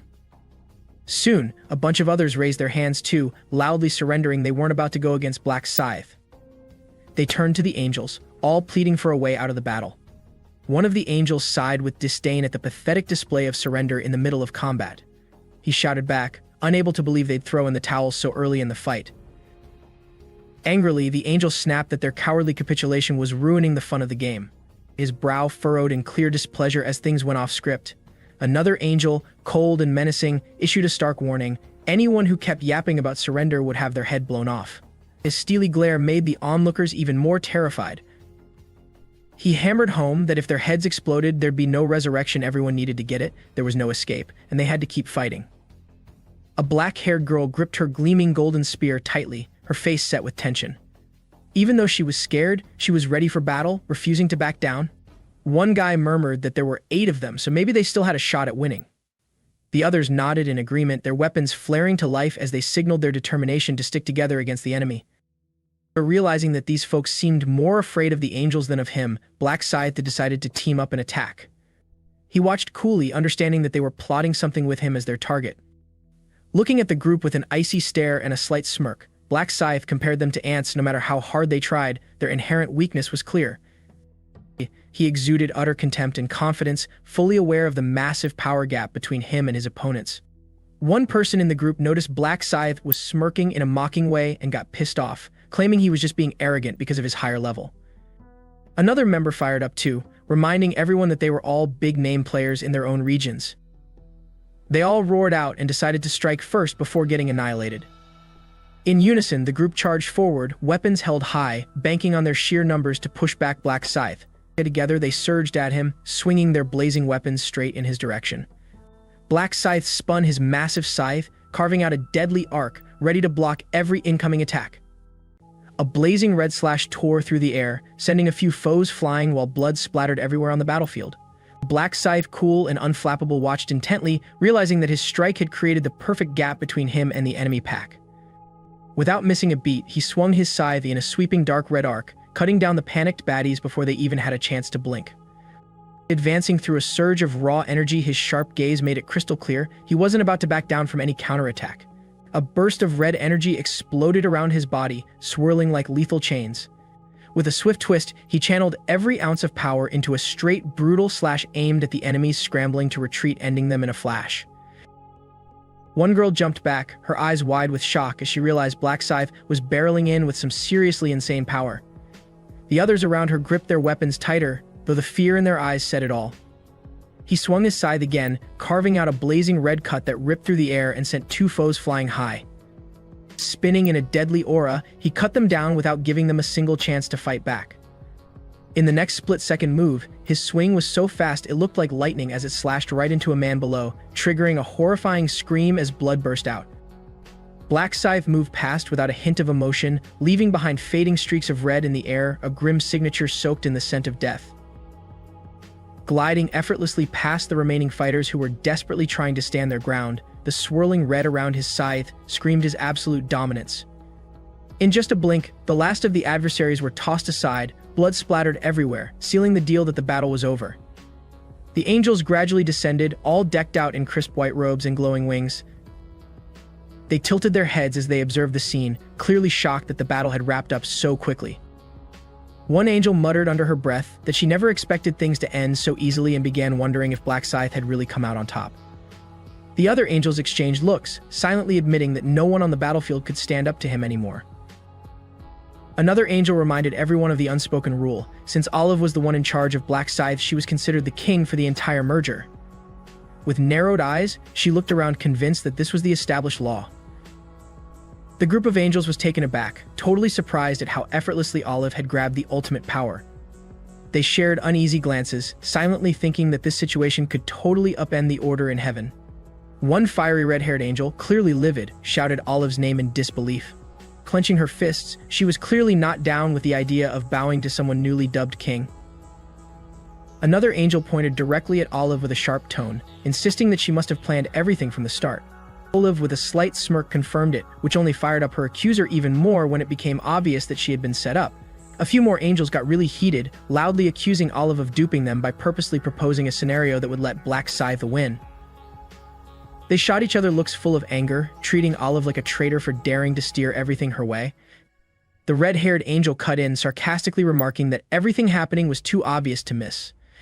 With a biting tone, she questioned why Olive was even acting surprised about a result that had clearly been prearranged.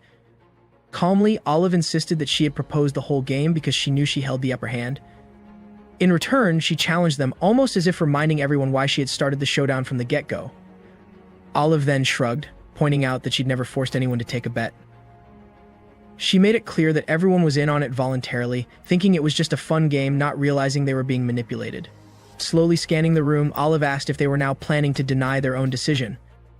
With a wry smile, she concluded that it was way too late to change a result that had already been calculated. The red-haired angel roared in anger, clearly ready to attack Olive as she couldn't hold back her rage. Olive simply folded her arms, coolly taunting her opponent as if daring any counter move. Olive sneered that letting angels duke it out in front of humans would totally embarrass them. With a cold laugh, she reminded everyone that if the Archangel ever caught wind of it, the troublemaker would be banished to the bug bag. At the mention of the bug bag, a place that sent shivers down anyone's spine who broke the rules, the red-haired angel shuddered. Grinding her teeth, she realized she couldn't just swing wildly without facing some serious consequences. And one angel, in a state of panic, screamed that they couldn't handle the thought of being exiled to the bug bag. The sheer terror in her voice made it clear she was picturing a nightmare scenario. Calmly, Olive asked if the red-haired angel still wanted to fight after hearing about that brutal punishment. The two stood face to face in silence, both clearly too scared to push their luck any further. Then, Olive declared that she had become the king thanks to Black Scythe's win and appointed Priscilla as the guide for the merged zone.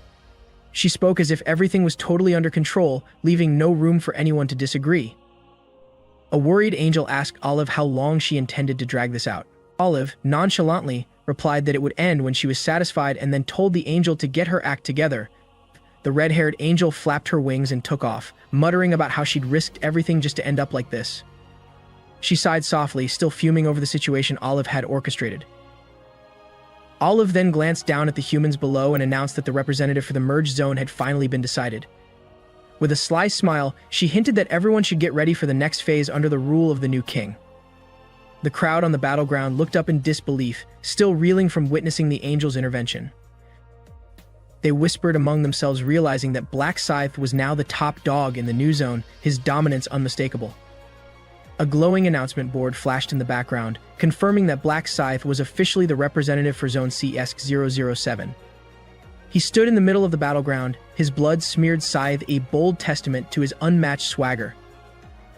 Then, a temporary skill window popped up, introducing Absolute Command, a power that lets him issue orders and force others to comply.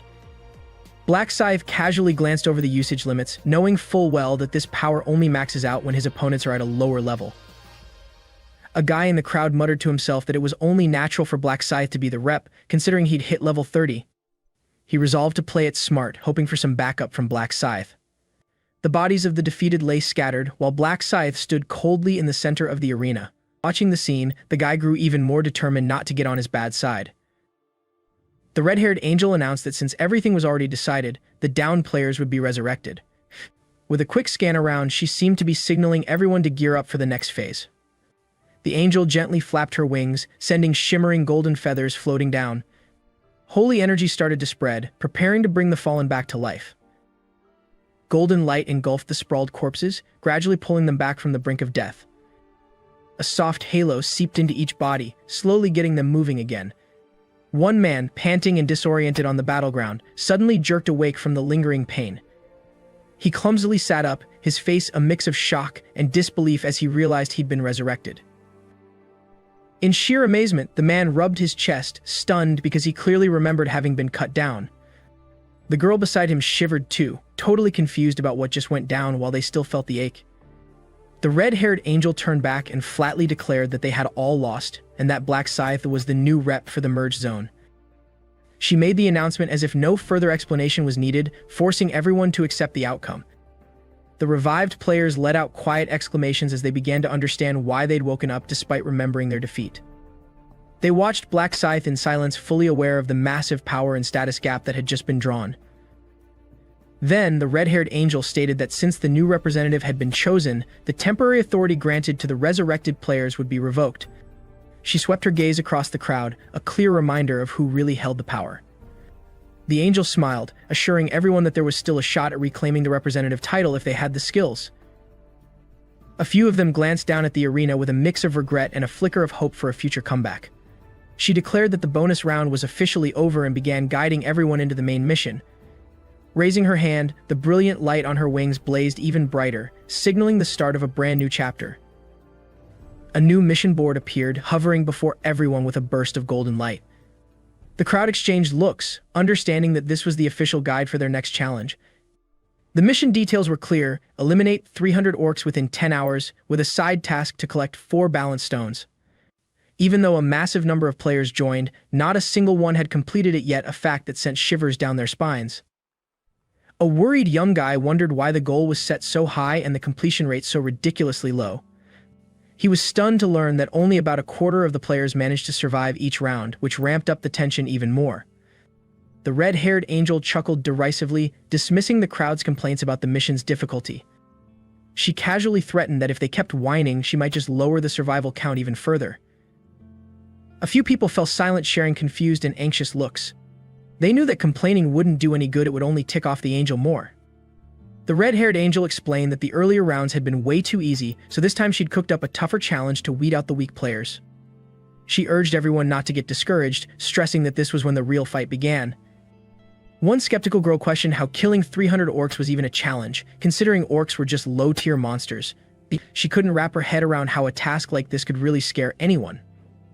Coldly, the red-haired angel replied that they'd soon understand the challenge when facing the horde of orcs and that no further explanation was needed.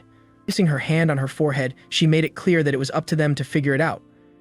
A restless guy asked about the side mission, baffled by why the reward was still cloaked in mystery. He hoped the angel would spill the details, but his eyes betrayed his worry over a potential hidden trap. The red-haired angel explained that while the side mission was fully disclosed, the reward remained a secret. With a cryptic smile, she stirred up a blend of curiosity and unease among everyone below. Black Scythe muttered under his breath that this mysterious reward looked super crucial. Clenching his scythe tight, he showed he was ready to jump into any challenge to snag that edge. Out of nowhere, a glowing blue rune appeared, the balance rune, the bonus for the 5th side mission.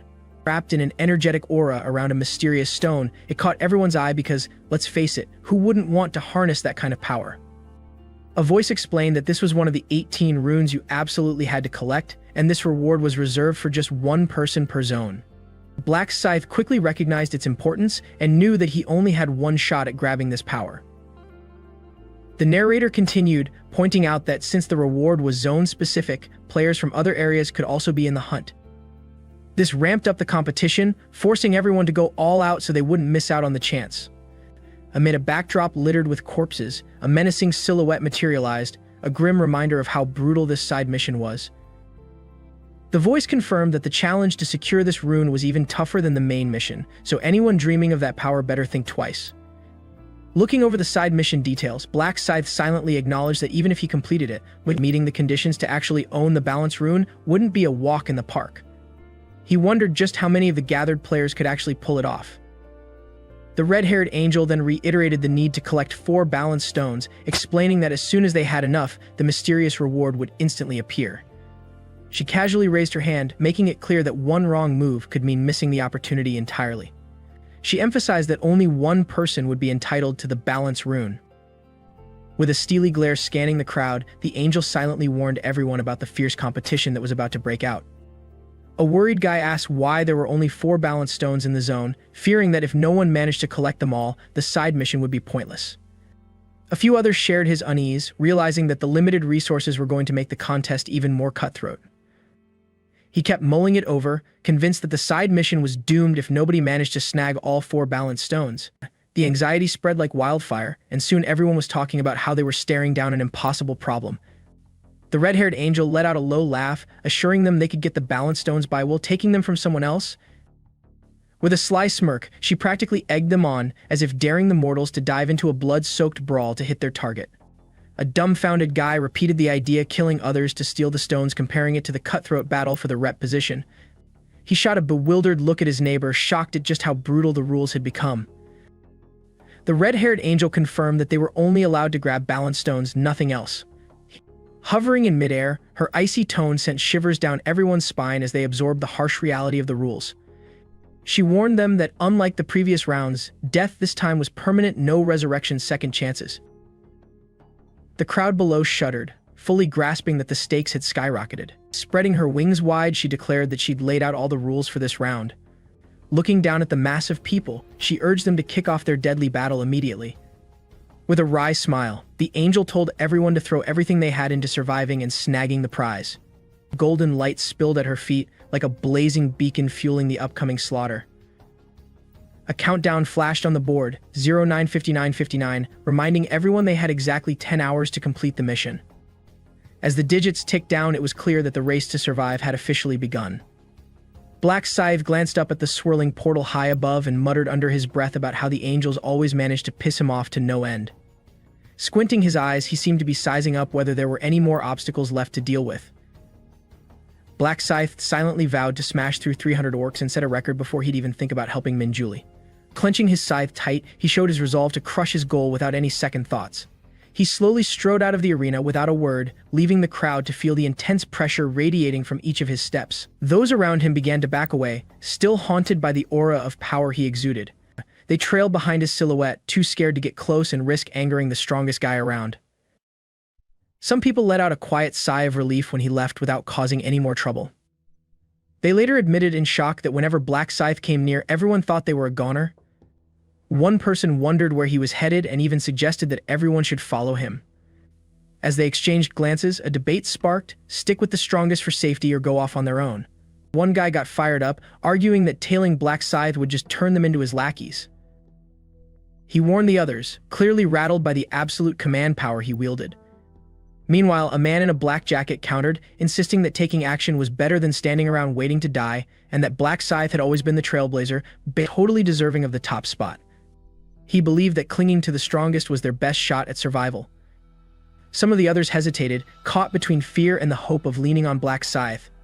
One guy worried that sticking too close might set him off, while the girl next to him suggested keeping a safe distance, though she wasn't sure if that was playing it too safe. A determined dude in a cloak declared that anyone not willing to roll with him could just stay behind, as he was all in for following Black Scythe without a second thought.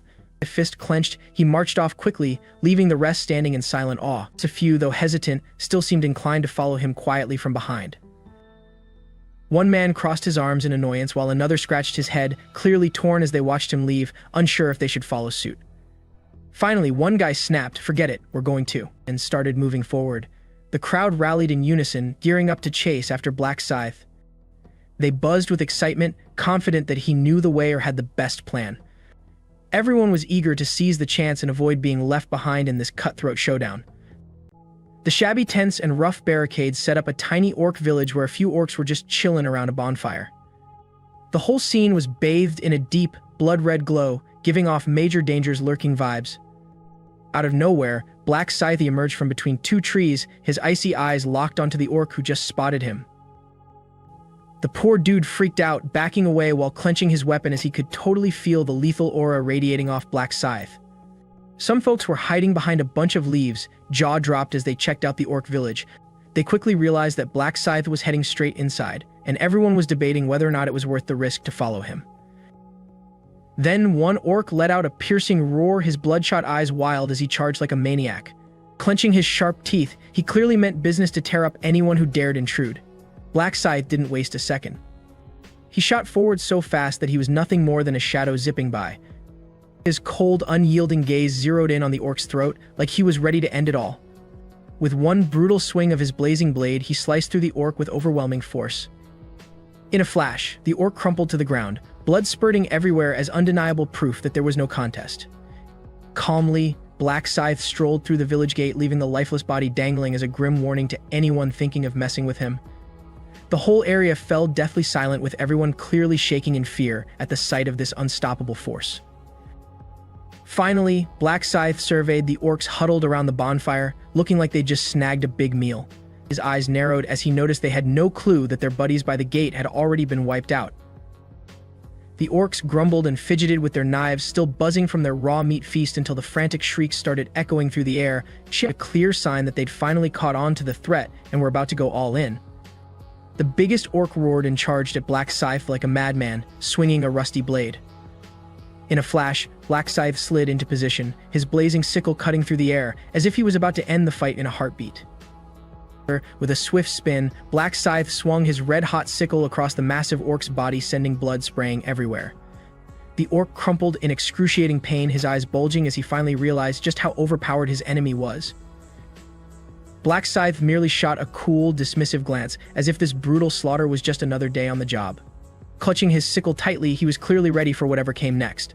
Then, two orcs from behind howled and raised their weapons for a surprise attack. But Black Scythe was lightning fast, spinning his sickle in a deadly arc that stopped them cold. He swung his blade in a blazing red curve, a violent, blood-soaked storm that tore through everything in its path. Every ounce of his strength went into that slash, creating a cut so sharp that the orcs barely had time to react. And a surge of red aura burst forth, shredding the bodies of two orcs standing too close together. Blood splattered everywhere as their corpses hit the ground with choked, ragged roars. Black Scythe strode over the fallen bodies without a backward glance. Each step he took radiated raw power, a clear signal that no enemy could stand in his way. He moved toward a rag hanging over the entrance of a large tent, its surface stained with unmistakable blood. Pausing for a moment, he scanned the area to make sure no foes were left standing. A few red flashes revealed that his recent slashes had ripped through the cloth and any obstacles behind it. Using his sickle to carve a path, he prepared to delve deeper into the orc's hideout. Slowly, he pulled aside the tattered fabric and stepped cautiously into the big tent. Inside, the air still reeked of blood, hinting that the massacre might not have been completely over yet. A small group of people emerged quietly from behind some trees, their eyes wide as they took in the scattered orc corpses lying in front of the tent. They quickly realized that Black Scythe had wiped out every enemy in the area, leaving behind nothing but a gruesome, blood-soaked scene. One guy let out a sigh, comparing these orcs to the gnolls they'd hunted before, claiming they weren't that scary after all. Meanwhile, a blonde girl smirked, convinced that everything looked so effortless simply because Black Scythe was just insanely strong. Another guy warned the group not to get too cocky, reminding everyone to stay alert because not everyone was as badass as Black Scythe. A few of them nodded, admitting there were still plenty of dangers lurking around. One man piped up, saying it was time to track down another orc village to clean out, just like Black Scythe had done. The idea got everyone hyped, and they quickly started hashing out a plan before heading off. A young dude in a cloak snickered under his breath, thinking he'd have to roll with this crew for now. He grinned to himself, already plotting how he'd use them as unwilling allies until he could make his own move. The big guy in the group agreed, declaring that he'd hang back and wait for the perfect moment to take out the enemy. He was all for having more meat shields in the front line. It worked perfectly for him. Suddenly, they spotted another orc village hidden behind the red trees. They rushed to regroup and move in, all pumped up about scoring more kills. Some were shocked to see that this village was way bigger, probably 3 times the size of the last one they'd seen. An orc guard on a tower caught sight of them and let out a massive roar, a shrill warning that echoed across the area. Soon after, an orc wearing a horned cap grabbed a horn, put it to his lips, and blasted a signal as hard as he could.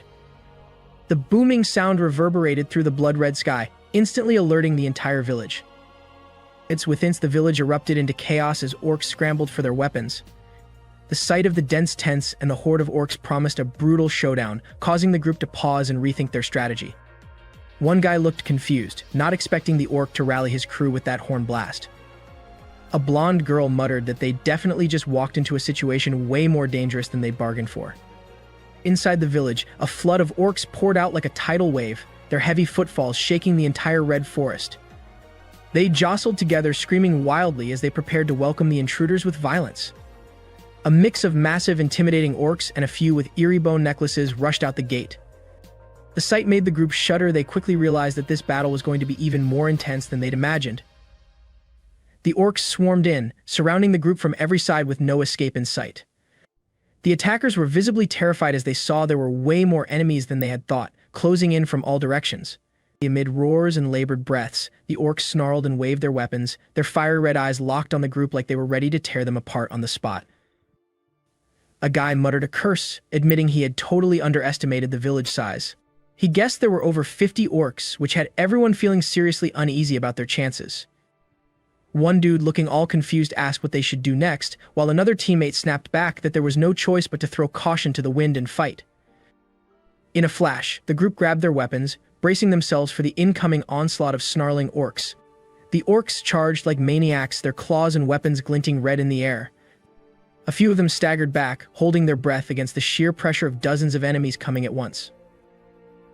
Then one guy yelled out, claiming that the orcs were just numbers and not really that scary, before diving headfirst into the fray.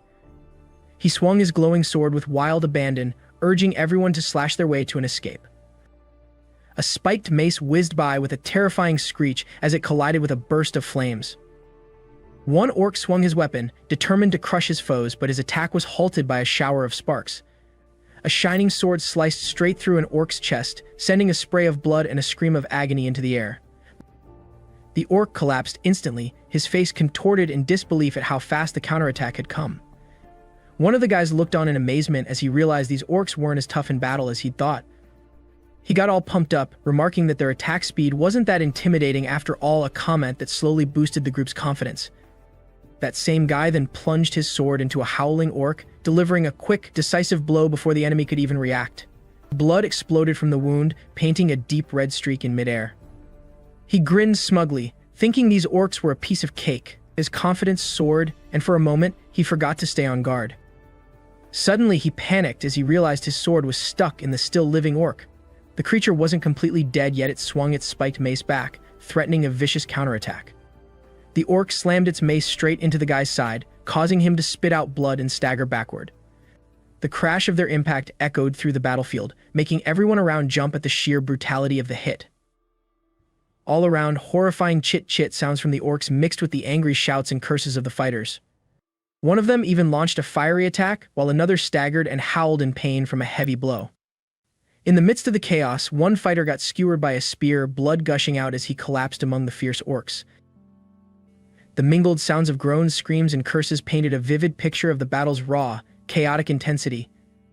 A desperate guy stared down at his wound, muttering that he'd been taken out by a low-life orc. He crumpled to the ground, his eyes glazing over as he realized his life was slipping away. Another man tried to cry out for help, but the orc's hammer came down too fast, leaving him no chance to escape. His desperate help me was cut off, replaced by the gruesome sound of splattering blood. A vivid red script seemed to appear in the air, a stark emblem of a life just snuffed out. Blood pooled everywhere on the ground, a brutal testament to another casualty in this fierce battle. Black Scythe observed that orc villages with guards were always packed with some seriously tough brutes, so it was best to steer clear. He explained that when an orc blasts that horn, over 50 of them would instantly swarm together, enough to crush any unprepared intruder. He warned that anyone daring to charge deep into the village might end up facing over 200 orcs. A full-on frontal assault was practically a suicide mission, unless you had some next-level power. A panoramic view showed sturdy watchtowers and barricades protecting hundreds of orcs lurking inside.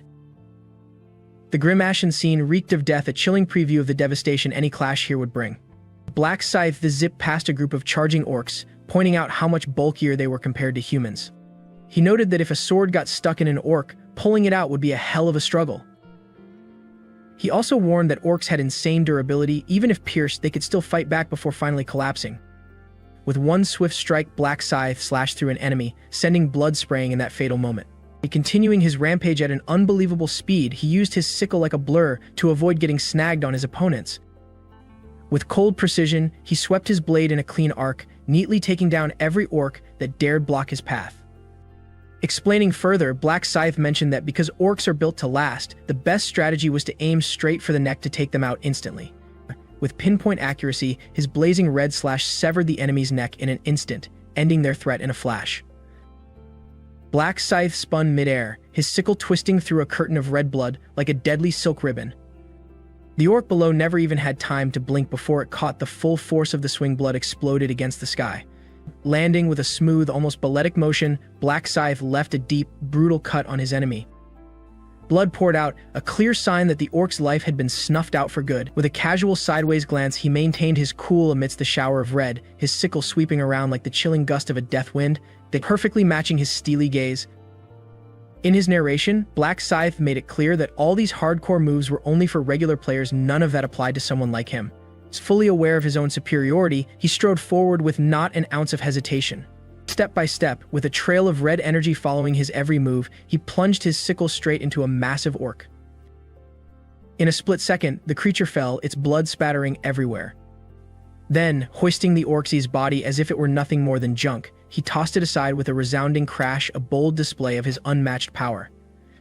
A heads-up flashed on the screen, counting down the remaining time, 8 hours, 59 minutes, and 22 seconds. Black Scythe checked the timer and silently planned his next move to wrap up his mission. The scoreboard soon confirmed it. Black Scythe had taken down 300 orcs, finishing his main objective in under an hour. Out of a total of 1,211 players, he was the only one to pull off this feat. He nodded to himself, confident that he'd secured the top spot and now he could go help Min Julie. Scanning the area, he figured out the fastest route to find her. Min Julie's image flashed through his mind alongside a tracking alert. A slight smile played on his lips as he prepared to monitor her location and continue his journey. Just then, a guy sprinted up asking if Big Bro was hurt, while another sighed in relief saying he thought he was about to die. The newcomer introduced himself as Cho Yongho, the leader of the Young Mountaineers Club. Cho Manji, another crew member, grumbled that he never expected the orcs to be so damn strong. He joked that they looked like a bunch of walking pigs, but their fighting power was nothing to mess with. A girl in the group piped up warning everyone not to underestimate the enemy even if they seemed all clumsy and awkward. The 4 or 5 folks standing around the fallen orcs silently learned the hard lesson: never take anyone lightly in this ruthless world. Cho Yongho turned to Manji and asked how many orcs they'd taken down so far. Manji replied that they'd only killed about 50, which made Yongho frown and call out that their pace was way too slow. Worriedly, Yongho calculated that if 5 people could only kill 50 in an hour, they'd never hit 300 in 10 hours. He muttered under his breath that if things kept up like this, they were going to get wiped out. Another member let out a forced laugh, saying wiped out wasn't the right term because in this game, failing the mission basically meant you're dead. He reminded Yongho that in this world, dying equals game over. Yongho threw his hands up in exasperation and grumbled, "Man, looks like we gotta go up against an even bigger village." The other 2 were split. One thought that was way too dangerous, while the other agreed it was rough having only 3 people against a larger village. They molded over, and someone suggested it'd be better if they just cleared out the smaller villages first and then took on the big one. Yongho said that idea was on point and added, "I'm not going to force you all, but at this rate my team can't hit 300 kills if everyone just barely dies every time. It's going to be tough, but we gotta accept the risk." He hesitated for a moment before adding, "Remember this, there's no future on a sinking ship." Black Scythe kept moving through the red forest to slow up the intruders. His scream echoed, filled with menace. The battle raged on, the orc attacking viciously, but the team was determined, charging forward without fear. Each punch, each sword strike was fast and precise. One member of the group, with a look of sheer determination, rushed at the orc, preparing to face his deadly attack. The giant orc swung his weapon with tremendous force, sending a shockwave through the air, knocking one of the team members hard and leaving him severely injured. The leader shouted in anger when he saw his teammate hurt, calling out Manji's name in worry. Fueled by rage, he charged in, swinging his sword mercilessly, driven to avenge his teammate and take down the orcs. Black Scythe charged in his scythe, sweeping across the orc's body, landing a powerful blow that dropped the beast instantly. The team pressed forward, joining Black Scythe, preparing to face another massive orc rushing at them. When the other orcs saw their comrade fall, they let out an enraged roar, ready to retaliate and defend their village. The group readied their weapons, prepared to take on the remaining orcs. After taking down several of them, the team faced the last few orcs in the tent, with only 8 left standing. The leader was worried, realizing that it might be tough with such a small group going up against so many orcs. One of the team members called for a retreat, saying they couldn't continue the fight. The leader agreed and made the call to pull back. The group quickly made their way to the exit, but the orcs were right behind them, not letting them escape easily. Surrounded, they ran for their lives, trying to shake off the furious orcs chasing them. They dashed outside, but to their surprise, a huge group of orcs was blocking the door. 2 members of the team froze in panic, realizing there were way too many orcs, unsure of what to do next. They stood facing the massive orc group, the sense of hopelessness rising as they realized there was no way out. One of the team members, panicked, asked how many orcs there were, noticing at least a dozen closing in on them. Another member sighed in despair, feeling like the end was near and they wouldn't make it out alive. The leader ordered the team to draw their weapons, ready to fight to the death, despite the overwhelming danger. One member sighed deeply, admitting that there was no way out of this, but thanked his teammates for the fight they had put up. The leader scanned the orcs around them, suspecting they hadn't attacked yet for some reason. He urged the group to think carefully. Someone in the group noticed something odd and pointed out the orcs' expressions, as if they were waiting for something before making their move. The orcs stood there, mocking the group with their laughter, as if taunting them for being so weak. The group, despite feeling hopeless, stood firm, facing the massive number of orcs, refusing to back down. Black Scythe noticed the orcs were laughing at them, as if they considered the group nothing more than easy prey. One of the members, frustrated by the orcs' mockery, felt like a circus animal, like they were nothing but entertainment for the beasts. The leader reminded everyone not to give up, telling them to raise their weapons and fight with everything they had, even if it was just one orc at a time. A member of the team nodded, still anxious, but understanding the situation and preparing his weapon, ready to fight to the end. Another member apologized for letting the group down, but said he was ready to die alongside the leader. The orcs kept growling, like they were ready to charge, not giving the group any chance to escape. The leader ordered the team to focus on one target, telling everyone to work together to take down an orc first. The orcs, still grinning at them, charged forward ready for a brutal fight. The team braced themselves, ready to face the wave of orcs coming their way, feeling the heat of the battle about to explode. The leader once again gave the order to strike at one target, telling everyone to take down the fastest orc to reduce the pressure. One member of the team was taken aback by a strange sign, realizing the orcs were acting in a way that didn't seem normal. He asked the rest of the team why the orcs hadn't attacked yet, feeling like something wasn't right. The leader called for everyone to stop and get ready, suspicious that there was some kind of trap happening right in front of them. Two massive orcs blocked the way ahead, grinning and sneering, clearly ready to dive into battle. The team stood in a circle, ready to face the remaining 8 orcs, determined not to back down. The leader encouraged the team, noting that there were only 8 orcs left, and ordered a full-on assault ready to finish the fight. With the leader's command, the team charged in aggressively. They were determined to fight to the end, even with the odds stacked against them. After the fight, the team breathed a sigh of relief, realizing they'd taken down the 8 orcs, but the tension still hung in the air. One team member chuckled and thanked the leader for guiding them to victory, admitting that without him, they would have been wiped out. The leader encouraged the group, saying it was the fighting spirit of the entire team that led them to win, not just him alone. Manji, despite his injuries, tried to act tough, insisting his wounds weren't serious and that he could keep going. The leader told Manji to rest and instructed the others to hide while he went to find an escape route. He acknowledged that it would be dangerous, but assured the team not to worry, promising he'd be back soon. The group watched him leave, reminding him to be careful and hoping he'd return safely. As he moved forward, the leader noticed how quiet the air felt with no signs of any orcs around, which struck him as strange. He kept walking, but the sense that something was off made him stop and look around. Confused, he realized something wasn't right and started questioning the situation. His sharp eyes noticed the strange silence, and he realized there were no orcs in sight anymore. Turning around, he was stunned to see the orcs had been wiped out, their bodies scattered around, emitting strange electric pulses. Looking around, he was completely baffled and wondered what had happened to make all the orcs fall. The leader was puzzled, wondering who could have done this, knowing the orcs couldn't have taken each other down. Then he spotted a familiar figure and was shocked to realize it was Black Scythe, who had wiped out all the orcs. Black Scythe saw the leader and curiously asked if the group had made it into the village. The leader was taken aback, realizing Black Scythe knew exactly who he was, though he still couldn't understand how he knew his name. One member recalled Cho Yongho, calling him the king of mercenaries, and felt a bit of admiration. Seeing Cho Yongho, the leader stood tall and confident, ready to face whatever challenge awaited in the next stage of the battle. Black Scythe casually scanned the crew in front of him, a squad of mercenaries, the close combat type. They weren't just armed with a bunch of weapons, they also had skills that were a lot like warriors. But there was one major twist that set them apart. Mercenaries can handle all kinds of weapons, kind of like warriors, and their skills are pretty similar too.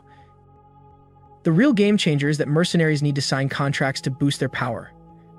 That's why most of them either team up with their buddies or sign on with the Mercenary King to level up. And here's the deal, the Mercenary King is the only one who can call the shots and lead these mercs through their contracts. Plus, mercenaries even score extra bonuses when they sign with him. There's literally no reason not to. Black Scythe couldn't help but think that the dude known as Cho Yongho was rocking that unique Mercenary King status. He never expected to run into Cho Yongho in a place like this. Later on, Cho Yongho flashed a grin and greeted Black Scythe. Black Scythe asked if Cho Yongho recognized him. The red-shirted guy just shrugged and let out a soft chuckle. He glanced down at the body of a soldier who had just crumpled at his feet, and it was clear in his mind who wouldn't know Black Scythe. The guy was always topping the charts, a name that made everyone keep their distance. Cho Yonko couldn't help but think how unexpected it was to run into the Black Scythe, the undefeated champ of the whole region, in a situation like this. Feeling a bit awkward, he cleared his throat and stepped closer, grinning as he greeted him. As he neared, his mind raced with uncertainty. Should he suddenly reach out for a handshake? That might seem way too out there, but if he did nothing, the vibe would just get even more awkward. Meanwhile, Black Scythe silently sized up the man before him. His gaze never wavered, as if he were seriously evaluating his counterpart. Deep down, he knew this wasn't someone who would stab someone in the back. Cho Yongho's eyes were cold, yet there was no hint of deceit or betrayal. The guy in front of him cleared his throat, thinking that to earn the title Mercenary King, one needed not only the muscle but also a kind heart and the mindset of a real leader. Determined to break the ice, Cho Yonko steadied himself to avoid coming off too nervous. He glanced over the scattered orc corpses littering the ground, and then, with an incredulous tone in his mind, wondered if Black Scythe was really the one who took out all those orcs. Standing in the midst of the battlefield, Black Scythe's expression remained unmoved as he simply nodded in confirmation, his reply as cool as ever, "Yeah, that's right." Cho Yongho looked at the orc corpses strewn all over the ground, clearly impressed. He mumbled some praise under his breath, feeling that the outcome was totally worthy of someone topping the leaderboards. After that, he bowed his head in genuine gratitude, knowing full well that if it weren't for the other guy drawing the orc's attention, he might not even be standing there. Black Scythe stayed put, his eyes calm and steady. He glanced at Cho Yongho and coolly let it be known that he hadn't even realized the guy was around.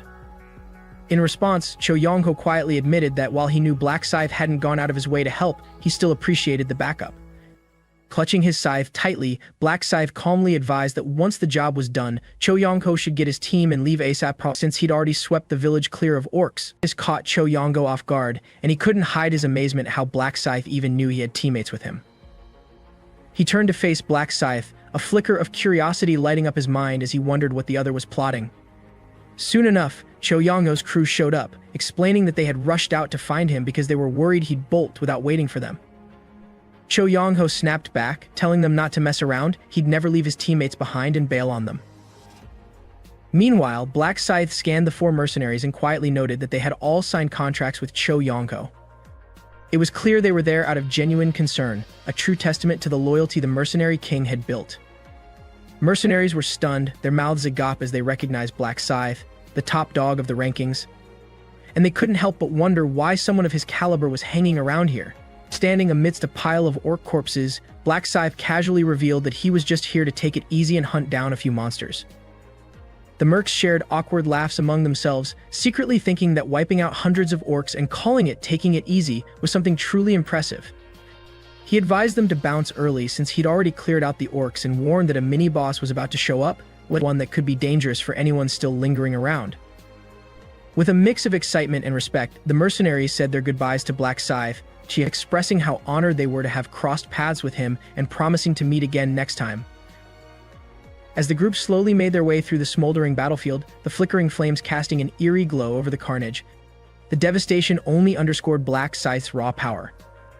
At one point, two of the mercs paused and exchanged whispers, questioning if they'd just heard something weird. They held their breath, straining to pinpoint the source of the sound.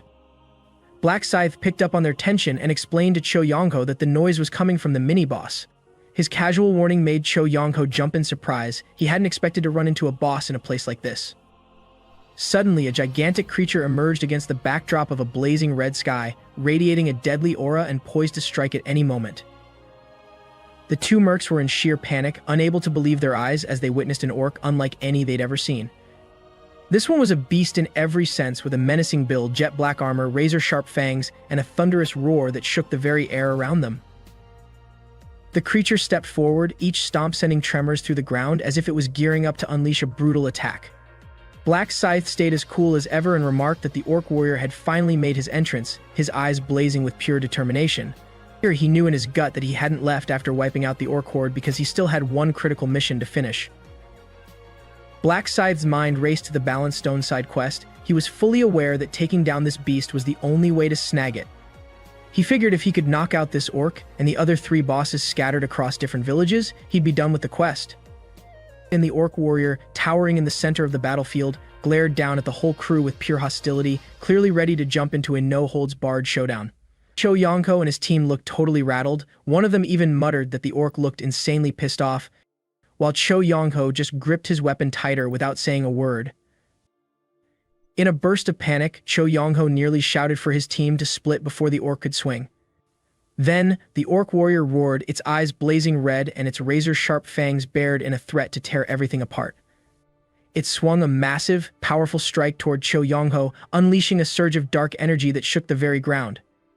Cho Yongho looked up in sheer terror, his face twisting as he realized that a deadly hit was coming his way. A violent collision exploded right before his eyes, sending shockwaves through the area and causing his teammates to scream his name in panic.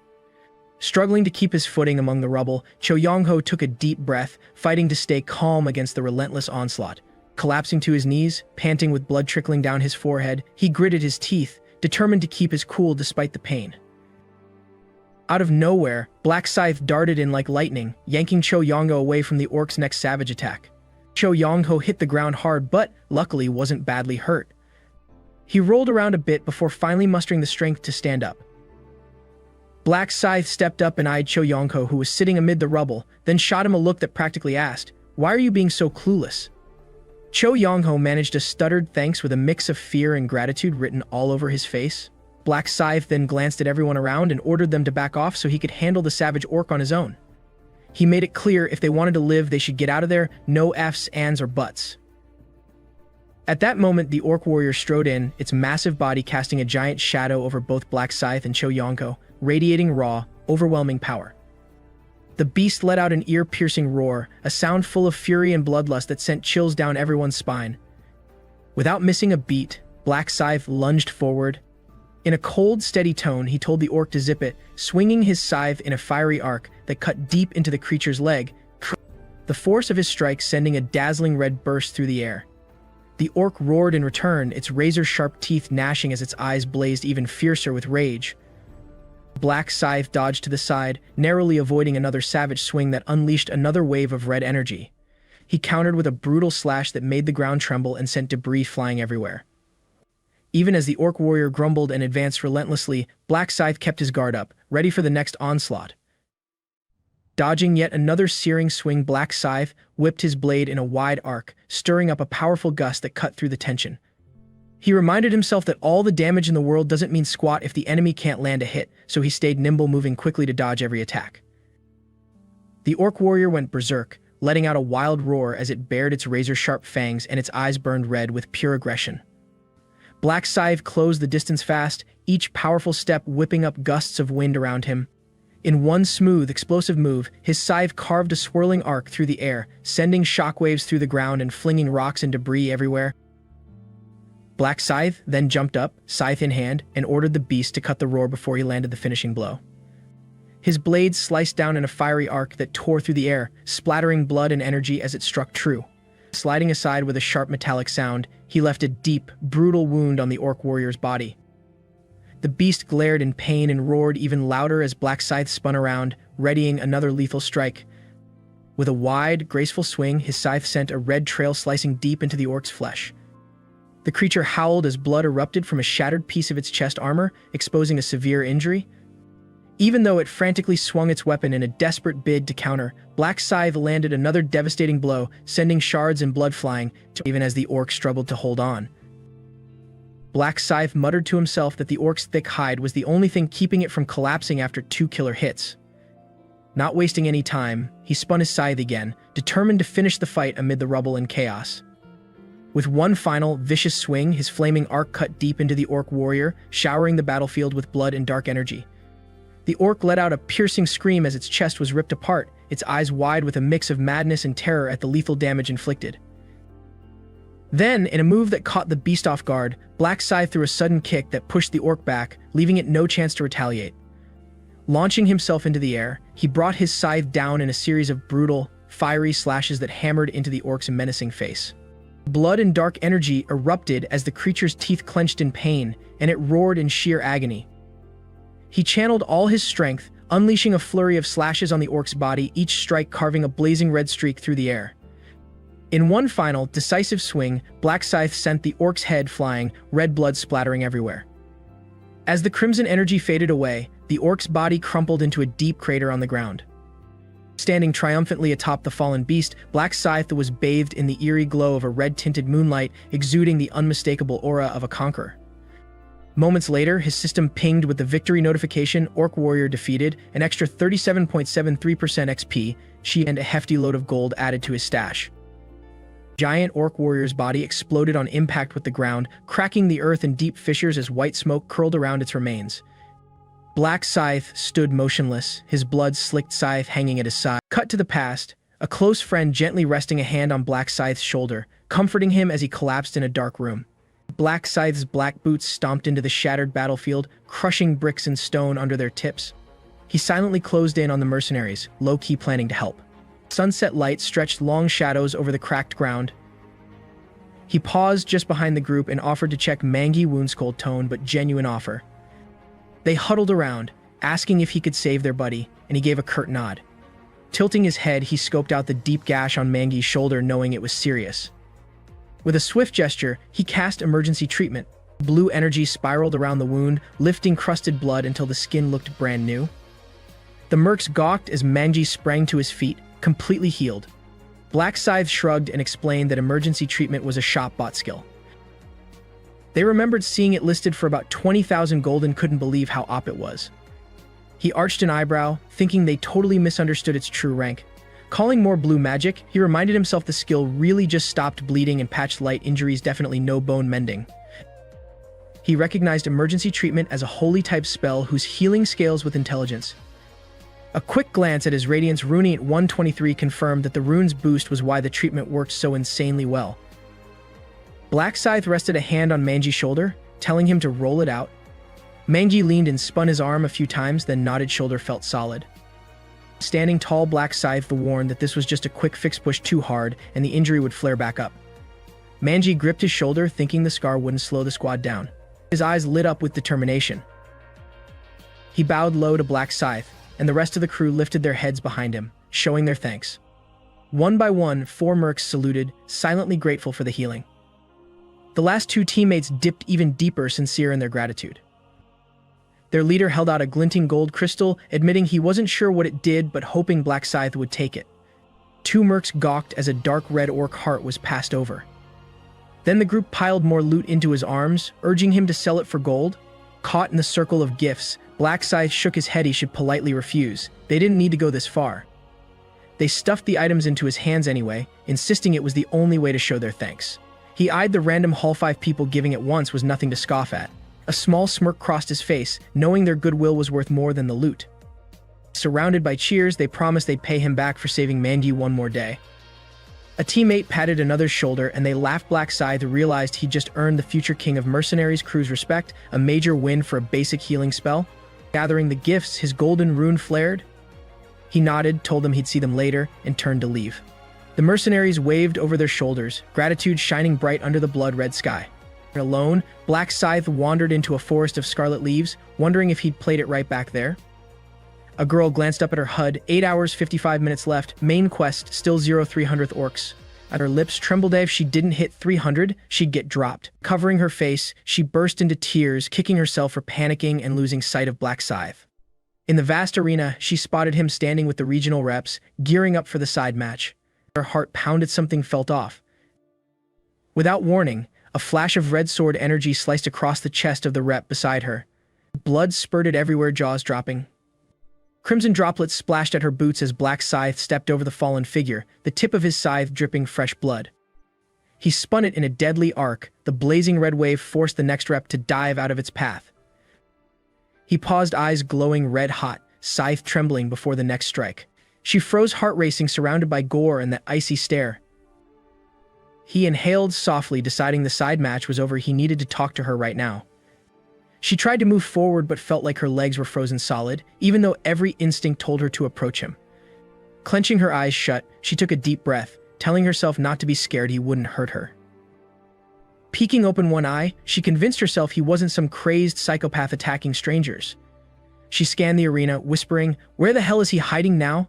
She sat across from the guy in the little cafe, steam curling off her hot tea as the sunset bathed the room in crimson light. He laid it out straight. Wiping out 300 orcs wasn't a walk in the park. They're strong and roll deep in packs. With a serious look, he warned her not to rush in alone. Once the zones merge, track down Black Scythe instead of going solo on those orcs. Under the red leaf canopy at dusk, she replayed Min's orders in her mind. Even if you lose contact, wait at least an hour before making any moves. Leaning back against a mossy rock, she reminded herself she'd stuck to that plan, though her gaze drifted off toward the horizon. She tilted her head, panic bubbling up. What if Black Scythe circles back to the starting point and she misses him before time's up? Heart pounding, she pushed the thought away. Standing tall among the scarlet trees, her hair and cloak whipping in the breeze, she squared her shoulders and fixed her eyes on the skyline. She drew in a slow, steady breath, determination flushing her cheeks. No matter what, she would find Black Scythe. She strolled beneath the fiery red canopy, the tall trunks looming overhead in complete silence. Pausing on the trail, she figured Black Scythe must have gone this way. Brushing aside a layer of leaves, her eyes lit up at the weird tracks stamped into the dirt. She peered through the foliage and spotted a cluster of tents and red banners below, probably an orc camp. She thought if this was the place, Black Scythe could be hiding there, but the whole setup looked way too sketchy to approach right now. Suddenly, a massive orc materialized behind a bush, its glowing red eyes cutting through the darkness. She nearly jumped out of her skin, gasping as she gripped her sword's hilt so tight her knuckles turned white. The orc roared and charged, axe raised high. She spun aside just in time, the blade scraping the ground with a loud chuck. Heart pounding, she backed off while the orc lunged again. She didn't want to fight, but quietly whispered the blessed spell. Blue energy burst around her, and a notification popped up. All her stats were boosted by 50%. Spotting the lone orc raising its axe for another strike, she braced herself, blue aura flickering around her hands, ready to turn the tables. She shot up into the air, rocketing straight for the orc's neck. Blue bless energy crackled around her blade, primed for a fatal strike. Her swing missed its mark, the sword only nicking the monster's thigh. She kicked herself. She knew its weak spot was the neck, but her aim was off. Squinting with sweat beading on her forehead, she thought, if I hit the wrong spot, I'm totally getting countered. She raised her sword high again, the glowing aura swirling around the blade, remembering how tough it'd be to pull out if she got stuck. With lightning speed, she lunged forward, ready to finish it with a straight shot to the orc's throat. The orc reared back, its red eyes blazing hostility, fangs gleaming in the sunset glow. It let out a guttural roar, spun its massive body, and swung its axe to block her slash. With one hand, it slammed into the sword's hilt, yanking it aside, metal on flesh screeched in protest. Her heart skipped a beat as her next strike glanced off. No way, she thought, realizing it had dodged. Dropping low, she slashed the glowing blade across the orc's shoulder, the sound cutting through the air. She backed off, breathing hard, relieved she hadn't cut too deep into that thick muscle and could still pull her sword free. The orc raised its heavy axe high, letting out a deafening growl, gearing up for its final blow. Its red-eyed swing carved a massive arc, sending a wave of force that slammed her backward. She wobbled in midair, back-arching, bracing for a brutal crash.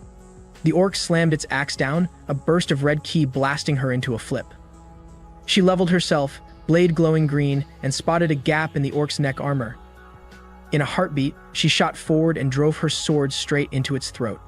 The beast let out a deafening roar. She watched the wound glow as the bless aura pulsed around its head, proof her strikes were working. She unleashed a rapid flurry of slashes, arcs of green light carving around its neck. She figured just a few more hits and it'd be over. Suddenly, a surge of red aura flared from the talisman around the orc's neck, its eyes burning with deadly intent, and she tensed. Then the giant orc collapsed, axe skittering away. She leaned aside, sword still shimmering, a shaky grin spreading across her face as she realized she'd just soloed her first orc. Pride bloomed, but she froze, narrowing her eyes at the faint echo of footsteps behind her, surprise and a hint of dread flickering in her gaze. He emerged through the fiery red leaves, scythe casually slung over his shoulder as he walked straight toward her. She blinked twice, heart pounding, wondering if she'd lost her mind. He kept coming, stepping through that crinkling carpet of leaves without a care, and she stood frozen on the path, sword hilt clenched tight. When she realized standing still was a terrible idea, she yelped out loud. He finally stopped, turned with an eyebrow lift, totally calm, and she felt her face heat up. Tentatively, she stepped forward, offered him a nervous grin, and silently dared him to throw down with her. His head tilted, eyes icy as if he was trying to figure out what on earth was going on. She hesitated, cheeks glowing, then blurted out a shaky invite for him to team up. He frowned, asking why he should bother, and she couldn't even form an answer. He glanced back at her, and for a split second his gaze softened. She traced the spell's symbol in the air, unleashed a wave of blue light, and signaled she was locked and loaded to fight by his side. Black Scythe suddenly felt a glowing green aura wrap around him, his eyes going wide as the blessed power spread through his body. Julie flashed a grin and explained that her blessed skill kicked in for 3 hours, boosting his stats by 50%. He pulled up his system interface, watched the buff icon blaze gold, and gave a slow nod, totally sold. He admitted the buff was a real game changer for hunting monsters, then shot her a sideways glance and asked if she'd only teamed up so he could snag that hefty stat boost. Julie laughed and shook her head. She genuinely wanted him at her side for the monster grind. Black Scythe's brow furrowed, hesitation flickering across his face. He pointed out, blunt as ever, that with his domination power he could have turned her into a buff machine, making Julie's cheeks flush at the thought. Earning back to her, he asked if she'd swear not to betray him. Julie pumped a fist and nodded enthusiastically, eyes shining. He reached out his polished black hand and she gripped it firmly, trust sealing the deal. Right then, the system notification blinked up between them, Black Scythe, level 32, Reaper class. She beamed as her interface flared Min Julie, level 13, Buffer class, hyping up her own intro. He cocked his head, impressed she'd smashed that orc so fast, then wondered what else she needed. Julie blushed and admitted that was just her first kill. A chibi pop-up tease she'd only bagged one in over an hour, and she laughed it off as a total fluke. He nodded and said time was tight, so he'd team up to speed up their monster grind. Julie looked at him, wide-eyed, stuttering over how they'd actually do that. Without another word, he strode ahead and she slipped in beside him under the red canopy, gearing up for a no-nonsense orc hunt. He barked for her to stay at his side, no trailing behind, so he could cover her blind spots. She nodded and planted herself right next to him, hand on her sword, ready for anything. Silently, Julie followed Black Scythe down the leaf-strewn path, thinking he wasn't nearly as distant as she'd expected. They walked tight together, and she felt relieved she'd listened to Min's advice, until a crack of snapping wood behind them made her heart leap. 3 massive orc captains suddenly barreled into view, weapons raised and screaming battle cries. Julie skidded to a halt, her eyes widening as she realized they were heading straight for them. Black Scythe tightened his grip on her hand. "Stay here," he murmured, voice calm but steel cold. "I'll handle this." He dropped low, slamming one boot into the cracked earth. In a heartbeat, he shot skyward, draped in a swirling red-black aura. The 3 orcs froze, confusion flickering in their glowing eyes. Then he dove back down, scythe sweeping in a brutal arc that sliced the air and sent a shockwave rippling out. Landing in their midst, his strike exploded in a burst of crimson light. The nearest orc captain was thrown off his feet, arms flailing as he tumbled across the leaf-strewn ground. The other 2 orcs panicked, wildly swinging axes and spears to fend him off.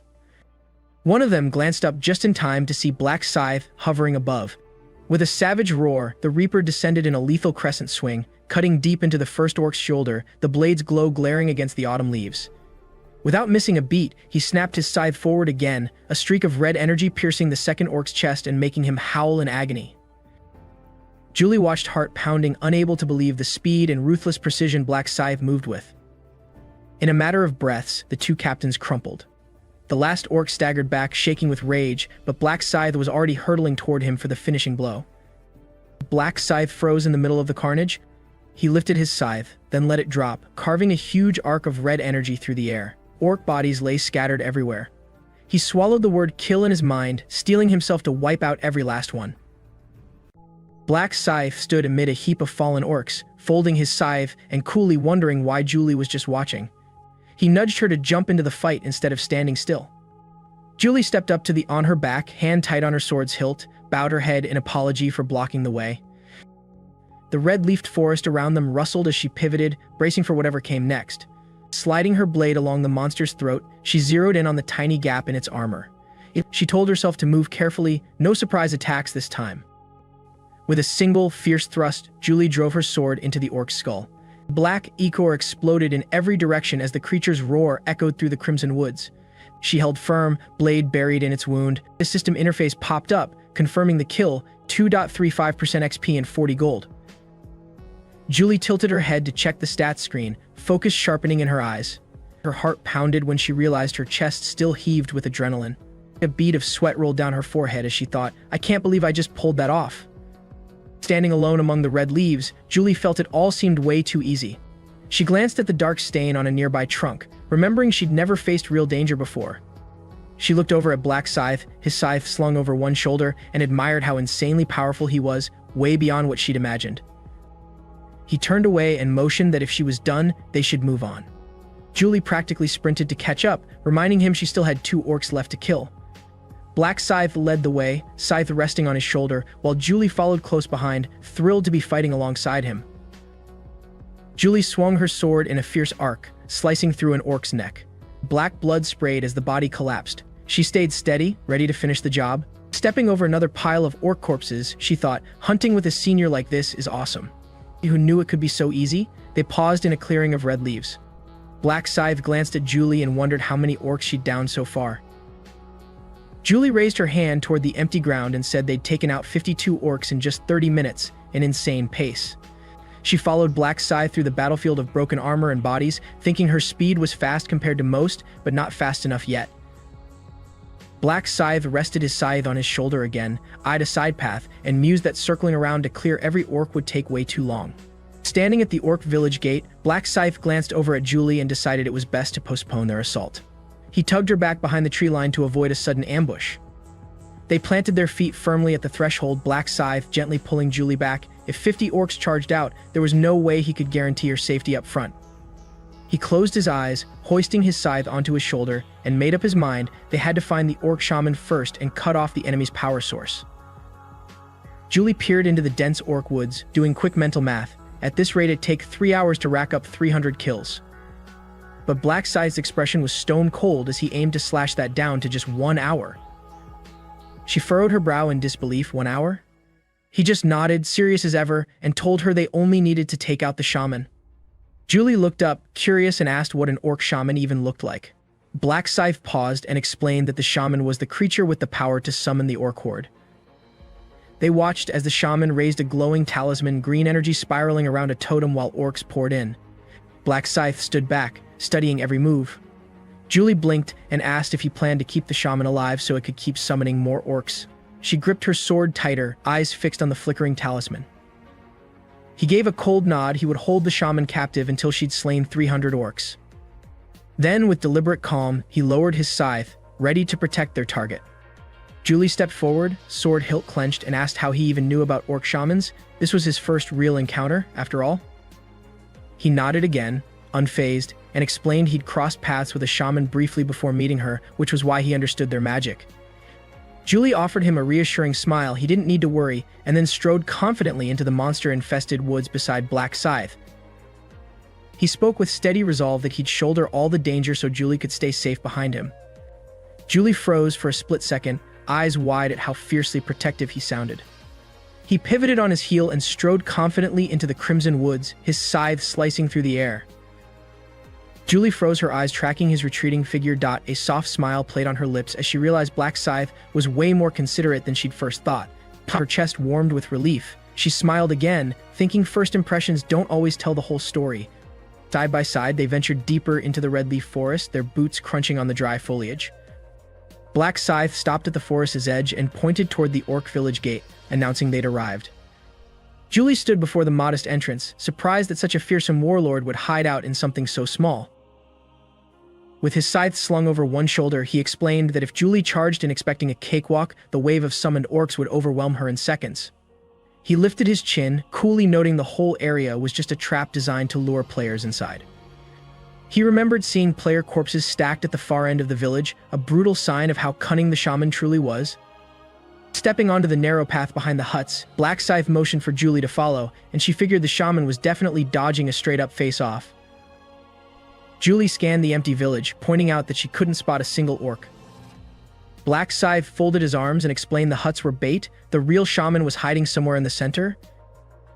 He lifted his scythe, ready to strike at the shaman's likely spot, then pointed at the main building and made it clear the shaman was holed up inside, waiting in the very ambush they'd just walked into. Julie arched an eyebrow, tilting her head to wonder what kind of trap that could be. Black Scythe pivoted again, calmly saying the trap was simple, and braced himself as if daring it to spring. Black Scythe turned to Julie and explained that if anyone accidentally stepped on the trap inside the building, the orc shaman would summon a horde to swarm them. With a stern look, he warned that each time the shaman could call up 10 to 20 orcs at once, and if Julie got caught in the middle, she wouldn't stand a chance. Julie furrowed her brow, anxious, and asked how he planned to keep the orcs at the dying threshold so she could still rack up 300 kills. He stepped closer and whispered the backup plan in her ear, eyes serious. Julie's eyes went wide as she silently asked whether that trick would actually bait the orc shaman. Black Scythe nodded gravely, reassuring her he'd confirmed the plan would work. Julie placed a hand over her heart and flashed a confident smile, insisting she'd handle it solo. Black Scythe paused, surprised, and looked back at her. She frowned, voice sure, explaining that they didn't both need to go in, one person was enough. Clenching her sword's hilt, she added she didn't want to just accept help, at least this part she had to do herself. Black Scythe agreed with a nod, slipping his scythe behind his back and folding his arms. He said he'd wait outside, then turned and walked away. Julie planted her feet on the threshold steps, sword hilt in hand, eyes fixed on the wooden door. She leaned in, unlatched it, and gently pushed it open, determination clear on her face as it clicked. Peeking into the pitch-black room, lit only by a faint, flickering glow, she tried to anticipate her next move. Stepping inside, she placed each foot carefully on the wooden floor, her grip on the sword tight. Her gaze fell on a small red rug laid out before her, and goosebumps rose on her arms as she sensed something was off. Black Scythe stepped in close and placed a hand on Julie's shoulder, pointing down the side hallway. Julie glanced at the plank floor and spotted the narrow red rug running along the corridor, exactly the trap he'd warned her about. He nodded toward the rug and instructed, run straight to the end of that red carpet, then step off. Julie hurried up to the rug's edge, ready. He explained that the orc shaman would think they'd barely triggered the trap and send out small patrols to check it out. Julie squinted, hanging on every word. With a cold half-smile, Black Scythe added, that's when you pick them off one group at a time. Julie gave him a determined nod, fingers clenching the sword's hilt. She stood poised, heart racing, and reminded herself this was the easy part. Slowly, she stepped back, one foot teasingly clear of the red rug, ready to break contact at any moment. The instant her foot lifted fully, the shaman's talisman light flared on the ceiling, and a surge of green energy whipped through the room, signaling the trap had sprung.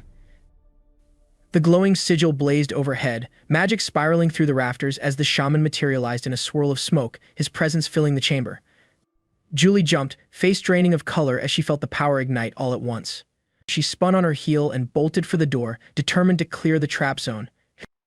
She fumbled the latch and pushed the door open with a click. Relief flooded her as she stepped back onto solid ground, hand pressed to her chest, heart pounding.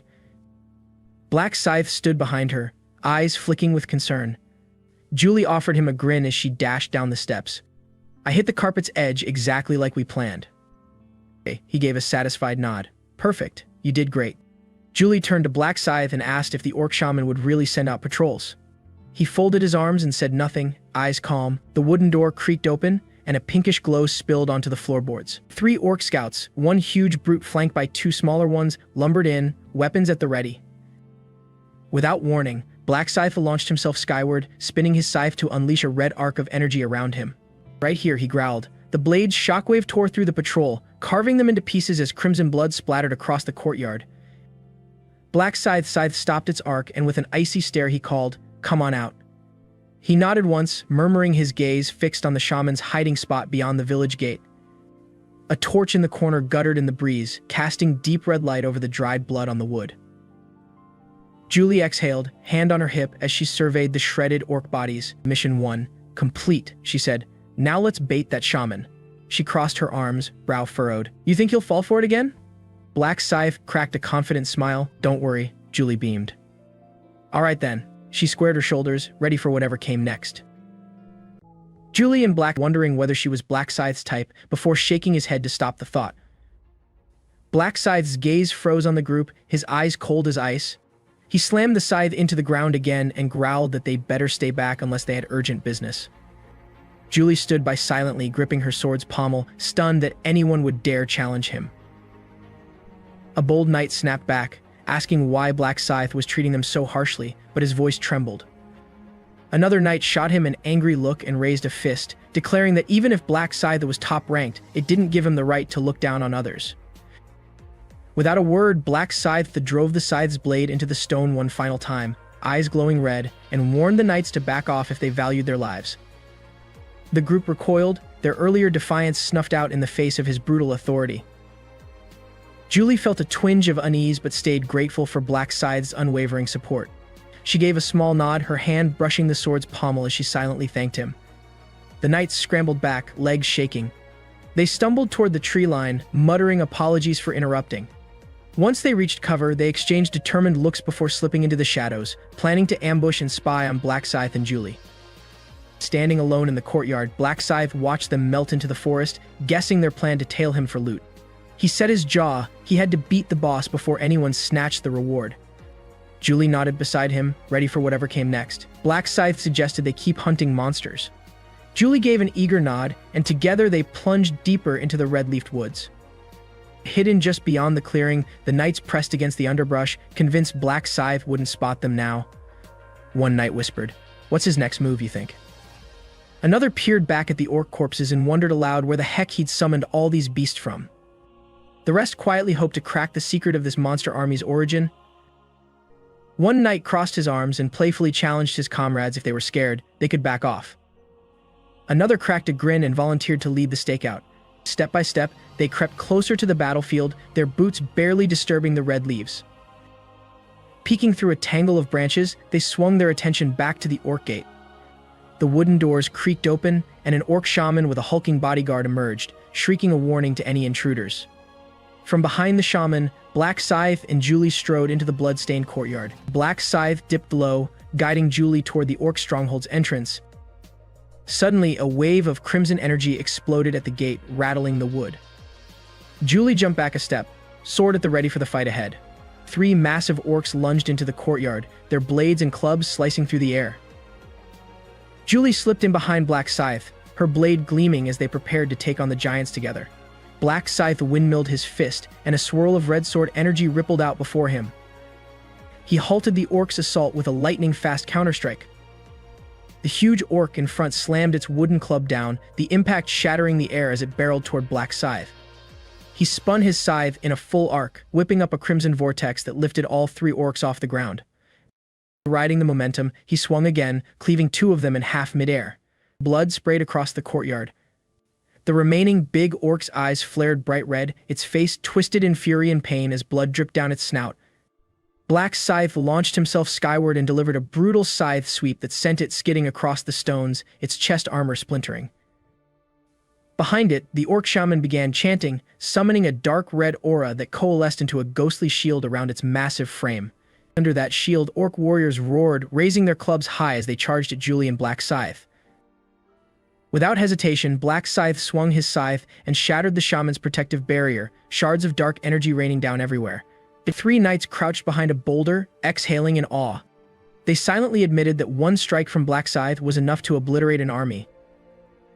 Meanwhile, Julie sprinted toward the fallen orc, sword raised for the finishing blow, while Black Scythe stood back, eyes scanning for any more threats. The orc looked up, its red eyes wide with horror, as Julie closed in. Out in the woods, the hidden knights froze when they saw Black Scythe scoop Julie into his arms and sprint away. They whispered in disbelief at the scene unfolding before them. Grumbling behind the rock, the knights complained that Julie got to dive in and slay monsters like it was nothing, while they'd been trudging through the forest for ages just to find one. Julie pushed the heavy wooden door open and stepped into the pitch-black room, her sword still shimmering with dried blood. The door creaked shut behind her, and she paused at the threshold, taking a deep breath to brace herself for whatever came next. Moments later, she burst back through the doorway, fingers clenched tight around her sword's hilt and eyes flashing with irritation. From their hiding spot, 2 of the knights exchanged nervous glances. They'd caught on that every time Julie ducked inside, a fresh wave of orcs stampeded out, a clever bait set by the shaman. Out front, Black Scythe swung his scythe in a blur, cleaving 2 orcs in half as they charged the gate, blood spraying across the courtyard stones. The 3 knights huddled behind the boulder could hardly believe how many orcs were pouring out of that little house. Whispering, they decided it must be the orc nest itself. No other explanation made sense. They watched, stunned, as Julie and Black Scythe casually blocked each new wave from outside. Suddenly they understood why he'd banished them earlier. They were in the way. Quietly, they plotted to let the pair finish the heavy lifting, then swoop in for the easy bonus kills. Julie glanced up at her level display, her face lighting up as the notification glowed. She let Black Scythe know she just hit level 20, pride ringing in her voice. He nodded and offered a congrats as she announced she'd learned a fresh skill and bumped her bless buff from 50 to 60%. With a grin, she raised her hand and summoned a swirl of emerald energy around her fingertip. Pressing her glowing palm to his shoulder, she watched the green aura ripple out to envelop them both. The system pinged a reminder. All their stats were boosted by 60% for the next 3 hours, courtesy of her upgraded bless. Julie beamed as the azure glow spiraled around her. This new version was going to change the game. A swirl of cerulean energy coiled around Black Scythe's scythe, leaving a ghostly trail of light along the blade. The magic glow washed over them both and pooled onto the ground, signaling that their new buff was fully active. Black Scythe planted his feet, the blue aura crackling around him as if injecting raw power and speed into his body. A system prompt blinked to life. His attack and movement speed were up 60% thanks to Swift with 29 minutes and 59 seconds left on the buff. He shot Julie a nod, impressed by the obvious speed boost, and told her she could hit him with that buff again every half hour. Julie smiled and thanked him, and Black Scythe's eyes flickered with genuine appreciation. Standing, he surveyed the heaps of orc bodies and declared they'd move on to hunt down the orc shaman. Julie asked if there was anything she could do to help, but he shook his head coldly, ordering her to hang back so he could handle the target solo. In a close-up, his eyes glowed a frosty red. He figured those knights were probably teasing them from afar. Julie gave him a confident grin, patted his shoulder, and told him to ignore it. Black Scythe glanced toward the hidden knights behind the boulder, determination hardening his gaze as he wondered how they'd react next. The old wooden house sat silent among the red-leaf trees, its door shut tight like a dare to any intruder. Julie leaned against the wall, peering through the narrow crack to map out the darkness inside. Behind the rock, 2 knights held their breath as they watched Black Scythe stroll into the house whispering doubts about what he had planned. With a fierce swing, his scythe carved 2 crimson slashes across the door, then he lunged inside, spinning midair to unleash a shockwave that sent splintered wood flying. 3 orcs stumbled back, struggling to steady themselves on the wreckage, eyes wide as death energy slammed into them. Black Scythe followed up with a straight scythe strike. 2 orcs jumped in, clubs raised to block, but one landed a hefty hit on his side, sending him sprawling onto the floor as a spray of red energy burst outward. The massive orc swung its club, but Black Scythe barely dodged, his red-bladed scythe tearing through the air. He stepped back, eyes icy, ready to strike the moment his boots hit the ground. Julie jumped, her eyes glued to the chaos. She could feel the intense energy building, her heart suddenly pounding. She stared in disbelief as Black Scythe unexpectedly pulled back across the battlefield. Why on earth was he running so far from the fight? She couldn't shake the thought what had happened to him. Leaning sideways, she tried to keep sight of his fading silhouette against the ruined landscape. The 2 knights huddled behind a boulder, freaking out as they saw the orcs give chase to Black Scythe. They whispered to themselves they couldn't believe a legendary assassin was on the run. The orc shaman stomped his foot, a dark energy crack ripping across the ground. He backed up carefully, picking his moment to launch a counterattack. Raising his staff skyward, the shaman's chant echoed as a massive wave of spiritual force poured down. The orcs under his command howled, their sinister battle cry filling the air. Suddenly, the shaman's head jerked forward, teeth bared in a white flash as he let out a deafening scream. Julie rolled under a sweeping strike that deflected the spiritual blast, while Black Scythe jumped back 2 steps to keep his distance. He thrust his staff up again, summoning 2 spiraling pillars of ice shards. With a swift horizontal slash, Black Scythe shattered the ice into countless fragments that sprayed across the ground. 2 towering orcs then emerged, their bodies wreathed in a ghostly blue glow. They growled and charged straight at Julie and Black Scythe. Surrounded, the orcs swung their axes with thunderous thuds. Julie took a quick step back, and Black Scythe crossed his scythe in front of him, bracing for impact. Behind the big rock, the 2 knights whispered and pointed at an unusually large masked orc hanging back from the main group. They exchanged confused glances. Why was this one trailing behind? The masked orc lifted its staff, which flared with an eerie light as the dark aura spread. The knights' eyes widened with worry. They knew this had to be the orc boss. A knight shouted that the orcs weren't resurrecting, they were being summoned. His urgent warning cut through the chaos, and the others drew their swords, bracing for battle. Julie caught whispers through the doorway and trembled when she realized Black Scythe was surrounded by orcs. Determination blazed in her eyes, mixed with a dash of doubt. She took a deep breath, tightened her grip on her sword's hilt, and told herself she had to rush out and help. Mustering every ounce of courage, she stepped out of the shadows and sprinted toward the smoky battlefield. Julie saw Black Scythe trapped in the circle of orcs, yet he stayed calm, spinning his scythe to block incoming blows, his gaze as cool as ever. High above, the orc shaman continued his chant, sending a shockwave of spiritual force crashing down, while the orcs behind him howled and surged forward. From behind a tree, another knight whispered in panic that 10 more orcs were coming from the flank. He urged his comrades to prepare immediately. Black Scythe slipped through a gap in the orc ring, dodging axes in a blur. He pivoted his scythe to catch a horned club strike, then twisted free from the circle. With a sudden leap, he kicked an orc's club away and swung his scythe in a reverse arc, keeping the horde at bay. The knight watching from cover couldn't believe his eyes. Black Scythe's legendary evasions were real. He was a monster on the battlefield. Behind their rock, the knights whispered that the so-called boss orc looked surprisingly vulnerable now. They crouched lower, eyes glued to Black Scythe as he carved through the enemy. One of them raised an eyebrow and smirked coldly, already plotting to steal Black Scythe's glory. He folded his arms, scheming. The 3 knights exchanged quick looks, some worried about being spotted, others noting that Black Scythe was busy with the orcs. They nodded in silent agreement. They'd strike when he was at his most occupied. The 2 knights nodded. One grinned and whispered that if Black Scythe got pissed, they could just claim they'd been helping out. The other slapped his thigh in approval. Quiet as mice, the trio slipped out from behind the boulder, swords at the ready, and sprinted toward the village gate. Their plan? Steal the glory by taking down the boss orc themselves. A wide shot shows them racing over a field of fallen orc bodies straight for the wooden house where the shaman and Black Scythe were locked in battle. They had no clue how dangerous the path ahead really was. Meanwhile, Julie peered through the doorway, her eyes snapping open at the sight of movement in the courtyard. She clenched her sword hilt, zoning in on the 3 knights charging toward the shaman. Staying low, Julie crept outside, every muscle tense. She realized something wasn't right. Those knights were up to no good. Her heart sank when she saw their real target, the shaman who was vulnerable while Black Scythe fought off the orc horde. The thought of betrayal weighed on her. Could her own team really turn on each other? The red leaf trees cast the scene in an eerie quiet, sunset light painting the ground in pinkish hues. Stepping out from behind a tree, Julie bowed her head in thanks toward Black Scythe, grateful for his backup but worried she might be in his way. Black Scythe turned with a small smile. He assured her he'd handled the main threat and told her not to worry. Julie's jaw dropped when he casually added that his priority now was finishing the side mission, not the main one. He looked up coolly and explained he'd already snagged a balance stone.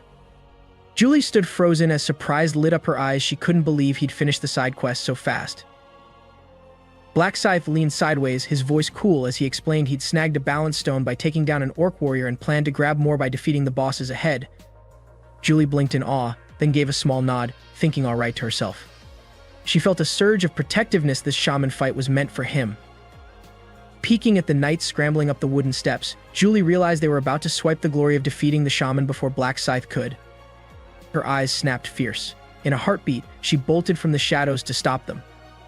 The 3 knights had 1 foot on the platform, their swords raised for an attack. Totally unaware, Julie was charging their way. Suddenly, a black haze exploded outward and Night of Death blazed across the sky as a bone-chilling roar echoed around them.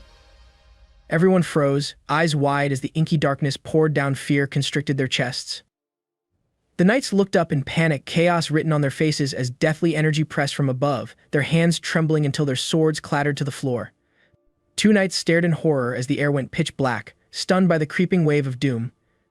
One knight grabbed his buddy's mouth to stifle a scream, yanking him back to avoid facing the horror head-on. Behind the gloom, the shaman's massive silhouette emerged, blood-red eyes blazing, a signal that the deadliest threat yet was upon them. His eyes flared scarlet, arcane energy coiled around him like a live wire, an ominous warning of the lethal assault about to erupt. The 3 knights gasped when he spotted them, shouting, "We've been seen," before scattering chaotically toward the courtyard. The shaman raised his staff, and a sickly green wave of spiritual force shot into the ground before exploding upward. Black tendrils of death energy spiraled around the knights as a ring of towering orcs materialized, trapping them in a sea of monsters.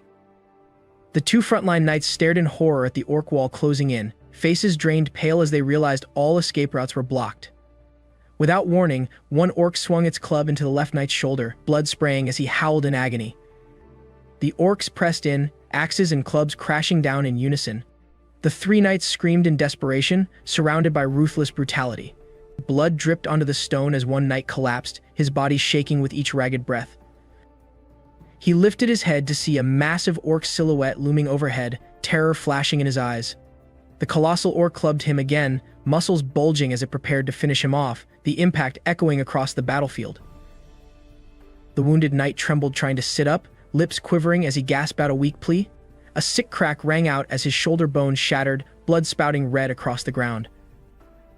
The giant orc growled softly, raising its club in a blaze of crimson light, ready to slam down on its writhing prey. All around Black Scythe, bodies of orcs and knights littered the blood-soaked arena. He quietly lowered his scythe, bits of gore and bone fragments clattering on the stone. His breathing remained steady, eyes as icy as ever. In a close-up, Black Scythe's eyes glowed red, proof he'd absorbed the deadly energy and was primed to charge into the next challenge. Black Scythe slipped back behind a boulder, his eyes icy as he watched the shaman step into the open, just as he'd planned, baiting the knights to see what they'd do. He thought to himself that he needed to know whether they'd try to steal his thunder by slaying the shaman first. Sure enough, the three knights charged in and ended up collapsed in a bloody heap, a tragic end for greed-driven fools. Black Scythe smirked internally, figuring they were as good as dead anyway, since they'd wasted time snooping instead of focusing on the real mission. He strolled forward, his scythe vibrating with menace, as the shaman and his orcs backed off, wary. Two orcs exchanged startled glances, bewildered that this stranger wasn't running for his life but stepping straight toward them. Axes and clubs whirled overhead, but Black Scythe planted himself in the center, scythed at the ready for their assault. Dark energy pulsed around each orc's chest, red sparks flickering with malevolent intent. Without hesitation, three orcs lunged together, weapons raised to smash down on him. In one fluid motion, Black Scythe spun and unleashed a whirlwind of red scythe energy, shredding every orc in range before they could even swing back. Julie watched in awe from the sidelines, realizing his lightning-fast moves came from combining Bless and Swift, and at night his speed got a 50% boost. A notification blinked above his head, Rune of the Grim Reaper 100% weapon damage when wielding a scythe, 50% night attack speed, and near invisibility when standing still. The ground beneath the shaman cracked apart with a thunderous boom, sending dust and debris flying. Black Scythe flipped through the air, scythe poised high, ready to strike. The shaman raised his staff, magical light flared as his orcs behind him howled in panic. Black Scythe dove the scythe downward, slicing into the shaman's bones. A red magical blood splattered across his skull-like face. Shards of magical aura exploded around the horned mask as it tried to block the blow. Red sparks flickered in the split second of resistance. He twisted forward, cloak and hair streaming behind him, carving the execution blow. The scythe's edge cut clean through the shaman, splintering the aura into crimson shards, and the skeletal body collapsed. Black Scythe landed softly midair, a swirling red trail in his wake, and coolly bid the defeated enemy farewell. Black Scythe hoisted his blade high, unleashing a slash of red light that tore through the sky and ripped the shaman's shadow apart. The ground shook, its magical aura shattering, and the beast's silhouette crumbled into fragments on a gust of dark wind, its only reaction a strangled cry before turning to ash. He sprang upward, cloak billowing behind him, spinning the scythe in a fiery arc that sliced through the Lindu night of death, and just like that, the creepy chill lifted, the malevolent darkness dissolving into nothing. The sky eased from a blazing red back into a normal sunset glow, the battlefield reduced to drifting smoke and heavy silence. Julie looked up, her brow knitting together as the twilight flashed dark, then bright again. She couldn't shake the feeling something wild had just gone down. She sprinted over to where Black Scythe stood unfazed, relief sparking in her eyes when she saw he was okay.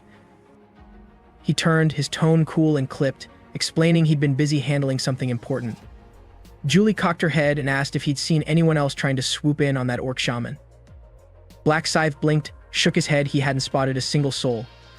Julie frowned deeper, fingers tapping her chin as she muttered she could have sworn she heard screams from somewhere else.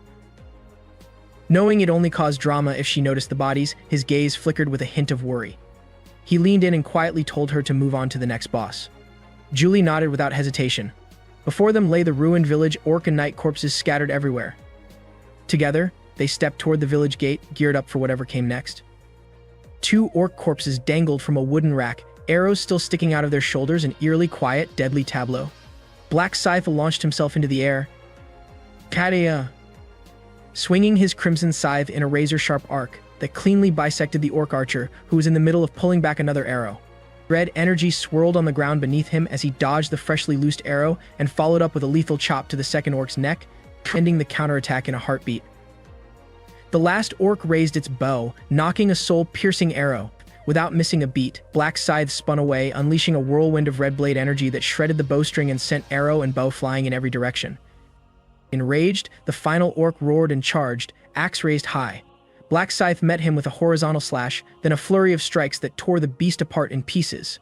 The system flashed, Black Scythe defeated an orc archer, gaining 37.73% XP and 4,000 gold. He also picked up agile archer's boots and a rusted arrowhead. Next popped a low-rank green mana stone and another balance stone, his side quest balance stones now at 3/4. Black Scythe hit the interface hotkey, the item window popping up as he planned to inspect his loot. He scrolled to the agile archer's boots, an epic pair of footwear with 60 defense, 1000 durability, and a boost to agility. Black Scythe glanced down at his old astute long boots, 4 agility, 5% movement speed, and gave a satisfied nod. No contest, the new boots were leagues ahead. There was zero reason not to swap them out. He eyed the upgrade screen and thought, if I socket a low-rank green mana stone into these babies, they'd be unstoppable. A hit combine, and the system flashed combination success. A notification popped up, Agility 4 had been added to his agile archer's boots. Golden sparks danced around his ankles as he looked down at the fresh gear and couldn't help but grin. Now, just one boss stood between him and glory, that brutal high orc. Black Scythe furrowed his brow, remembering there was a timer ticking down once the fight began. 00 blinked at him, reminding him to finish as fast as possible. Scanning the battlefield, he calculated beat it quicker for a sweeter reward. His personal best? A blistering 43 seconds. Time to shatter that record. Black Scythe flashed Julie a grin when she nodded to keep moving. In his head, he figured that with Min Juri's buff on his side, smashing that 43-second record would be a total breeze. They stepped over the scattered orc corpses and broken arrows, and he reminded himself that the faster they pushed, the more XP they'd rack up. As they passed through the village gate, he already had plans to socket a marble of eternal slumber next to jack up his stats even higher. Suddenly, an orc corpse twitched and clutched its weapon, no glitch, just the fight kicking off. A timer popped up, 00:30:41 remaining for this round. Black Scythe let out a calm breath as he strode past the undead orc heap, totally unfazed and mentally gearing up for the final showdown. He straightened up, his scythe glowing red with lethal energy. Sure, he was just one level shy of hitting 40, but time wasn't on his side. The interface showed 9 stats and durability, 1000 on the marble. He couldn't help but smile, no regrets, he'd nailed his goal. Julie asked if he planned to keep farming mobs, but he turned and shook his head. "We're good," he said. She tilted her head, heading straight to the final boss. He faced her, held up 2 fingers like a split path, and pointed one way. "You take the outer ring," he said. "I'll go in." Julie paused for a beat, then squeezed Black Scythe's hand and nodded she'd split off in support from afar. In her mind, she felt a twinge of sadness about the separation, but figured she'd only get in his way if she stuck close. A shiver ran down her spine as she wondered if their brief bond had already grown on her. Black Scythe turned to Julie, silently wondering if she'd cling to him too tightly. He reminded himself that the high orc was deadly. Julie shouldn't be in that fight. Julie flashed him a warm smile, raised her hand, and cast a final buff. Blue energy spiraled around Black Scythe as she thanked him for helping clear the orcs without him. The whole run would have been a nightmare. Hesitantly, she held out a low-rank green mana stone. "I found this while farming orcs," she said softly. "It's not much, but if you need it," Black Scythe shook his head and told her to keep it. The XP he'd earned was enough. He smiled to himself, thinking he'd already picked up 2 stones and that the last one was from Min Juri. His expression darkened for a moment as he realized Julie had no clue he was Min. Quietly, he understood that she truly saw him as her savior. He handed the stone back to Julie with a soft smile. "You helped me plenty, don't think you owe me anything." Julie blinked, looking up at him with wide, puzzled eyes. He gave her a quick nod of thanks for the gift, then turned and strode off, his cold silhouette etched against the purple sunset. "Keep your eyes peeled," he called over his shoulder. Julie stood rooted in place, her gaze tracking Black Scythe's retreating figure as it faded into the dusk. Suddenly, a streak of blue light shot down through the treetops, runes glimmering like magical shuriken. Without hesitation, Black Scythe lunged skyward along the light's path, ready to finish off the last high orc. The system pinged his target's location. The boss was 1,121 meters away. He dashed along the glowing trail, realizing no one had ever beaten this boss before. A cold grin spread across his face. No one in his past had managed it either. The interface zoomed out, showing all 4 bosses on level 5, the massive high orc up front, the other 3 lurking behind. Black Scythe thought, this guy's so overpowered, those other 3 are just mid-tier minis. He looked out across the empty highlands and thought, 100 level 20s charging in might stand a chance, but it's just me. A shockwave exploded from the impact point, tossing chunks of rock everywhere. Black Scythe hurtled forward, reminding himself he'd died 4 times already, yet that 43-second record still stood unbroken. The system updated his distance to the high orc, 321 meters. Frost crackled along his scythe blade as he dove down at lightning speed. This time, I'm breaking the record, he vowed, eyes locked on his target. His scythe slammed into the ground, ice and snow shattering in a blast that cracked the frozen earth for dozens of meters. Distance to target, 160 meters.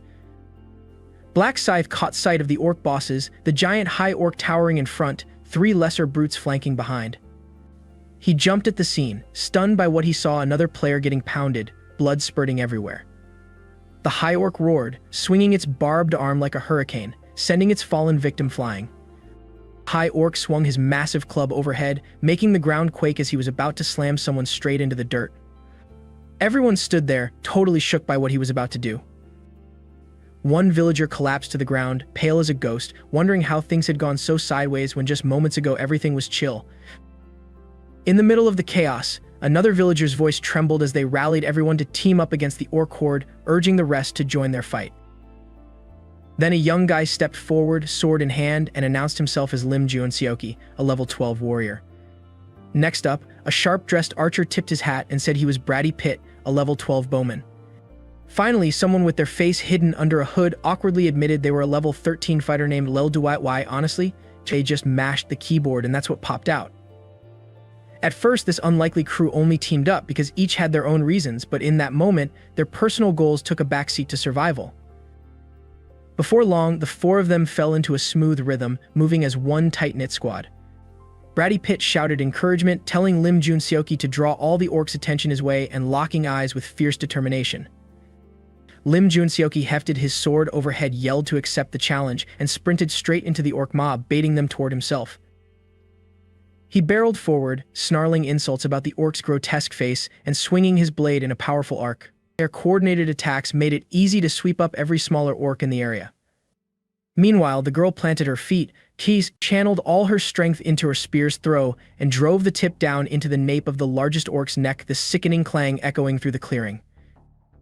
Suddenly, someone's warning call rang out that an ambush was coming from behind, keeping everyone alert to the flanking threat. After 6 grueling hours of tracking and fighting, the team finally paused, chest heaving, as they gazed down the now empty trail.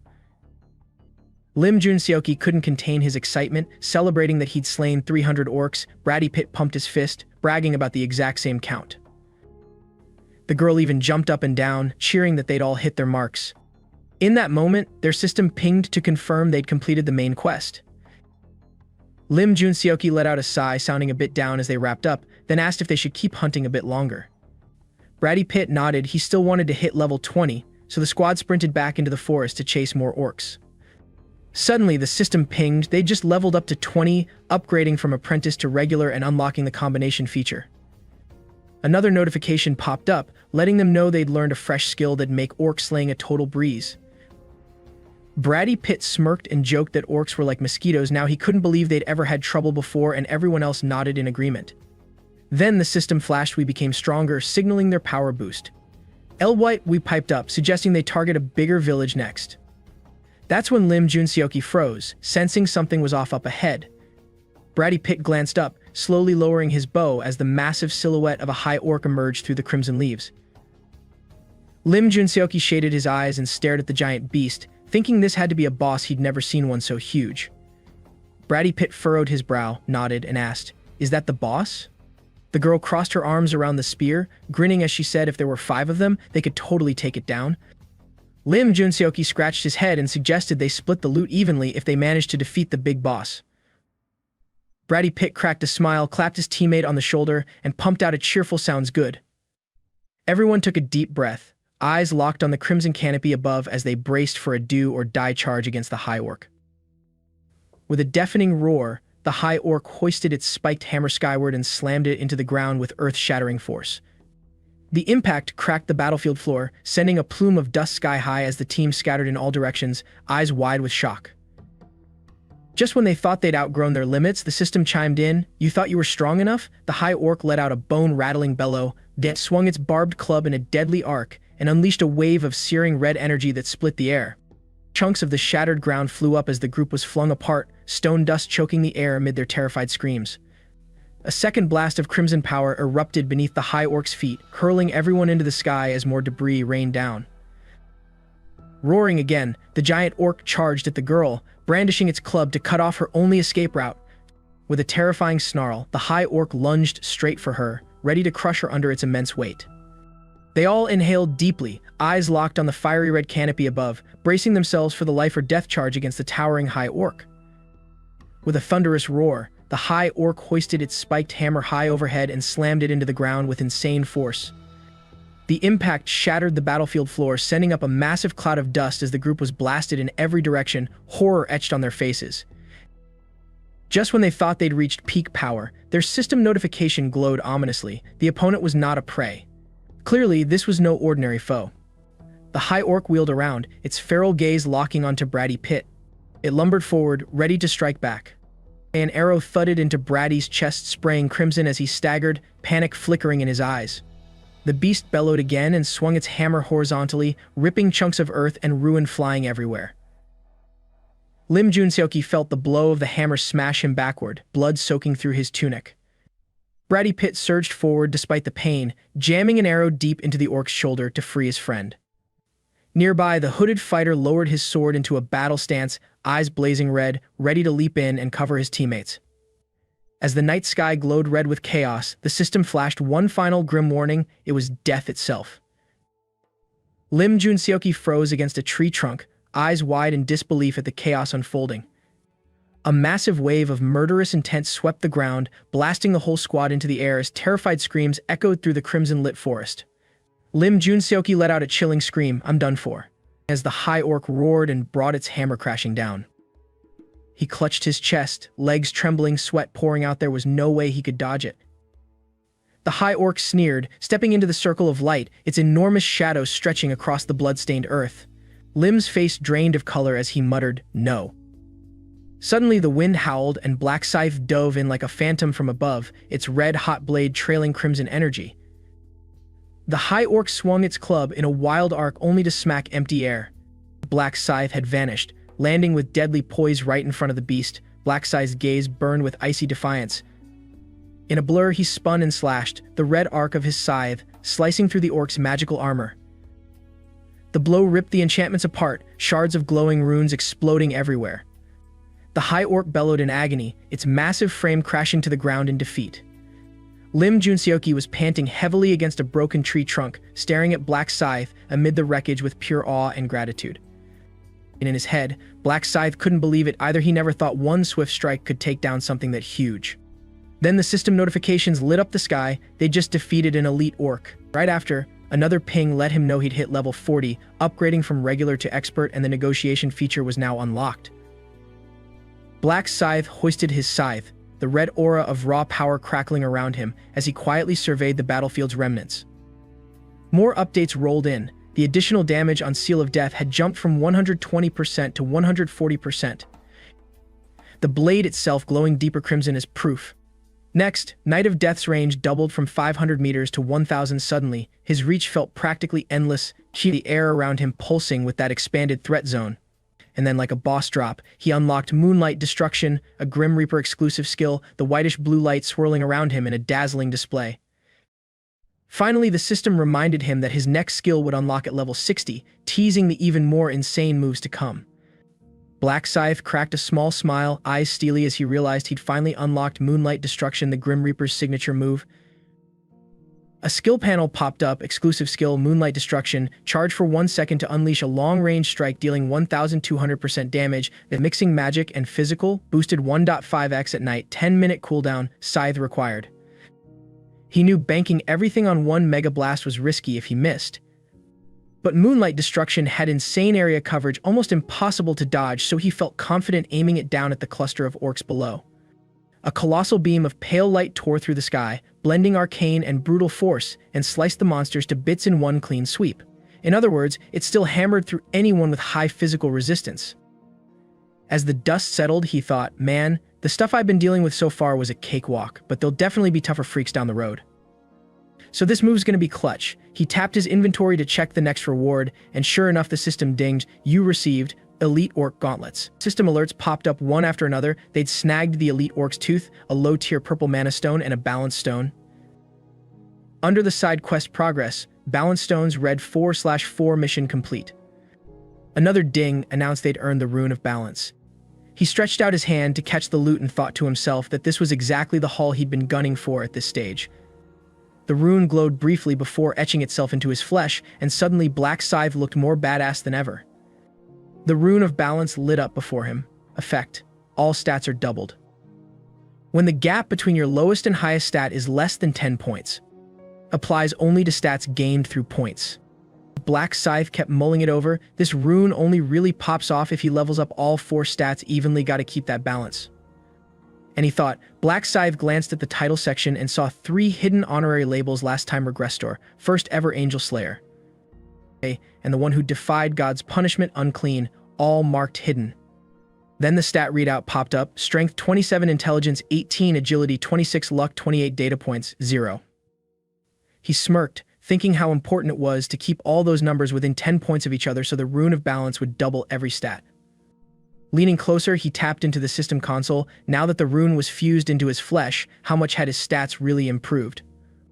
The screen flickered, and beneath it all, that grim hidden title, the one who defied God's punishment, unclean, glowed for a split second, reminding him just how far he'd come.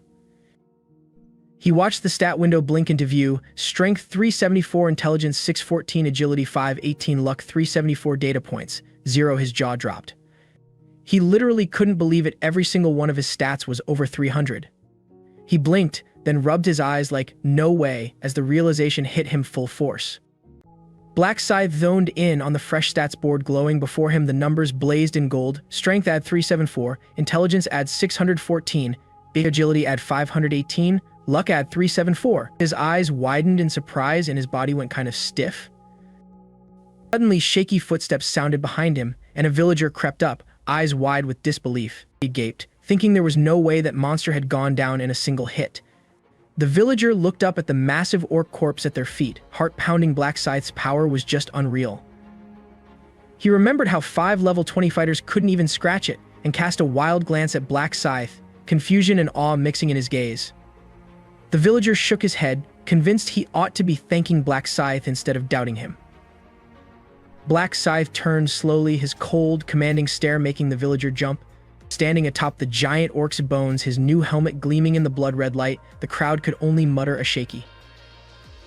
One of the angels appeared overhead, wings spread wide and glowing pure white, calling down to ask if the mission was complete. The villagers stayed silent, eyes locked on the fallen orc, as the angel surveyed the carnage. 10 hours of battle had taken too many lives already. She smiled faintly, thinking she wasn't denying that the orcs were weak, but rather wondering if the survivors had turned on each other. Raising her hand, a halo of light spread out as she prepared to summon the full report of the 10-hour conflict. The angel's pristine white wings unfolded as she leaned forward, waiting for the mission data to load and show everyone's performance. When the round 5 leaderboard popped up, Black Scythe was scorching at the top with a time of 0106. Every other team was hours behind. The cold, clinical display laid bare the power gap. A villager froze in place, his jaw dropping at the sight. He couldn't wrap his head around Black Scythe actually being level 40, and he silently registered just how insane that record was. Nearby, a young woman and a guy both watched Black Scythe's cloak fade into the distance, quietly wondering whether slaying 300 orcs in an hour was even possible. Standing there with arms crossed, Black Scythe stared off into the horizon, only one thing on his mind: getting his reward like right now. Suddenly, the system dinged with 2 congratulatory alerts, one for being won in his own region, and another for topping all regions, golden light flooding the info panel. Next, it granted him the choice of a mid-tier golden necklace plus a special reward chest for his overall victory, and a grin stretched across his face. Finally, the system confirmed he'd taken first place in all 5 rounds, crowning him with the message, "Unbelievable achievement," and bestowing his shiny new title. He crossed his arms and stood tall, a satisfied smirk playing on his lips. He'd finally snagged that title he'd been after. The info panel glowed, revealing his new rank, the one ahead of all others, unlocked by finishing first in every region across all 5 rounds, complete with a sweet 1.5x XP boost. He nodded, thinking that multiplier was exactly why he'd pushed so hard to dominate everywhere. With a flick of his wrist, he popped open his inventory UI and tapped the consumables tab, already gearing up to claim his prize. The system laid out 3 eye-catching necklaces: Skeleton Knight's Necklace, Necklace of the Javai, and Necklace of Strength.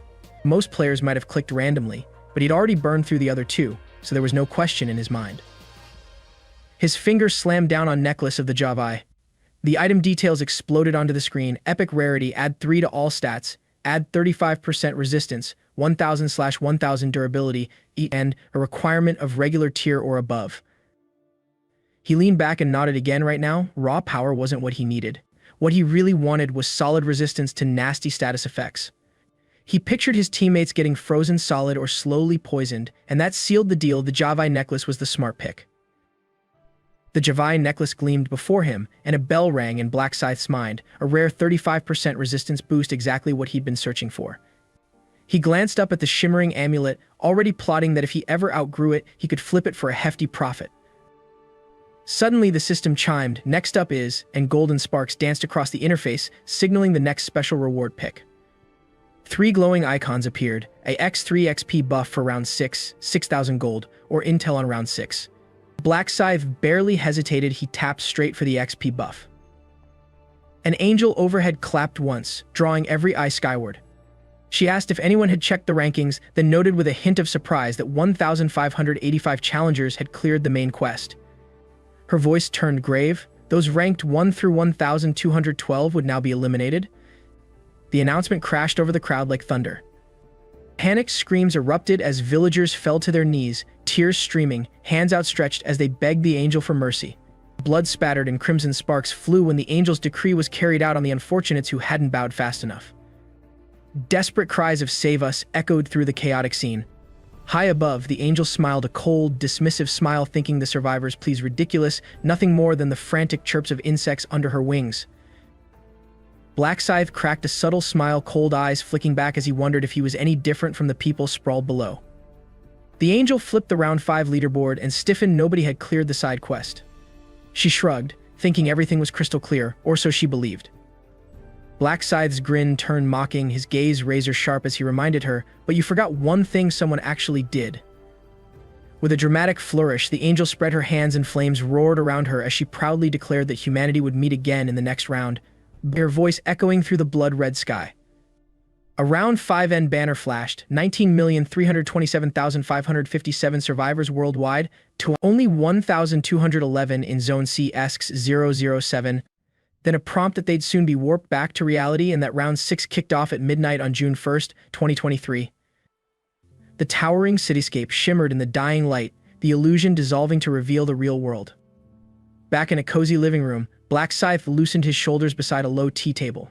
His roommate yawned awake, both of them blinking as if they'd just snapped out of a seriously wild dream. He leaned back, shoulders rolling as he settled into the chair, ready to get to work. The combination interface sprang to life, empty slots glowing around him like neon beacons, time to mash ingredients together. First up, he dropped the Grim Reaper scythe into the center slot as the primary component. A surge of blue light flooded the screen. Next, he slotted in an orc heart, the mysterious wooden idol, a rusty arrow, and the high orc's molar into the secondary ingredient slots. He knew that if he nailed this recipe, the Grim Reaper scythe would instantly rank up to epic. Rummaging in his bag, he pulled out the Huang Yongmin Black Diamond, a killer gift from his buddy, and slid it into the formula to crank up the weapon's quality. The interface blinked, combination complete, as a purple aura burst around the newly formed weapon. There it floated, the Death Scythe, crackling with violet lightning across its blade, looking every bit as legendary as its name. The info panel popped up, Death Scythe, unique rank damage, 300, add 10 to all stats, add 10% skill damage, durability, 3000/3000 requirement, expert tier or above. He nodded, a grin spreading across his face. This was officially him graduating beyond the old Grim Reaper scythe.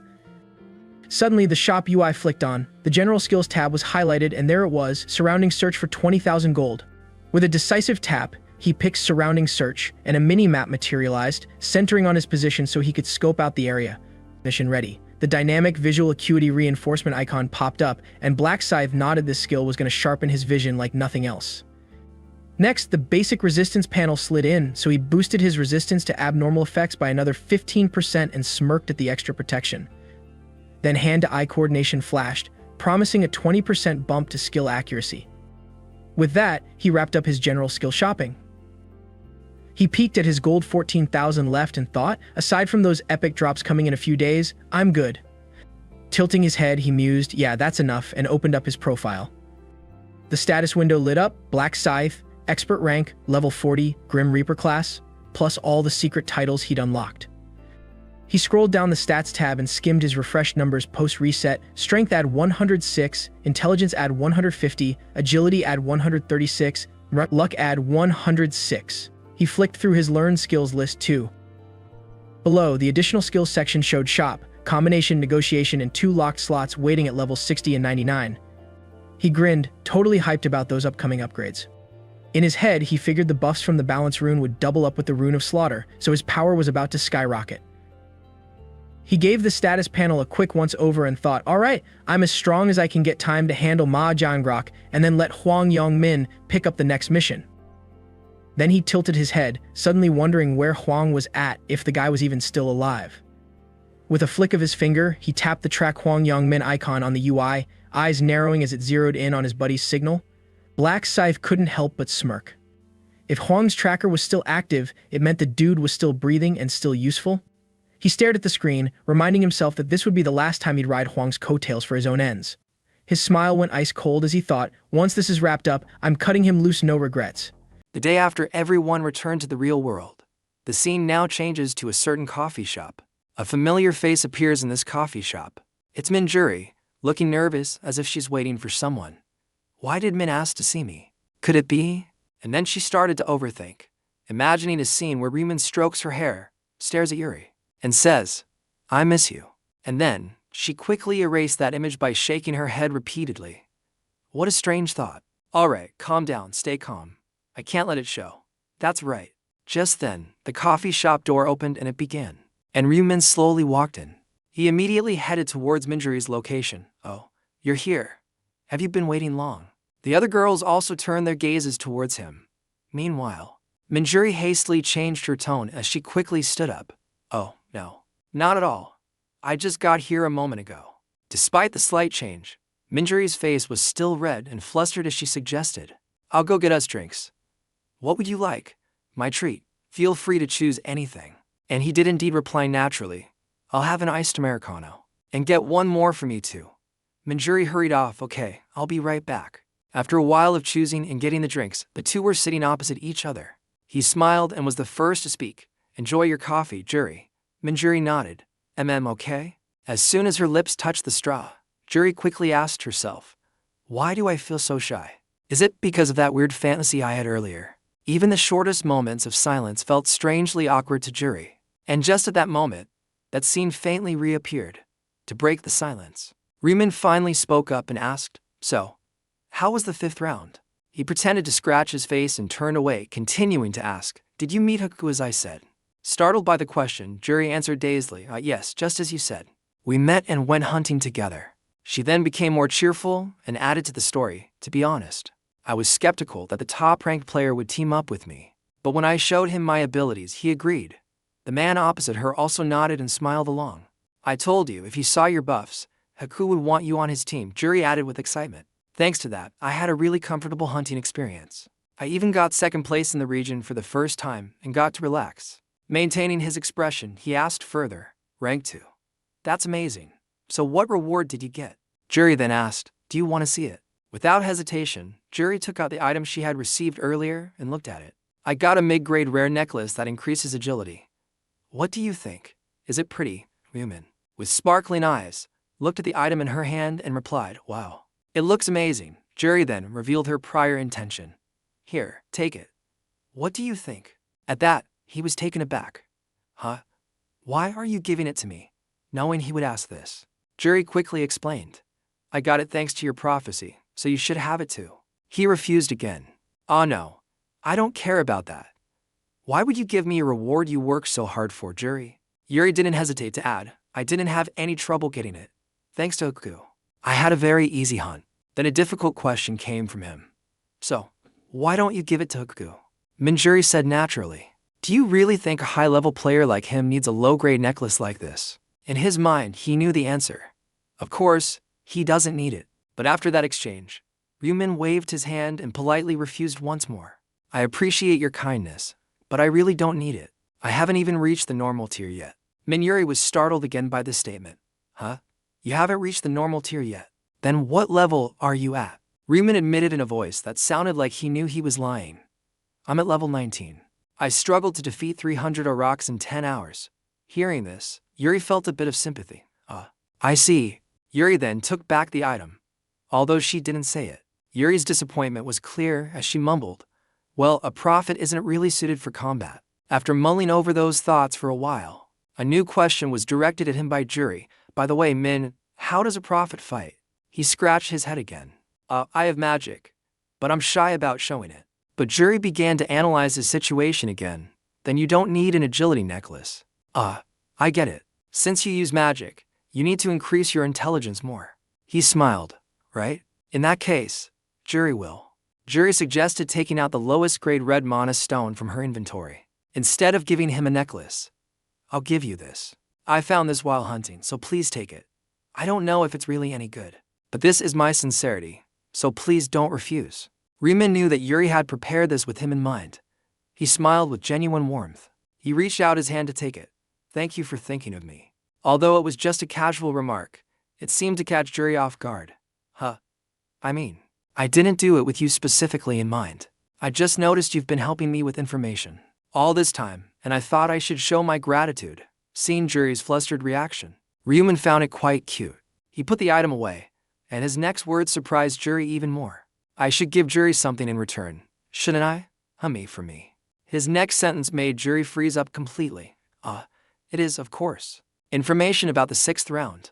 For a moment, Juri looked disappointed, but it was just a fleeting emotion.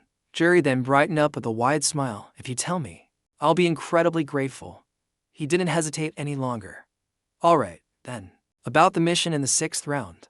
The two exchanged information again, and of course, no one else knew. Just like in the 5th round before, as Ryumin's prophecy unfolded, Yuri's eyes gradually widened. So, this round I have to cooperate with Haku again, huh? He added confidently with a raised hand he probably won't refuse. Considering your strength proved its worth in the 5th round, Minjuri began to assess with wide eyes. It seems we'll have a new partnership together. He was startled, a giant sweat drop appearing. That means you'll be happy about it, right? Juri smiled brightly. Of course, Haku is really good to me. It's great. And then a stream of information was directed straight at him by Juri. That's right. He's surprisingly considerate and not as scary as I imagined. A bit arrogant, sure, but that's common. When you're the top-ranked player. His eyes looked dazed. Really? Juri once again gave a positive assessment. He also seems quite insightful. He asked. Insightful, Juri pondered. It's hard to put into words. What can I say? It feels like he really understands people's hearts. His eyes looked down in Ryumin's mind. That's thanks to Jagan. It was obvious, but Yuri, who didn't know about the existence of something like Jagan, found Haku incredibly impressive. Remembering the past, the thrill is indescribable, but I'm far from perfect, after all. I failed 99 times. Although I feel a bit cheated that the final round required a group of 5. Information then appeared. Boss room entry requirement 1 out of 5. To enter the boss's room, at least 5 players are needed. There will probably be more. Back to reality, his eyes were still looking down. Anyway, we have no more chances. We have to make it to the final round, no matter what.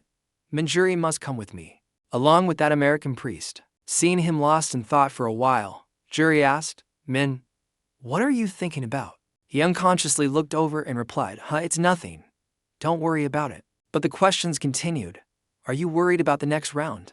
He smiled and explained, Well, I'm not really strong, you know. All right. Minjuri comforted him. If the regions merge again, I'll definitely help you. He was dazed again. For free, of course. Confusion formed on Juri's face. I'm always the one being helped. It makes me feel a bit insecure. In contrast, I haven't been able to help you with anything. But his inner thoughts changed quickly with that statement. You've been more than helpful, Yuri. Thank you. I even defeated a two-headed orc in just 1 second. He then offered words of comfort. Don't worry. We might see each other again soon. Yuri smiled again. You think so too? A determination became clearer in her then. Let's both do our best until then, fighting. For a brief moment, he was a little embarrassed by her previous words. This is fighting. I wonder how she'll react when she finds out I'm a coup. I'm starting to worry about that. Cheers. Cut to the next day. Starting at the Chiyama company. The assistant who led him to this place bowed and said, Sir, the major shareholder, Mr. Ryuman, has arrived. He entered in a smart suit and glasses. When Mr. Rock saw him arrive, he quickly stood up and greeted him with a smile. Welcome, esteemed major shareholder. As Mr. Rock arranged a seat for him, he said, Please, have a seat here. Manager, bring me 2 cups of chamomile tea. The person who brought him there replied, Yes, sir. After sending the person next to him to prepare, Ma Kyung-rock turned to talk with him. Major shareholder. No, Prophet, was your journey here comfortable? He replied, Very much so, and more. Your driver was really kind. Receiving a good response, Ma Kyung-rock was relieved. Ha, is that so? That's good to hear. If anyone makes you feel uncomfortable in any way, please. Thank you for watching, and see you in the next videos. He replied, Ah yes.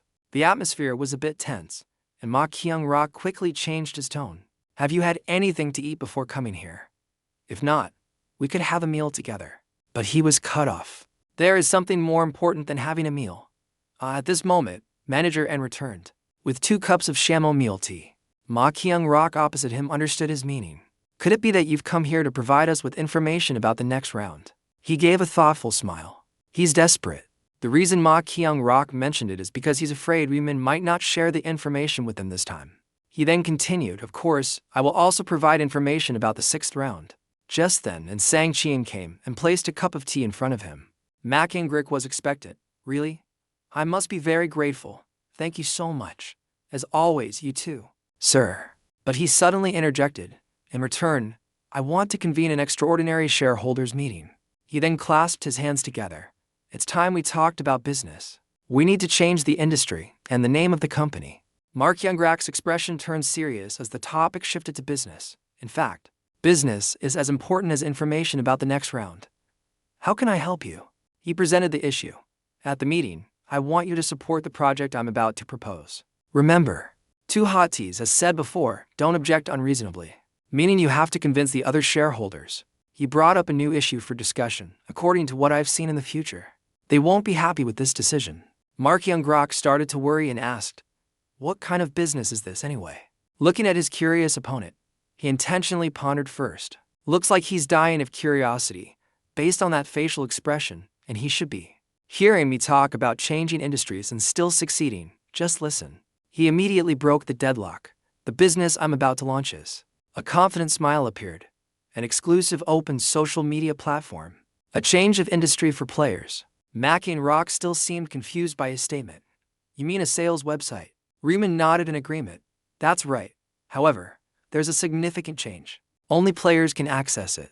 And instead of regular posts, they will trade in-game items instead of goods. Ma Kyung-rock added. Another issue. So they can exchange items for cash, he explained.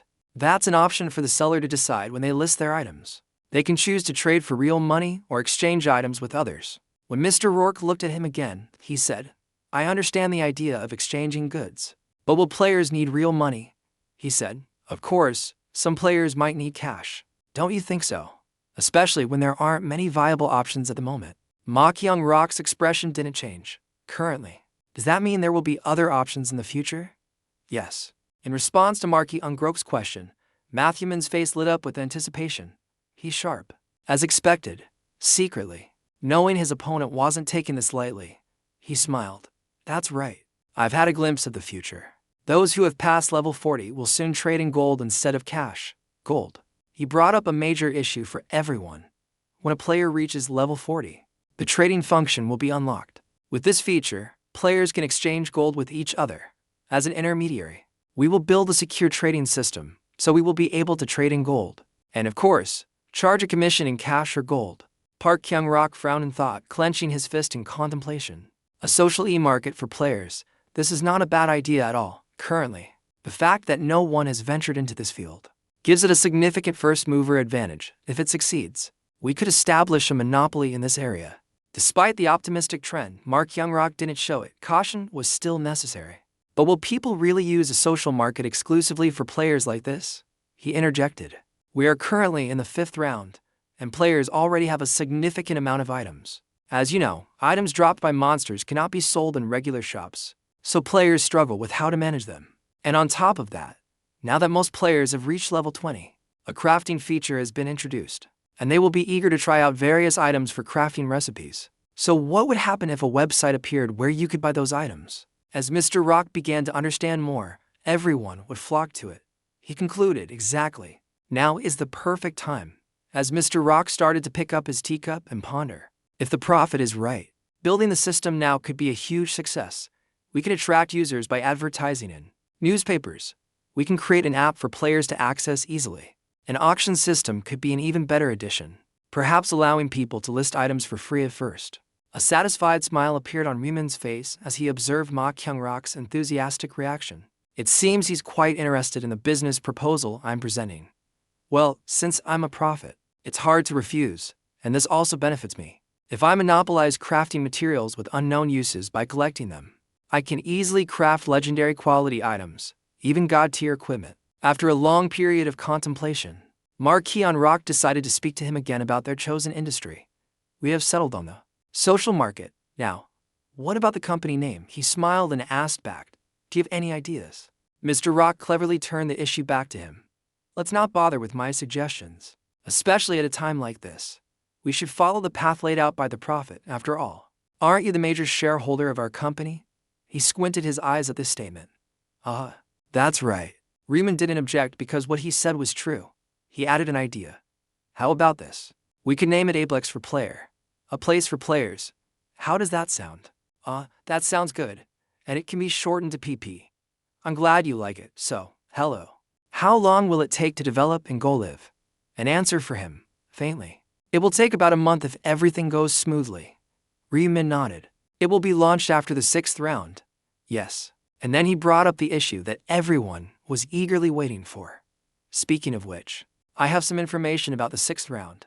Ma Kyung-rock leaned forward eagerly, genuinely excited, and Sang Chien, standing right there, began to focus and wait for his words. Finally, Riemann explained the 6th round in detail, including key points and strategies to consider. And of course, there was no information for us to know beforehand. After absorbing all the information, Kyung-rock looked at him with a meaningful and interested gaze. Faintly, it seems cooperation will be very important in the 6th round. Then Ma Kyung-rock bowed his head and said a few polite words.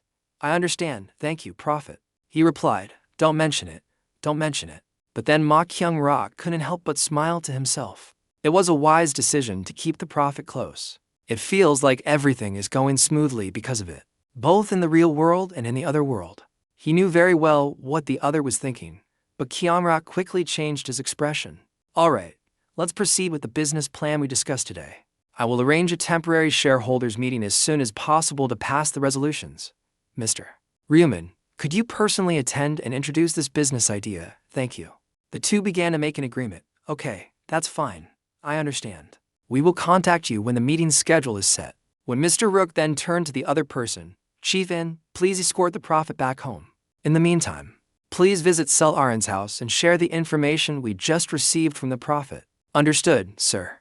Save me. So Chief In walked ahead, with him behind as Mr. Rock offered his hand. Shall we go, prophet? A few days later, he was sitting on his bed looking at his phone. Today is the day an epic great item appears. I could already see it.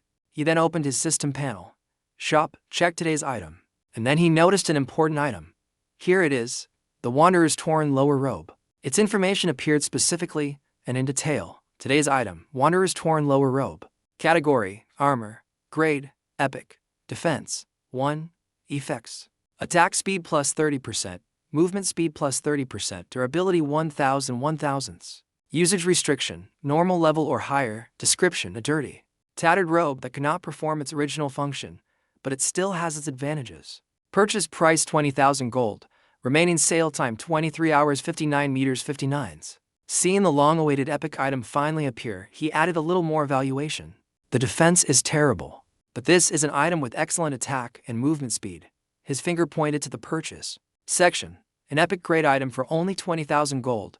That's really rare. As he closed the system panel, a smile on his face changed his thoughts. This marks the end of relying on the shop. From now on, I will only buy everything I need from the social market. And by then, blueprint items will be sold at high prices online.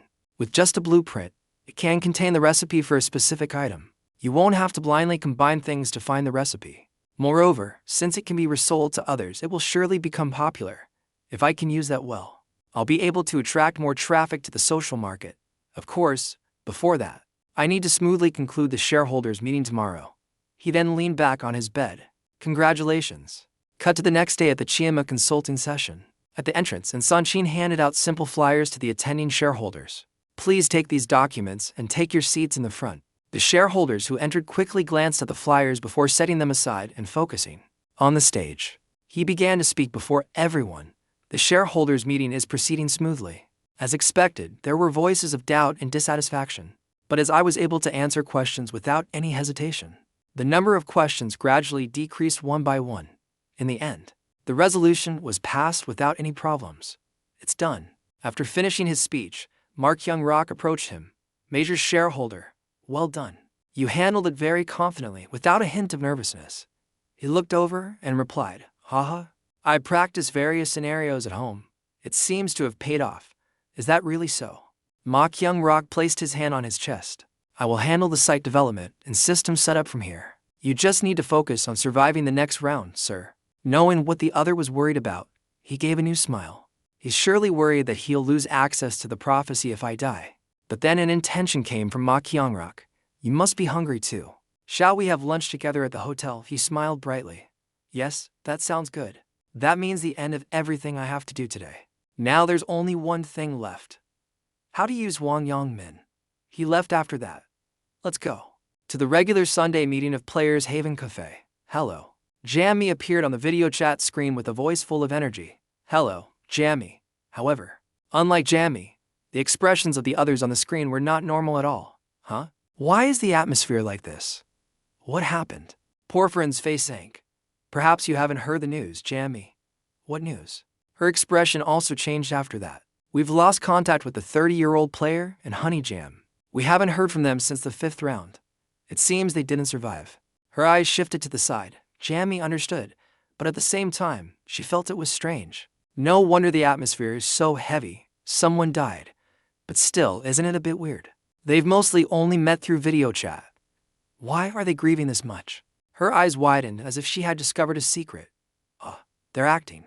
She's pretending to be okay in front of the chairman. The founder of the cafe, known as the chairman, was undoubtedly the most powerful person in the company. It was natural to cater to the emotions of superiors, and the chairman genuinely showed grief every time a player died. She then put her hand to her mouth. Okay, I can't lose in that department. Yes. Jamie activated her womanly tears. Oh no, the 30-year-old player and Honey Jam, both of them. Truly men among men.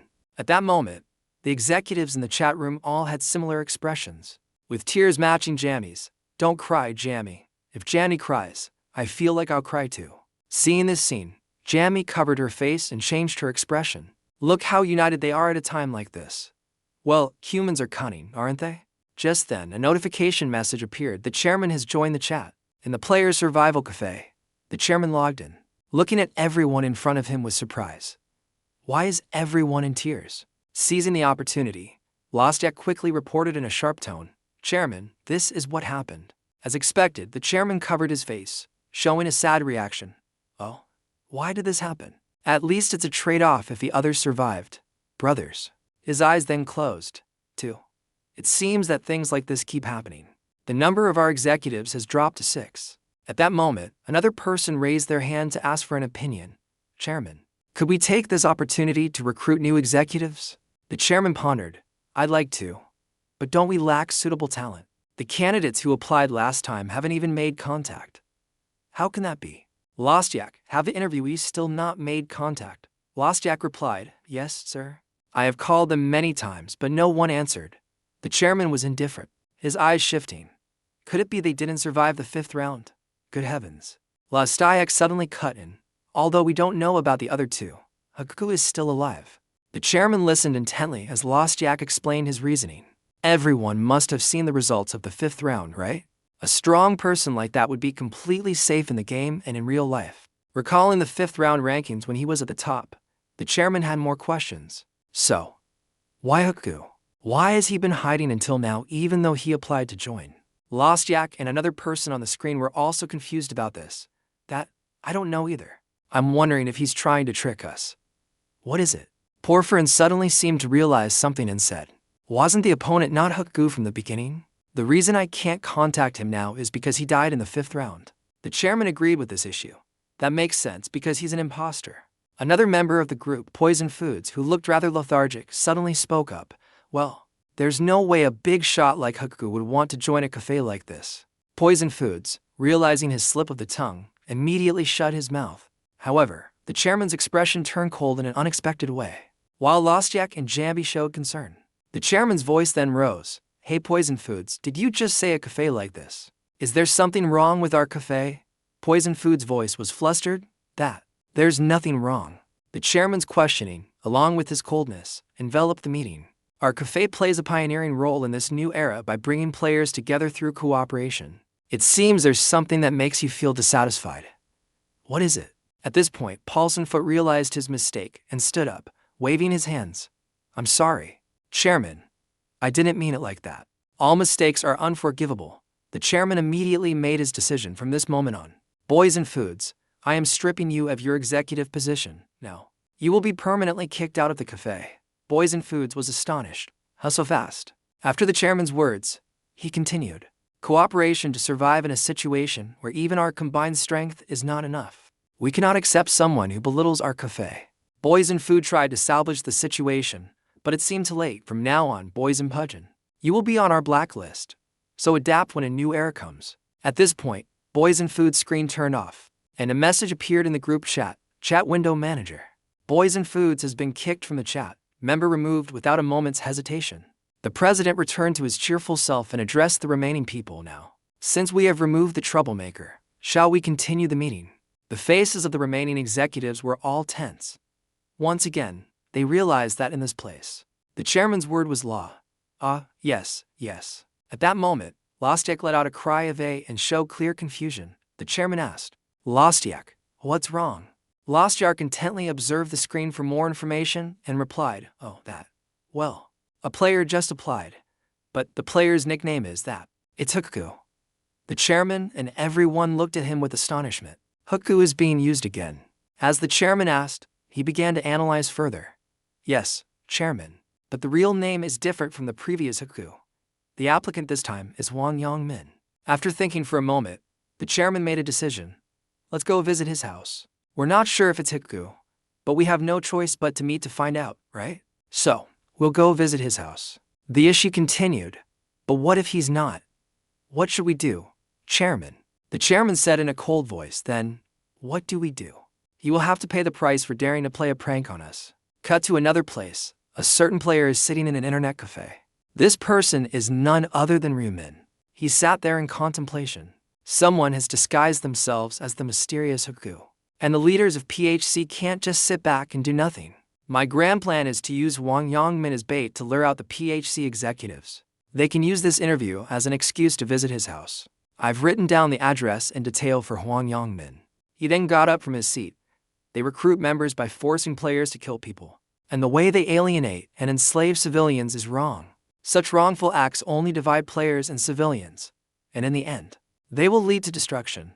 That's why I can't just stand by and watch. It's better to eradicate the root of the problem, the executives, and use the organization myself. One day, PHC will grow into a major force with over 30% of the country's players as members. So instead of destroying the group, it would be more beneficial for me to use it to control the number of players. That's why I applied to join PHC in the first place. Once I use Hwang Yong-min to take down the executives, we'll be able to find a way to help the other executives. Then I will take that chairman's seat. He opened the door and walked out of the place. Moving to a new place, the bell tinkled as someone opened the door and entered. A person with a rather large black bag slowly approached the counter, where the shop owner was engrossed in reading a newspaper. Hearing the approaching footsteps, the counter owner paid attention. Hello. Just as the large bag slammed down on the table, the person who appeared was a bank robber, a stranger wearing a mask to hide his identity. With a sudden, swift movement, his voice was laced with a sharp coldness. Put all the cash you have in this bag if you don't want trouble. The owner hesitated. Confusion was evident, player or not. He saw the counter owner not acting and narrowed his eyes, and at the same time. And in response, his fist slammed down on the counter. Although the punch seemed normal, it sounded like a sledgehammer blow, leaving a lasting impact. Damn it. What are you waiting for? You think this is a joke? Only then did the counter owner realize the truth. Oh. He then shakily took the bag to the cash register. The man's voice was urgent again. Hurry up. Do you want your skull crushed? I'll do it right away. The owner quickly took money from the cash register and handed over the bag of money, anxiety clear in his eyes. Here, a sum of money appeared in the bag held out by the owner. He started. He seemed dissatisfied. Is this all you have? The owner quickly explained. Business hasn't been good lately. Ticket sales have been suspended. You see, I sell many items like a convenience store, but the revenue, it's nothing. He suddenly leaned in close to interrogate. I didn't ask you about that. I know you still have a safe inside. Otherwise, I wouldn't be able to solve this. His fist was aimed straight at the owner as he yelled, Now get it out. Faced with a raised fist, the owner reluctantly ran to get the money from the safe. I'll get it right away. A moment later, the money bag was almost full with stacks of bills still in their wrappers. Seeing this, he accepted it and reached for the bag, thinking, about 10 million won. This seems to be enough. Satisfied, he turned to leave but suddenly turned back. Just try to report this. I'll break out of prison and kill you myself. The owner was completely silent after this incident. In the darkness, he exited the shop he had just robbed. Quickly, he picked a corner and ran off, minimizing the chance of being spotted. And then, having chosen a spot, he began to place his hand on his face covering. Pulling it off, this person was none other than Hwang Yong-min. He checked the contents of the bag. An unconscious smile bloomed on his face. Hey, today was pretty productive. This catch is enough to feed me for a month. All right. But suddenly he stopped with another worry, a thought taking its place. In the real world, I can manage. But what about the other world? Can I endure and survive the next round? His fist clenched with rage. It's all because of that damn Grim Reaper. Because of him. I lost a friend and my stats were reduced. He shouted in the alley as if he couldn't contain his anger. It's all that bastard's fault. But then he was startled when a cat suddenly jumped out from behind him. As he walked forward, the thought continued. Grim Reaper, that bastard. Don't let me meet you in real life. I'll chop you in half on the spot. To some building, huh? Hwang Yong-min was currently rushing up the stairs, panting. However, to his surprise, someone was casually standing in front of his apartment door. Holding a phone, Hwang Yong-min's reaction was shock. As he got closer, he asked, Who are you? The person who appeared was Lostyak. Lostyak also noticed him. Then he asked, Are you Hwang Yong-min? Hwang Yong-min looked at the stranger with cautious eyes. He replied. Lostyak then put his phone away. I assume my guess is correct, given your reaction. But Hwang Yong-min clutched his bag and cut him off. Who are you? Are you the police? Lostyak was dazed. Police? A friendly smile appeared as if he understood. What? Have you committed some crime? He hesitated. Lostyak then introduced himself. I am Lostyak, the interviewer from PHC. You applied for membership this morning, didn't you? Mr. Grumpy didn't understand what was happening. Is this bastard trying to sell me something? What is this nonsense? Catching something, Lostyak asked, Aren't you Haku? Hearing that familiar name again, Hwang Yong-min became even more annoyed. You think I'm Haku? Are you kidding me? And what the hell is PHC? Lostyak was startled. But then he sighed and realized his mistake. I apologize for the confusion. I'll take my leave now. But Hwang shouted again. What the hell? At least tell me what's going on. Not leaving just yet, Lostyak explained. It seems someone who knows your information decided to mess with you. Since your name and address match, brought a new surprise. What? Which bastard did this? Very quickly there was an answer. It was me. Thank you. Both Hwang Yong-min and Lostyak turned their heads at the sound of the unexpected voice. In the hallway, a man wearing a mask with a white painted face stood, fully equipped. I used your name. The coldness of the situation gripped them both. Hwang Yong-min looked at the person who had suddenly appeared and became even more agitated. Hey, what the hell? Who's this crazy guy standing in front of me? You know me, damn it. But his eyes showed a clear coldness. Riemann said, I know. Confused, Huang Yongmin questioned, "Who the hell are you?" Instead of answering, Ryumin took out the Grim Reaper's scythe from his inventory. "You're asking who I am. Who do you think?" Witnessing the enormous weapon, both Lothiak and Huang Yongmin were stunned into silence. He interjected to further confirm for the other, "Does this answer your question? A player using a scythe isn't common, especially a scythe as large and fierce as this one. If there's a player who carries such a scythe, there's only one." Lostyak recalled those issues and pieced them together. That ridiculously large scythe, is that the Grim Reaper's scythe?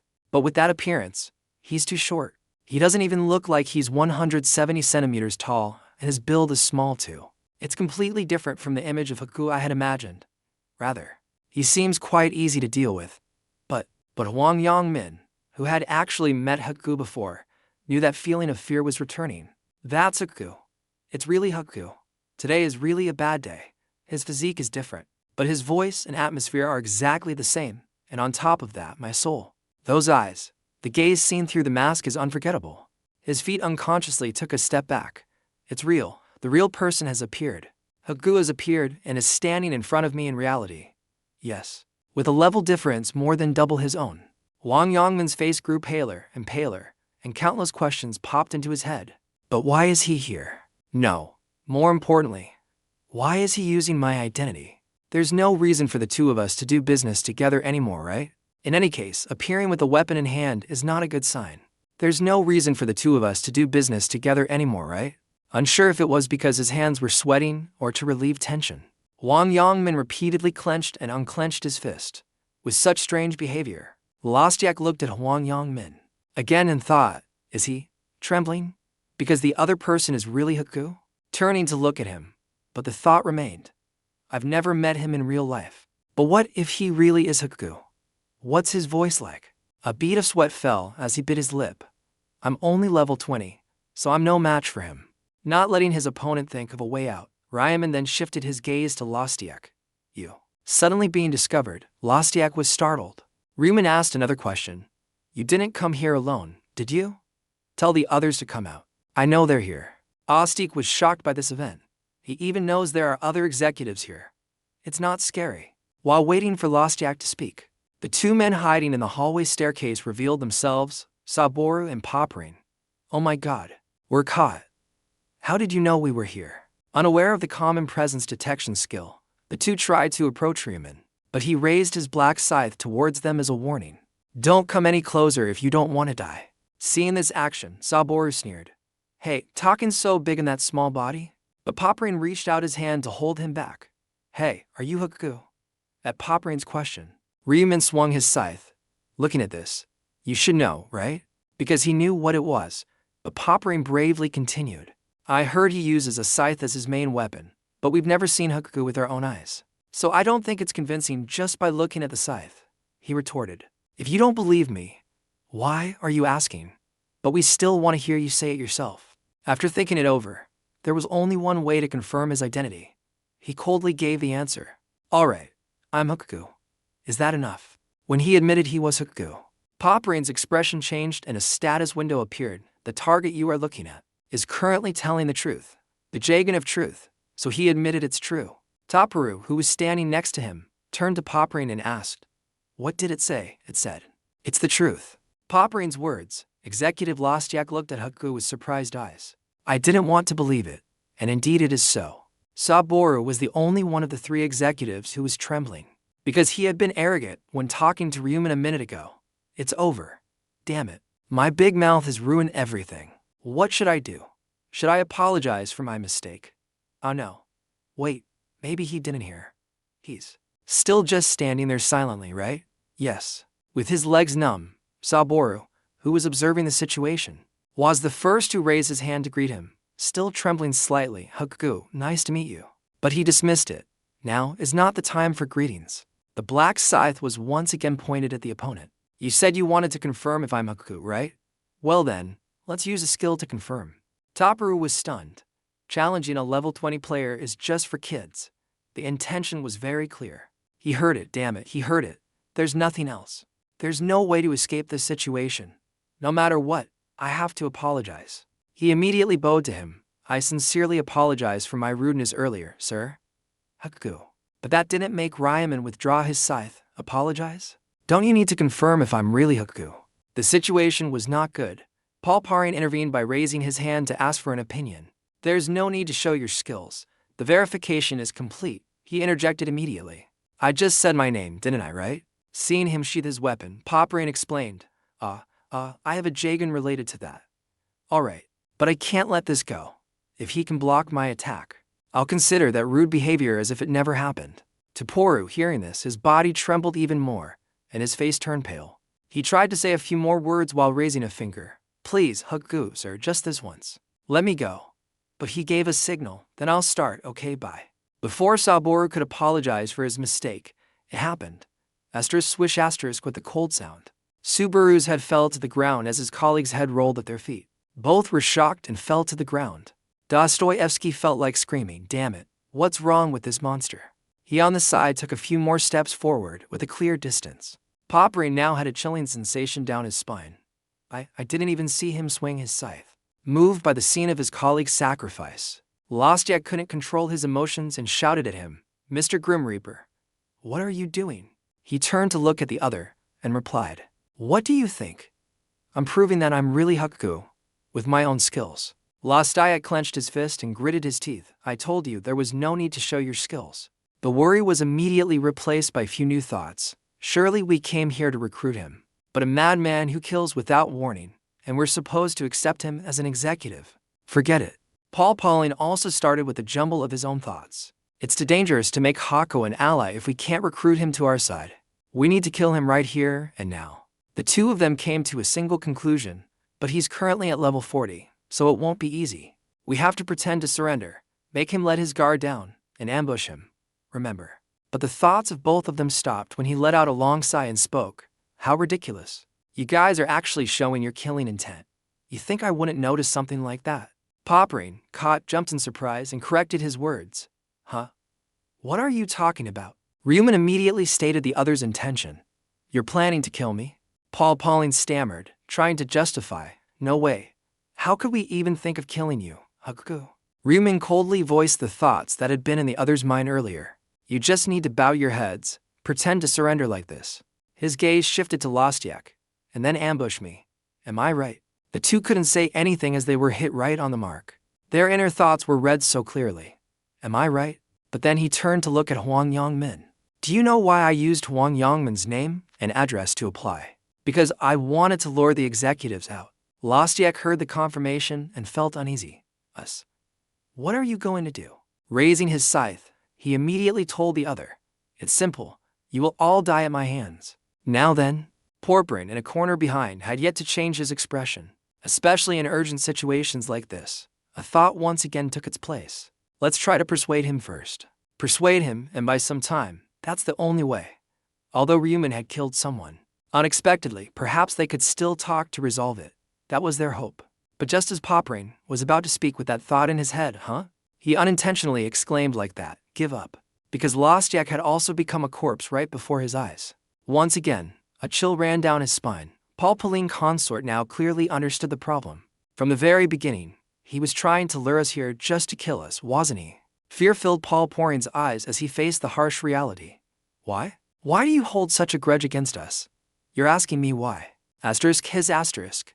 Ryuman's scythe touched Pauline's neck. Asking me if I have a grudge when innocent people are killed as a trick for a recruitment test. Hearing him explain the method, Paul Pauline couldn't believe it anymore. That how did you know? He suddenly added, especially the executive interviews. You make them personally deal with innocent civilians. Paul Pauling began to justify those issues in a hurry. They're not innocent. They're not innocent civilians. They make remarks that belittle and look down on players. They secretly envy our abilities. Two-faced people like that deserve to die, don't they? But he coldly cut off that justification. And what about you? While being strict with others, you are lenient with yourself. Isn't that a double standard? Paul Pauling had great doubts about this issue. You're really annoying. You don't even know who I am. His eyes went blank as he looked at his opponent, blurting out those words and pondering. Why wouldn't I know? I can see through everything with my Jagan of truth. So what? Following that thought, the opponent was immediately cut into by him. His mask was splattered with blood. The thought continued, only scum would kill innocent people. His eyes shifted to the other person in the space. Wang Yongmin was trembling, looking terrified. Yes, I know. He stood there and added a concluding sentence that made the other even more terrified. No need to be afraid. I'll take you to your friends right away. As Ryumin glanced over, we could see Wang Yongmin trembling with fear, defeated. He walked straight to his position. Wang took a step back, his expression serious. How do you know my friends? Ryumin smiled coldly, following his footsteps. Why wouldn't I? Weren't we playmates? To be precise, more accurately, I was dragged around by your group. Ryumin remained the same, looking at Huang as if asking, what nonsense are you talking about? With many bloodstains from the people he had just killed, Ryumin slowly took off his white mask. You don't know who I am. Leaving his opponent surprised and speechless, a familiar face was revealed. But instead of a murderous intent, there was a smile. It's me, Ryumin. The one you used to bully and discriminate against. You can imagine it, and Wang Yongmin did just that. What? Ryumin can do that. Two scenes appeared in his mind as if they were overlapping. One was Ryumin cowering like a turtle and being kicked by Huang himself. You bastard. Didn't I tell you to bring the money? And the other appeared. It was Haku, terrifying everyone as his black scythe cut off people's limbs with overwhelming power. That loser, Ryumin, is actually Haku. Huang looked up again, even after rubbing his eyes. Huang could still clearly recognize the person who had taken off the mask in front of him. As Ryumin, are they the same person? No way. Remember? Seeing his opponent start to tremble because of what he had done before, he added a probing question. You don't believe this, do you? That I am Haku. Closing his eyes and putting away the mask, Ryumin continued the old story. I understand. Just last year, I was the one who was beaten to a pulp by you. The more he looked at reality, the more Huang didn't want to believe it had happened. His face turned pale, and his voice gradually lost its composure. You, what? Have you been toying with me all this time? Why were you acting like such a loser? Don't do that. Hearing his opponent's words, he was a little surprised. Ryumin posed a difficult question in return.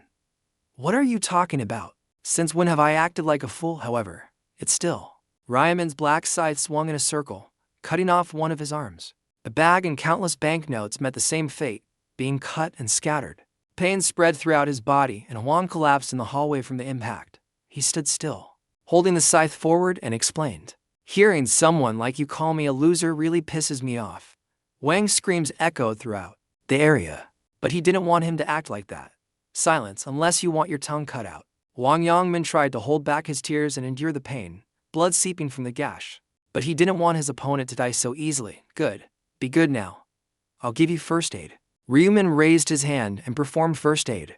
The jade green ancient characters then moved towards Huang. The bleeding stopped and the cut healed as if new. While Wang Yonglin didn't understand what he was planning to do, the answer came quickly. What? You've lost an arm already, but it doesn't really matter. You'll be dead soon anyway. Shocked and with everything becoming too surprising, Wang Yongmin tried to suppress the trembling in his body and voiced his suspicion. Are you really the Ryumin I used to know? Ryumin. Ryumin shook his head slightly, then looked with a cold gaze. No, the Ryumin you knew is gone. Then he slowly raised his black scythe, like an executioner about to take a prisoner's head. Farewell. Hello. At the critical moment, Wang Yongmin shouted in a desperate voice. Wait a minute, Min. I bullied you a lot, didn't I? I was wrong. I really regret it. Please don't kill me. The moving scythe stopped in midair because of that. He coldly kept his eyes on Huang. Are you sure? As Ryumin listened, Huang nodded. Wang Yongmin saw a glimmer of hope. If I speak well, I might be able to save my life. With that thought, Wang Yongmin chose his words more carefully, right? Because killing me won't benefit you in any way, will it? Instead, why don't you use me instead? Anyway, sheathing his scythe, he asked, use you? How Wang hurriedly chose his words to continue. I can be your exclusive servant. If I have to crawl, I'll crawl. If I have to run, I'll run. I'll do whatever you ask. Errands, being bait while hunting, or whatever you want. That's probably right. At these words, Ryumin put his hand to his chin, as if preparing to think. Wang's eyes opposite him were filled with expectation. But in just a brief moment, he shattered the other's dream. No, it's still not good enough. Huh? You're still thinking about stabbing me in the back, aren't you? The whole story about being a servant is just to buy time to kill me. Huang was sweating profusely. What are you talking about? Why would I have that thought? Huang acted surprised, but inside he was terrified. Damn it, who is this bastard? How does he know? Is he just guessing? Hwang Yongmin would be the one who never knew his thoughts were being. Read now what? Riman's voice slowly echoed, a mongrel dog trying to bite its master. I can't have something like that near me. Once again, he raised his scythe high. Your usefulness has ended here. Continue. The unfavorable situation returned. Urgency was clear on Hwang's face. Wait, please. Give me a reason. Asterisk swish asterisk. His scythe swept across Wang's neck swiftly and cleanly. His words officially ended there. His body no longer able to control itself. Hwang fell to one side. The banknotes from before continued to scatter across the hallway. Looking at this trivial and meaningless death, Riman felt a little regretful. I really did give you a chance in the previous regression round. Don't miss what happened in your life. At the time when I didn't have Jagan, I was cleverly deceived by Hwang Yongmin's forked tongue and let him live. And what was the result? A stab in the back. Of course, back then I was an easy target for bullying. This is the end of a special relationship. He looked at the opponent's corpse and said a few last words. Goodbye, bastard. His eyes narrowed further. Our long and terrible relationship ends here. This is the last time I have to see his cursed face. He tried lightly after that, waving his hand. First, I need to clean this place up. Erasing the traces, Wang's body was covered first and used to mix. And he didn't forget to miss the other 3 bodies. The 4 bodies completely disappeared using the erase traces skill. No witnesses and no one detected his presence. Putting away his scythe and skill, he smiled gently, so beautiful and clean. Now, should I go to his house? Ryumi quickly disappeared into the darkness. As the scene changed, a message appeared. Jamie has joined the Save a chat room. An emergency meeting was held and Jamie appeared on the screen, waving to everyone. It's a pleasure to meet you, Chairman. Seeing she was present, T-Hein greeted her back. Oh, Jamie, you're here. Looking at the screen with only 3 people present, Jamie felt a little uneasy. I guess the interview with Haku is over. But where are our other executives? Can we meet again? The chairman sighed before answering. The executives are dead. They went to interview the opponent and were killed. Jamie was startled and looked back at the screen. You could do such a terrible thing today. She immediately remembered someone in fear. Could it be? Although Quinn quickly covered his face, he seemed to nod and guess. That's right, Haku. He's hunting down our cafe's members. Jamie waved her hand to the side, her voice gradually becoming more rush. So Saboru, Yogmaten, and Boberington, you mean all of them died at the hands of the same person? I don't believe it. T.Wing confirmed. That's right. But why? What did they do wrong? The chairman answered this question immediately. Does a murderer need a reason? Maybe just to satisfy himself. Or maybe he hates that we're gaining influence. After listening to the chairman, Jamie understood to some extent. There are always people with deep-seated personalities who try to steal someone else's bread. If it looks bigger. Was it because of envy and jealousy that he acted? Jamie completely changed her image of Haku. If that's the case, then we must kill Haku. Her hand then tapped the table. So the request to join the cafe was just a trap to lure out the executives. The result was confirmed once again by the chairman. That's right. Jamie started to run her hands through her hair because of this. I was even looking forward to meeting Haku. But it turns out he's a psychopath who's hostile to us. Luckily, I haven't accepted him into our ranks yet, otherwise it would have been a disaster. Speaking of this, the chairman also became vague. Really, my head might also be taken by that Haku. The chairman's expression was not good. Perhaps due to losing so many executives. New orders were also given. From now on, Haku is our enemy. We must find him and avenge our fallen members. Although she said that, Jamie still felt that something was not right. But are we sure that it wasn't an imposter, and that it was Haku himself? The chairman gave Jam a reason. There's a witness. Please explain to Jamie. Lostyak miraculously appeared on the screen after being killed by him earlier. Yes, Chairman. The meeting was left with only 3, and Lostyak explained the situation of facing Haku. Time passed and the chairman opened his mouth to end it. Well then, see you at the next regular meeting. The took turns responding. Yes, Chairman. Goodbye, sir. A message appeared on the chat. The chairman has left the chat room. After the chairman left, Lostyak also said goodbye to the other person. See you later, Jambi. She now looked even more worried. Yes, you must have had a hard time today because of the unfortunate incident. So please take care of yourself and rest. Nodding, Lostyak replied softly. Yes, thank you. He then typed on the keyboard.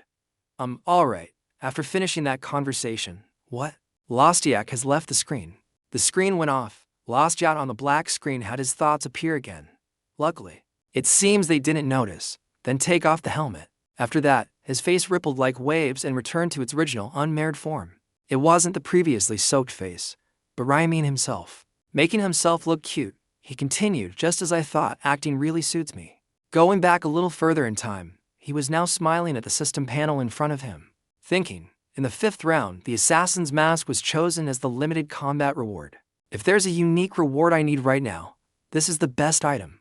Detailed information was added: Assassin's Mask, category, helmet type, unique, defense, 1. Effect, mimic the appearance of a player you have killed by memorizing. From the start of the disguise, face, skin color, voice, and even physique change completely. Durability 3000. Usage restriction, expert level or higher. Description: a thin, transparent mask favored by assassins with a 99% success rate, accompanying assassins can achieve. It is said that no one knows his true face, although this is an item with almost zero defense. Being able to change the appearance of a player you've killed is a huge advantage. There's no easier assassination than betrayal from an ally. He turned to one side with a new idea. To be honest, I want to kill the chairman and then transform into him. But the Assassin's Mask doesn't work on him, because the chairman is not a player, he's an NPC. The head of the player group is not a player. Isn't that ironic? He left and walked away immediately after. Also, there's a cunning player named Jamdi who is very close to him. At my current level, I have no way to counter her skills until I find a countermeasure. I will avoid contact with the executives in the next phase. I will faithfully carry out my role as Lostiak through video chat and monitor the situation. The door was opened. He then left the place. They probably won't try to find Lostiak until the next meeting. In the meantime, I should probably restore the durability of this eternal slumber stone. Looking at the distant place, he had a new plan for himself. I think I should travel abroad. There's nothing worth it. Moving to a wooden house in a forest in England. A movie. A certain person is continuously swinging a hammer for his blacksmithing work. After finishing the work of removing impurities, the iron bar was immediately immersed in water for rapid cooling. As soon as it was taken out of the water, it clearly showed the shape of a long dagger. The sizzling sound along with the steam created by the water vapor was thick. When the blade was confirmed to be in good condition, this person proceeded to sharpen the blade with a sharpening wheel turned by a machine. So Daniel held up his creation and admired it with a bright smile. It's all done. Despite creating a satisfactory work, he sighed with a bit of unhappiness. As he placed the dagger on the table, he explained the reason. What's the use of making it? It doesn't even sell. Ever since those damn angels appeared, my customer base has decreased significantly. Holding out the dagger to admire it once more, he became even more worried for himself. I've managed to get by, but now I've really reached my limit. My bank account is also empty. Should I start looking for another job right now? I wish I didn't have to. My dream is to continue my blacksmithing career for as long as possible. Is there any way to make that happen? Just then, as if he remembered something, he immediately smiled brightly. On second thought, they said they would grant me a wish when I reached the 20th round. What was it? To nurture that dream of his. He then made himself look cute with both hands slamming down on the table with a new idea. Yes, I can't give up on the blacksmithing profession. What's the best thing about being young? It's that a man must have passion. You can't have passion. He decided to brush aside his sadness and move forward. I will overcome the final round and fulfill my dream right now. Even in the other world, I was also granted the blacksmith profession. It's like fate. Although the blacksmith profession is not suitable for combat, I can still do it now. The weapon's attack power skill increases by 150% due to the effect of weapon polishing. Because I acquired the weapon polishing skill when I reached level 20, I was able to easily defeat an orc. A huge determination was created by him. Let's try to reach the 20th round. As high as his confidence was, he was just as disappointed next. That's one thing. But money is still money. I don't even have the money to buy materials right now. His eyes looked to the distance. I can't do anything else. I'll take a break for a while to save enough money to buy materials. When I have money, I will return to the hut and start over as a hobby of mine. He began to rearrange everything. First, let's find a job after coming down from the mountain. Okay. Just then, the familiar figure of Riemann suddenly appeared outside the house. Daniel inside seemed to have noticed someone else there through the sound of footsteps, and turned around. The handsome Riemann, carrying a large bag with one hand in his pocket, casually walked in. Daniel began to observe a young man, Asian. It's rare for someone to come to this place. Seeing him stop at the door, He immediately asked consecutive questions. What's wrong? Are you lost? Without answering the others to questions, Ryuman smiled and raised a hand in front of him instead of speaking. Zaso Daniel, right? You're famous as a young blacksmith. Hearing him speak fluent English and knowing his name, Zaso was startled for a moment. He then straightened up and asked once more, Who are you? Ryuman had his confirmation. Based on your reaction, I must have come to the right place. Vaso tried to search his memory to see if he was in it. The question was raised even more at this time. Where did you hear about me? I didn't hear it anywhere. I saw it. Ryuman placed his hand on his chest, a reason to further convince the other. I am a prophet. I can see the future. At that moment, Vassal was a bit confused by this, a prophet. That's a meaningless thing to say on our first meeting, isn't it? But he suddenly interrupted. Level 21. Profession is blacksmith. Area name is CEUKO08. Instead of answering, he stood there stunned once more. Thoughts quickly took over his mind. Even if he could guess the level and profession, he could also tell the name of the area. Could he really? Vaso began to gradually believe it. His fist clenched and a quick exchange was established between the two. Can you really see the future? Yes, I've never heard of a profession called prophet. Ryuman smiled and explained. It's rare, so that's understandable. You might not know, but it's a unique type. Only one person can have it. Prophet is one of those types. After those words, the suspicion grew even more in him. Why would such a great person come here? Hearing that the other person's words didn't seem to have a good impression of him, Ryuman then smiled wryly and said, Calm down, Zaso. I came here to make a deal with you. Just repair an item with your repair skill, and if you do, I will provide you with useful information. He asked cautiously, perhaps out of curiosity. He spoke confidently, so the other wouldn't have to think too much. It's information about the 6th round. His face suddenly widened at that. The 6th round. As a businessman, Vassal was always cautious and carefully observed the other's words. This time he couldn't help but be wary of these words. If I know about the next round in advance, it will definitely help me get through it. But repairing an item to get information about the 6th round, isn't this reward too big? Ratsu decided to ask again to confirm one more time. Are you really going to give me information about the 6th round, just for me to restore the durability of an item? You don't want anything else? Ryuman looked at Zasho's confused face in front of him. A thought also followed. That's very much like Zasho. If he had accepted it easily, I would have been disappointed. When in doubt, don't deceive. First, you need to open your mind and proceed with the correct method. Ryuman smiled and began another story. To be frank, I want to get closer to you. Hurry up. Smelling something dangerous, he froze for a second time, his voice stuttering. What are you talking about? Once again, he interjected, bringing Zaso back to reality. I have seen the future. You reached the pinnacle as a blacksmith and survived until the 15th round, without anyone else's help. Regardless of whether he believed it or not, Ryuman sadly added, but that's where it ends. There's no future for you beyond that. It's a tragic thing. But a smile appeared on his face again. But I can help you if you join me. You will not only grow faster, but also surpass the 15th round, and continue with the blacksmithing profession, your lifelong dream. Vaso truly couldn't believe that even Ryuman knew his biggest secret. After sensing that even his desires were guessed, his perception of Ryuman changed greatly. What do you want from me? He slowly replied, nothing big, just that we can help each other. Knowing Vassal opposite was in deep thought, Ryuman gave him time to choose while adding a few new thoughts of his own. Vassal is the only blacksmith who can survive until the 15th round. Being able to maintain a good relationship with such talents will be very helpful in many aspects. He stared blankly at the hesitation. It seems he has a lot to think about. Want me to help you make a decision? Ryuman had studied English over and over again for situations like this. He smiled and spoke fluently. My request is not much. You just need to repair my equipment when necessary, and perform a few skills with me. In return, I will provide you with information about the next rounds, if you can. If you can do that, you can gain advantages that you would normally miss and grow stronger quickly. Right? The offer got better and better, making Zaso even more suspicious. It's an offer I don't even have to think about. But can I trust someone like this? If you look at what he says, he seems like an honest person, but it's still better to be cautious. After a series of thoughts, Jacha slowly took off his gloves and came up with a compromise. I appreciate you valuing me, but I'm still not sure, so I will decide whether to continue the deal or not after seeing the results of the 6th round. Ryuman smiled confidently at that decision. Do whatever you feel comfortable with. I'm not asking you to sign a contract either. Just like Ma Gyeongjok, once you confirm the prophecy with your own eyes, you have no choice but to join in. Well then, let me fix the item for you first. Then I can get the information about the 6th round from you. Understood. Having secured that initial deal, Ryumin immediately took out the soul stone from his inventory. Its information was once again specified.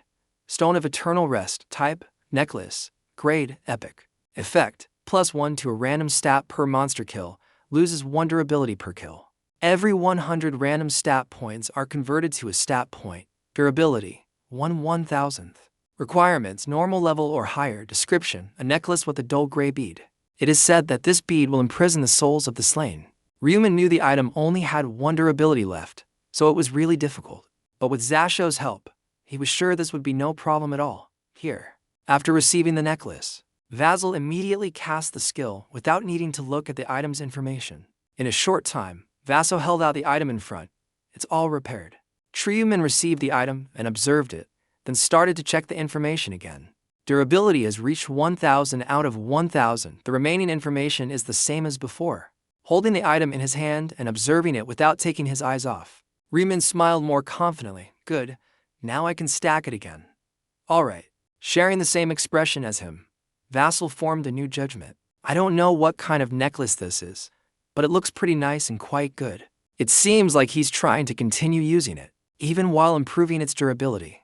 But I don't know. But this thought was unexpectedly read completely by Ryumin. He looked back and focused more on the other person. According to what you said, it seems you didn't know anything about that item. I have that as your privacy and didn't intentionally read it. Interesting. Returning the item to his system, the two then exchanged more words. Thank you. Thanks to you. The durability has been fully restored. Now, you can tell me the information about the 6th round, right? Of course, the mission of the 6th round is go. Ryumin announced a lot of advanced information to the other party. Reflecting on those words, Rousseau began to cross his arms with much confusion and things to do. If what you just said is true, then it's better for me to gather strong allies. Ryumin also tried for that decision. Yes, I guess that would help, because after all, those monsters are very strong. Having gotten the information he needed, Vaso also felt it ended here. A problem was then brought back to him, so our deal ends here. Ryumin was silent for a moment, but then broke it immediately. Perhaps. Could you sell me an item? Is black iron powder? You have it, don't you? It's hard to get. Essel was always skeptical, but this time he was amazed again. He can even guess what I have. The fact that he can know what I possess makes the prophecy even more unbelievable. But he's not the only one surprised. Ryumin once again asked for his opinion. So how about selling me that black iron powder? I guess you're planning to find a job to cover material cost. I'll pay you handsomely. This wasn't a prophecy, but Ryumin reading the other's thoughts. He froze on the spot. He even knows I was planning to get a job to cover expenses. It's unbelievable. In that instant, Vaso returned with his exchange. Truly, amazing. Now I believe it. That you are a prophet. To be honest, I have nothing to do for you. I suspected you might have used some trick. I sincerely apologize. Ryumin smiled and waved his hand as if not paying attention to those words. No need to apologize. I just spoke about the future as I saw it, and whether you believe it or not is up to you. Following these words, it seems Aso had a major shift in believing him more. Although he pondered deeply, he had a new decision. I will give you that black iron powder. Ryumin was stunned right there. Huh? And the explanation was added by him. I feel like I've received much more from you than what I've done. A black pyramid-shaped bag was taken out by him. I'm not that ungrateful or heartless. Take it. The information was then specified again.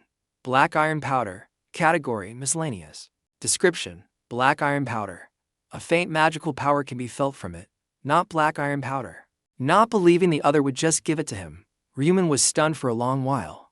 He's giving me this rare item for free. Black iron powder is the main ingredient for crafting god-tier items. And he doesn't seem to know that it's very hard to find until you enter the 11th round. Which means it's possible. By this point, he knew he had to be ashamed of such kindness. I'm the one who needs to thank him. Although I know what I need to do, and must do. But Ryumin wanted to ask the other's opinion again. Are you sure you can give this to me? Vasil shook his head and replied quickly, I'm fine, to be honest. I don't even know what it's used for. Only you, the prophet, can know its true value. Besides being talented and intelligent before, Vaso now had a deep understanding, and he turned that into his thoughts. If you look at the exact request, it must be something quite important, but I won't be curious about it. I've already received help. It would be very greedy if I asked for something new. Vaso had gathered all the important and necessary elements. Before, he only lacked luck, but now he had it when Ryuman officially set foot in this place, and even added a squinting smile. You have a good personality. Seeing Ryuman's dangerously smiling face, Vasil showed more question marks of doubt than before. As planned from the beginning, Ryuman then threw his rather large black bag towards Vaso in front. Here, open it, suddenly having something thrown at him. Vaso subconsciously caught it and froze for the next episode. Another episode. As requested, he opened the bag, and inside were countless stacks of bills with Queen Elizabeth's picture on them. Another volume. Ryuman then explained to him what it was. A total of 20,000 British pounds. I would feel bad accepting that item for free. What is it? That could have covered many of your expenses, right? Russell didn't hesitate to answer. Of course, if estimated currently, 20,000 British pounds is equivalent to more than 37 million won.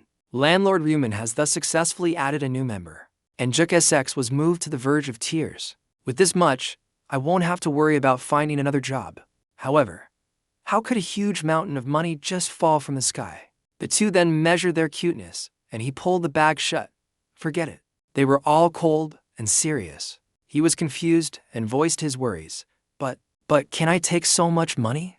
Ryuman confidently explained because the other had faced reality too late. It's worth that much, so you can take it without any worries. And of course, I'm not giving it to you for any materials. At this point, he couldn't think of anything else. Then. It's not me either. Unable to let the other guess on his own, Ryuman became serious again and extended a hand in invitation. Open an overseas stock account. Invest about half of the money I gave you in Korean stocks. Thank you. The two began to go into more detail on this matter. Korean stocks.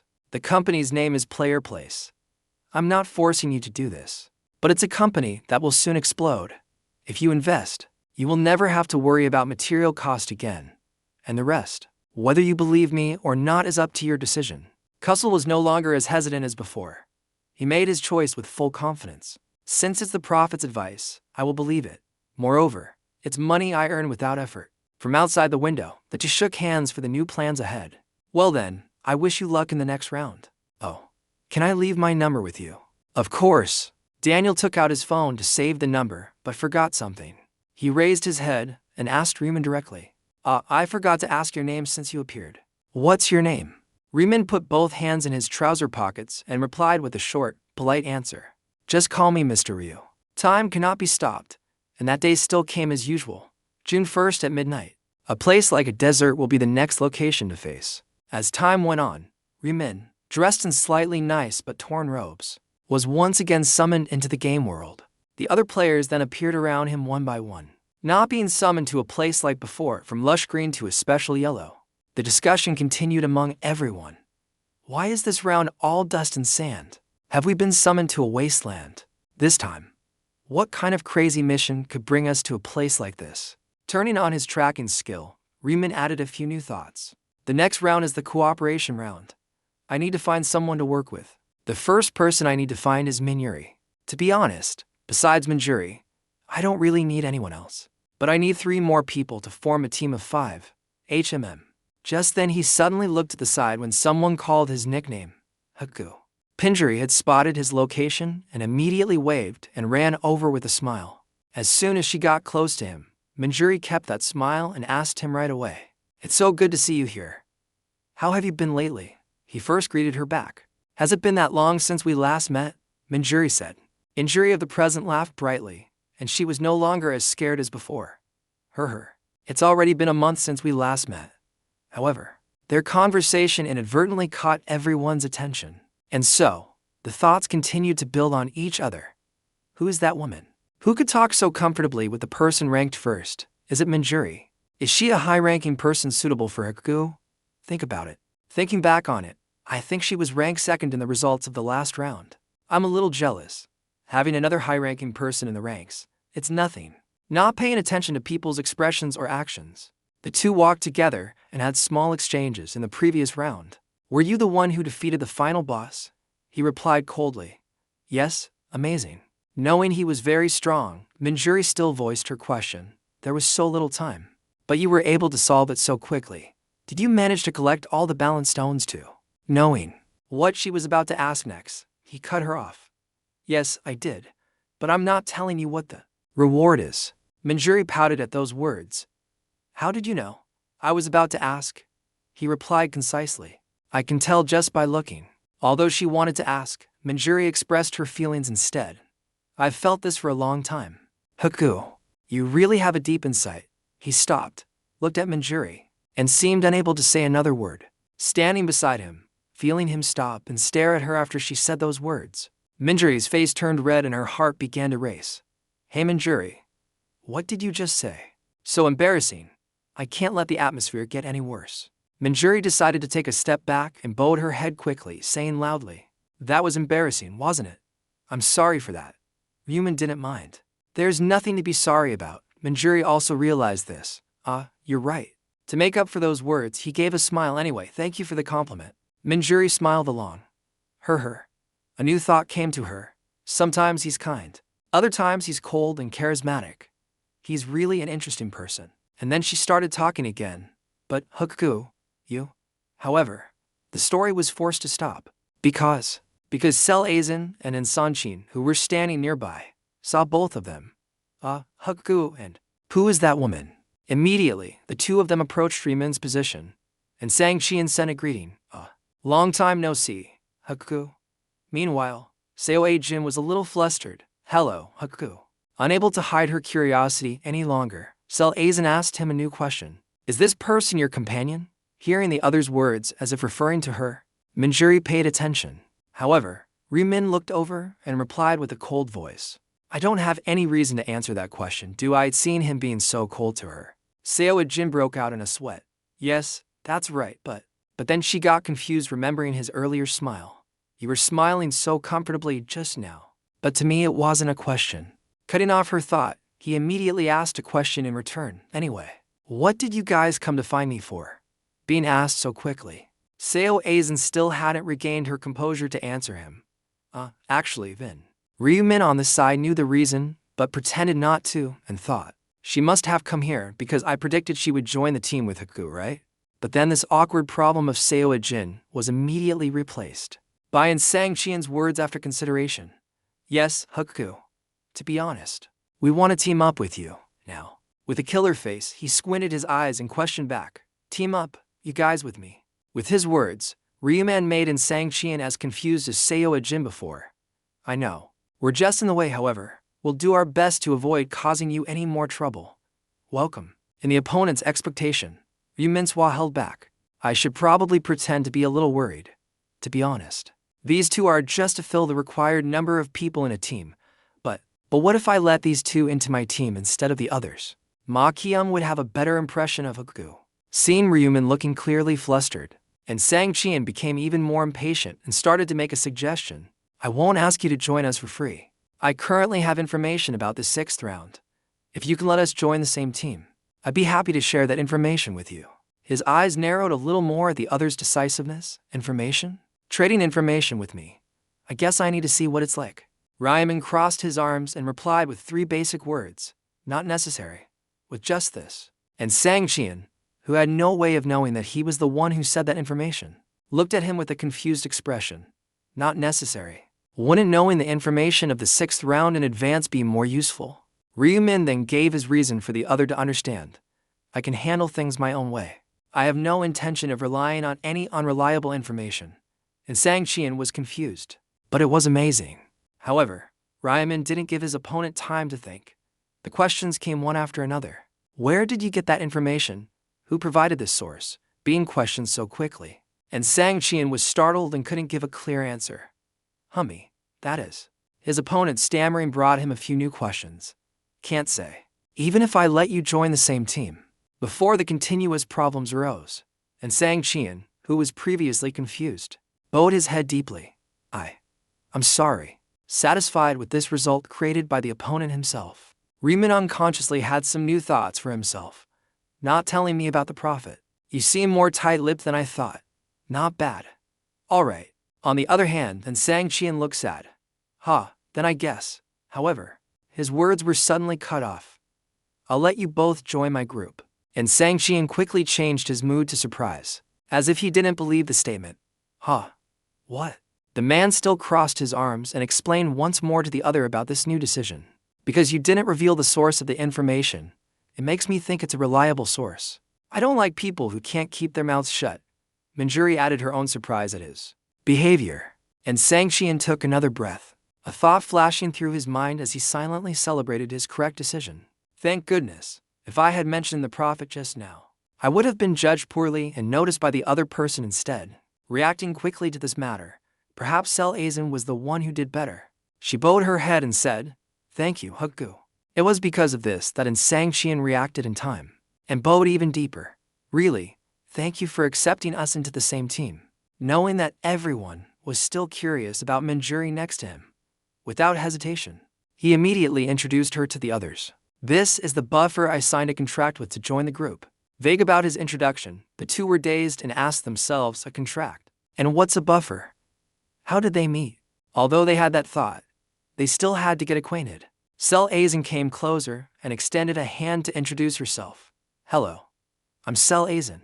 Nice to meet you. Manjuri responded in kind. Yes, I'm Manjuri. However, Manjuri blushed a little and seemed to remember the name and blurted out afterwards. Wait a minute, you're not really the actress Sel Azin, are you?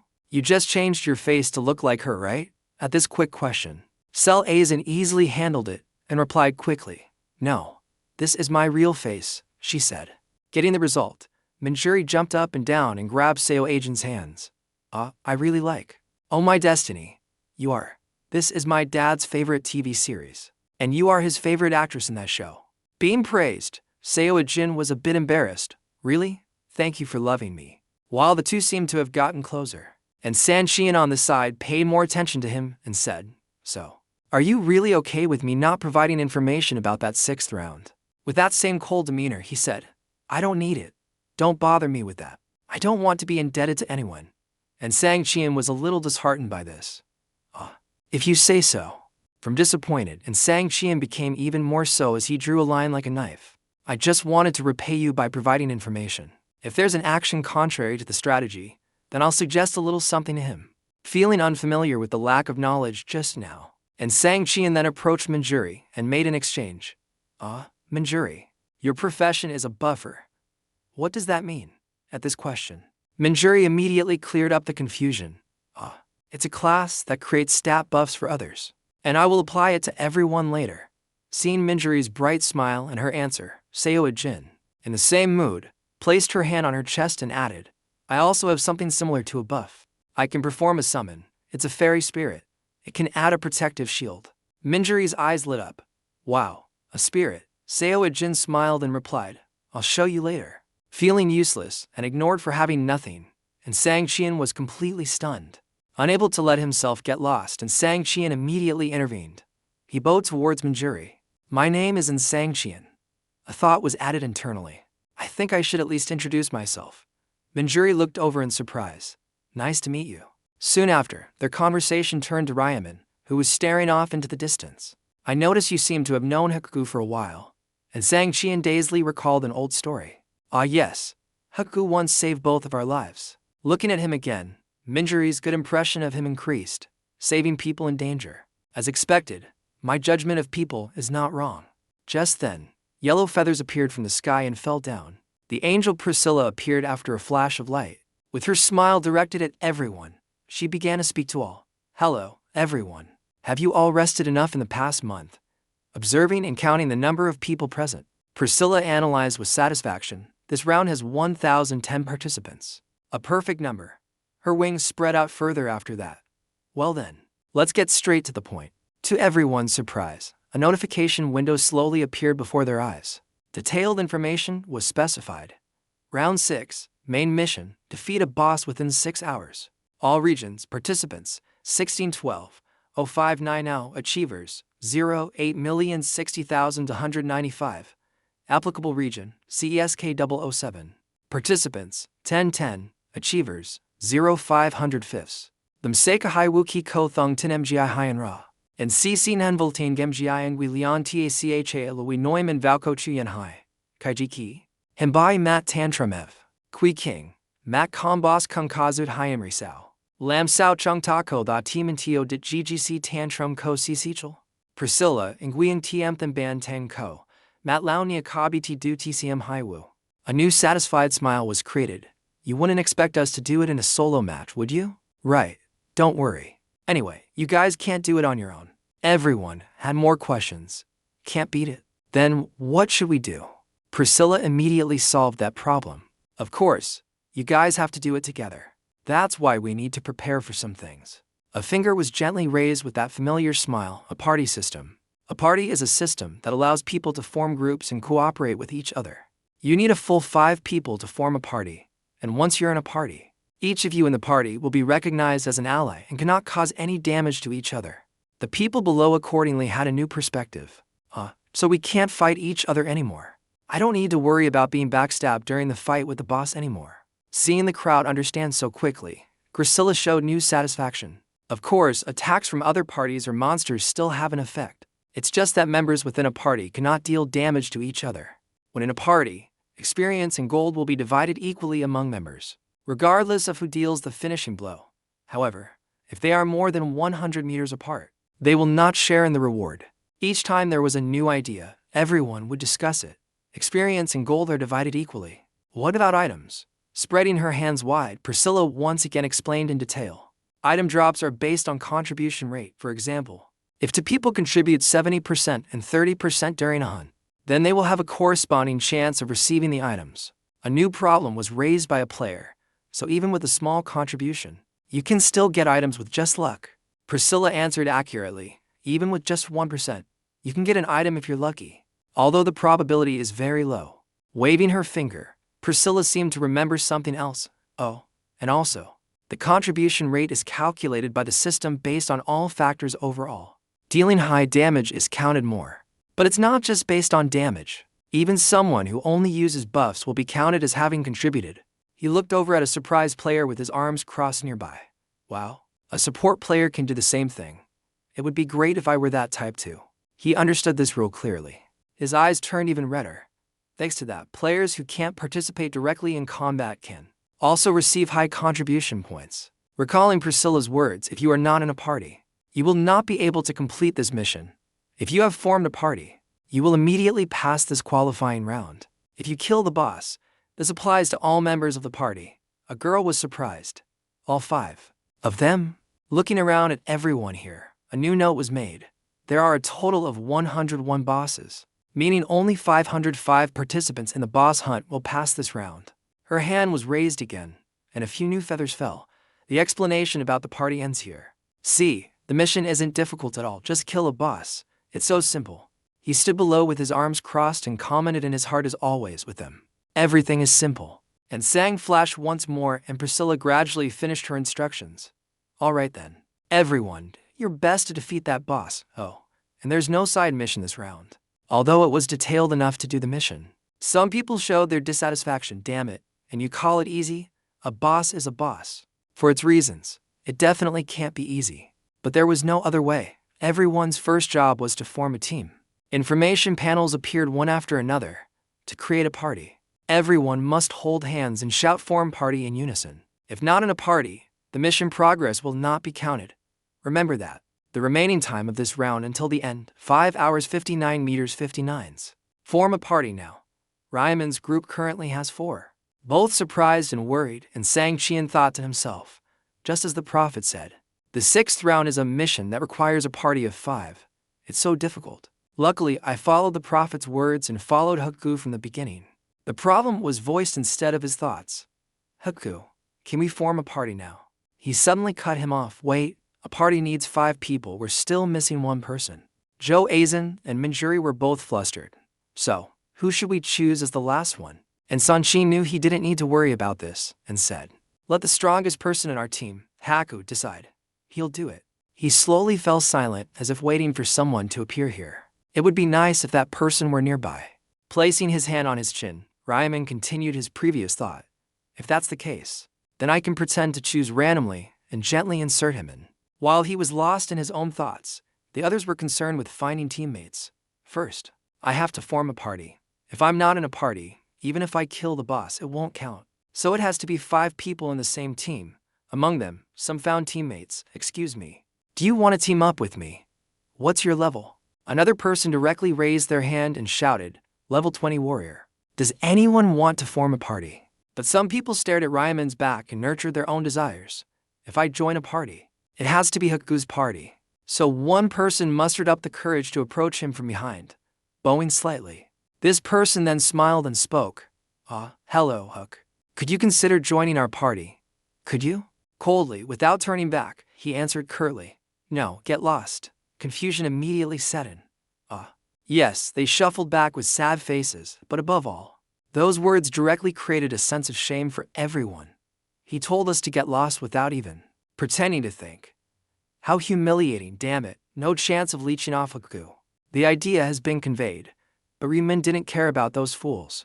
In the past, I would have accepted anyone to make up the numbers, but this round, I have to recruit people with the potential to grow with me. Anyway, it seems like I attract a bunch of strangers every round. Yes, and some others still hadn't given up hope as they approached him. Hey, Haku. However, the opponent still received the same result as the others. Don't bother me, get lost. A few more times. Since I'm a girl, another player smiled and said immediately after, Can I join your party? He closed his eyes and stood there, not interested. The first people who had hope now had a feeling of disgust towards him. What the? Is it so hard to let one person into the party? Damn it, so stingy. At least hear me out first. The 2-person party from before suddenly noticed the other people around him. How the people standing next to HC joined the party? Lucky for them, they're practically guaranteed to survive. It wasn't just the others who were confused. His party member and Sang Qian was also equally confused as he stared at him intently. I wonder who he will choose for the final position. Looking in another direction, the anxiety increased. If only Chairman Ma were here, then I would nominate him for the party. Minjuri similarly considered someone. If Ryuman were here, he would definitely fight for the last spot. What a pity. At the moment, when everyone didn't know what to do next, a person with a familiar voice approached them all. Haku. Although this person seemed a bit familiar as they approached, and Sanshin still compared this person to the previous ones. Who is it again? Another one of those nobodies? However, this time Ryuman paid attention to this person unexpectedly. When he realized it was George Onghua, he completely changed. While George Onghua smiled and extended a hand towards him. It's good to see you again, Haku. A smile in return. Ryuman took the outstretched hand. Great, you're still safe. I thought you were eliminated in the 5th round. George Onghua laughed out loud at that. Don't underestimate me so much. The smile gradually became more complete with a brighter radiance. Watching you fight back then motivated me to quickly finish my hunt. Is that so? Anyway. Thank you, because of you.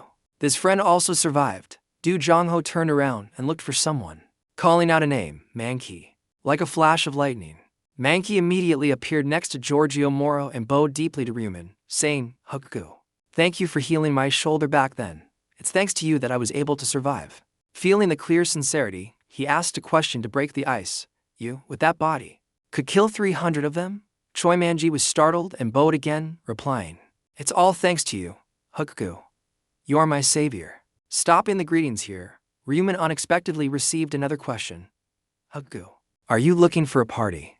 Knowing he had misspoken, which made him look strange, Du Jiangho quickly waved his hands and explained in more detail. Don't worry. We didn't come to ask to join. We've already formed a party. Ryuman maintained a normal expression and confirmed the statement in his thoughts. I know they have a party. On everyone's wrist was a golden chain. A symbol of connection. Cutting off his thoughts, he directly addressed the issue. I didn't think much of it either. But why did you guys come to see me? He asked with a smile. Partly to greet you. Partly to make a suggestion. A suggestion. Du Jongho was so excited he didn't hide anything. How about our party and you cooperate? We're not aiming for experience or items. If a boss appears, we'll let you go first. Everyone in Zhou Jongho's group was very expectant. However, Ryuman didn't say a single word about this matter. That's why Zhang was confused. We just want to lend a hand. You don't need to be so vigilant, really. Ryuman could read the other's thoughts and knew the truth. He made his decision immediately. I refuse. His voice was immediately awkward, and then he couldn't stop stammering and asked him back, Why? Because we'll get in your way. He shook his head in protest and said, No, I just don't like unnecessary trouble. Thanks for the offer, but I'm fine. Ryumin spoke to clear up the misunderstanding, but they felt let down. That's a shame. I wanted to help. He cut off the bad feeling. If I really need help, I'll ask myself. Immediately, Du Song-ho regained his confidence. Are you serious? One side was happy, the other dazed. The two of them just casually replied back and forth. So promise us you'll call if you need help. All right, promise. I told you I know. I don't know why, but the whole group bowed deeply again. Du Jongho at the head added. Then we'll take our leave. If you need help, just call us anytime.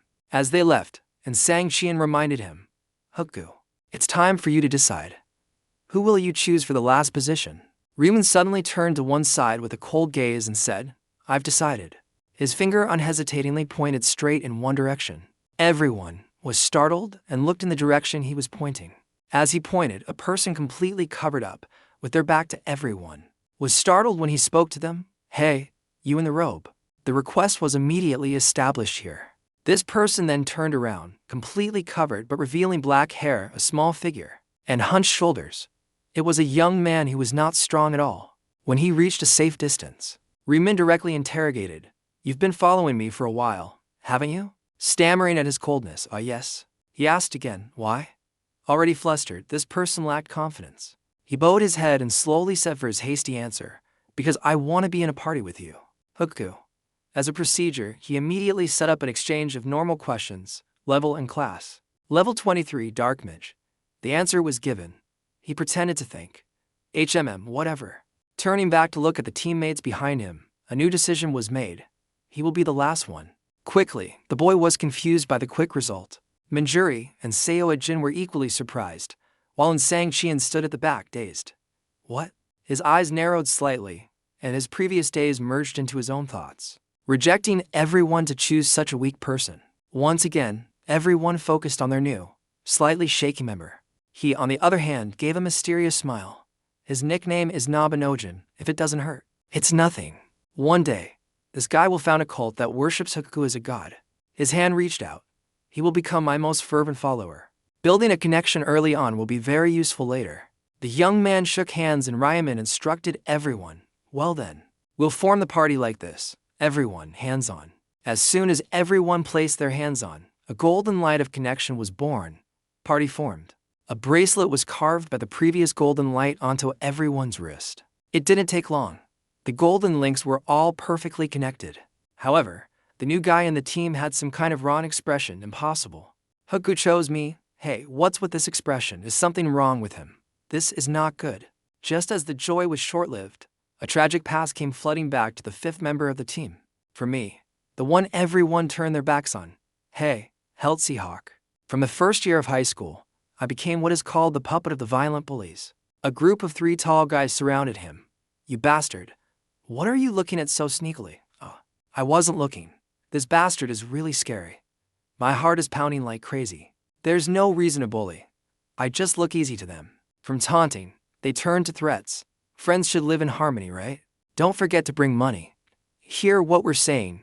You little brat. You don't seem to have any weight. Goodbye. His face was pale, as if from severe lack of sleep. His body was already trembling, and he stammered. I'm sorry, I live with my grandmother, so I don't have money to give. They immediately exclaimed, What? Let's go. Whether you steal or do whatever, you have to bring money. You fool, if you don't, you'll see what we do to you. Because of you, we've all become beggars because we're out of money. When your grandma dies, you want to be buried with her. Once his self-esteem was touched, Healthy Siak became as if he had lost his mind. And with all his might, he swung his fist, ready to punch his opponent. You bastards. And a natural thing, the result was incredibly tragic. See you again. Tauti Seok was beaten to a pulp and lay there in a heap, moaning. It hurts, help, help.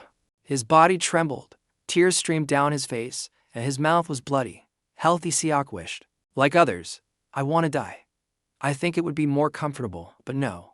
But if I leave, what will happen to my grandmother? My grandmother has had to endure so much because of me. I promised to earn a lot of money to give her a more comfortable life, right? That's right, I have to endure. I have to try to endure. With the sole purpose of being filial to my grandmother, I tried my best for the next 3 years, and finally got the results right before my eyes. Bengal high school students have achieved high scores on the CSAT exam. We will cheer for everyone. This is what we want to let everyone know. But with the appearance of the angel, a new major disaster occurred. It's hard to find a decent part-time job, let alone provide a more luxurious place to stay, right? I wasn't about the second round of competition. He opened the door and entered his house as usual. I'm home, however. An unfriendly voice was suddenly added to the room. Oh. RT Siak is back. The 83 bullies this time also attacked his grandmother. They even had provocative smiles. Didn't I tell you? I'll bury you with your grandmother. Healthy Siak was stunned on the spot. But once again, Healthy Siak gradually lost his mind. Grandma. Two packs of instant noodles immediately fell to the floor. A purple-black energy formed around Healthy Siak, and weapons immediately appeared. Red arrow, black arrow, up. In turn, 2 attacks pierced one side of the red-shirted man's face and the blue-shirted man's shoulder. The red-shirted man, hit in the eye, foamed at the mouth and suddenly exclaimed, "Oh no. What the hell is this? The spot where the arrow hit is rotting. What is this?" The remaining yellow-shirted man took out his sword, his weapon pale and trembling with fear. "Damn it, don't touch this bastard. You've changed your profession." In a flash, he had defeated all 3. He knelt there, covering his breathless grandmother with a blanket. Perhaps since then, I have built a wall between myself and everyone else, and have started to stutter when talking to her. And I have decided to enter the final round and use my wish to save my grandmother. A summary information board appeared. I also did it in this round. Round 3 competition results. All regions. Rank 1. Huckle Cup 30 Reaper, 3,631 kills. Rank 2. Dumb Idiot Cup 13 Shaman, 982 kills. Rank 3.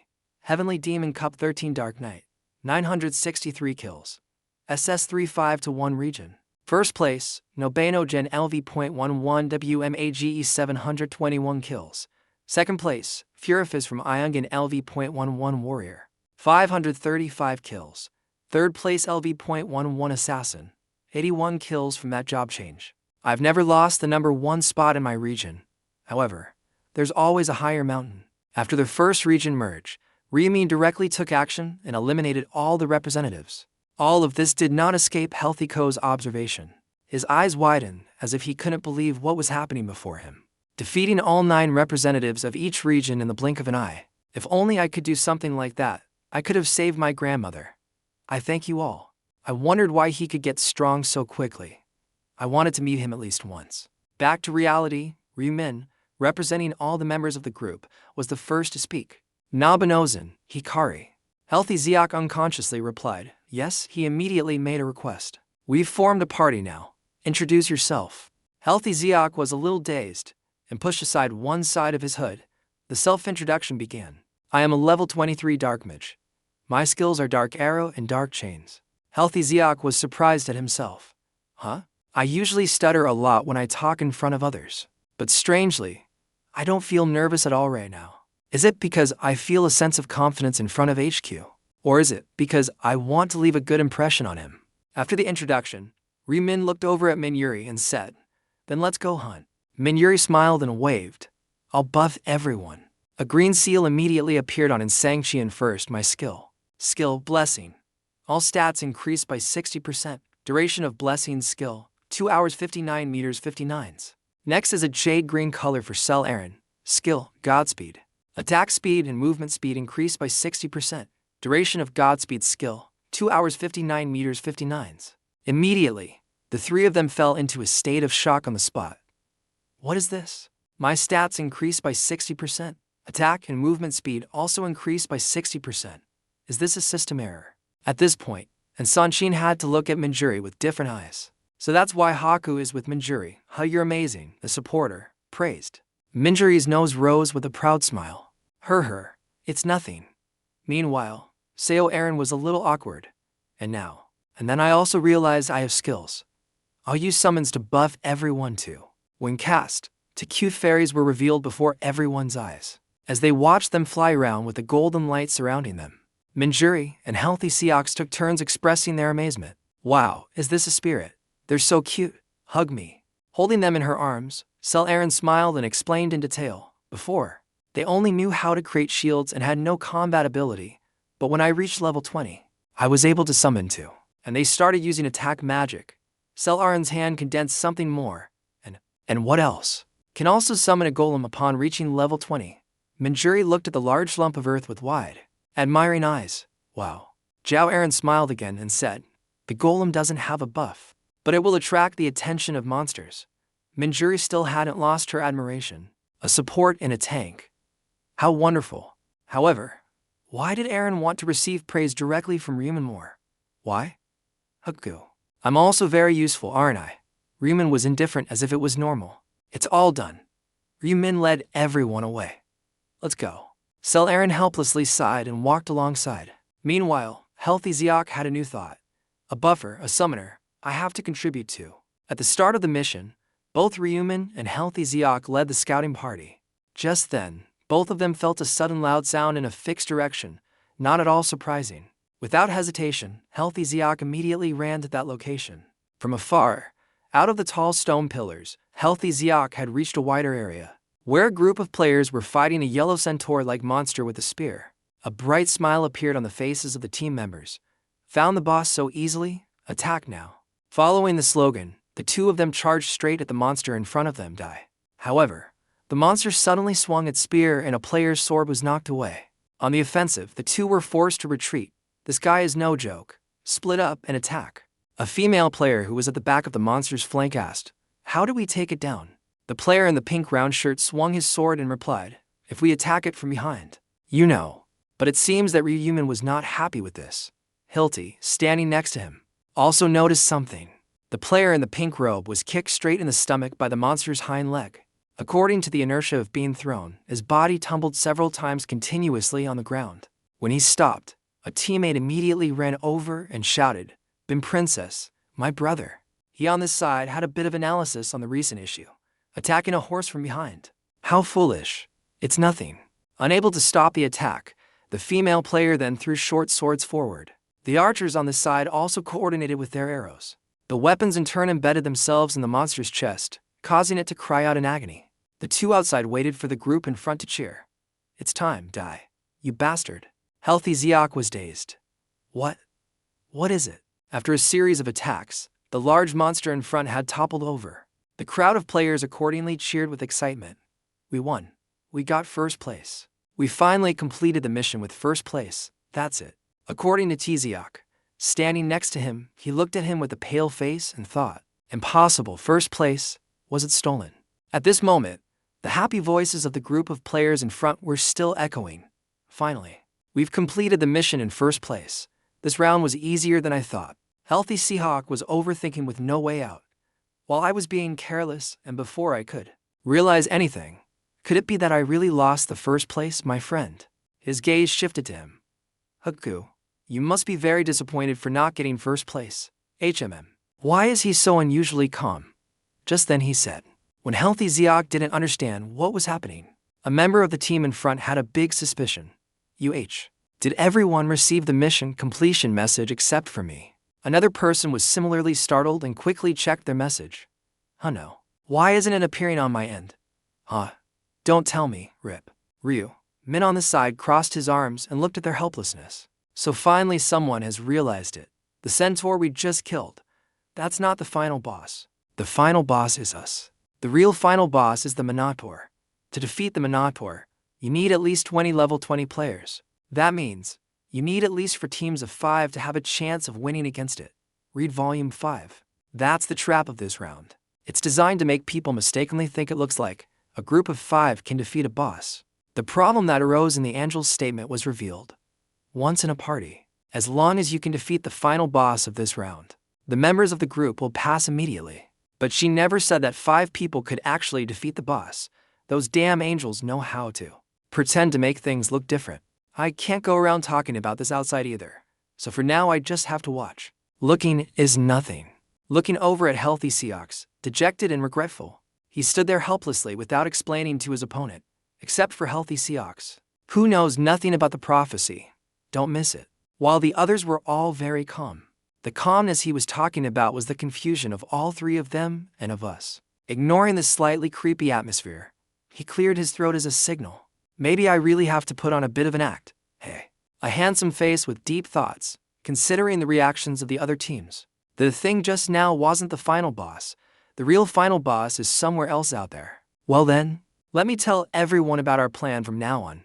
We'll temporarily put aside defeating the final boss and proceed to farm the surrounding centos to level up. Until the time limit is reached and it ends, everyone seemed surprised by his decision. With his overthinking nature, Healthy Zeok said what everyone needed at that moment. Huh? Why? Do you know? His eyes narrowed as he explained. It takes 5 level 20 players to kill a centaur. And that's just a normal monster. So to be able to fight the final boss, you'll need at least 3 or 4 teams to have a chance of defeating it. We'll get there. We don't know how strong it is, so rushing headlong into fighting the boss is not a wise decision. There might be more traps waiting for us there. And what if we defeat the boss early and get stuck in a pillar of light? Then we would have wasted the remaining time for nothing. Hunting monsters first and observing the situation seems and certainly is a better choice. Let's begin. From the first meeting until now, and Sang Qian has been continuously amazed by his accurate judgments. To be able to figure out the strategy on his own without even hearing the prophecy. I really didn't think Haku could have such deep insight. However, Healthy Zeok standing next to him still hadn't adjusted his mentality well. He was still obsessed. But if you wait to fight the boss like that, you might lose the first place. Are you okay with that?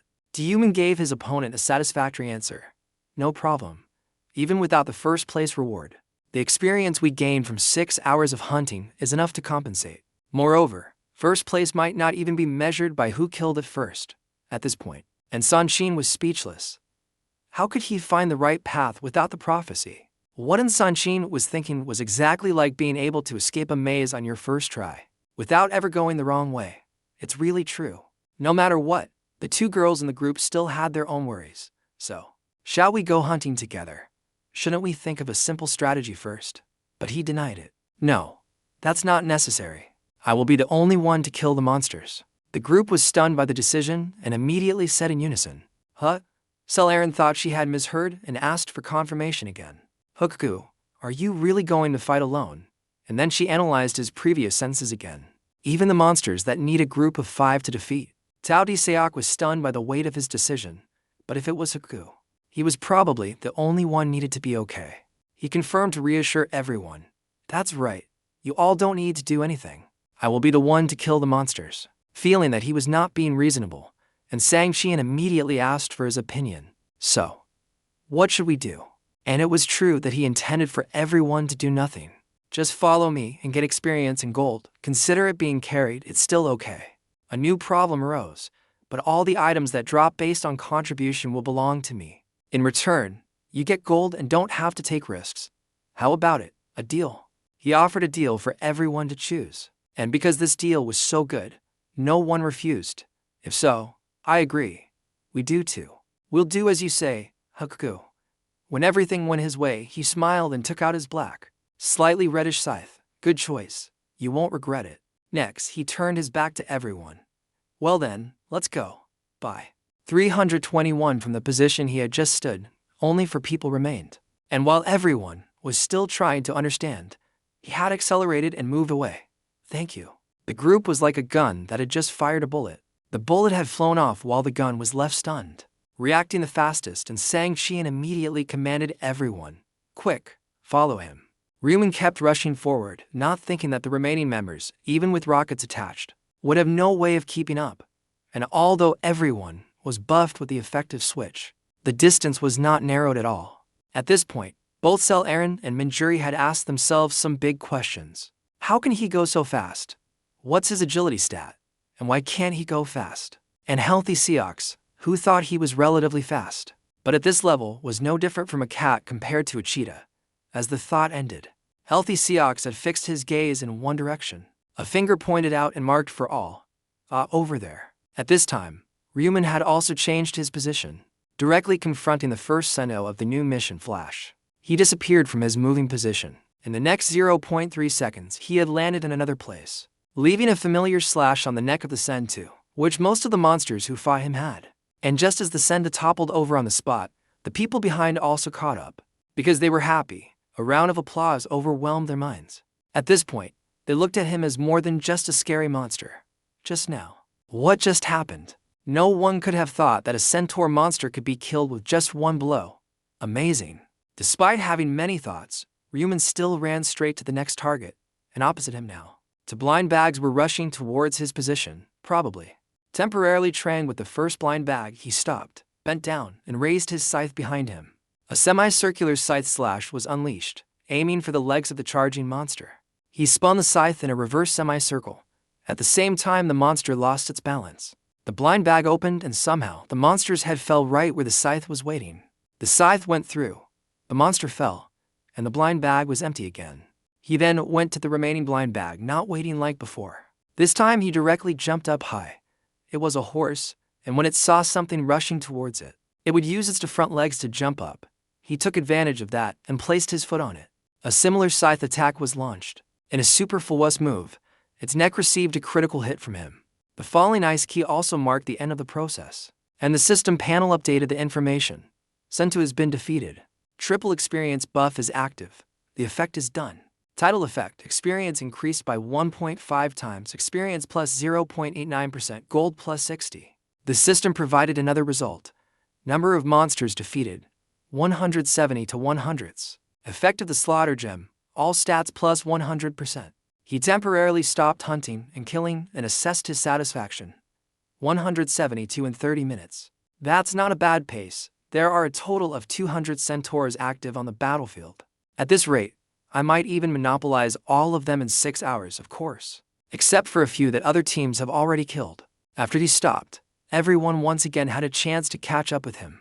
And the characteristic of being in the same team with him was clearly painted by everyone. That is, even without doing anything, you get exhausted. His face, however, showed no emotion as he looked at them in this state.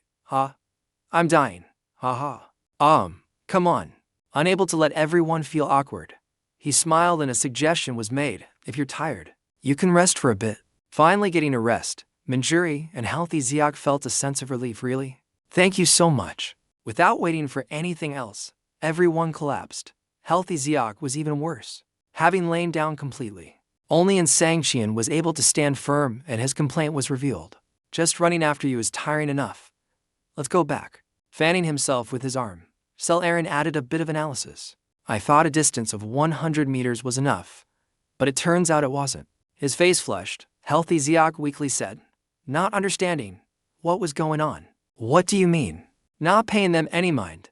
Manjuri smiled again and gave him a compliment.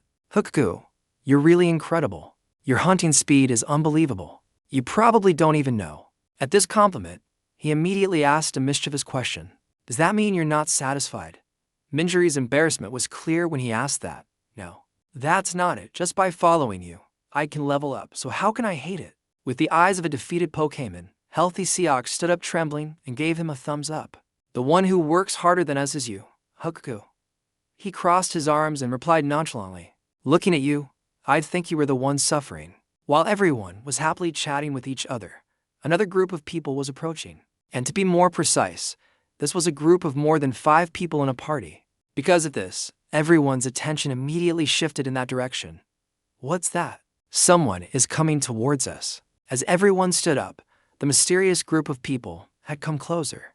A player from the group of 20 stepped forward to greet everyone. Hello, Hookku. It's a pleasure to see you here.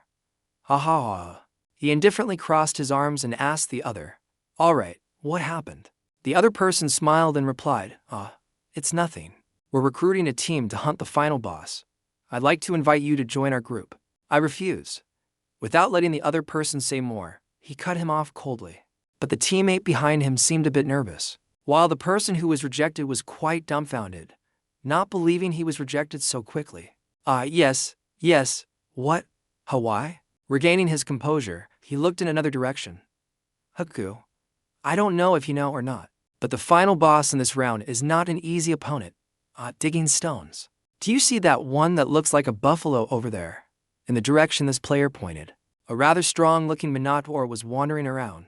That's the boss we need to catch. And it's also an incredibly formidable creature that's not easily bullied. Actually, another team has already challenged it, and they were all wiped out. Turning to look at him as if he had the upper hand.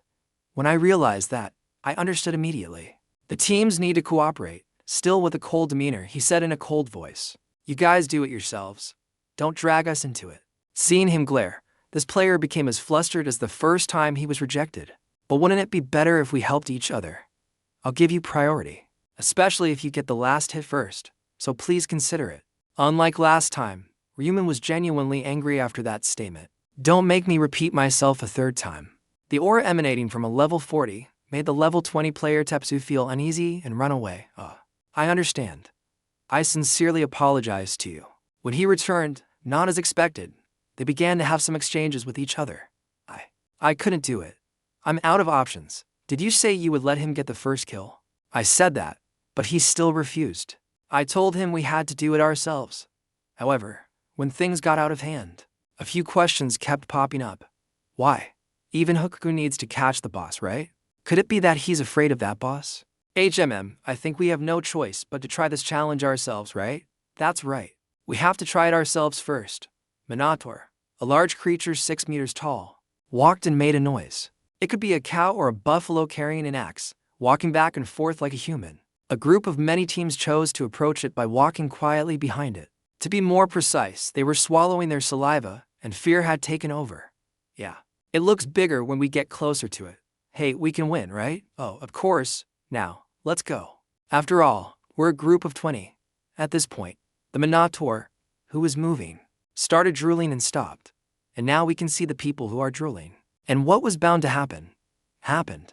The cow turned around and its gaze locked onto the group of 20. My attention has met his eyes. And astonishment was born from that group of players. To increase the fear of the players, the axe-wielding Minotaur roared and charged at everyone there. The effect was very good as some members had pale faces and directions were also given. Damn it. It's running on 2 legs towards us. Despite being covered in fear, the group still had brave members who directly faced the front and charged everyone all up. Kill it, take this, get lost. Unable to miss such a good opportunity, Ryuman picked up a tall mound of earth and jumped on it to observe the situation. How long will it take to take it down? This is not a game. The Minotaur is not as difficult a boss creature as it appears. Although it accidentally carries a large axe, its attacks are not skillful or fast. Because its movements are quite slow, it's easy to predict and avoid. Realistically speaking, if 20 people rush at you, no matter how good you are, it's still hard to move. However, the Minotaur's strength lies in its endurance and hardness, harder than stone. This was proven by a player trying to inflict a wound on it. It's so big, its skin is really tough. Another player attacked its leg, but the result was the same. The sword is useless. Slashing it doesn't do anything. To deal with it, the first problem Ryuman analyzed was, its skin is very thick. So that's a difficult point, but if you attack it dozens of times, you're bound to hit its weak spot once, and it will be exposed. And in the end, when the Minotaur was hit by that blow, it was also helpless to do anything. A long-range attack was launched by a player with a bow. Each of these arrows flew out and hit the elbow joint, and at this moment, the Minotaur paused for a beat. He on top still observed the battlefield without taking his eyes off it. It's going to take a while. The players still showed their determination. So that big guy was really tough. The archer also had a reminder strategy. Focus on avoiding its attacks as much as possible. But above all, a developing event will bring an advantage to the rest. The player with the large axe focused their mana into the axe, allowing the other to run. Taking a deep breath, the axe tilted and was pulled back in a long arc. Die. You big, fat bastard. After dealing with the opponent, the axe left his hand and formed countless arcs as it flew forward. Also because of this surprise, one of the Minotaur's chest received a deep wound. When the opportunity rose, the others charged forward with their weapons without any hesitation. Charge, its chest is wounded. Everyone, focus your attacks. Now is the time to begin. Relying on the large wound, the first person dealt another blow to the same spot. Another person performed a similar attack with their short swords. However, the wound was lower, and this angered the monster. It roared and locked onto this player. Due to carelessness and having to quickly leave after attacking, this player was grabbed by the Minotaur. This is something I couldn't have realized. And what was bound to happen, happened. A tight squeeze from it broke this person's bones. Being uselessly thrown far away, this inadvertently provoked some other players. The fireball that was formed cannot be wasted. The attack that France substituted for an attack aimed at the target. Taking more heavy damage, the cow stood on the spot, continuously roaring and dying. And that was also its final resistance as it fell to the ground. Amidst the excited voices of the players, I understand. We finally finished. We're the first group to kill it. Since the boss kill was successful, a pillar of light appeared from the sky and enveloped a player. The movie was self-created. The remaining members of the gate were then also surrounded by a similar pillar of light. Our party survived. The mission window finally shows completed. Good. Although they succeeded in their first coordinated attempt, the members who weren't on the killing team show clear disappointment on their faces. Damn it. So, we have to fight again. It seems that after defeating the boss, that light pillar will appear and nothing more can be done. The members in that light circle also confirmed it. But are we going to sit here and wait until time runs out? Probably. It's good to rest. But why do I feel like we're losing an advantage? There's no advantage. Unable to waste any more time, the remaining members also made a new decision. Then let's find another group to team up with. And at this moment, a player noticed something in one direction. That was the position he was standing in. The words unconsciously slipped out. Hakuku, our party. But they extinguished that very intention of theirs and dejectedly left. It's useless to say anything. Everyone had left. He jumped down from above and said, "Luckily, if we had killed the boss early, we would have wasted all the remaining time." Manjuri had a new sense of trust. That's right. Just as you predicted, Hakuku. Gathering everyone in one place. He then stated his next intention. We've rested enough. Let's go. Just follow me closely. Once again, the members of the group started running, with him leading and his teammates trailing behind. The goal was singular. Track the centaur. Sento. Time quietly and quickly passed, as now there were many pillars of light shining down from the sky. When the team finished, that was when that team could only wait for time to pass. The self-pity gradually revealed itself deeply. I wonder what rank we got. There's no ranking board showing up, so we just have to accept it. Forget it.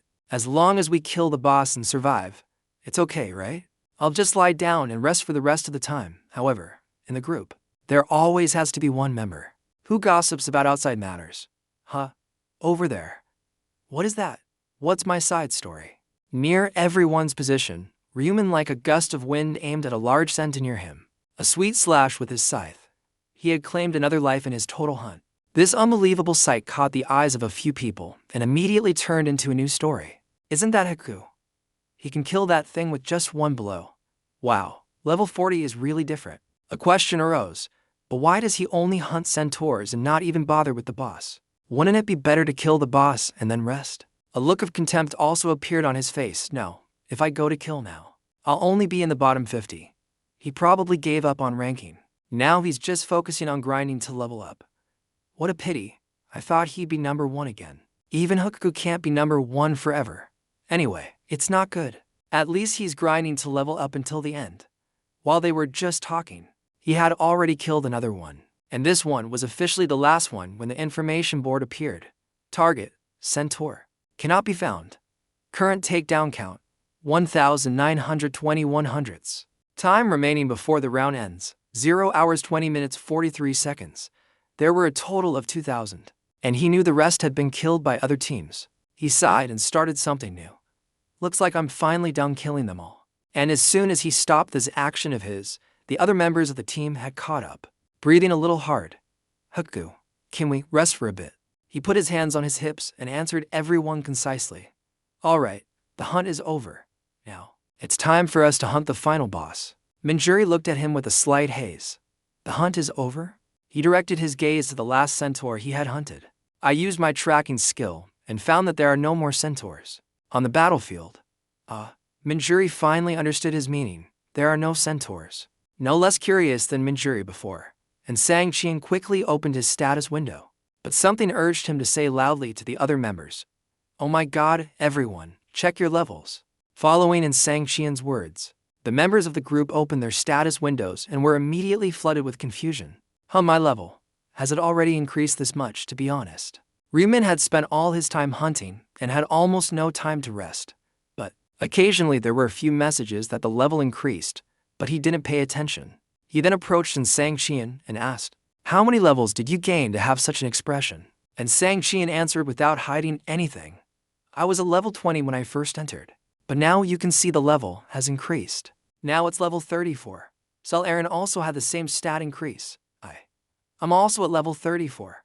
Manjuri, on the other hand, was a little different. I went from level 21 to level 35. Thank you for watching, and see you in the next videos." And he also wanted to see how much he had improved. So everyone has gone up about 13 to 14 levels. And so have I, thank you. My level has increased from 40 to 54. Status window name, Ryumin nickname, Hakuku rank, professional level, 50 for class. Grim Reaper titles, the last regressor hidden, the first angel punisher hidden, not enough. Not only that, he decided to look at the items that dropped from hunting it. 19 magic stones, 9 common equipment items, and many other miscellaneous items. And there were even the necessary materials for combining god-tier equipment. One of those items is the shiny horsetail, category miscellaneous. Description, just as its name suggests, a horsetail that emits a brilliant light. A faint magical power can be felt. While he was focused on the item, Minjuri suddenly exclaimed, it's gold. It's piling up like a mountain. In addition, there were the other teammates. Me too. A whole 115,000 gold. Healthy Zeok's eyes went wide. Since they didn't participate in the battle, all members received the same amount of gold. Calculations immediately started from Insangxian. I'm confused because I suddenly have so much money. It's like I'm in a dream. What should I do with this money? Having regressed many times, he knew what was most optimal. He brought out some suggestions by common skills of the shop, and especially remember to buy things like presence detection, enhanced body vision, and basic magic resistance. If you all see something necessary in the special shop corner today, buy it. Healthy Sales decided to follow his advice and open the shopping store. Presence detection. However, Minjuri didn't want to do it right now. I'll go shopping later. You can't just let everyone stay here and talk until time runs out. He turned his back and commanded everyone, follow me, we should go hunt the final boss now. Healthy would be startled by his basic mistake. Yes, sir. The wide area observation skill opened, his eyes turning blue with the color of energy. Trive Minotaur. Once the location was confirmed, accelerating was the next step he took. Like a gust of wind, he continuously observed the surrounding terrain and decided to stop at one location. The giant Minotaur appeared from a distance, but it seemed a few teams had targeted this one, and they also noticed his appearance. The strongest one has appeared, and they simply approached to greet him. It's Hakuku. Please come and join us. The decision was made. Ryumin shook his head without thinking. No, I have no intention of sharing my contribution with another group. Then I will fight the final boss alone. A normal statement from him, but when it reached the ears of those around him, it was a mix of confusion and bewilderment. He wants to take down the boss alone, even if it's Hakuku. Isn't this the Minotaur boss that only 20 people can defeat? Stringing things together. They thought he had the skill and ability equivalent to 20 players above level 20. Proud of their abilities, but their pride did not allow it. Looking back, it seems you're bragging a bit, Hakuku. Bragging? Ryuman's eyes turned cold. You underestimate me too much. If you guys can kill it, why can't I? The player was confused by his presentation. But we have the advantage in numbers, don't we? A smile appeared on his face. Numbers won't help you. Saying that is a bit. A bit what? Ryuman ignored that and stepped forward. The members of the group were also surprised. They had never heard that he would charge into battle alone. Despite the restraint from his teammates, he still slowly took a step forward. I'll finish this soon. And precisely because of his unusual movement, the people who had completed the mission changed their emotional expressions in turn. Don't tell me he's going to fight alone. Anyway, I'm getting bored, just in time. It wasn't just them who noticed him, but he also noticed them, his judgment quickening with each thought. Including those inside the pillar. There must be dozens of people watching. If possible, it's better to hide my ultimate special moves. But this could also be the perfect opportunity for me to show them my true strength. If I show them how quickly I can take down the Minotaur, they at least won't look down on me anymore. I'll do it quickly. The final boss's back fell into his line of sight. For his next choice, Ryuman stopped at a specific distance. Therefore, having entered the attack zone, the Minotaur sensed it and quickly looked back. At the same time the monster saw him, the black scythe began to activate. The people in the light column tried to squint to see this new fun. What's he doing? It looks like he's about to use some kind of skill. What a strange posture. Activating his judgment mode, the system only started counting the time. When the distance was close enough to attack the boss, he flipped his wrist upside down. The angle was adjusted according to the Sith's movement, meaning it was still in the preparation stage, and the clock hadn't started yet. And as a simple simulation, the Minotaur let out a loud roar. The large axe was raised high and charged straight towards him, into the attack range now. 3 seconds, he adjusted his ankle to turn forward. 2 seconds, he bent down deeply as the Minotaur jumped high into the air. 1 second, he activated Night of the Dead. Darkness fell, and the bull stopped its action. He knew this was the moment, and energy flowed into his scythe. This is it. Let's begin. A crescent was drawn, a ray of light appearing in the endless darkness. Moon slash. Cast a brilliant light on the Minotaur's face. Asterisk swish asterisk. The sound of cutting an object was loud and the light flashed across its neck in the blink of an eye. The thick neck, which was difficult to cut even with 20 swords, was severed by a single black scythe. The square suddenly fell silent, leaving only the sound of the bull's head falling. Once again, when everyone could hear, it was the sound of the shock as the rest of the body fell. Can you hear it? The players were unconsciously frightened by his performance, their faces turning pale. Look, the Minotaur's head was cut off. Haku killed it with just one blow. They couldn't understand what had just happened. Impossible. He smiled amidst the loud cries of amazement. Impossible. Do you have any idea how high my stats are? The Minotaur's body fell like a crumbling mountain, and fear spread among the players. Oh my god. Hey, look at that. Where is this? The Minotaur's ship fell to the ground. He killed it in one blow. It's so absurd. They didn't show any news about this, while he stood there listening to everyone and laughing at himself. Is that unreasonable? Don't you even know what my current stats are? The system settlement gradually completed. You have slain the Minotaur, received cowhide, and received the Minotaur's armor design. You know that's what you'll get, so it's not surprising. Minotaur and Jabot's design. Item data concretization details Jabot. Item category description high quality Jabot is very durable and good for crafting armor. While everyone was still frozen in surprise, Riemann turned to his teammates. I guess I can sell it for a high price. The display is not over yet. Minotaur's armor blueprint consumable item category description an item containing 6 combination formulas to create a unique Minotaur armor set. You should prepare notes before using. When everyone had the same expression, he approached and woke them up. Are you guys okay? We're fine too. They didn't think he would use such a fast blow, right?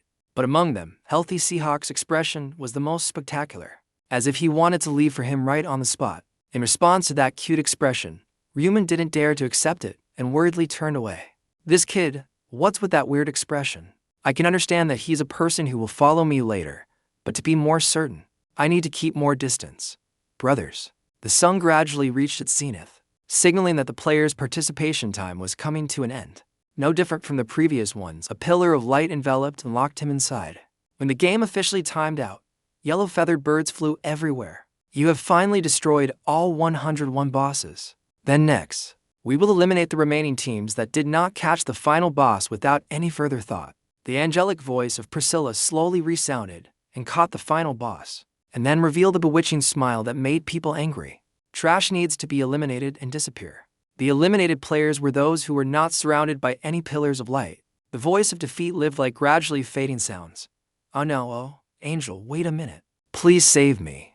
Those who were lucky enough to survive were secretly glad that they did not share the same fate. When the wailing was no more, the angel Priscilla clapped her hands and smiled brightly, drawing everyone's attention. So, let's check the rankings together. Summary of Round 6 results. All regions. Longest, singing verse and for other players, OH001 South. Second place, Chana and for other players, OH0 321s. Third place, Seed Heads and for other players, OH0 for 9 South. Region. Second place, Kim Soo Han and for other players, 0 hours 5 minutes 31 seconds. Third place, Babaroji and for other players, 0 hours 5 minutes 58 seconds. When they had finished absorbing this knowledge, a few teams seemed to be in a state of panic and distorted their words and thoughts. Why isn't our team the first-ranked team? We were the first team to destroy it, weren't we? Hitka's team actually took first place. Didn't his team destroy it very late? Something must have gone wrong. Priscilla, who heard the muttering, laughed. Who said that? The person who is ranking in the order of destruction. As you can see, the ranking is calculated based on the time it took to destroy the wind bundle. Thank you. The attitudes of a few people changed to sudden collapse. Time, so our team is in last place. That teasing smile made them feel even more humiliated. 11 minutes and 30 seconds. I don't understand why you guys took more than 11 minutes to kill a cow. Anyway, truly a lowly human species, not knowing whether to look at the results screen carefully. Priscilla spoke without thinking. On the other hand, the shortest time is 1 minute. And that is the team that Huckle manages. So this result is quite good and understandable. Player quickly interrupted this. Then let's watch the next episode. Angel. The time is not 1 minute. Priscilla blinked in surprise and looked again as if she felt something was strange. Round 6 results: entire region, singing team, OH001 South eliminated. The information board hit the line of defensive thought. 1 second is 1 second, not 1 minute. The time that the sentence processes the boss is 1 second. It will be 1 minute. After realizing this, her expression became emotionless. The arrogance that the angel herself possessed was now confused with the participating players. Oh, I made such a silly mistake in front of these people below. How? Changing her expression, she crossed her arms on the spot and complained, There's even a 1 second record. Anyway, is the boss that weak? These words fell on the player's ears like water off a duck's back. Having resolved her mistake, Priscilla announced another matter. Alright, first we will reward the top 3 players. Please note that the reward is only given to the player who contributed the most. He crossed his arms and waited for the results to return from the screen. Congratulations, you have completed the mission in first place in your region. Congratulations. You have completed the mission in first place in the entire region. Correspondingly ranked first in the region, reward. Advanced Epic Hat option has been selected as a reward. Ranked first in all regions. Received. Choose special reward lake. He smiled as he looked at the inventory that he always kept open to wait for items. It's time for me to change my helmet. When he touched it, the notification screen lit up. You can choose one of the following epic level helmets. Reward: touch the reward you want. 1. Angel's Ring. 2. Minotaur's Cow Mask. 3. 2M's Feather Hat unnecessary. There was no reason for him to hesitate. If there was anything I needed, it was a feather hat with a rather attractive option. Item information: item number 3 shows more 2-meter feather hat. Category: helmet, epic grade. Defense 180, effect agility +10, can be used. Invisibility, durability 1500, 1500, use restriction. Professional level and above. Description of a helmet modeled after Hermes' feather head. It is not genuine. You can use the invisibility ability when needed. Add promises. He put it on his head as soon as it was hot. If I wear it right away, you will. Information panel, temporary skill, invisible effect. Conceals your entire appearance from your opponent. Sound cannot be hidden. Automatically dispels when attacking or being attacked. The effective time is 30 minutes, but cooldown time is 30 minutes. The thing that could turn him into a perfect assassin was also in his hands, the smile. For that reason, has not yet ended. From now on, I can use the stealth skill. Its only points are that it cannot be hidden with sound. If you add Dunnel to hide your presence, your invisibility will become invincible. There was one more thing he wanted to activate at the same time. You can choose one of the following special rewards. The reward is: touch the reward you desire. 1. Random item selection. 2. 14,000 gold. 3. Information about round 7. I'm not poor. As for information, I understood it after 99 regressions. So there's only the first one he can choose. I don't need gold or information. For this type of special reward, I can only choose this number 1 position. Attach selection information, reward. Choose one of the following materials. 1. Broken sharp tree branch. 2. Effervescent solution. 3. Hard magic shell. 4. Angel's golden dust. Done. Knowing what they were, he immediately chose box number 4. You don't have to worry, and you understand the use of each type of material. Choose the Angel's golden dust, a god-level item, a mechanical set. An Angel's gold of the utensil category. The description still flutters in an angel's hair. It's not dandruff. The golden energy surrounded him. Lighting up, the angelic voice of Priscilla gradually ended. All the rewards have been given. Now you can go back. See you all in the next round. The large general notification board has been activated. Round 6 is over, all regions. Number of survivors 8,060,195. Applicable region CESKS007. Number of survivors 505. After a while, the soul will be transferred to the body in the current dimension. Round 7 will begin at midnight on July 1st, 2023. So, see you all in the next round. Congratulations to all who survived. Returning to reality, the person who appeared was not Rimin, but Ma Zhongjok. More precisely, someone was knocking on the door continuously, calling out loudly, Director Ma. Due to being bored, I tried to get up because I was disturbed while still sleeping. But since someone was calling so urgently, he also had to put on his slippers so as not to be left behind. I went to open the annoying door. Tomorrow. And Sang Qian, in a polite, formal vest, waited for him to call. Section Chief in. What happened that brought you here as soon as you returned to this place? And Sang Qian's voice trembled slightly. Excuse me, may I come inside to talk? Of course. The two of them went to the reception table where he poured himself a glass of wine. So, The level has been raised a lot, right? After all, you teamed up with the sentence and went hunting for 6 hours. Going directly, but he looked at him coldly and questioned him. So, how much did you contribute and increase to be so excited to run to this place? And Sang Qian was confused and didn't know where to start explaining, only reaching the final result. I went from level 20 to level 34, a total of 14 levels. The hand that was about to drink Ma Gyong's whiskey stopped in midair. 34. Are you sure? Took a sip to clear his head. Yes, it's great, isn't it? It makes sense. Because all the hunting work was handled by the Black Sentence. Thinking about this was also a big surprise. Yes, he handled everything by himself. We just ran to keep up. Ma Gyong swirled his wine glass. I guess he kept all the items he received in his anxiety. And Sang Qian showed a hint of joy. That's right. But I don't regret skipping those items. I never thought my level could rise so quickly. The sound of Ma Gyong was a little cold as he took another sip of water. I never thought you could surpass me in level either. And Sang Qian asked quickly. So what level is the director at now? 29. The result surprised and Sang Qian so much that he couldn't open his mouth anymore. Pushing aside his previous joy, and Sang Qian showed no emotion, whatever it was. It couldn't make the director comfortable. So I guess actress Seo is at the same level as you, right? Thinking that my level is lower than hers, it seems I need to try harder. Although he smiled, it was a bitter smile. Once again, he filled his glass with wine. Tell me, Section Chiefin, does singing really kill that fast? Yes, you know. He took down those centaurs in one blow. That's very fast, even with 5 people in a team. I can't even do it that fast. It's truly a dark sentence. I saw the result that the dark sentence destroyed that Minotaur in just 1 second. Is that true? And Sang Qian touched the back of his neck, remembering how he did it, and said, that's right. He used some kind of glowing skill, and then cut off its head in one move. I've never seen that skill before. Although he knew this would be the result, Giangjik was still startled and found it hard to change. He took down that Minotaur with just 1 skill in 1 second. Has the gap between him and the rest of us grown this large? The Dark Knight is also strong but still can't compare to the Dark Sentence. Will I be that strong when I reach level 40? Then I have to focus on leveling up instead of dreaming about it. Self-esteem did not allow Ma Gyong to hesitate any longer. I guess I have to force myself to work harder. It seems I have to thank Hukao.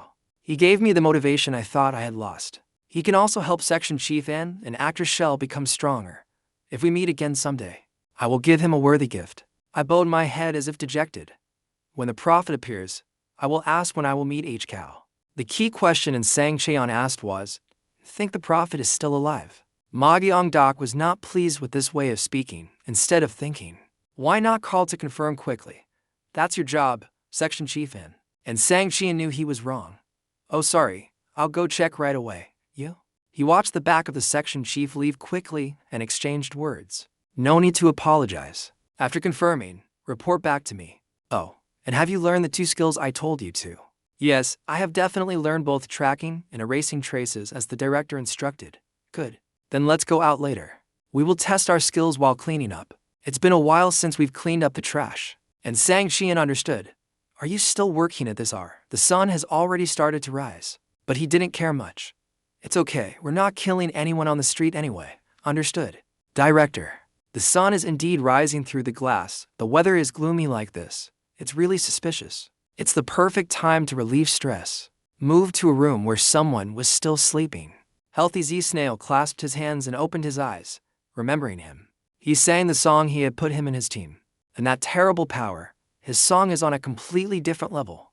The person I didn't even dare to look up to, so he's really a god. I rub my hair a little too much. How can I repay his favor? Is there anything I can do to help him? I'm not as useful as that corn girl. Listen, right at the sitting spot, if only my character class could support him, the more I think about it, the more I feel like I can't help him in this world. Yes, so. What about in the real world? The smile gradually widened. That's right. What does a god need most, of course? It's a loyal advance, in general. Speaking of which, he rubbed his hands together and shivered strangely. Why do I feel a chill down my spine today? That sudden chill accidentally made Riemann's mind wander. I'm feeling a bit cold, maybe I'm just tired. He didn't know how to handle it when suddenly, the phone on the nightstand rang. An international call, Riemann thought. He couldn't ignore it, so a second later, he picked up the phone. There was only one contact linked to overseas, so he pressed the answer button. Hello, Russell. It's me, a slightly awkward voice came from the other end. Hello, Prophet. First of all, allow me to express my gratitude to you.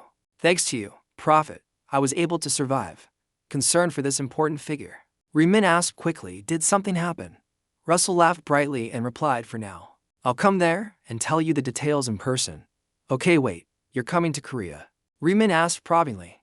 Meanwhile, Russell was packing his things into a backpack, holding the phone against his shoulder. Yes, I just booked a ticket. Instead of being happy, Remin was confused by this major variable. What? This never happened in the previous regressions. This indicated that in all the times he helped Russell before, this was the first time the man had personally come to find Remin. Russell noticed the slight hesitation and asked, Mr. Ryu, am I bothering you? If it's inconvenient, please tell me, and I'll cancel the schedule immediately. No, not at all. I'm looking forward to meeting you.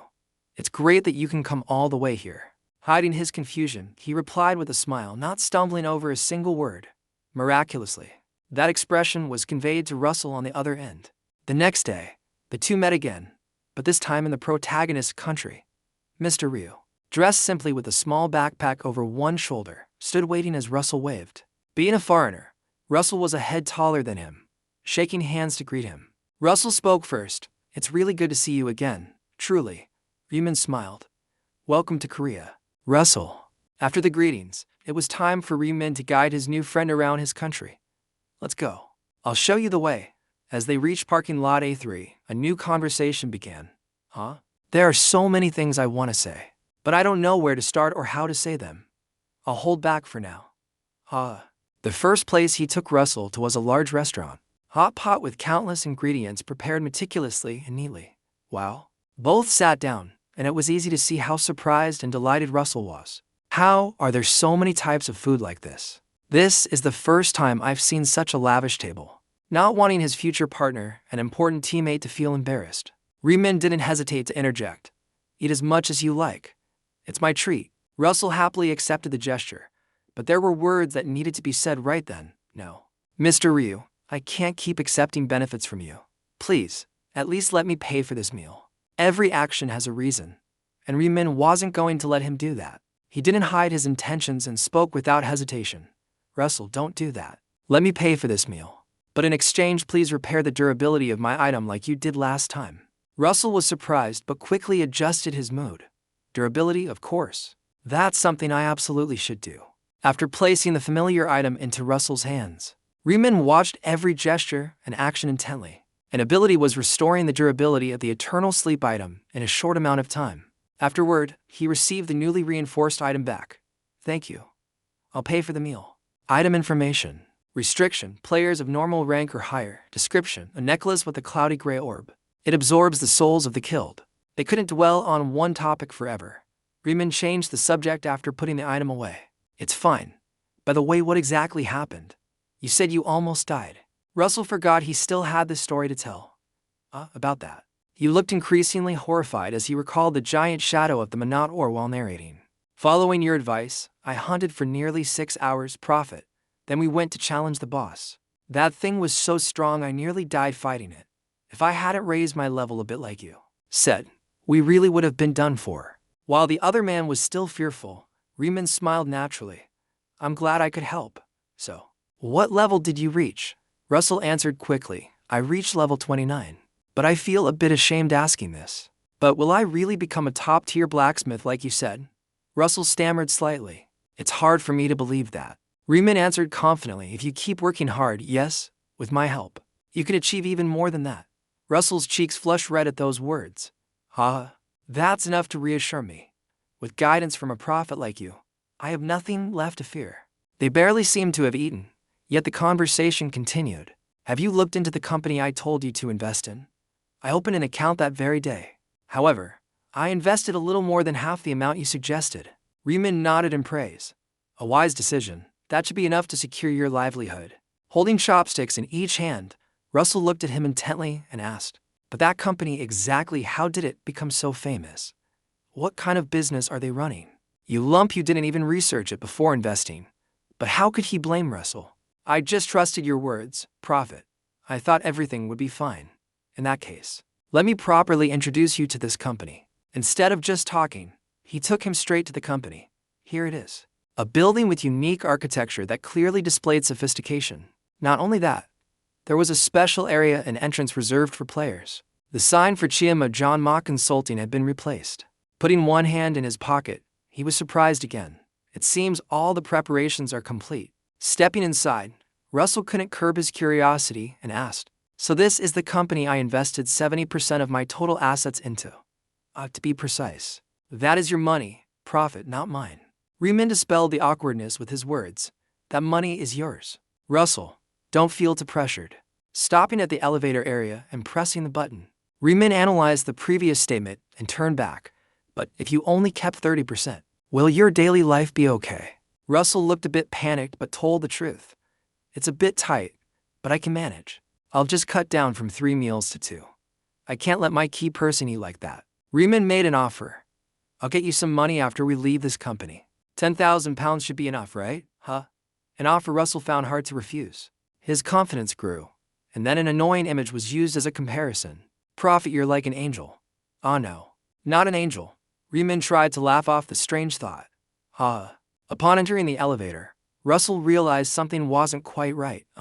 Now that I think about it, is it okay for us to just walk into someone else's company like this?" Riemann replied seriously, "It's fine.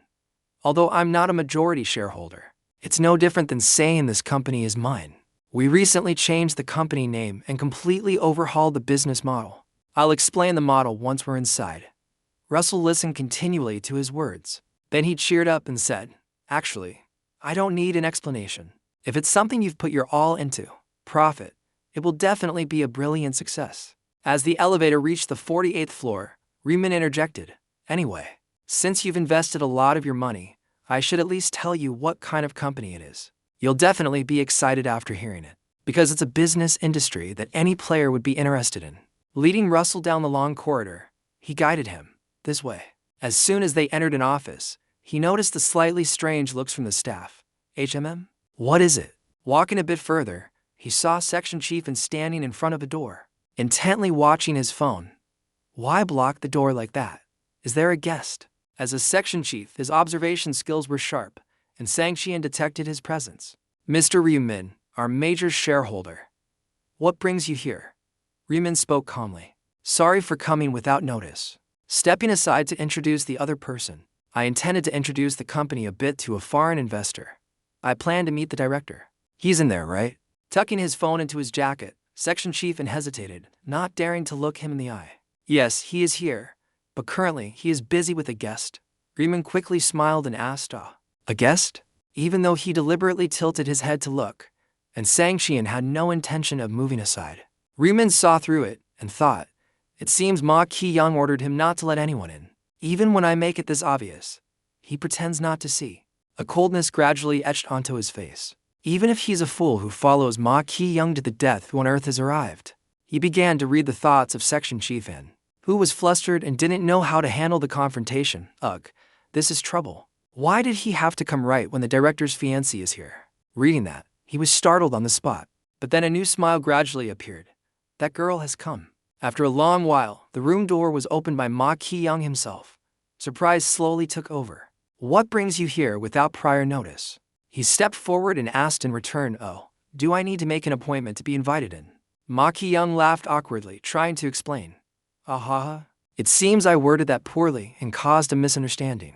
In business, profit always comes first. Whoever brings more benefit is prioritized." He understands that well. Misunderstanding. Being a prophet isn't exactly a powerful profession. Aside from seeing the future, there's nothing special, so deep down, you're looking down on me, aren't you? Ma Ki-young tried to force a conciliatory smile. "My apologies. A major shareholder like you can. Of course, come at any time. It's just that since you always make an appointment before coming, I was a bit surprised this time." Ignoring Ma Ki-young, Riemann looked past him at the woman inside. Is that so?" A foreign woman with blonde hair stood with an elegant posture. Riemann profiled her in his mind. Christine Grace, a woman with a unique class of priest and someone who survived until round 15.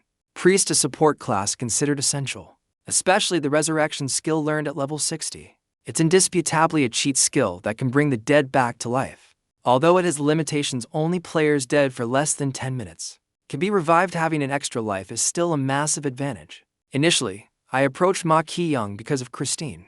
Meeting her at this time isn't anything special, but maybe it's a good thing. Whatever happens, I must make her an ally and get her to at least round 20. Ma Ki-young noticed the strange look in his eyes. Without hesitation, Ma Ki-young pointed to introduce her. This is my friend. Her name is Christine Grace. Following the introduction, once again, he had a negative view of the man. Friend, don't make me laugh. You said you wouldn't hide anything from me, yet you hid your own fancy. Adjusting his mood, he extended a hand and a smile to greet her, and he spoke in English. Nice to meet you, Ms. Grace. My name is Ryu Min, a business partner of Mr. Ma Ki-young. She shook his hand and replied, Nice to meet you, Mr. Ryu Min. Just call me Christine. I didn't know the director had a business partner. Ma Ki-young was panicked. Huh? He can speak English. Meanwhile, Ryu Min continued in English. I also couldn't imagine that the director's fiancée would be so beautiful. Christine delivered a line that increased Ma Ki-young's fear. Oh, did the director tell you about me? This time, he turned to look at Ma Ki-young. About that, the anxiety increased. He even knows about my fiancé's existence? He immediately bowed before him. I apologize, Prophet. I didn't mean to deceive you. Ryu Min's voice softened. It's fine. You must have felt awkward. Thank you for your understanding. However, his internal view was different. But it would have been nice if you trusted me a little more. Ma Ki-young didn't dare look him in the eye, only cursing himself internally, damn it. Beside them, Christine still didn't understand what was going on. Although not entirely pleased, he still had to do the important task he came for. Ryu Min said, I was actually planning to provide information about the next round to your fiancé as well. Let's go inside and talk. He didn't forget to turn to Russell and instruct Russell. Please wait outside for a moment. Russell didn't object. All right, Mr. Ryu.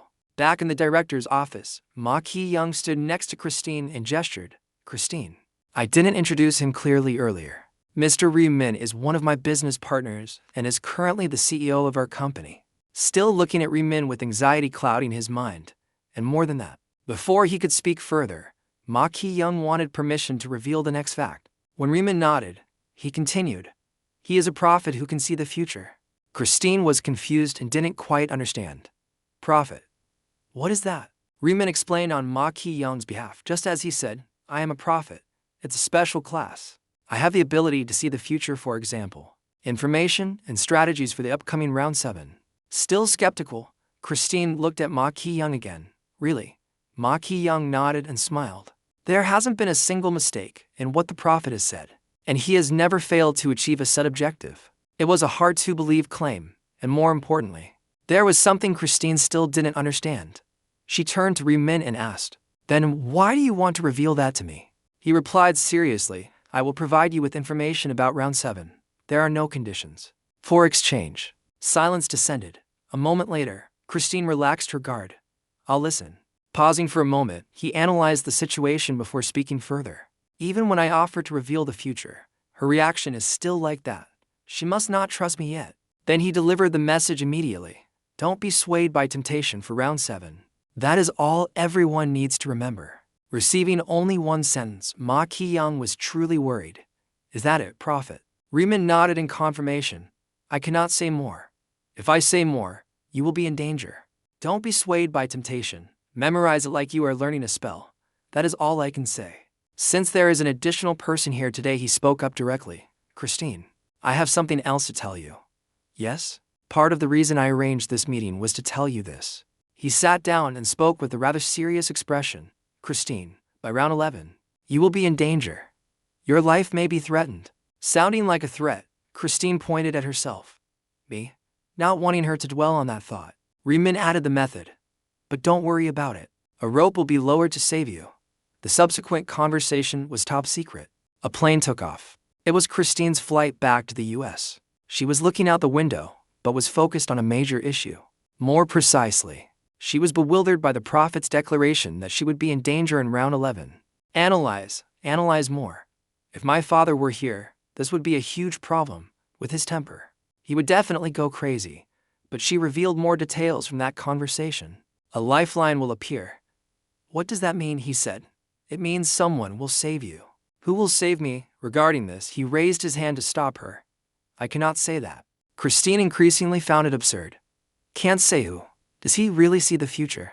All these vague prophecies. Is he trying to trick me? The flight announcement chimed in at that moment. The aircraft will soon land at Dallas-Fort Worth International Airport. Dragging her luggage out of the airport, she met a familiar face waiting for her. Butler Bishop. He was quite handsome and smiled as a greeting. Miss Christine, was your trip to Korea smooth? Let me carry that. Christine paused for a beat. I didn't expect you to come all the way to the airport to pick me up. Taking the suitcase from Christine, both continued walking forward. Because the master ordered me to bring you straight home, no detours. Christine didn't find it strange. Is it going to be difficult? Let's go. Leaving the international airport, they went to the largest hall in the U.S., the Shining Wood Hall. They continued walking down a wide corridor. Reaching a room, Bishop knocked to ask for permission. Sir, Miss Christine has returned. No one was seen inside yet, but a voice confirmed, let her in. The door opened. This time, only Christine entered. Waiting for her was a middle-aged man with blonde hair sitting opposite. You're here. That was Christine's father, Nathan Craig. She replied cheerfully, yes, father. When his daughter sat opposite him, he exchanged a few questions with her. So, how is he living these days? He's living well and is as polite as before. He became slightly serious. Did he ever act disrespectfully towards you? She didn't look at her father. Never once. On the contrary, he treated me very politely. Hearing his daughter's words, he smiled with satisfaction. Of course, he must be polite. Whose daughter are you? So, have you become any closer this time? Christine shook her head and sighed lightly. I still don't know. The man opposite paused his emotions. Still don't know. You two have been dating for 6 months. Regarding this remark, Christine was displeased, perhaps even showing a bit of disgust. Dating. We just interact without any feelings for each other. Can that be called dating? He knew his daughter didn't like it, but there was a point that needed to be made. The Ocean Group is a major Korean conglomerate famous worldwide. A marriage with the eldest son of such a tycoon only benefits you. There is no downside. Even if you just like it now, won't feelings develop later? Sadness welled up in her. I don't know. I still feel creeped out because he seems to be hiding some scheme. He changed his tone. As a child of God, your cultivation is still lacking. Why are you always so suspicious? Because I am your daughter. An answer that left him unable to utter any further reproach. A moment later, the awkwardness still hadn't dissipated. All right. What is he doing these days? Did he say he's preparing to do business? The world has connected with God's world, yet he still hasn't abandoned his greed for worldly material things. Christine spoke without hesitation. You're the same in that regard, father. He objected. I did not receive God's selection. At this moment, a light radiated from Christine's palm. Father, do you truly believe this is God's choice and God's power? He nodded and answered decisively. I believe my daughter has received the angel's grace. Christine wanted to give up on her father. Angel's grace, I've told you so many times about what the angels have done, yet you refuse to understand. Wanting to talk more with his daughter, he continued. Is your fiancé also making good use of God's gift? He is level 29, ranked 23rd in the entire region. It seems he is a person of significant ability. Seeing that his level is higher than Jeffrey's, tells me that. Not wanting to hide anything, Christine looked at her hand and revealed the truth. This time he said he would create a marketplace for players. There was also an investor. I forgot the name, but that investor calls himself a prophet, claiming he can see the future. He heard another strange story. She crossed her arms and shook her head as if dismissing what she was about to say. He was showing off and gave me information about round 7, but I don't know if it's reliable. Because he spoke utter nonsense. The daughter didn't care, but the father felt differently. A prophet. In these chaotic times, no ability is more attractive than seeing the future. How about maintaining a good relationship with that person? Christine's answer remained the same. I'm not sure. She sighed wearily. Because he keeps saying unreliable things like that I'm going to die. That you will be in danger. Hearing someone dare to curse his child, he flared up on the spot. What? What did you say? She replied as before. It's just nonsense prophecy, father. Don't mind it. In this chaotic mess, are there any normal players? If anyone makes vague prophecies like that, anyone can become a prophet. Even so, he still warned his daughter. Don't be negligent. Who knows if someone among your followers might betray you? She closed her eyes confidently. Don't worry, father. Did you forget I am the regional representative? Compared to betrayers, there are far more people protecting and accompanying me. I will be safe. He seemed to stop making further demands. If you say so, then it must be. but always be prepared for unexpected situations, bringing the conversation to an end. Christine stood up. I know, father. Feeling uncomfortable and tired, Christine walked out of the room. Bishop noticed her by chance. He watched her throughout her walk. And then a command was imposed on him shortly after. Jeffrey. Yes, sir. The coldness of the leader emerged. I heard Ma Ki-young's investor is a prophet. He dares to impersonate a prophet and spout nonsense that my daughter will die. He paused to think. If the prophecy that she will be in danger is a lie, I will make him taste hell a little early. As Bishop waited, the direct order was issued. Investigate whether he is a fraud or not. He accepted seriously. In the name of God, I will execute the order. The chat room information screen connected. Lostiak has joined player C3's chat room. Jambi has joined player C3's chat room. Using the invisible mask, Reeman had gone to the studio where Lostiak lived. And now, he had become the other party, smiling and opening the conversation. Welcome, Jammy. A voice responded to him. Lostiak, you're here early. He replied, I had nothing else to do.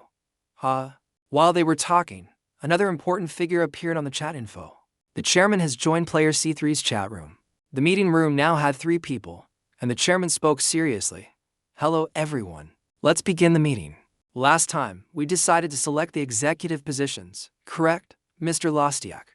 Among those who applied, have you selected any candidates? Lostiak compiled what he had prepared on the computer. The chairman waited for his report.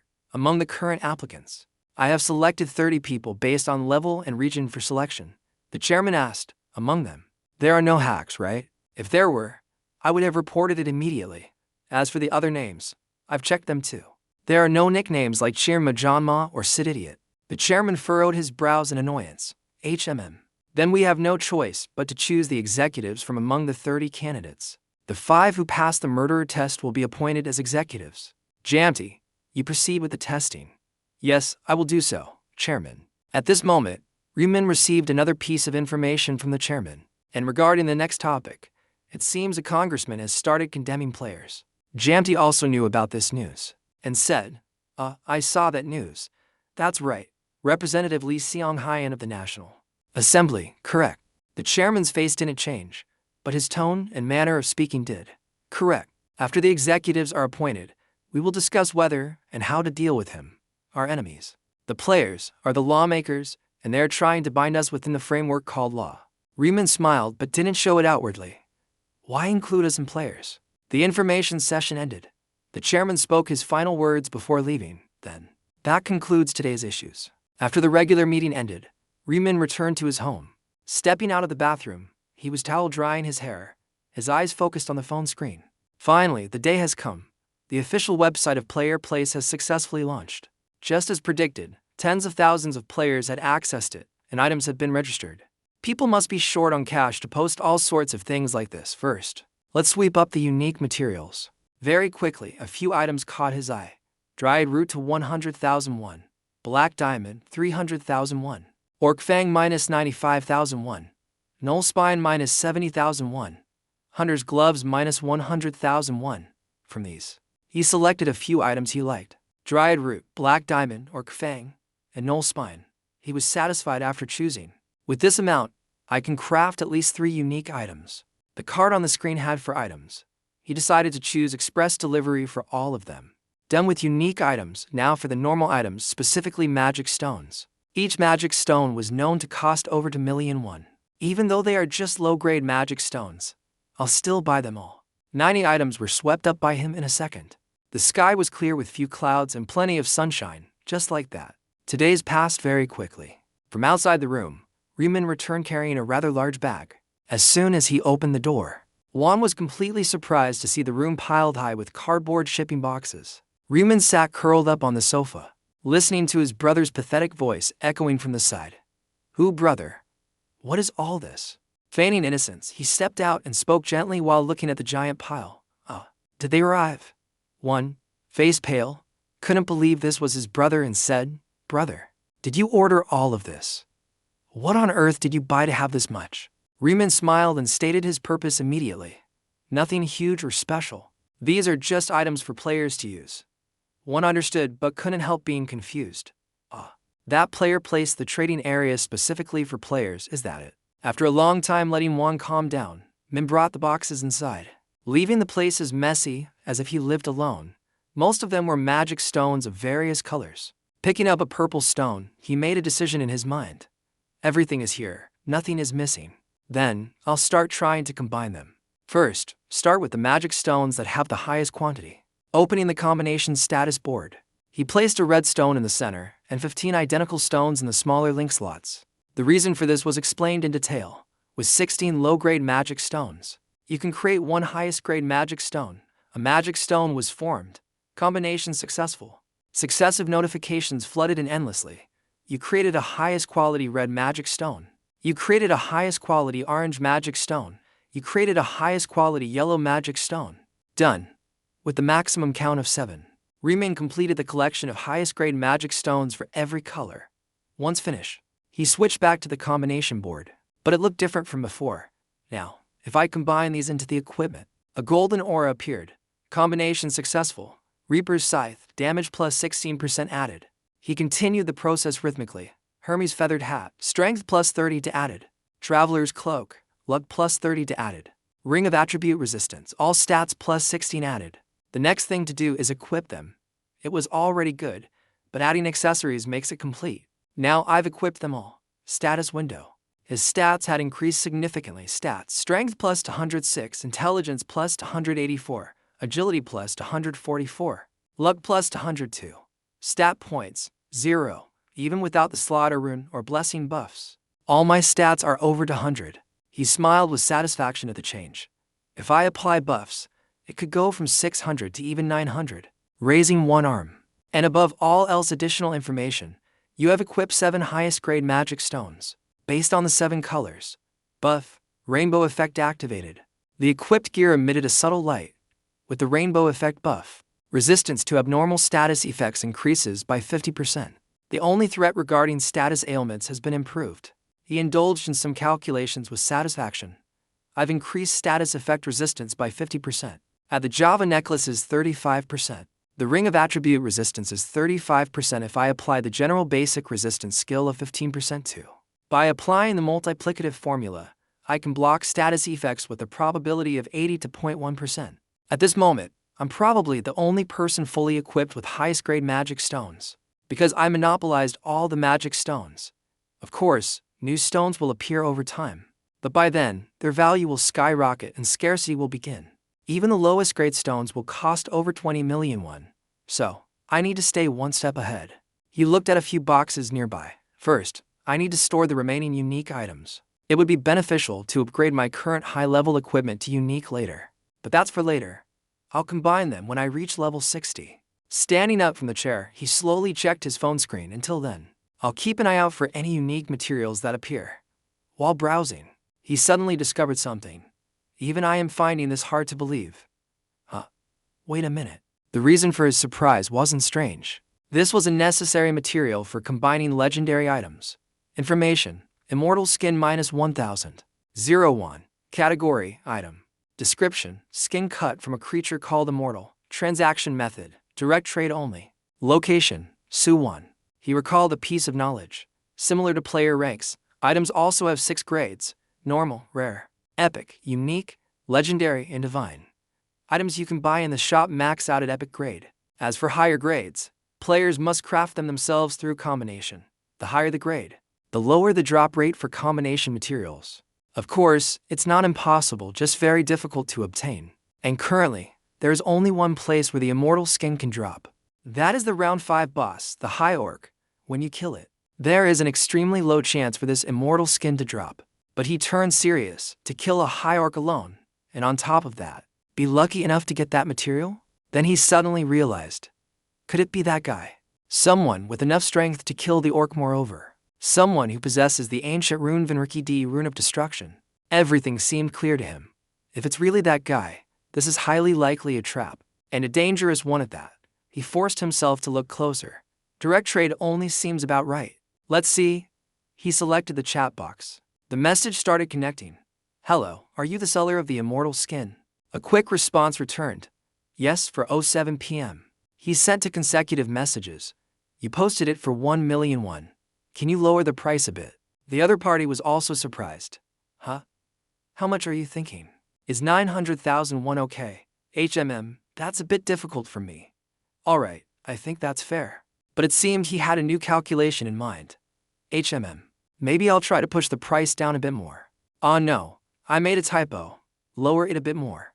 800,000 won. He was quickly slapped in the face by that choice. Are you kidding me? Why, anyway? The market price hasn't been set yet. Honestly, I don't even know how to use it. If you don't know what it's for, why try to buy it? His eyes remain indifferent. I just want to try combining a few things. Everyone buys materials for that, right? My wallet is a bit tight right now, so please, can you lower the price for me? He gradually questioned his life choices regarding the message as the other party didn't respond anymore. Sorry, are you not going to sell it? Hello? Hello? However, the other party's pause was just hesitation. When the hesitation ended, the response came quickly. Fine, I'll sell it for 800,000 won, but cash only. Can you come to Suwon? The smile returned. This guy. It really is him. I lowered it by 200,000 won, and he's still selling. Of course, I can. He evaluated the other party a bit more. The item is just bait to lure people in. With a psycho bastard like him, it's not surprising. Opening the door to a room, then, before more victims appear, let's go see his face. Dressing up and gearing up. Of course, I'll take that legendary grade item as well.